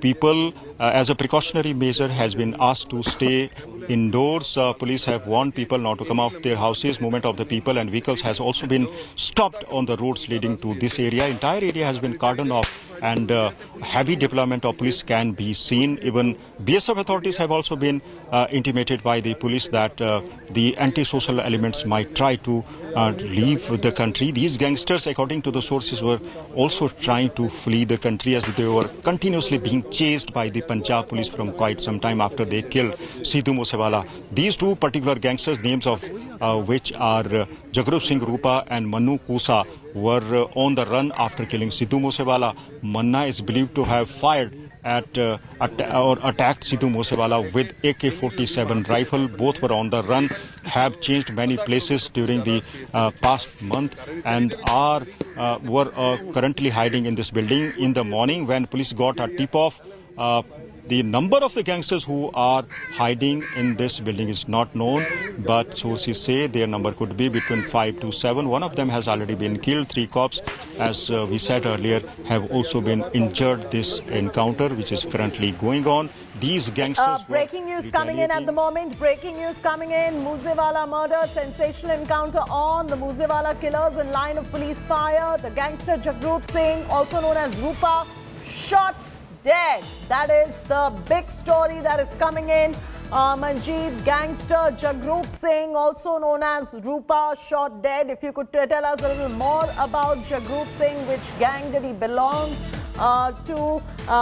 We're getting you those visuals also on your screens. We're the only channel with this visual. Video journalists have been injured. Armored vehicles have been brought in. The firing is going on. The gangsters are hiding inside that house. All of that is happening. And right now the news coming in is that gangster Jagrup Singh, also known as Rupa, shot dead. Manjeet. Jagrup Singh Rupa has finally been identified. He is the gangster who was killed in this encounter. Jagrup Singh Rupa belongs to the Taran area. He has a criminal history. He's a history sheeter involved in various criminal activities, accused of weapon smuggling, also facing cases under Arms Act. He's also involved in narcotic smuggling. He was also jailed for some time. He was released after 1 year. He stayed in a jail and then involved in Sidhu Moosewala's murder. Sources say Goldie Brar had personally contacted him and he was one of the sharpshooters involved in Sidhu Moosewala's murder. Jagrup Singh Rupa now has been finally been killed. He was avoiding police action, was on the run along with Manu Kusa. The other big question is how many gangsters were hiding inside this building. There were only 2 or more. Sources say their number could be between 3 to 5 or even higher number of gangsters were hiding. The exact number is still not known, but police have now confirmed that the gangster who has been killed in police action is Jagrup Singh Rupa. He's a dreaded gangster. He was in touch with not only with Goldie Brad, but some other criminals and Khalistani gangs based in Pakistan. He has finally been killed by the anti-gangster task force and Amritsar Corps. The other gangster, Manu Kusa, is alive or not, it is not known. It will only be clear after police provides more details about this encounter. But the cops are continuously firing at this building, as more gangsters could be alive or might have run out of the ammunition or have been killed in the police action. Police is not is silent, is not providing any details about other gangsters as the encounter is currently going on, Cheti. No, absolutely. That's the latest coming in at this point of time from close to the Atari border. History sheeter Jagrup Singh killed in encounter, and that is something that we can confirm to you right now because sources say Jagrup was also in touch with Goldie Brad. At the moment, what we can confirm is that he's been shot dead. This is the sensational encounter that we are bringing to you at this point of time. Those visuals on your screens right now are from close to the Atari border, and armored vehicles have been brought in. You can see that on the left side of your screens as well as to how armored vehicles have been brought in. And there's firing going on. Journalists have been injured as well. Manjeet, if you could tell us about the injuries and the casualties on the back of this encounter. Well, as per the police sources, 3 cops have been injured and 1 video journalist has been injured as a stray bullet hit his leg. So this is the information. 4 people have been injured in this action so far. There could be more number of people who were injured, but the exact number it is not known. Only 3 have been confirmed: 3 cops and 1 video journalist. Encounter is currently on, and the police is not taking any chances at these gangsters. Are a big threat to Punjab's peace. They not only killed Sidhu Moosewala but were also trying to disturb peace and law and order in Punjab. Remember, way back. For a second, Jaswinder Singh is now joining us. He's an MLA from Atari. Thanks for taking the time out and joining us on this broadcast. If you could tell us about the kind of advisory that is going out by the local administration over there as well on the back of this encounter which is going on. And at the same time, we believe that 1 gangster has already been shot dead in this encounter. Hello. हाँ जी, आपको मेरी आवाज़ आ रही है? हाँ जी, आगे पहुंच गई। मैं कह रही हूँ कि जो अपडेट्स आ रहे हैं अटारी बॉर्डर के पास से, 1 गैंगस्टर को मारा गया है. 1 gangster has been shot dead at the moment. Jagroop Singh Rupa encounter में मारा गया है और 1 घंटे के ऊपर हो गया है कि ये शूटिंग चल रहा है अटारी बॉर्डर के पास में. आप कोई एडवाइजरी जो है जसविंदर सिंह जी क्या बता पाओगे उस एरिया में? ये जो मुकाबला चल रहा है इसको तो लगभग 3-4 घंटे हो गए हैं, कंटिन्यू चल रहा है. एक जो आपके पास इंफॉर्मेशन है जो आप बता रहे हैं वो बिल्कुल सही है. जगरूप सिंह रूपा के बारे में बात कर रहे हो आप? मैं तो चल रहा है इनकाउंटर है जहाँ चल रहा है उससे कोई 1 किलोमीटर पीछे खड़ा हूँ. आगे जाना सब मनाही है. 1 मारा गया है. कौन मारा गया इसके बारे में हमें कोई इन्फॉर्मेशन नहीं है, लेकिन सुना है कि जगरूप नाम का कोई टेररिस्ट जो गैंगस्टर है वो मारा गया है. जो इनकाउंटर है स्टिल ऑन है, चल रहा है, अभी खत्म नहीं हुआ है. डाउट है कि 1 नहीं 2 नहीं 4-5 आदमी हो गए जो अब तक चल रहे हैं और बहुत हथियार है उनके पास जो मुकाबला कर रहे हैं. और पंजाब पुलिस तक के मुकाबला कर रही है और उसने 1 मार दिया वो सभी को ढेर कर देगी। हमें जानकारी ये भी मिली है कि पंजाब पुलिस को भी कुछ इंजरीज हुई है, आप उसके बारे में क्या कह सकते हैं हमें? हाँ, शुरू में जब वो अपनी पोजीशन ले ही रहे थे तब 3 पुलिसमैन जो है वो जांबाज पुलिसमैन है वो उनको गोली लगी है, जख्मी है, वो हॉस्पिटल में है जी। और ये एक घंटा हो गया है। हाँ जी, बताइए। इसके साथ कोई गांव वाले भी जो उधर अपने खेतों में काम कर रहे हैं उनको भी गोली लगी है और वो भी हॉस्पिटलाइज्ड है और मैं वहां पे जा रहा हूँ। तो लोकल्स को भी गोली लगी है आप कह रहे हो? और उनको अस्पताल ले गए हैं लोकल्स को भी, और जो पुलिस वाले थे जिनको गोली लगी है उनको भी अस्पताल ले गए हैं। एक इन्फॉर्मेशन मिली है कि एक पत्रकार के भी पाँव में गोली लगी हुई है जी। कैमरामैन होते हैं पत्रकार जी, वीडियो जर्नलिस्ट, उन्हें भी लगी है, राइट? हाँ, जर्नलिस्ट जो है ना एक है, उसको भी पाँव में गोली लगी हुई है। आप हमें कॉन्फर्मेशन दे रहे हैं कि वो जो आर्मर्ड व्हीकल्स वहां पर भी है उन पर भी फायरिंग हुई है? क्या बोले?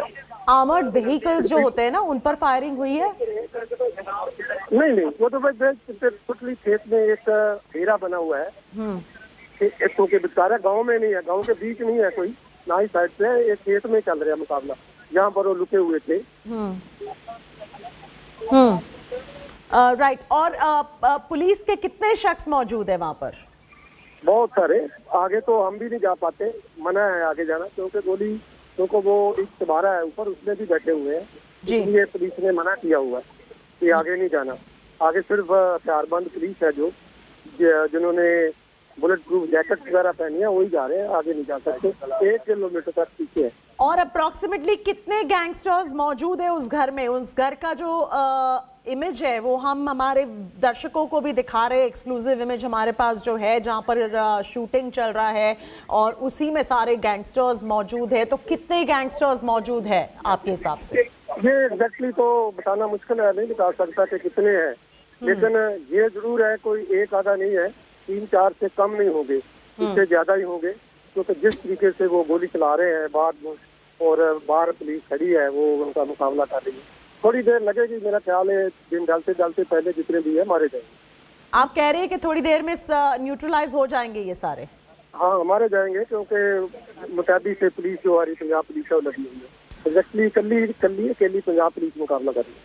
नहीं, बिल्कुल। और जो लोकल्स है वहाँ पे, जसविंदर सिंह जी, उनके लिए क्या एडवाइजरी आप देना चाहोगे? क्योंकि स्कूल्स बंद कर दिए, एग्जामिनेशंस के लिए जाने के लिए मना कर दिया है, क्योंकि उनकी सेफ्टी और सिक्योरिटी का सवाल है अभी। बिल्कुल, ये जो किया सरकार ने सही किया है। मैं अपनी तरफ से और पार्टी की तरफ से भी विनती करता हूँ आम जनता से, पंजाब वासियों से, कि इनको कोई भी अपने यहाँ रुकने ना दे, इनको ठहरने के लिए जगह ना दे, और जो भी लोगों के किसी को मालूम है कि उनके बेटे हैं इधर फंसे हैं, उनको इनके चुंगल से बाहर निकालें, और ताकि पंजाब में शांति हम रहे और बेवजह ऐसे जाने ना जाए। ये जो अंदर भी है वो भी पंजाब के ही होंगे, या कोई भी होंगे, माओ के पूत है। हम चाहते हैं कि लोग सरेंडर कर दें और बाहर निकलते आगे।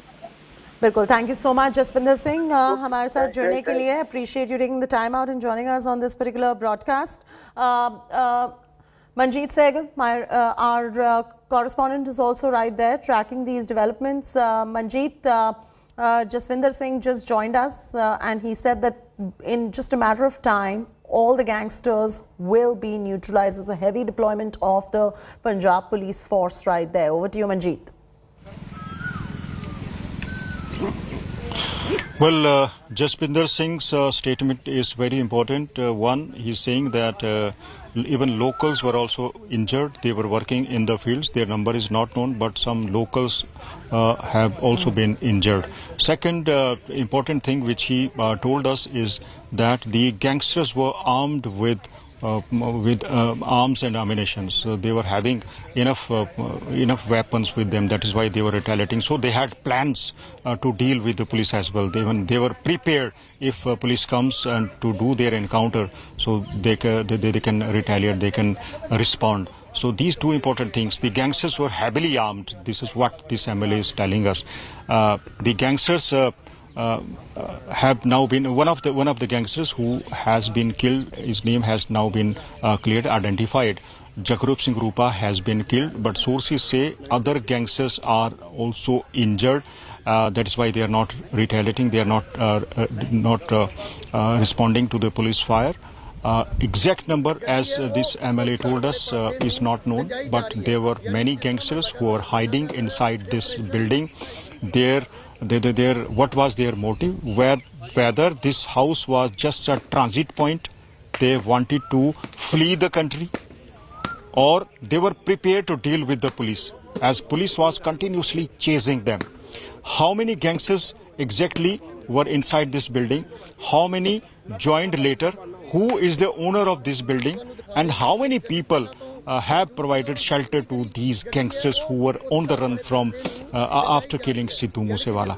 So this is what the police is now trying to find out. The owner of this house is still not known. Remember, this is a place, a secluded place. This house is a deserted one. The village population is located somewhere else. It is not a thickly populated area. So gangsters were known or were provided shelter in this house knowingly to hide their identity. Their movement is not known, but sources say these gangsters were on the run. They are avoiding police action. Police was continuously chasing them, but now their motive was to flee the country. It has been clear, as Punjab police has also informed the BSF authorities their modus operandi. These gangsters were alive. Others have either been arrested who were involved in Sidhu Moosewala's murder. These were the only gangsters who were on the run, and police were beyond the reach of the police. But somehow police got a tip-off in the morning. It is almost 4 hours when this encounter started, and in this encounter some locals have also been injured.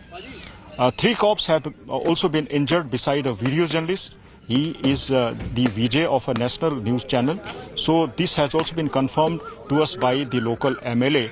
These injured people have been moved to the local hospital. Attari border से अंदर को सड़क जाती है। सो ये रास्ता है, जिस रास्ते से करीब यहाँ से 800 मीटर की दूरी पर वो हवेली स्थित है, जहाँ पे इस समय मुठभेड़ चल रही है। हालांकि रुक रुक के गोलीबारी जरूर हो रही है। सो उस रास्ते को पूरी तरह से पुलिस द्वारा कवर किया हुआ। सो पुलिस द्वारा पुख्ता प्रबंध किए गए हैं। इस रास्ते से अंदर जाने वाले सारे रास्ते को बंद कर दिया गया है। सो आप देख सकते हैं कि गाँव के लोग भी यहाँ पे मौजूद है। हम गाँव के लोगों से चशमदीद के मुंह से जरूर वो बात सुनना चाहेंगे कि आखिर हुआ कैसे, उनको कैसे पता चला। सो यहाँ के विधायक जो वो भी यहाँ पे आम आदमी पार्टी के विधायक वो भी पहुंच चुके हैं। सबसे पहले उनके पास चलेंगे और जानने की कोशिश करेंगे कि आखिर अभी तक, क्योंकि गैंगस्टरवाद जो है पंजाब में आम होता जा रहा है। सो इससे पहले सिद्धू मूसेवाले का सरेआम कत्ल कर दिया गया था। सो जसविंदर सिंह भी हमारे साथ मौजूद है, हम बात करेंगे। सर लगातार जो पंजाब में गैंगस्टर बढ़ते जा रहे हैं, सो इस समय भी मुठभेड़ चल रही है गैंगस्टर और पुलिस के बीच में। आखिर क्या मामला क्या है? वो हवेली किसकी थी? वो हवेली हम लोग इसी एरिया से घूमते फिरते रहते हैं, तो हवेली तो मुझे मालूम नहीं किसकी है, लेकिन किसी भी अनजान आदमी की हवेली है वहाँ पर। वैसे तो ये मालूम हुआ कि वो खाली पड़ी रहती है, तो आसपास उसके मक्की के खेत हैं, जिसकी आड़ में वो लोग अपना काम चला रहे हैं, गोली चला रहे हैं। अदरवाइज पंजाब पुलिस का मुकाबला करना कोई इतना आसान नहीं है। बड़ी मुतैदी से और बड़ी होशियारी से मुकाबला करती है, ताकतवर पुलिस है। कुछ पता चला कितने देर से, कितने दिनों से वो गैंगस्टर यहाँ पे रुके थे या आज आए थे? सो सबसे पहले पता कैसे चला कि उस हवेली में गैंगस्टर है? ये तो इंटेलिजेंस ही जानती है, और ये मैं तो बता नहीं सकता कि कब के बड़े हैं, कब के वहाँ अंदर छुपे हुए हैं, ये तो नहीं मैं बचा सकता। लेकिन ये जरूर है कि यहाँ पर रुके हुए हैं और कोई ना कोई तो बात होगी जिसका आसरा उनके पास होएगा। तो इससे पहले भी सिद्धू मूसेवाले का कत्ल कर दिया गया था, और उसमें से भी 2 जो आरोपी है इन्हीं गैंगस्टरों के बीच में है। सो क्या कहना चाहेंगे, सफल हो पाएंगे? पुलिस द्वारा पुख्ता प्रबंध किए गए, और भी जिलों की पुलिस बुलाई गई है? देखो अभी तो किसी जिले की पुलिस नहीं आई, ठीक है ना। अभी तो अमृतसर की पुलिस ही काफ़ी है, ठीक है ना, तो एक ही जगह मुकाबला है, कोई इतनी बड़ी बुलाने की कोई ज़रूरत भी नहीं है। लेकिन जो आप बता रहे हैं कि अंदर कितने हैं, तो ये तो कोई भी नहीं बता सकता। जो बिल्कुल ऐन सामने खड़े हैं उनके लिए भी मुश्किल है बताना कि कितने हैं, कितने। हो सकता है कोई एक आधा अंदर और भी मारा गया हो, ठीक है ना, एक की पहचान हुई, बाहर कितने मारा गया होगा। जब ये मुकाबला ख़त्म होगा तब भी पता लगेगा कितने थे, कितने मारे गए, कितने बाकी आएंगे। और एक को भी पंजाब पुलिस छोड़ेगी नहीं, जिंदा पकड़ने के लिए ही ये चल रहा है, क्योंकि बहुत सारे भेद बाहर आएंगे जो एक भी पकड़ा गया था।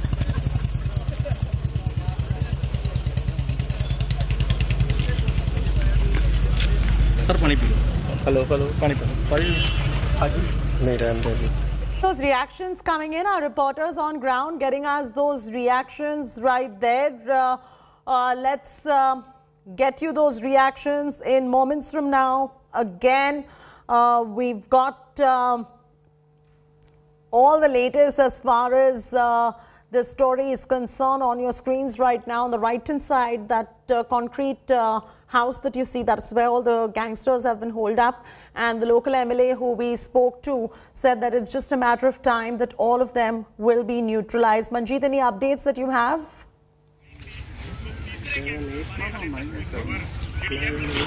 Well, one of the gangsters who has been killed has been identified as Jagrup Singh Rupa.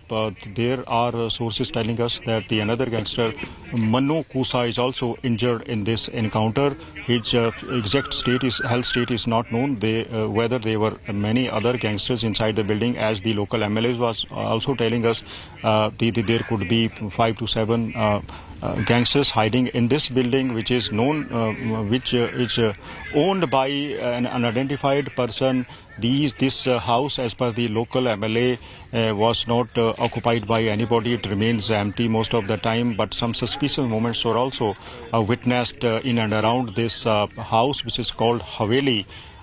This house is located in a deserted area in the middle of maize field. So this is what the local MLA was telling us. He has also informed that some locals were also injured in this encounter. They've been taken to the hospital. 3 cops have been confirmed they were injured in this encounter, besides one video journalist. So the police is keeping an eye on the movement of these gangsters, whether they were alive or injured. The police wants that all these gangsters who are holding up inside this building either surrender or they will be killed. As MLA was saying, adequate number of cops have been deployed in and around this building. There are no chances, no point that these gangsters will be able to flee or manage to escape, as this area has been cordoned off by the police. They will either be killed or police will ask them to surrender. The cops have Breaking news coming in, Manjeet, hold on right there. The Punjab DGP Gaurav Yadav has just reached the spot. Still, the gunshots can be heard from both the sides. The other update is about gangster Jagrup Singh, also known as Rupa, shot dead in the encounter. History sheeter Jagrup Singh killed in the encounter. Sources have told India Today Jagrup was in touch with Goldie Brar. That's the latest. Manjeet still continues to be with us. Manjeet, the Punjab DGP Gaurav Yadav has reached the spot. What are the updates? Well, DGP Gaurav Yadav has just reached this Atari border area. He is taking stock of the situation, is in fact supervising the encounter, taking information from the senior police officials who were earlier supervising this encounter, which began at 11 a.m. It is almost 4 hours when this encounter started, and this encounter, heavy gunshots were exchanged between the gangsters and the police. Police even tried to lob a hand grenade to destroy the retaining wall of this house. One of the gangsters has already been killed. His name has also been identified. Jagrup Singh Rupa has been killed. Manu Urf Kusa, alias Kusa, has also been injured. The sources are telling us the gun battle is continuously taking place, but more gunshots are being heard from the police side only. Police is not taking any chances, continuously keeping an eye on the building. Cops have moved very close to this house and continuously firing gunshots to signal to the gangsters who are still holding inside this building. They have either been asked to surrender or they will be killed. Now, DJP Gaurav Yadav is taking stock of the situation. He will be speaking to the media after getting the information about this encounter. All we know is this, that 3 cops have already been injured beside a video journalist, and some locals who are working in the maize field have I'm going to come to, Manjeet, even the MLA of the area who we spoke to a while back, Mr. Singh, he mentioned that some locals have been injured, apart from some policemen being injured, and some video journalists have suffered injuries too. If you could just give us those updates too. Yes, indeed, Chati. In fact, when this encounter started at 11 a.m., police did not signal or warned people not to come out of their houses. Some school children were also seen on the roads. They were taking exams, and some people were also moving and were seen in their field. That is why some of them got injured as bullets hit them as well. Their condition is stable. They have been moved to the local hospital. As far as the cops are concerned who were involved in this encounter, 3 of them have been injured, and 1 video journalist who works for a national news channel has also been injured as 1 stray bullet hit his leg. So this is the detail about the number of people who injured, but exact number of people who were injured in this encounter is not known. Local MLAs and local authorities are silent and will be providing more details after this encounter is over. As now, DJP Gaurav Yadav has reached the spot. He's personally taking keen interest. He's personally getting information from the other senior officials who were supervising this encounter, which has been successful. One of the dreaded gangsters, Jagrup Singh Rupa, has been killed, and another gangster whose name has come to the light is Manu alias Kusa has also been injured in this gun battle. There could be more gangsters. Their exact number is not known. There could be 3 to 5 or their number could be higher. The motive of these gangsters, why they were staying in this secluded house is not known, but sources say they were making an attempt to flee the country as they were being continuously chased by the Punjab police after they killed Sidhu Moosewala. Chati. Latest developments right there. Manjeet getting us up to speed with the very latest details. Security been beefed up. The first visual on your screen. Second visual is showing you the journalist who's been injured while reporting the story.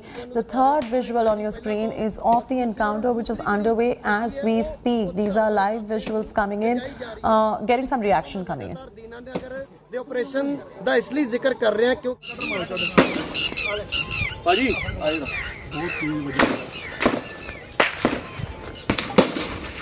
All right, we'll get those reactions in just moments from now. India Today is at the Encounter Sky site. We're getting you those live visuals on your screens right now. On the right-hand side is where the encounter is going on. Multiple gangsters hold up in that particular house, but the police confident. A matter of time now that all will be neutralized. It's been more than an hour, more than an hour and a half now that the encounter is going on. In the meanwhile, let me take this across to Manjeet. Manjeet, we're getting a lot of reactions coming in. If you could just encapsulate what they have to say, and there are some eyewitness accounts as well. Manjeet? Well, eyewitnesses say that they were scared after they heard the gunshots. It was very first time in the locality when they heard and witnessed an encounter like this. The gangsters were hiding in this building. Police had got a tip-off that some of the gangsters were hiding. Later, they came to know that 2 of the gangsters wanted in Sidhu Moosewala case, Jagrup Singh Rupa, who has been killed, and another Munnu alias Kusa, were among the gangsters who were hiding in this building. This is a secluded building. It is owned by a person whose identity is not even known to the local MLA. This house is unoccupied, but some suspicious activity was seen in and around this house from a couple of days. It seems that some local people were offering shelter to these gangsters who were running who were avoiding the police action after they killed Sidhu Musewala. All we know that gangster Jagroop Singh Rupa, who was a sharpshooter as well, belonged to Taran, was in touch with Canada-based gangster Goldie Brar. Goldie Brar is a close aide of gangster Lawrence Bishnoi, who is currently being questioned by the Hoshiarpur police. He has made some startling revelations about the criminal activities, including Sidhu Musewala's murder. We have also seen a video released by the gangster Goldie Brar, in which he claimed that Sidhu Musewala was warned by the Lawrence Bishnoi gang a number of times, but there was no impact. They had also made threatening calls to the family members. Sidhu Musewala's father is believed to have told the police that he had also received some calls from the gangs. Even Sidhu Musewala personally had also got some calls from Lawrence Bishnoi gang, but Sidhu Musewala was not fearful. He did not respond to them. Later, Sidhu Musewala, when contested the assembly election in Punjab, also allegedly tried to strike a deal between the Lawrence gang. Goldie Brar had also claimed in this video that he was offered rupees 2 crores to maintain silence over the controversy of Vicky Midhu Kheda's murder. For the benefit of our viewers, I want to tell that Vicky Midhu Kheda was young Akali Dal leader who was shot at by a rival gang. There are allegations against Sidhu Musewala and his manager Shaganpreet Singh, who is currently in Australia and whose bail application has been rejected by the Punjab and Haryana High Court, that he was involved in the murder of Vicky Midhu Kheda and had also offered shelter to the sharpshooters who had killed this young Akali Dal leader. That is why the controversy started. Sidhu Musewala was on the target of Lawrence Bishnoi. Lawrence Bishnoi was close to Vicky Midhu Kheda. They were university fellows, college fellows, and Lawrence Bishnoi was disturbed after Vicky Midhu Kheda was killed. Chati. So those are the latest details that are coming in. Manjeet is getting us the relentless coverage from there, and on your screens right now are the live visuals. No other channel has these visuals. It's a sensational shootout. We're bringing you the latest. In fact, let's listen into the shootout that's going on. Let's take a few moments and just listen in. These are exclusive visuals that India Today has.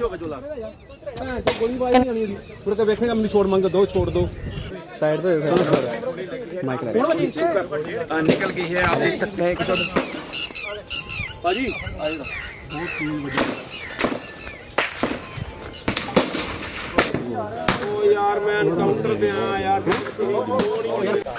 Please, those are live visuals coming in. The gangsters hold up right out there, and fierce encounter currently underway in the Atari village between cops and the gangsters. Two Musewala shooters, history sheeter Jagroop Singh Rupa and Manpreet Singh Manu, along with 5 other gangsters, were hiding in that village, of which one has already been killed.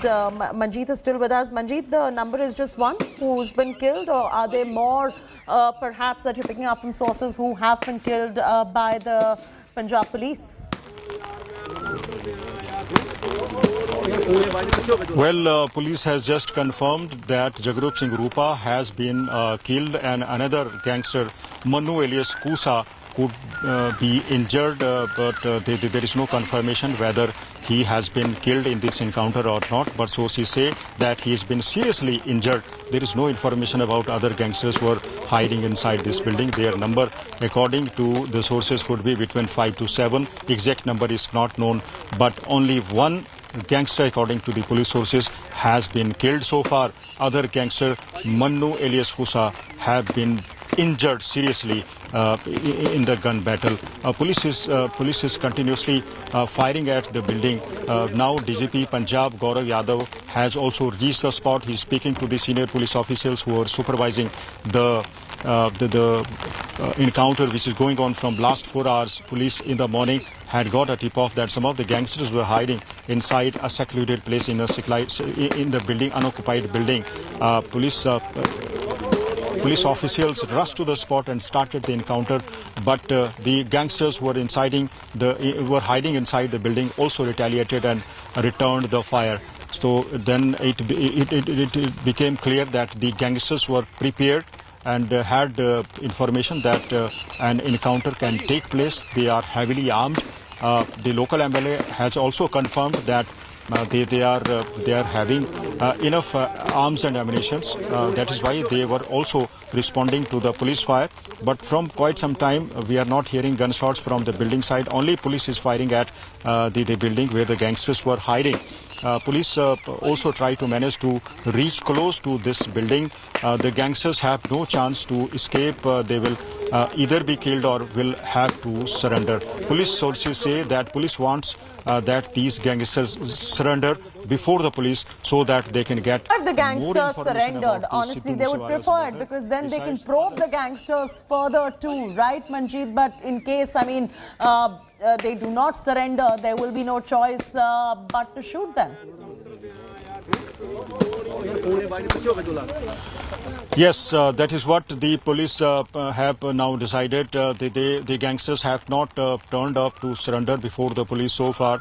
The only resort left with the police is to kill them. One of them has already been killed. Another is believed to have been injured seriously in this encounter.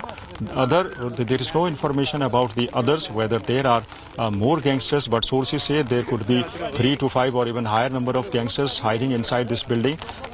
The police officers are also trying to find out who owned this building and who provided them the shelter. Remember, these gangsters were on the run from quite some time, and after killing Sidhu Moosewala, police parties were continuously chasing them, and they were also spotted in a CCTV footage.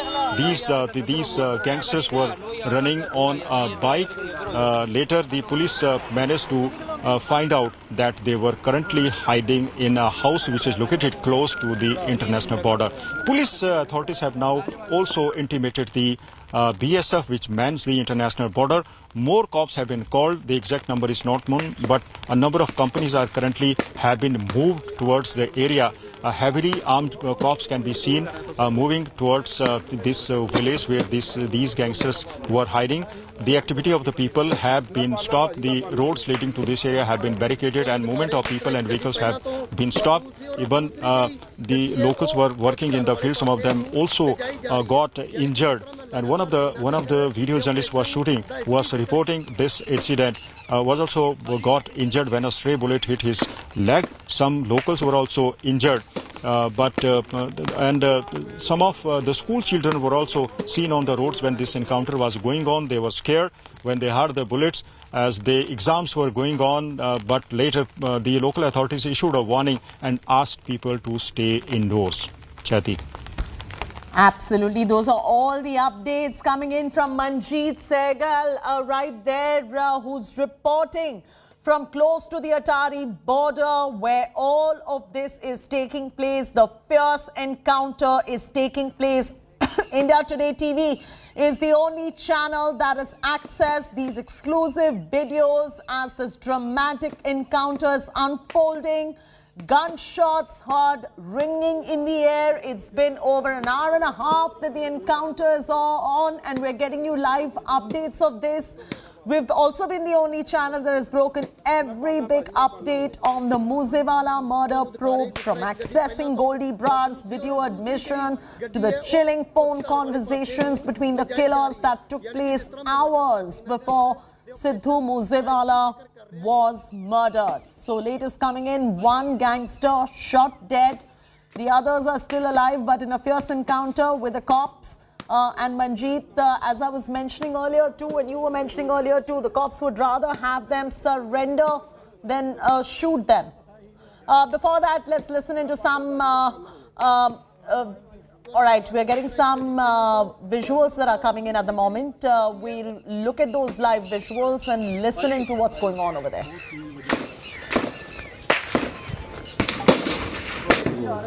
यार मैं encounter पे आया यार phone कर रहा था उसने मैं एनकाउंटर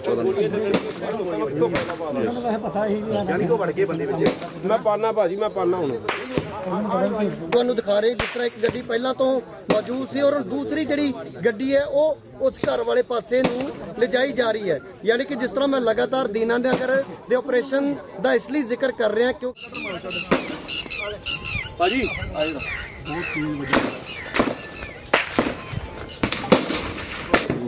ओ यार मैं एनकाउंटर पे आया यार फोन कर रहा था उसने Fire. You can hear the firing right here, the exclusive visuals on your screens right now, and we're bringing you all the action that is going on right there, the fierce encounter between the cops and the gangsters over there. And Manjeet, the point I was trying to make earlier was that the police would rather have them surrender than shoot them, because then they'd be able to probe further.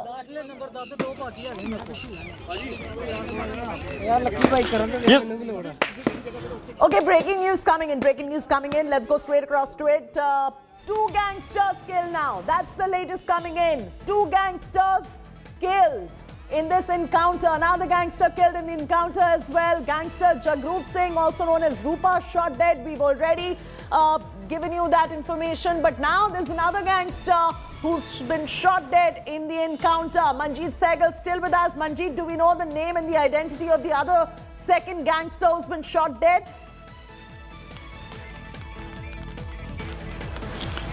Well, Chati, 2 gangsters have been killed by the police in this encounter. The name of Jagrup Singh Rupa has already been announced, and another gangster which was with Jagrup Singh Rupa was Manu Kusa. He was also injured in this encounter, but his name has yet to be announced by the police.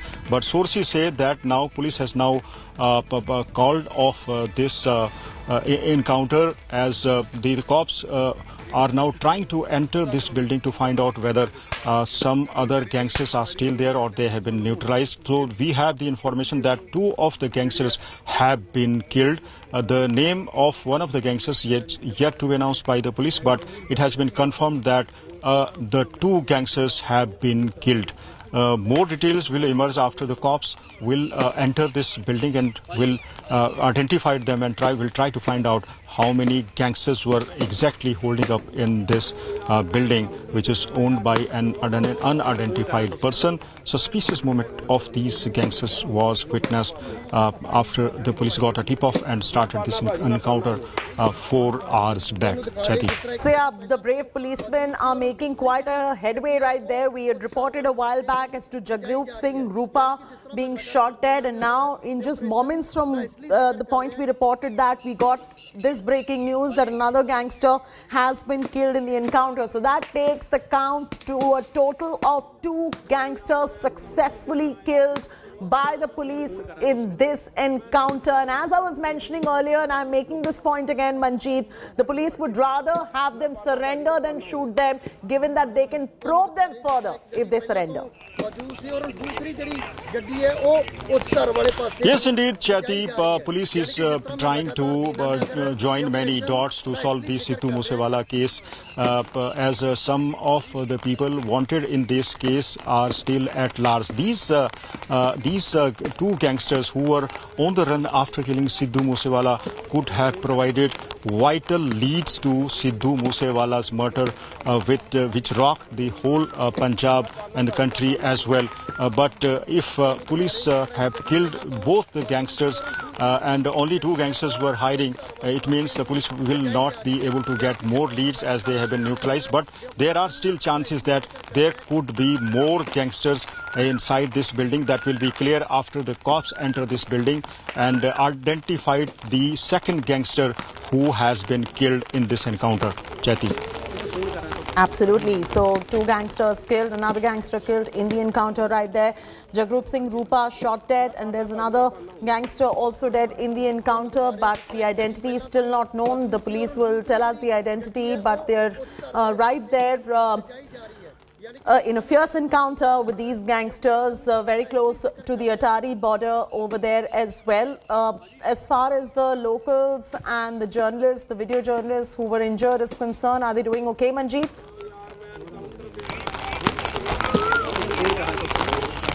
Yes, we are not hearing any gunshots now. The encounter seems to have been stopped for a while as BJP has reached the spot. He's speaking to the officials. Sources say that police have stopped firing towards the building, and the two of the gangsters have already been killed. Sources say that there were other gangsters inside the building. The exact number of gangsters killed in this encounter will only be clear after cops enter this building. But so far, two people have been killed. That has been confirmed to the media. The exact number of gangsters who were hiding inside this building and who were the other persons who were living in this building is still not known. That will be clear after the cops will enter this building and will identify the second gangster who has been neutralized. Chetty. Oh yes, absolutely.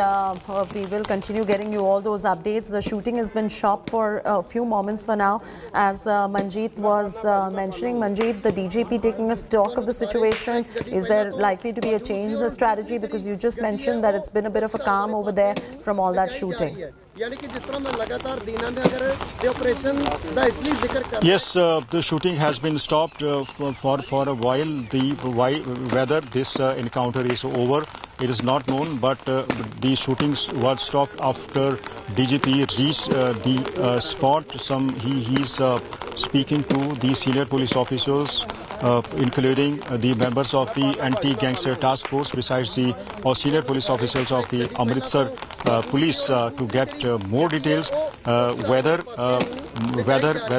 more than two gangsters have been killed is not known, but two have already been confirmed to the media. Their names, the name of only gangster is known, that is Jagrup Singh Rupa, who hailed from Tarantaran area, has a criminal history, and Manu alias Kusa was also injured in this incident. Whether he has been killed or he is the second gangster killed by the police in this encounter is not known. It will be clear after DGP comes out of the area and speaks to the media persons. All we know is this, that many locals were working in the field. Some of them were also injured when the fire was exchanged by the police and the gangsters. 3 cops were also injured, and one video journalist who works for a national media news channel has also been injured during this encounter. All right.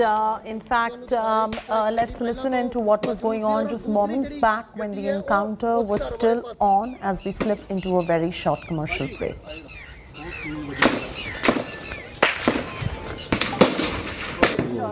यार मैं encounter पे आया यार phone कर रहा था उसने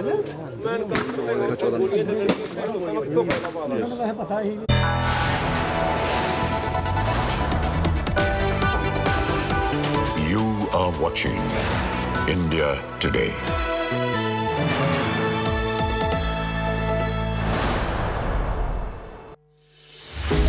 With every sunrise comes new beginnings, new opportunities and new stories. And that's why we're first up. While you're sleeping, we're hard at work to ensure you get the perfect news shot every morning. Get you all the updates. Our morning mission, to get you news that's fresh and packed with flavor. Watch First Up every weekday morning with me, Akshata Nandagopal, right here on India Today.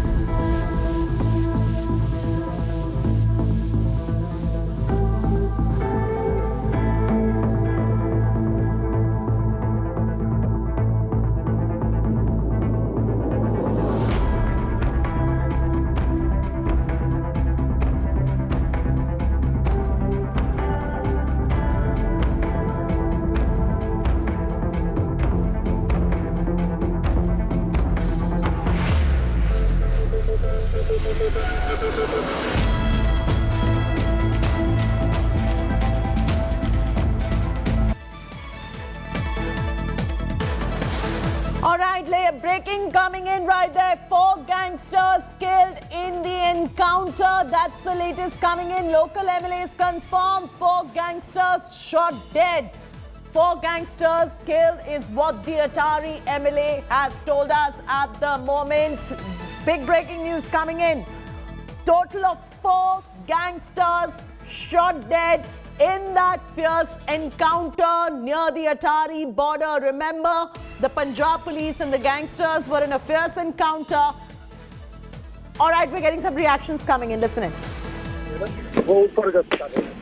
तो इसका मतलब ये हुआ जसविंदर जी, जो हवेली हम दिखा भी रहे हैं, जिस बिल्डिंग की आप बात कर रहे हैं, वो पंजाब पुलिस के कब्जे में है। अब पंजाब पुलिस के जवान अंदर हैं वहाँ पर। पंजाब पुलिस कमरे में है।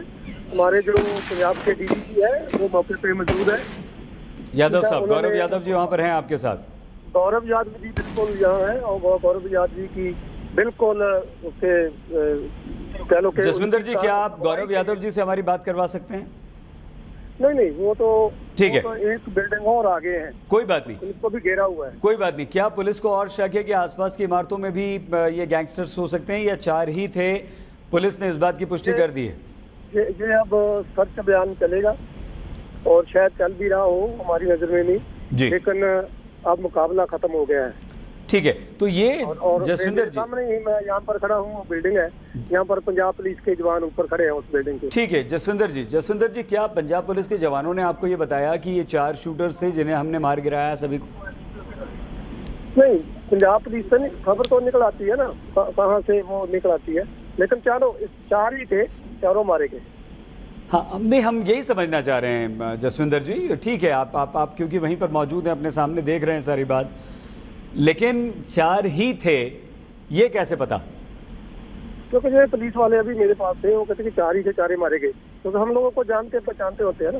तो इस समय जी ठीक है जसविंदर जी, हाँ, आप क्योंकि जिम्मेदार वहाँ के विधायक हैं, तो जाहिर सी बात है आपको पुलिस बताएगी। लेकिन जसविंदर जी, क्या अब गोली बंद हो गई है? गोली की कोई आवाज नहीं है, गोली नहीं चल रही है? बंद, बिल्कुल बंद है, गोली अब बंद है। और जिस इमारत में लोग खत्म हो गया अब तो मैं कह रहा हूं, वो बिल्डिंग को कैप्चर कर लिया है पंजाब पुलिस के नौजवान। हाँ सर, हम वही समझना चाह रहे हैं। बिल्कुल ठीक है, आप ठीक कह रहे हैं, आपकी बात पे विश्वास, लेकिन हम कर लिया आप। ठीक है, हम ये जानना चाह रहे हैं, तो जिस बिल्डिंग में जिसे हम हवेली कह रहे थे, अब उसके अंदर पूरी हवेली में, पूरी बिल्डिंग में पंजाब पुलिस के जवान है? बिल्कुल, अब पंजाब इवन छत पर बैठे हुए हैं, छत पर भी जो लोग थे वो भी अब हट गए हैं, कोई मुकाबला नहीं है। क्या आप नहीं जा सकते हैं उस बिल्डिंग में? आप कितनी दूर हैं उस बिल्डिंग से?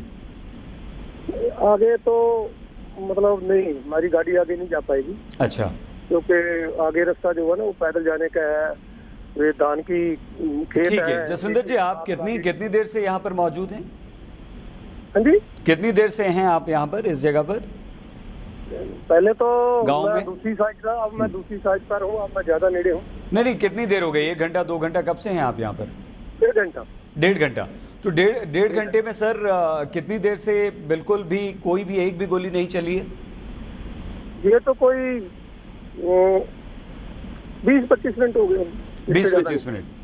और डीजीपी साहब कहाँ पर हैं इस समय? डीजीपी एक इससे भी आगे बिल्डिंग है, वहाँ कोई भी नहीं जा सकता। ठीक है, वहाँ बैठे हुए, गाड़ी उनकी यहाँ खड़ी है। सर आप बता, गाड़ी जाती भी नहीं। समझ गए। आप बता सकते हैं जसविंदर जी कि कितने पुलिस वाले वहाँ पर थे? हमारी जानकारी के अनुसार 300 हैं, 50 कमांडोज हैं, कुछ अंदाजा सर अंदाजा। और अंदाजा तो हम दे नहीं सकते, तो इधर उधर मक्की की खेत है, आगे दिखते नहीं है। हाँ, तो 100 हो गए लगभग, 100 लगभग होंगे जो आगे थे फ्रंट में। अच्छा, ये किस तरह का? जसविंदर जी 2 मिनट और आपसे निवेदन है, क्योंकि देखिए पूरा पंजाब और पूरा देश इस समय आपको सुन रहा है, इसलिए हम आपसे चाह रहे हैं कि आप बताएं, क्योंकि आप वहाँ पर मौजूद हैं। सर आप ये बताइए कि मेरे सामने बिल्डिंग है, वो आपके सामने है, ये आसपास के कुछ लोगों को नुकसान हुआ है? किसी जो लोग रहने वाले हैं, 1-2 लोगों की ऐसी खबर आ रही थी कि वो भी घायल हुए हैं, क्रॉस फायरिंग में उन्हें गोलियां लगी हैं सर? 3 लोग हैं, 3 लोग हैं जिन्हें ये गाल हुए हैं, वो हॉस्पिटल में, हॉस्पिटल ही जा रहा था खबर लेने के लिए। ठीक है, और 3 पुलिस के भी हैं जिन्हें गोली लगी है, उनका भी इलाज चल रहा है। एक प्रेस का आदमी है जी, है ना? अच्छा, पत्रकार को भी गोली लगी है? हाँ, तो तीन आम लोग हो गए इस गांव के, 3 पुलिस वाले हो गए, एक हमारा पत्रकार साथी हो गया और 4 को मार गिराया गया है। 4 मार गिराया। अच्छा, जो क्योंकि आप तो मौजूद हैं सर, जब गोलियां चल रही थी तब भी आप वहां पर थे और अब जब गोलीबारी रुक गई है तब भी आप वहां पर हैं, तो दोनों स्थिति में आपको देख के लग रहा है कि अब शांति हो गई, अब कोई भी शूटर, कोई भी गैंगस्टर बचा नहीं? बिल्कुल शांति हो गया। मैं भी अब यहाँ से वापस जा रहा हूँ, चल जा रहा हूँ, जो जख्मी है उनकी वो खबर लेने के लिए। और कोई बात आप हमारे आज तक के देखने वालों को बताना चाहते हैं सर? कोई ऐसी महत्वपूर्ण बात जो हम आपसे नहीं पूछ पा रहे हों? नहीं, जो मैं बता सकता हूँ वही बता सकूंगा जी, जितनी मुझे जानकारी है। जसविंदर जी, हम चाहते हैं सर, हम चाहते हैं कि इस समय आप जो भी अपनी आंखों से वहां पर देख रहे हैं, कौन सी बिल्डिंग है, कितने पुलिस वाले हैं, सारी बात बता दीजिए सर जल्दी से। ये एक तो ये है कि जितने भी पुलिस वाले हैं, चाहे आगे हैं चाहे यहाँ पर खड़े हैं हमारे पास, सबके हौसले बुलंद है और बड़ी मुतैदी से और बड़े होशियारी से ये मुकाबला किया है और ज्यादा किसी को कुछ नुकसान नहीं पहुंचने दिया इधर उधर। हो सकता है अगर वो बाहर देखकर छत पे चले जाते तो बहुत नुकसान कर जाते, लेकिन पंजाब पुलिस ने उनको बड़ी ही मुतैदी से दबोच लिया कि वो बाहर ना निकल सके और अंदर ही उनको मार दिया है। जसविंदर जी, आखिरी सवाल, ये जिसे हम पुरानी हवेली कह रहे थे, ये खाली बिल्डिंग थी और खाली थी, तो ये यहाँ पर छिप गए होंगे आकर? हाँ, आगे उसके साथ एक मक्की के बड़े खेत हैं जी, उनको बहुत वोट रही है, उसका आसरा लेकर वो इतना बड़ा मुकाबला करते हैं। जसविंदर जी, पाकिस्तान की बॉर्डर हमने सुना कि यहाँ से सिर्फ 10 किलोमीटर दूर है, क्या ये पाकिस्तान भागना चाहते थे? इस तरह कोई अंदाजा आप लगा सकते हैं? शायद इससे भी कम हो। अच्छा, इससे भी कम। हम भी यही अंदाजा लगा रहे हैं कि यहाँ ही आके छुपने का क्या कारण है, ठीक है, और उनका यही होगा कि कहीं मौका मिले तो स्नीक कर दे पाकिस्तान में। ठीक है जसविंदर जी, बहुत धन्यवाद। आप आज तक को ये जानकारी। All right, that was the confirmation coming in from the Atari MLA as well on the 4 gangsters shot dead. All the gangsters killed in the Moosewala encounter. All gangsters killed. We can confirm here at India Today. This is an India Today exclusive. Manjeet still continues to be with us. Manjeet, well, not the best news because perhaps the police may have wanted a few to survive to be able to question them and they would have hoped that they would have surrendered, but great news coming in because they are all shot dead now. All of them have been neutralized. They've been killed by the Punjab police. Yes, indeed, Chati. Police was hoping that some of the gangsters who have not been killed or injured will surrender, but they did not surrender and have been killed. All 4 who were holding up inside this building have been killed. That has been confirmed by the Atari MLA to us, but the police officials have yet to make their names public. Only one gangster, Jagrup Singh Rupa's name has come to the light. Another gangster could be Munnu alias Kusa. The names of 2 other gangsters who were with them, it's still not known who were they, whether they were also gangsters or their accomplices. It's not known. So details will emerge after the Director General of Police comes out and speaks to media. He's currently taking stock of the situation and speaking to the local police officers. The encounter seems to have been paused for some time, but the local MLA says that the encounter is almost over. So more details will emerge after DGP speaks to the media persons. All we know is this, that some of the local believed to be 3 in number, 3 cops besides 1 video journalist were injured in this encounter as stray bullets hit them. Police and gangsters exchanged heavy fire. For quite some time, the encounter lasted for nearly 4 hours, and during this encounter, 4 gangsters, according to the local MLA, have been killed. Chati. All right, so 4 gangsters killed. We're still waiting for all the names right there. Manjeet, matter of time that the police will end up giving us the name as well of all the gangsters who have been killed, just to give our viewers a bit of perspective in terms of which gang they were a part of. If you could also update our viewers on that front. Well, Jyoti, all these gangsters belonged to Lawrence Bishnoi gang. Remember, Lawrence Bishnoi gang is currently being interrogated by the Hoshiar police. He was earlier interrogated by the Amritsar police as well. Gangster Bishnoi is wanted in many cases, not only in Punjab but also in Rajasthan, neighboring Haryana as well. So the questioning of this dreaded gangster has resulted in a number of leads pertaining to Sidhu Moosewala's murder case. Besides other cases, it also came to the light that gangster Lawrence Bishnoi wanted to kill Sidhu Moosewala, whose manager Shaganpreet Singh was involved in the murder of his friend and Akali Dal leader Vicky Midhu Kheda. Lawrence Bishnoi had asked Canada-based gangster Goldie Brar to kill Sidhu Moosewala.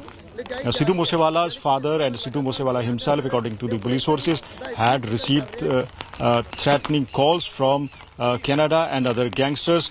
But Sidhu Moosewala continued. He was accused of churning and singing the songs which directly or indirectly targeted Lawrence Bishnoi gang.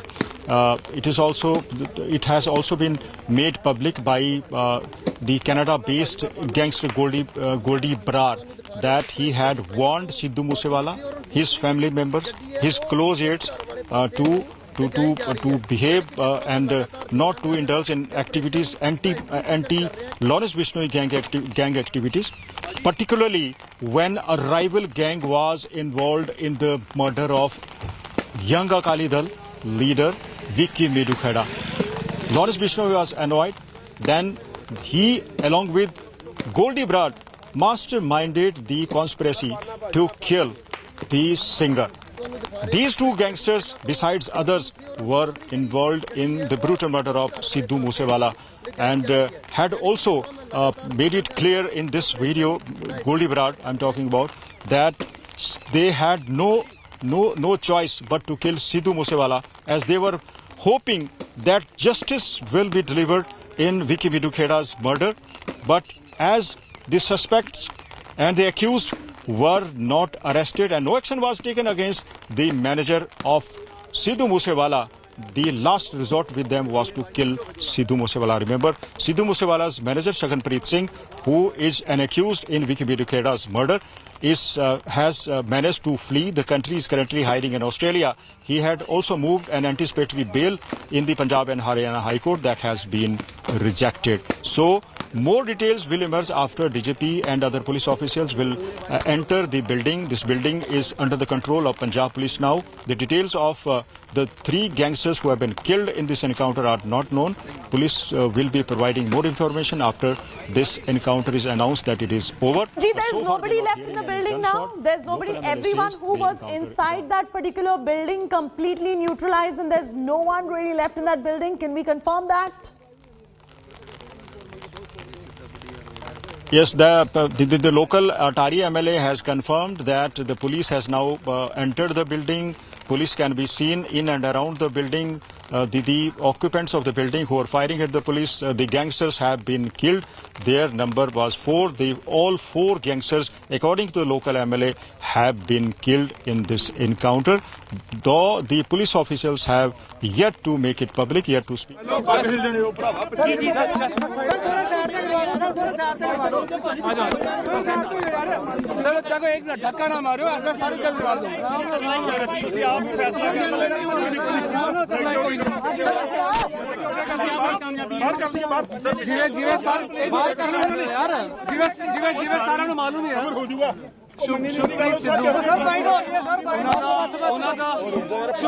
Shubhdeep Sidhu ਉਹਨਾਂ ਦਾ murder ਹੋਇਆ ਸੀਗਾ 29 ਤਾਰੀਖ ਉਸ ਤੋਂ ਬਾਅਦ ਸਾਰੀ ਜਿਹੜੀ ਕੀ planning ਹੋਈ ਸੀ ਸਾਰੀ ਜਿਹੜੇ ਮਾਸਟਰਮਾਈਂਡ ਸੀਗੇ ਜਿਨ੍ਹਾਂ ਨੇ ਰੋਲ ਪਲੇ ਕੀਤਾ ਸਾਰੇ ਬੰਦੇ ਅਰੈਸਟ ਹੋ ਚੁੱਕੇ ਸੀਗੇ ਜਿਹੜੇ ਬੁਲੇਰੋ ਮੋਡਿਊਲ ਕੇ 2 ਸ਼ੂਟਰ ਸੀਗੇ ਉਹ ਅਜੇ ਤੱਕ ਐਬਸਕੌਂਡਿੰਗ ਸੀਗੇ ਉਹਨਾਂ ਦੇ ਬਾਰੇ ਸੀਕ੍ਰੀਟ ਇਨਫੋਰਮੇਸ਼ਨ ਸੀਗੀ तो एक anti gangster task force local police local officers forces ਇਨ ਟੋਟਲ ਕੋਆਰਡੀਨੇਸ਼ਨ ਅੱਜ ਇੱਥੇ ਘੇਰਾ ਪਾਇਆ ਗਿਆ ਉਹਨਾਂ ਵੱਲੋਂ ਜਿਵੇਂ ਤੁਹਾਨੂੰ ਸਾਰਿਆਂ ਨੂੰ ਪਤਾ ਤੁਸੀਂ ਕਾਫੀ ਜ਼ਿਆਦਾ ਕਵਰੇਜ ਕਰ ਰਹੇ 4-5 ਘੰਟੇ ਤੋਂ ਕਾਫੀ एक्सचेंज ऑफ फायर हुआ। सर कितने लोग थे, टोटल कितने थे? 2 बंदे, एक मनु दूजा रूपा दोनों इनकाउंटर कर दिया गया उनका। दोनों की इस एक्सचेंज ऑफ फायर में मौत हुई है जी। और बाकी सारे फोरेंसिक्स किए जाएंगे। सर हथियार कौन से थे इनके पास? क्योंकि ऐसा लग रहा है कि इन्होंने पाकिस्तान जाना था इसीलिए ये वाली जगह चूज की थी इन्होंने। ये जानकारी लेकिन ਜਿਹੜੀ ਅਜੇ ਸਾਨੂੰ ਮੌਕੇ ਤੇ ਮਿਲਿਆ एक AK-47 मिली है जी, एक .30 mm पिस्टल मिली है, एक बैग भी है जिसका पहले फोरेंसिक एग्जामिनेशन फिर से दसांगे उधर किसी की नहीं। सर की बरामद होया ना रोशन बरामद की होया कोई एक्सप्लोजन मिला है, कोई बम वगैरह कुछ मिला वो ਤੁਹਾਨੂੰ ਦੱਸਿਆ ਮੈਂ ਇसी करके फोरेंसिक टीम BD टीम आके सारा चेक करोगे कि बैग ਦੇ ਵਿੱਚ ਕੀ ਹੈ ਕੀ ਨਹੀਂ है जी, उस तो चेक होने तो बाद ही ਤੁਹਾਨੂੰ ਦੱਸ ਸਕਦੇ। सर ਇਹਨਾਂ ਦੇ ਲਿੰਕ ਕਿਹਦੇ ਨਾਲ ਹੋ ਸਕਦੇ ਆ? सर जैसे बड़ी बात ये है जैसे आपने कई बार इनको सरेंडर करने के लिए स्पीच की लेकिन ये क्रॉस फायर कर रहे थे, क्या लगता था कितने हथियार हो सकते थे इनके पास? फिलहाल क्योंकि 5 घंटे हो गए लगातार। AK-40 एमिनेशन काफी था इनके पास जी, AK-47 पिस्टल को तो मौके से बरामद हुई है, बैग भी है वहाँ पर, but that will be examined forensic by the FSL team ਤੇ ਉਸ ਤੋਂ ਬਾਅਦ ਹੀ बैग खोल के जांच की जा सकती कि किहड़े और वेपन है कितना और एमिनेशन। सर पुलिस के कितने कर्मी जख्मी हुए इसमें? क्योंकि एक मीडिया कर्मी जो है वो जख्मी हुआ है, उसको गोली लगी है। पुलिस के कितने कर्मी? पुलिस के तीन कर्मियों को माइनर इंजरीज है, आउट ऑफ डेंजर। और जो साढ़े को रिपोर्ट है कि एक मीडिया कर्मी इंजर हुआ जी, पर वो इस करके मना करेंगे साइड तो अच्छा होकर मेरे आ जाए थोड़ा जी, लगता है कि उसको बड़ी कामयाबी मिली है जी। थोड़ा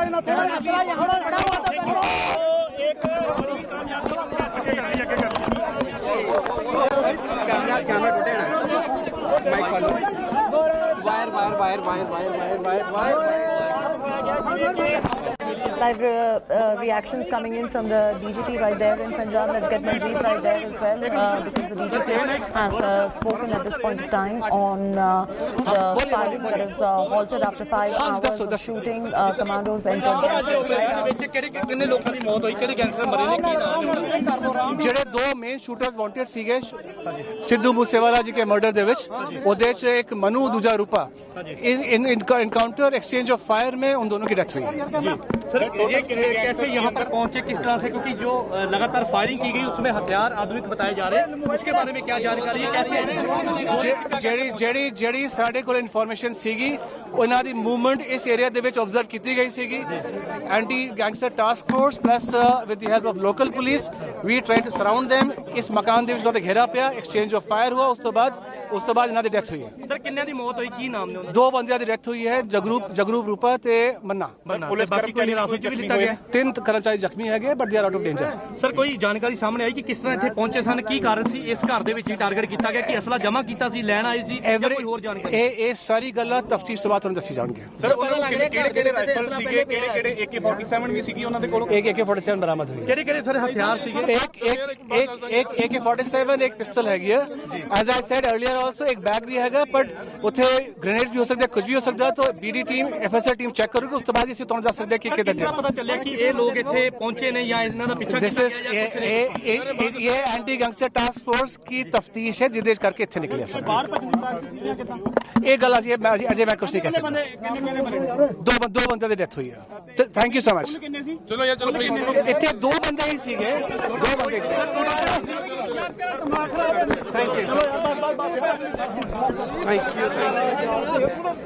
All right, that's the big story that is coming in. 2 Bishnoi gang members have been killed. Big breakthrough coming in as far as the Sidhu Moosewala murder probe is concerned as well. 2 gangsters, part of Bolero module, shot dead. This was after a fierce encounter that took place that we've been tracking here, second by second updates on India Today. At least 4 gangsters been eliminated. That is what we can confirm. 2 Bishnoi gang members, Rupa and Manu, who were part of the plot to kill Moosewala, neutralized. The encounter continued for over 5 hours, relentlessly firing halted as of right now. The DGP has given his first up reaction to India Today as well. The commandos entered the hideout from where the gangsters were firing. Latest updates coming in. Big breakthrough as far as this encounter is concerned. Fierce encounter while at it. After 5 hours of that encounter, at least 4 gangsters neutralized, totally eliminated. AK-47 recovered from the encounter spot as well. 2 gangsters were a part of the Bolero module. They've been shot dead. Musewala shooters, Rupa and Manu, eliminated. AK-47 recovered. There were pistols recovered from the encounter spot as well. The encounter continued for over 5 hours, and we've been getting you second-by-second updates first here on India Today. For now, firing halted. Commandos have entered the hideout from where the gangsters were firing. 3 cops have been injured in that encounter too, and few locals and some video journalists also injured, but they're doing well. At the moment, they've been rushed to the nearby hospital. Those injuries, we've been reporting those injuries as well, but the big breakthrough is about 2 gangsters, part of the Bolero module, shot dead. Musewala shooters, Rupa and Manu, eliminated. AK-47 recovered, pistol recovered from the encounter spot. Encounter continued for over 5 hours. Firing been halted for the moment. Commandos entered the hideout from where the gangsters were firing. Latest coming in from the Atari border, shooting and encounter that was going on. The cops have been successful in their encounter. Some of them unfortunately injured as well. Some local villagers injured too, and some video journalists injured as well in this particular encounter. 3 cops also injured, but 2 Bishnoi gang members have been killed now. They were all a part of the murder plot and they've been killed. 2 gangsters, part of the Bolero module, shot dead by the cops. Musewala shooters eliminated. Rupa and Manu have been eliminated. AK-47 recovered, pistol recovered, all of this recovered from the encounter spot. We've been getting you the latest details and every twist and turn first on India Today. DGP of Punjab has given us a reaction. Listen in.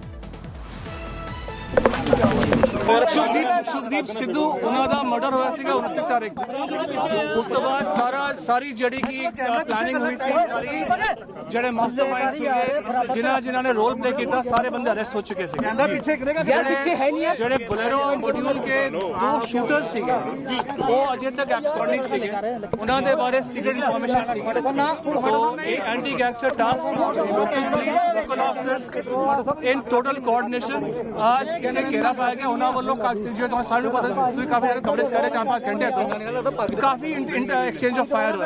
Sir कितने लोग थे, total कितने थे? 2 बंदे, एक मनु दूसरा रूपा, दोनों encounter कर दिया गया उनका। दोनों की इस एक्सचेंज ऑफ फायर में मौत हुई है जी। और हुन बाकी सारे फोरेंसिक्स किए जाएंगे। असी सानू मौके पे मिले है एक AK-47 मिली है जी, एक .30 पिस्टल मिली है, बैग भी है जिसका पहले फोरेंसिक एग्जामिनेशन फिर ਅਸੀਂ ਦੱਸਾਂਗੇ ਉਹਦੇ ਵਿੱਚ ਕੀ ਸੀ ਕਿ ਨਹੀਂ। फोरेंसिक टीम BD टीम आके सारा चेक करोगी कि बैग ਦੇ ਵਿੱਚ ਕੀ ਹੈ ਕੀ ਨਹੀਂ ਹੈ ਜੀ। ਉਸ ਤੋਂ चेक होने तो बाद इस तरह ਦੱਸ ਸਕਦੇ सर ਇਹਨਾਂ ਦੇ ਲਿੰਕ ਕਿਹਦੇ ਨਾਲ ਹੋ सर जैसे बड़ी बात ये है जैसे आपने कई बार इनको सरेंडर करने के लिए स्पीच की लेकिन ये क्रॉस फायर कर रहे थे, क्या लगता था कितने हथियार हो सकते थे इनके पास?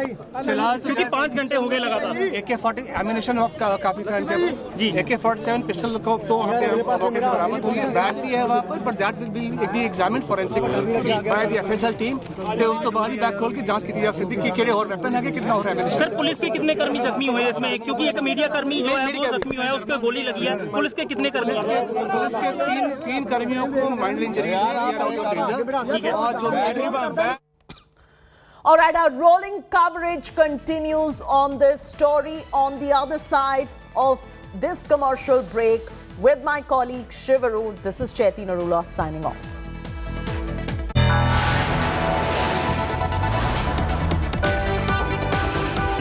You are watching India Today.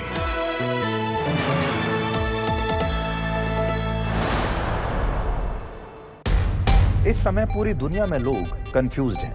वो समझ नहीं पा रहे हैं क्या सही है, क्या गलत है, क्या सच है, क्या झूठ है, और ये स्पष्टता हम आपको अपने इस नए शो में देंगे। सब कुछ ब्लैक एंड व्हाइट में बताएंगे। इस शो में मेरे बालों के अलावा कुछ ग्रे नहीं होगा। हर खबर ब्लैक एंड व्हाइट की तरह बिल्कुल स्पष्ट होगी।